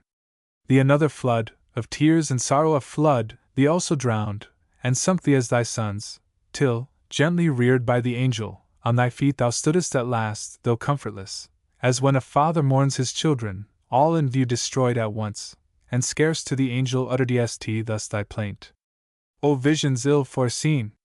Better had I lived ignorant of future, so had borne my part of evil only, each day's lot enough to bear, those now, that were dispensed the burden of many ages, on me light at once, by my foreknowledge gaining birth abortive, to torment me ere their being, with thought that they must be. Let no man seek henceforth to be foretold, what shall befall him, or his children, evil he may be sure, which neither his foreknowing can prevent, and he the future evil shall no less in apprehension than in substance feel, grievous to bear, but that care now is past, man is not whom to warn, those few escaped famine and anguish will at last consume, wandering that watery desart. I had hope, when violence was ceased, and war on earth. All would have then gone well, peace would have crowned with length of happy days the race of man. But I was far deceived, for now I see peace to corrupt no less than war to waste. How comes it thus? Unfold, celestial guide, and whether here the race of man will end. To whom thus, Michael? Those, whom last thou sawest in triumph and luxurious wealth, are they first seen in acts of prowess eminent and great exploits, but of true virtue void, who, having spilt much blood, and done much was subduing nations, and achieved thereby fame in the world, high titles, and rich prey, shall change their course to pleasure, ease, and sloth, surfeit, and lust, till wantonness and pride raise out of friendship hostile deeds and peace. The conquered also, and enslaved by war, shall, with their freedom lost, all virtue lose in fear of God, from whom their piety feigned in sharp contest of battle found no aid against invaders. Therefore, cooled in zeal, thenceforth shall practice how to live secure, worldly or dissolute, on what their lords shall leave them to enjoy. For the earth shall bear more than enough, that temperance may be tried, so all shall turn degenerate, all depraved. Justice and temperance, truth and faith. Forgot, one man except, the only son of light in a dark age, against example good, against allurement, custom, and a world offended, fearless of reproach and scorn, or violence, he of their wicked ways shall them admonish, and before them set the paths of righteousness, how much more safe and full of peace, denouncing wrath to come on their impenitence, and shall return of them derided, but of God observe the one just man alive. By his command shall build a wondrous ark, as thou beheldst, to save himself, and household, from amidst a world devote to universal wrack. No sooner he, with them of man and beast select for life, shall in the ark be lodged, and sheltered round, but all the cataracts of heaven set open on the earth shall pour rain, day and night. All fountains of the deep, broke up, shall heave the ocean to usurp beyond all bounds, till inundation rise above the highest hills. Then shall this mount of paradise by might of waves be moved out of his place, pushed by the horned flood, with all his verdure spoiled, and trees adrift, down the great river to the opening gulf, and there take root an island salt and bare, the haunt of seals, and orcs, and sea mews clang, to teach thee that God attributes to place no sanctity, if none be thither brought by men who there frequent, or therein dwell. And now, what further shall ensue, behold. He looked, and saw the ark hull on the flood, which now abated, for the clouds were fled, driven by a keen north wind, that, blowing dry, wrinkled the face of deluge, as decayed, and the clear sun on his wide watery glass gazed hot, and of the fresh wave largely drew, as after thirst, which made their flowing shrink from standing lake to tripping ebb, that stole with soft foot towards the deep, who now had stopped his sluices, as the heaven his windows shut. The ark no more now floats, but seems on ground, fast on the top of some high mountain fixed.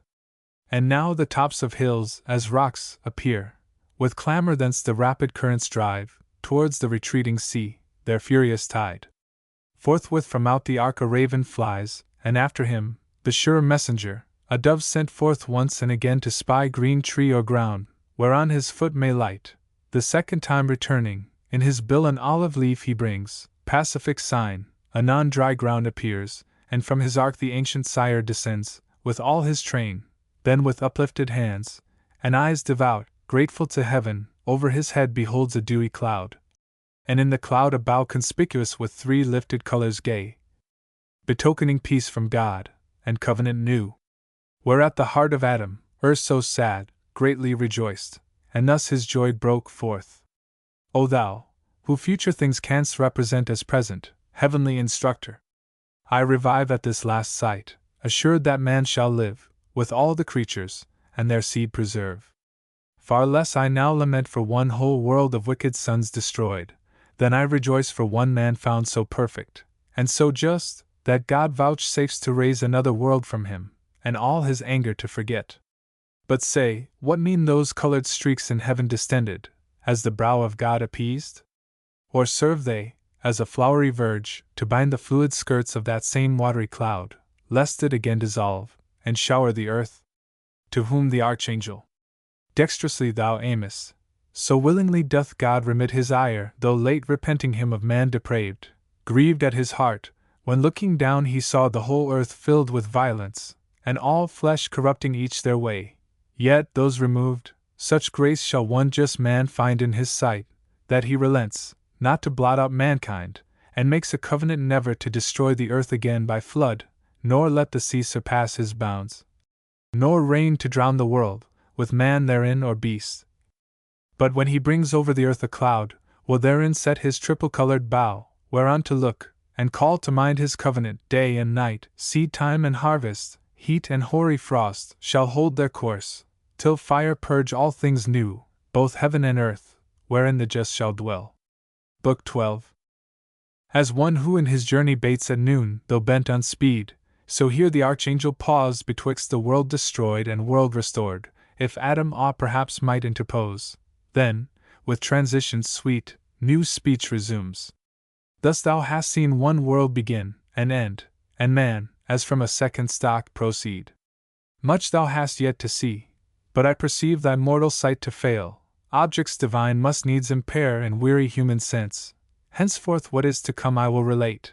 Thou therefore give due audience, and attend.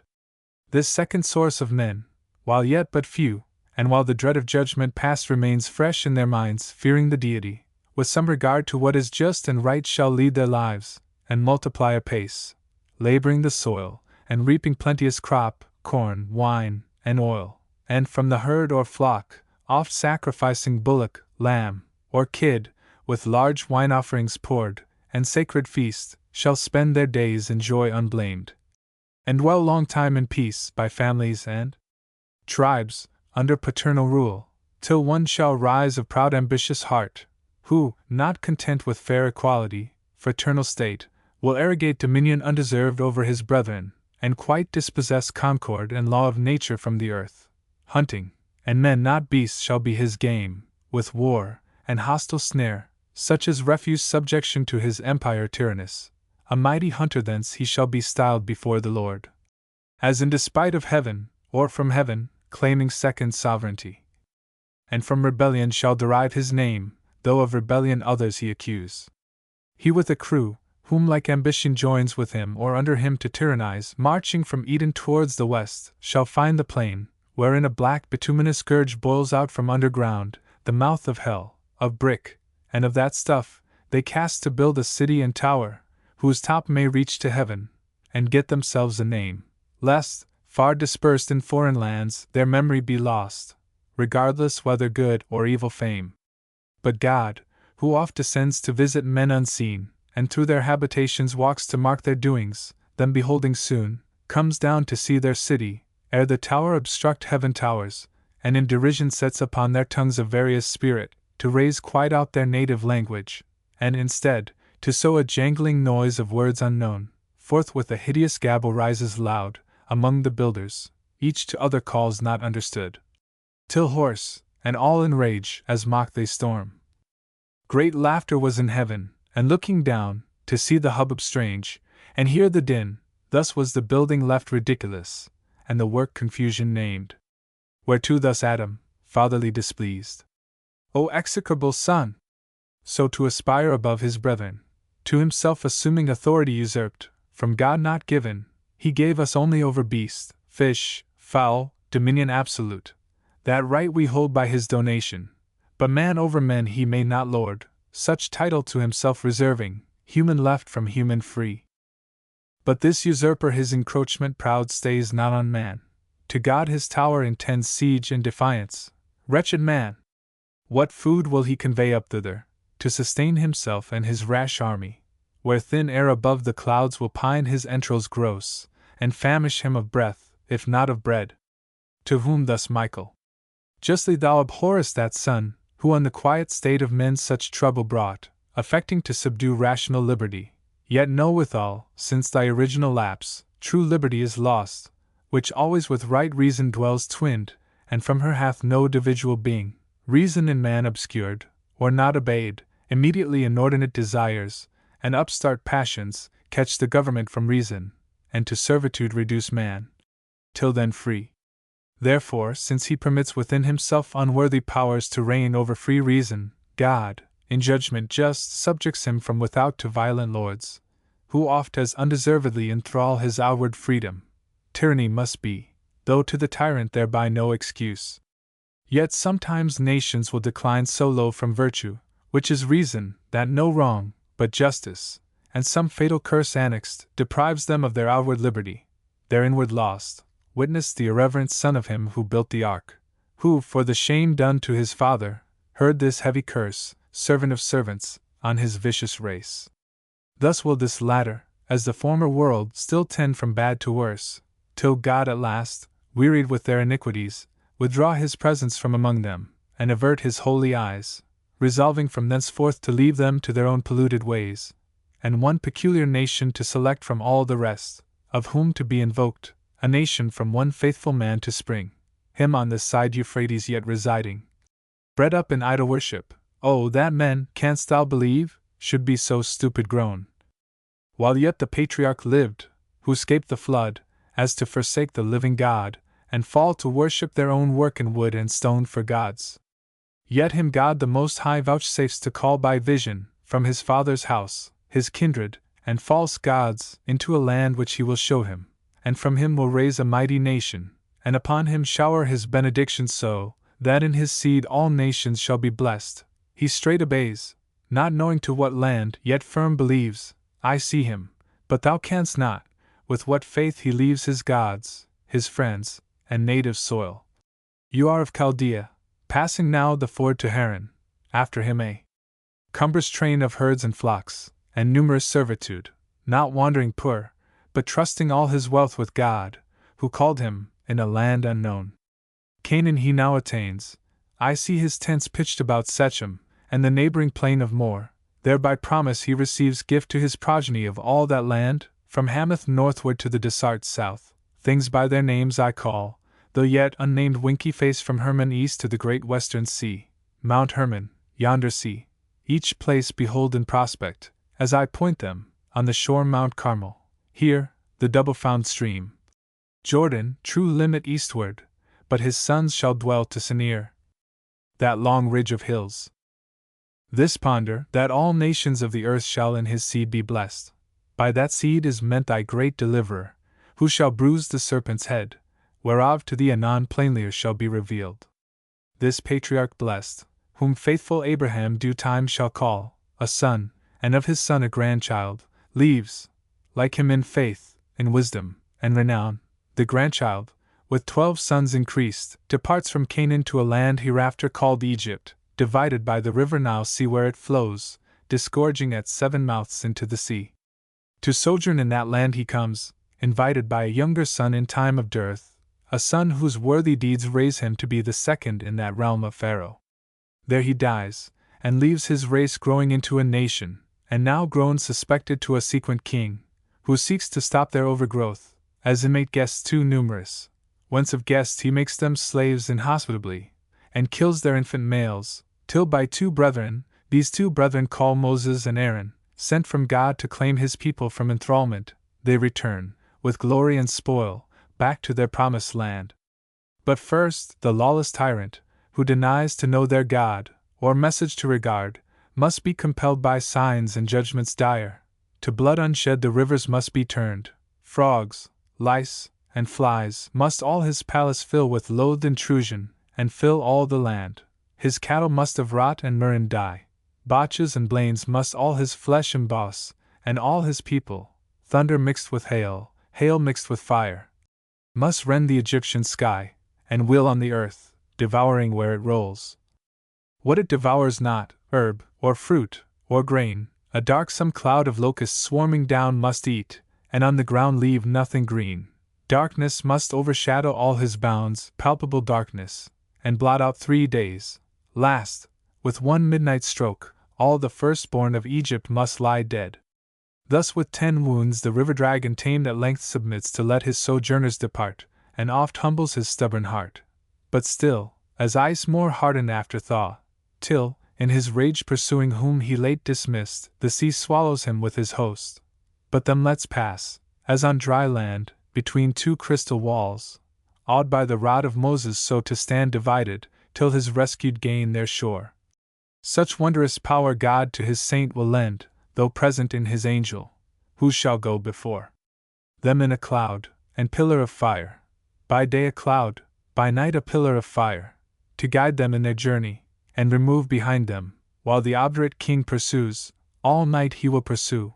But his approach darkness defends between till morning watch, then through the fiery pillar, and the cloud, God looking forth will trouble all his host, and craze their chariot wheels, when by command Moses once more his potent rod extends over the sea. The sea his rod obeys, on their embattled ranks.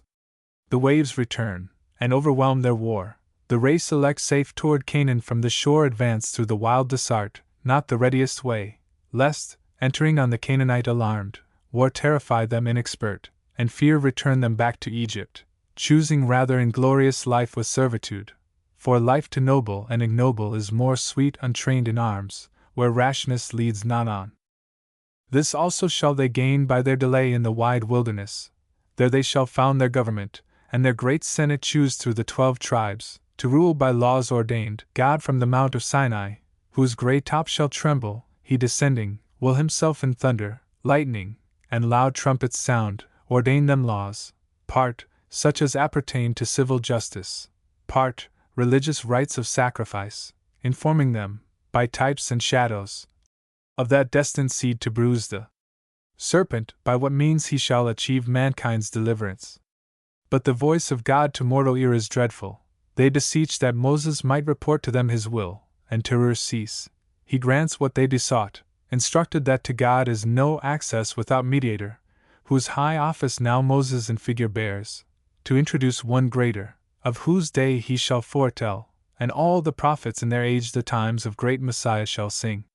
Thus, laws and rights established, such delight hath God in men obedient to his will, that he vouchsafes among them to set up his tabernacle, the Holy One with mortal men to dwell. By his prescript a sanctuary is framed of cedar, overlaid with gold, therein an ark, and in the ark his testimony, the records of his covenant, over these a mercy seat of gold, between the wings of 2 bright cherubim. Before him burn 7 lamps as in a zodiac representing the heavenly fires, over the tent a cloud shall rest by day, a fiery gleam by night, save when they journey, and at length they come, conducted by his angel, to the land promised to Abraham and his seed. The rest were long to tell, how many battles fought, how many kings destroyed, and kingdoms won, or how the sun shall in mid-heaven stand still a day entire, and night's due course adjourn, man's voice commanding, Sun, in Gibeon stand, and thou moon in the vale of Aijalon, till Israel overcome. So called the third from Abraham, son of Isaac, and from him his whole descent, who thus shall Canaan win. Here Adam interposed. O sent from heaven, enlightener of my darkness, gracious things thou hast revealed, those chiefly, which concern just Abraham and his seed. Now first I find mine eyes true opening, and my heart much eased, erewhile perplexed with thoughts, what would become of me and all mankind.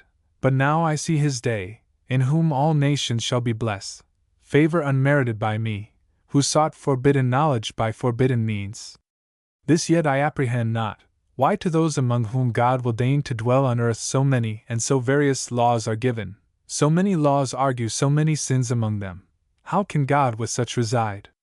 To whom thus Michael, doubt not but that sin will reign among them, as of thee begot, and therefore was law given them, to evince their natural pravity, by stirring up sin against law to fight, that when they see law can discover sin, but not remove, save by those shadowy expiations weak, the blood of bulls and goats, they may conclude some blood more precious must be paid for man, just for unjust, that, in such righteousness to them by faith imputed, they may find justification towards God, and peace of conscience, which the law by ceremonies cannot appease, nor man the mortal part perform, and, not performing, cannot live.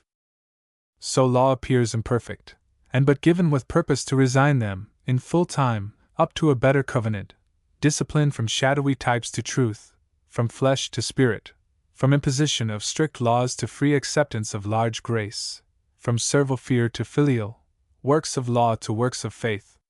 And therefore shall not Moses, though of God highly beloved, being but the minister of law, his people into Canaan lead, but Joshua, whom the Gentiles Jesus call, his name and office bearing, who shall quell the adversary serpent, and bring back through the world's wilderness long wandered man safe to eternal paradise of rest.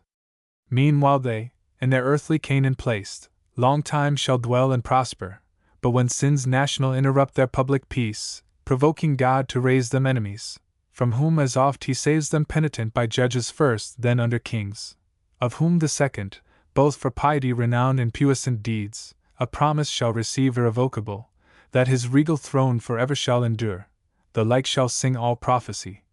That of the royal stock of David, so I name this king, shall rise a son, the woman's seed to thee foretold to Abraham, as in whom shall trust all nations, and to kings foretold, of kings the last, for of his reign shall be no end. But first, a long succession must ensue, and his next son, for wealth and wisdom famed, the clouded ark of God, till then intense wandering, shall in a glorious temple enshrine. Such follow him, as shall be registered part good, part bad, of bad the longer scroll, whose foul idolatries, and other faults heaped to the popular sum, will so incense God, as to leave them, and expose their land, their city, his temple, and his holy ark, with all his sacred things, a scorn and prey to that proud city, whose high walls thou sawest left in confusion, Babylon thence called. There in captivity he lets them dwell the space of 70 years, then brings them back, remembering mercy, and his covenant sworn to David, stablished as the days of heaven. Returned from Babylon by leave of kings their lords, whom God disposed, the house of God they first re-edify, and for a while in mean estate live moderate, till, grown in wealth and multitude, factious they grow. But first among the priests dissension springs, men who attend the altar, and should most endeavor peace. Their strife pollution brings upon the temple itself. At last they seize the scepter, and regard not David's sons. Then lose it to a stranger, that the true anointed King Messiah might be born bard of his right, yet at his birth a star, unseen before in heaven, proclaims him come, and guides the eastern sages, who inquire his place, to offer incense, myrrh, and gold. His place of birth a solemn angel tells to simple shepherds keeping watch by night. They gladly thither haste, and by a choir of squadron angels hear his carol sung. A virgin is his mother, but his sire the power of the Most High. He shall ascend the throne hereditary, and bound his reign with earth's wide bounds, his glory with the heavens. He ceased, discerning Adam with such joy surcharged, as had like grief been dewed in tears, without the vent of words, which these he breathed. O prophet of glad tidings, finisher of utmost hope! Now clear I understand what oft my steadiest thoughts have searched in vain, why our great expectation should be called the seed of woman. Virgin Mother, hail, high in the love of heaven, yet from my loins thou shalt proceed, and from thy womb the Son of God Most High, so God with man unites. Needs must the serpent now his capital bruise expect with mortal pain. Say where and when their fight, what stroke shall bruise the victor's heel? To whom thus Michael: dream not of their fight, as of a duel, or the local wounds of head or heel. Not therefore joins the Son manhood to Godhead, with more strength to foil thy enemy, nor so as overcome Satan, whose fall from heaven, a deadlier bruise, disabled, not to give thee thy death's wound, which he, who comes thy Saviour, shall recure, not by destroying Satan, but his works in thee, and in thy seed, nor can this be, but by fulfilling that which thou didst want, obedience to the law of God, imposed on penalty of death, and suffering death, the penalty to thy transgression due, and due to theirs which out of thine will grow, so only can high justice rest apaid. The law of God exact he shall fulfill both by obedience and by love, though love alone fulfill the law. Thy punishment he shall endure, by coming in the flesh to a reproachful life, and curse death, proclaiming life to all who shall believe in his redemption, and that his obedience, imputed, becomes theirs by faith, his merits to save them, not their own, though legal, works. For this he shall live hated, be blasphemed, seized on by force, judged, and to death condemned, a shameful and accursed, nailed to the cross by his own nation, slain for bringing life. But to the cross he nails thy enemies, the law that is against thee, and the sins of all mankind. With him they're crucified, never to hurt them more who rightly trust in this his satisfaction. So he dies, but soon revives. Death over him no power shall long usurp. Ere the third dawning light return, the stars of morn shall see him rise out of his grave, fresh as the dawning light, thy ransom paid, which man from death redeems, his death for man. As many as offered life neglect not, and the benefit embrace by faith not void of works. This godlike act annuls thy doom, the death thou shouldest have died, in sin forever lost from life. This act shall bruise the head of Satan, crush his strength, defeating sin and death, his two main arms, and fix far deeper in his head their stings than temporal death. Shall bruise the victor's heel, or theirs whom he redeems, a death, like sleep, a gentle wafting to immortal life. Nor after resurrection shall he stay longer on earth, than certain times to appear to his disciples, men who in his life still followed him. To them shall leave in charge to teach all nations what of him they learned and his salvation. Them who shall believe, baptizing in the profluent stream, the sign of washing them from guilt of sin to life pure, and in mind prepared, if so befall, for death, like that which the Redeemer died. All nations they shall teach, for, from that day, not only to the sons of Abraham's loins salvation shall be preached, but to the sons of Abraham's faith wherever through the world. So in his seed all nations shall be blessed. Then to the heaven of heavens he shall ascend with victory, triumphing through the air over his foes and thine. There shall surprise the serpent, prince of air, and drag in chains through all his realm, and their confounded leave. Then enter into glory, and resume his seat at God's right hand, exalted high above all names in heaven. And then shall come, when this world's dissolution shall be ripe, with glory and power to judge both quick and dead. To judge the unfaithful dead, but to reward his faithful, and receive them into bliss, whether in heaven or earth. For then the earth shall all be paradise, far happier place than this of Eden, and far happier days. So spake the Archangel Michael, then paused, as at the world's great period, and our sire, replete with joy and wonder, thus replied: O goodness infinite, goodness immense!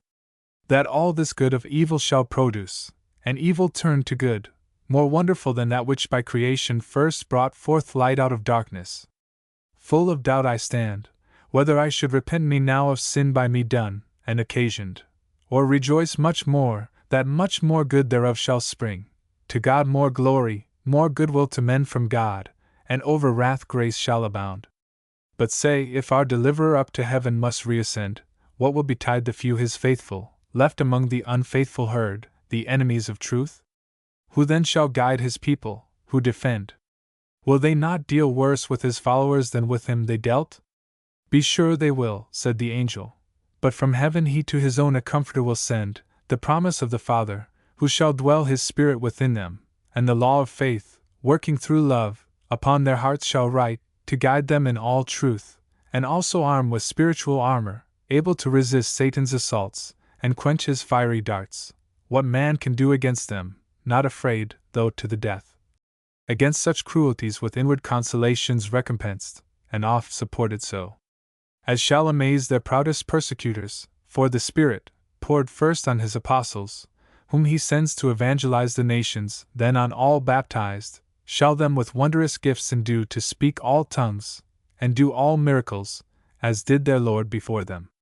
Thus they win great numbers of each nation to receive with joy the tidings brought from heaven.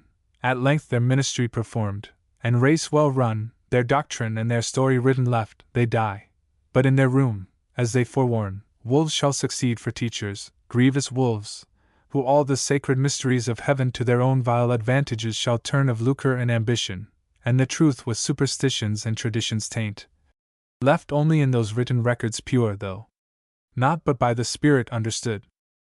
Then shall they seek to avail themselves of names, places, and titles, and with these to join secular power, though feigning still to act by spiritual, to themselves appropriating the Spirit of God, promised alike and given to all believers. And from that pretense, spiritual laws by carnal power shall force on every conscience, laws which none shall find left them enrolled, or what the Spirit within shall on the heart engrave. What will they then but force the Spirit of grace itself, and bind his consort liberty? What but unbuild his living temples, built by faith to stand, their own faith, not another's? For on earth, who against faith and conscience can be heard infallible? Yet many will presume, whence heavy persecution shall arise on all, who in the worship persevere of spirit and truth.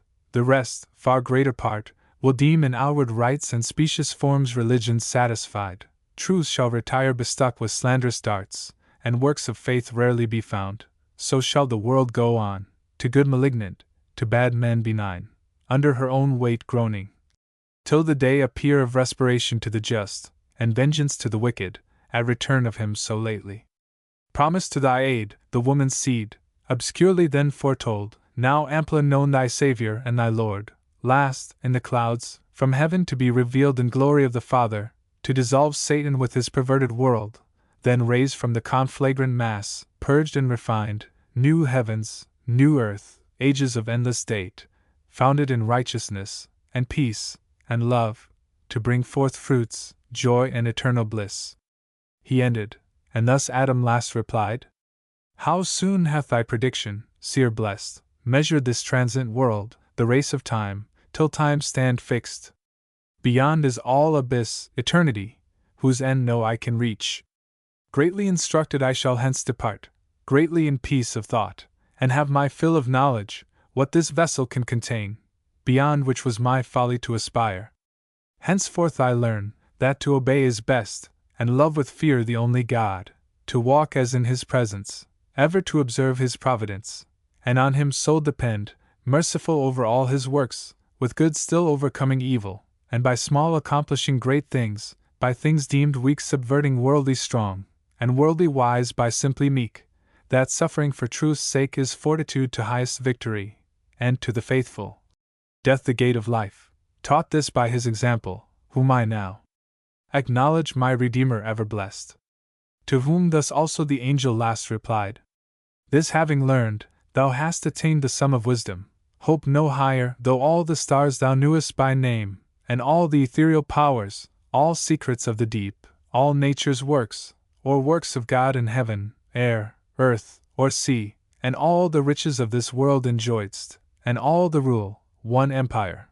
Only add deeds to thy knowledge answerable, add faith, add virtue, patience, temperance, add love, by name to come called charity, the soul of all the rest, then wilt thou not be loath to leave this paradise, but shalt possess a paradise within thee, happier far. Let us descend now therefore from this top of speculation, for the hour precise exacts our parting hence, and see the guards, by me encamped on yonder hill, expect their motion, at whose front a flaming sword, in signal of remove, waves fiercely round. We may no longer stay, go, waken Eve, her also I with gentle dreams have calmed portending good, and all her spirits composed to meek submission. Thou, at season fit, let her with thee partake what thou hast heard, chiefly what may concern her faith to know, the great deliverance by her seed to come, for by the woman's seed, on all mankind, that ye may live, which will be many days, both in one faith unanimous, though sad, with cause, for evils past, yet much more cheered with meditation on the happy end. He ended, and they both descend the hill. Descended, Adam to the bower, where Eve lay sleeping, ran before, but found her waked, and thus with words not sad she him received. Whence thou returnest, and whither wentest I know, for God is also in sleep, and dreams advise, which he hath sent propitious, some great good presaging, since with sorrow and heart's distress wearied I fell asleep. But now lead on, in me is no delay. With thee to go, is to stay here. Without thee here to stay, is to go hence unwilling. Thou to me art all things under heaven, all places thou, who from my wilful crime art banished hence. This further consolation yet secure I carry hence. Though all by me is lost, such favor I unworthy am vouchsafed, by me the promised seed shall all restore. So spake our mother Eve, and Adam heard well pleased, but answered not, for now, too nigh the archangel stood, and from the other hill to their fixed station, all in bright array the cherubim descended, on the ground gliding meteorous, as evening mist risen from a river o'er the marish glides, and gathers ground fast at the laborer's heel homeward returning. High in front advanced, the brandished sword of God before them blazed, fierce as a comet, which with torrid heat, and vapor as the Libyan air dust, began to parch that temperate clime, whereat in either hand the hastening angel caught our lingering parents, and to the eastern gate led them direct, and down the cliff as fast to the subjected plain, then disappeared. They, looking back, all the eastern side beheld of paradise, so late their happy seat, waved over by that flaming brand, the gate with dreadful faces thronged, and fiery arms, some natural tears they dropped, but wiped them soon. The world was all before them, where to choose their place of rest, and Providence their guide. They, hand in hand, with wandering steps and slow, through Eden took their solitary way.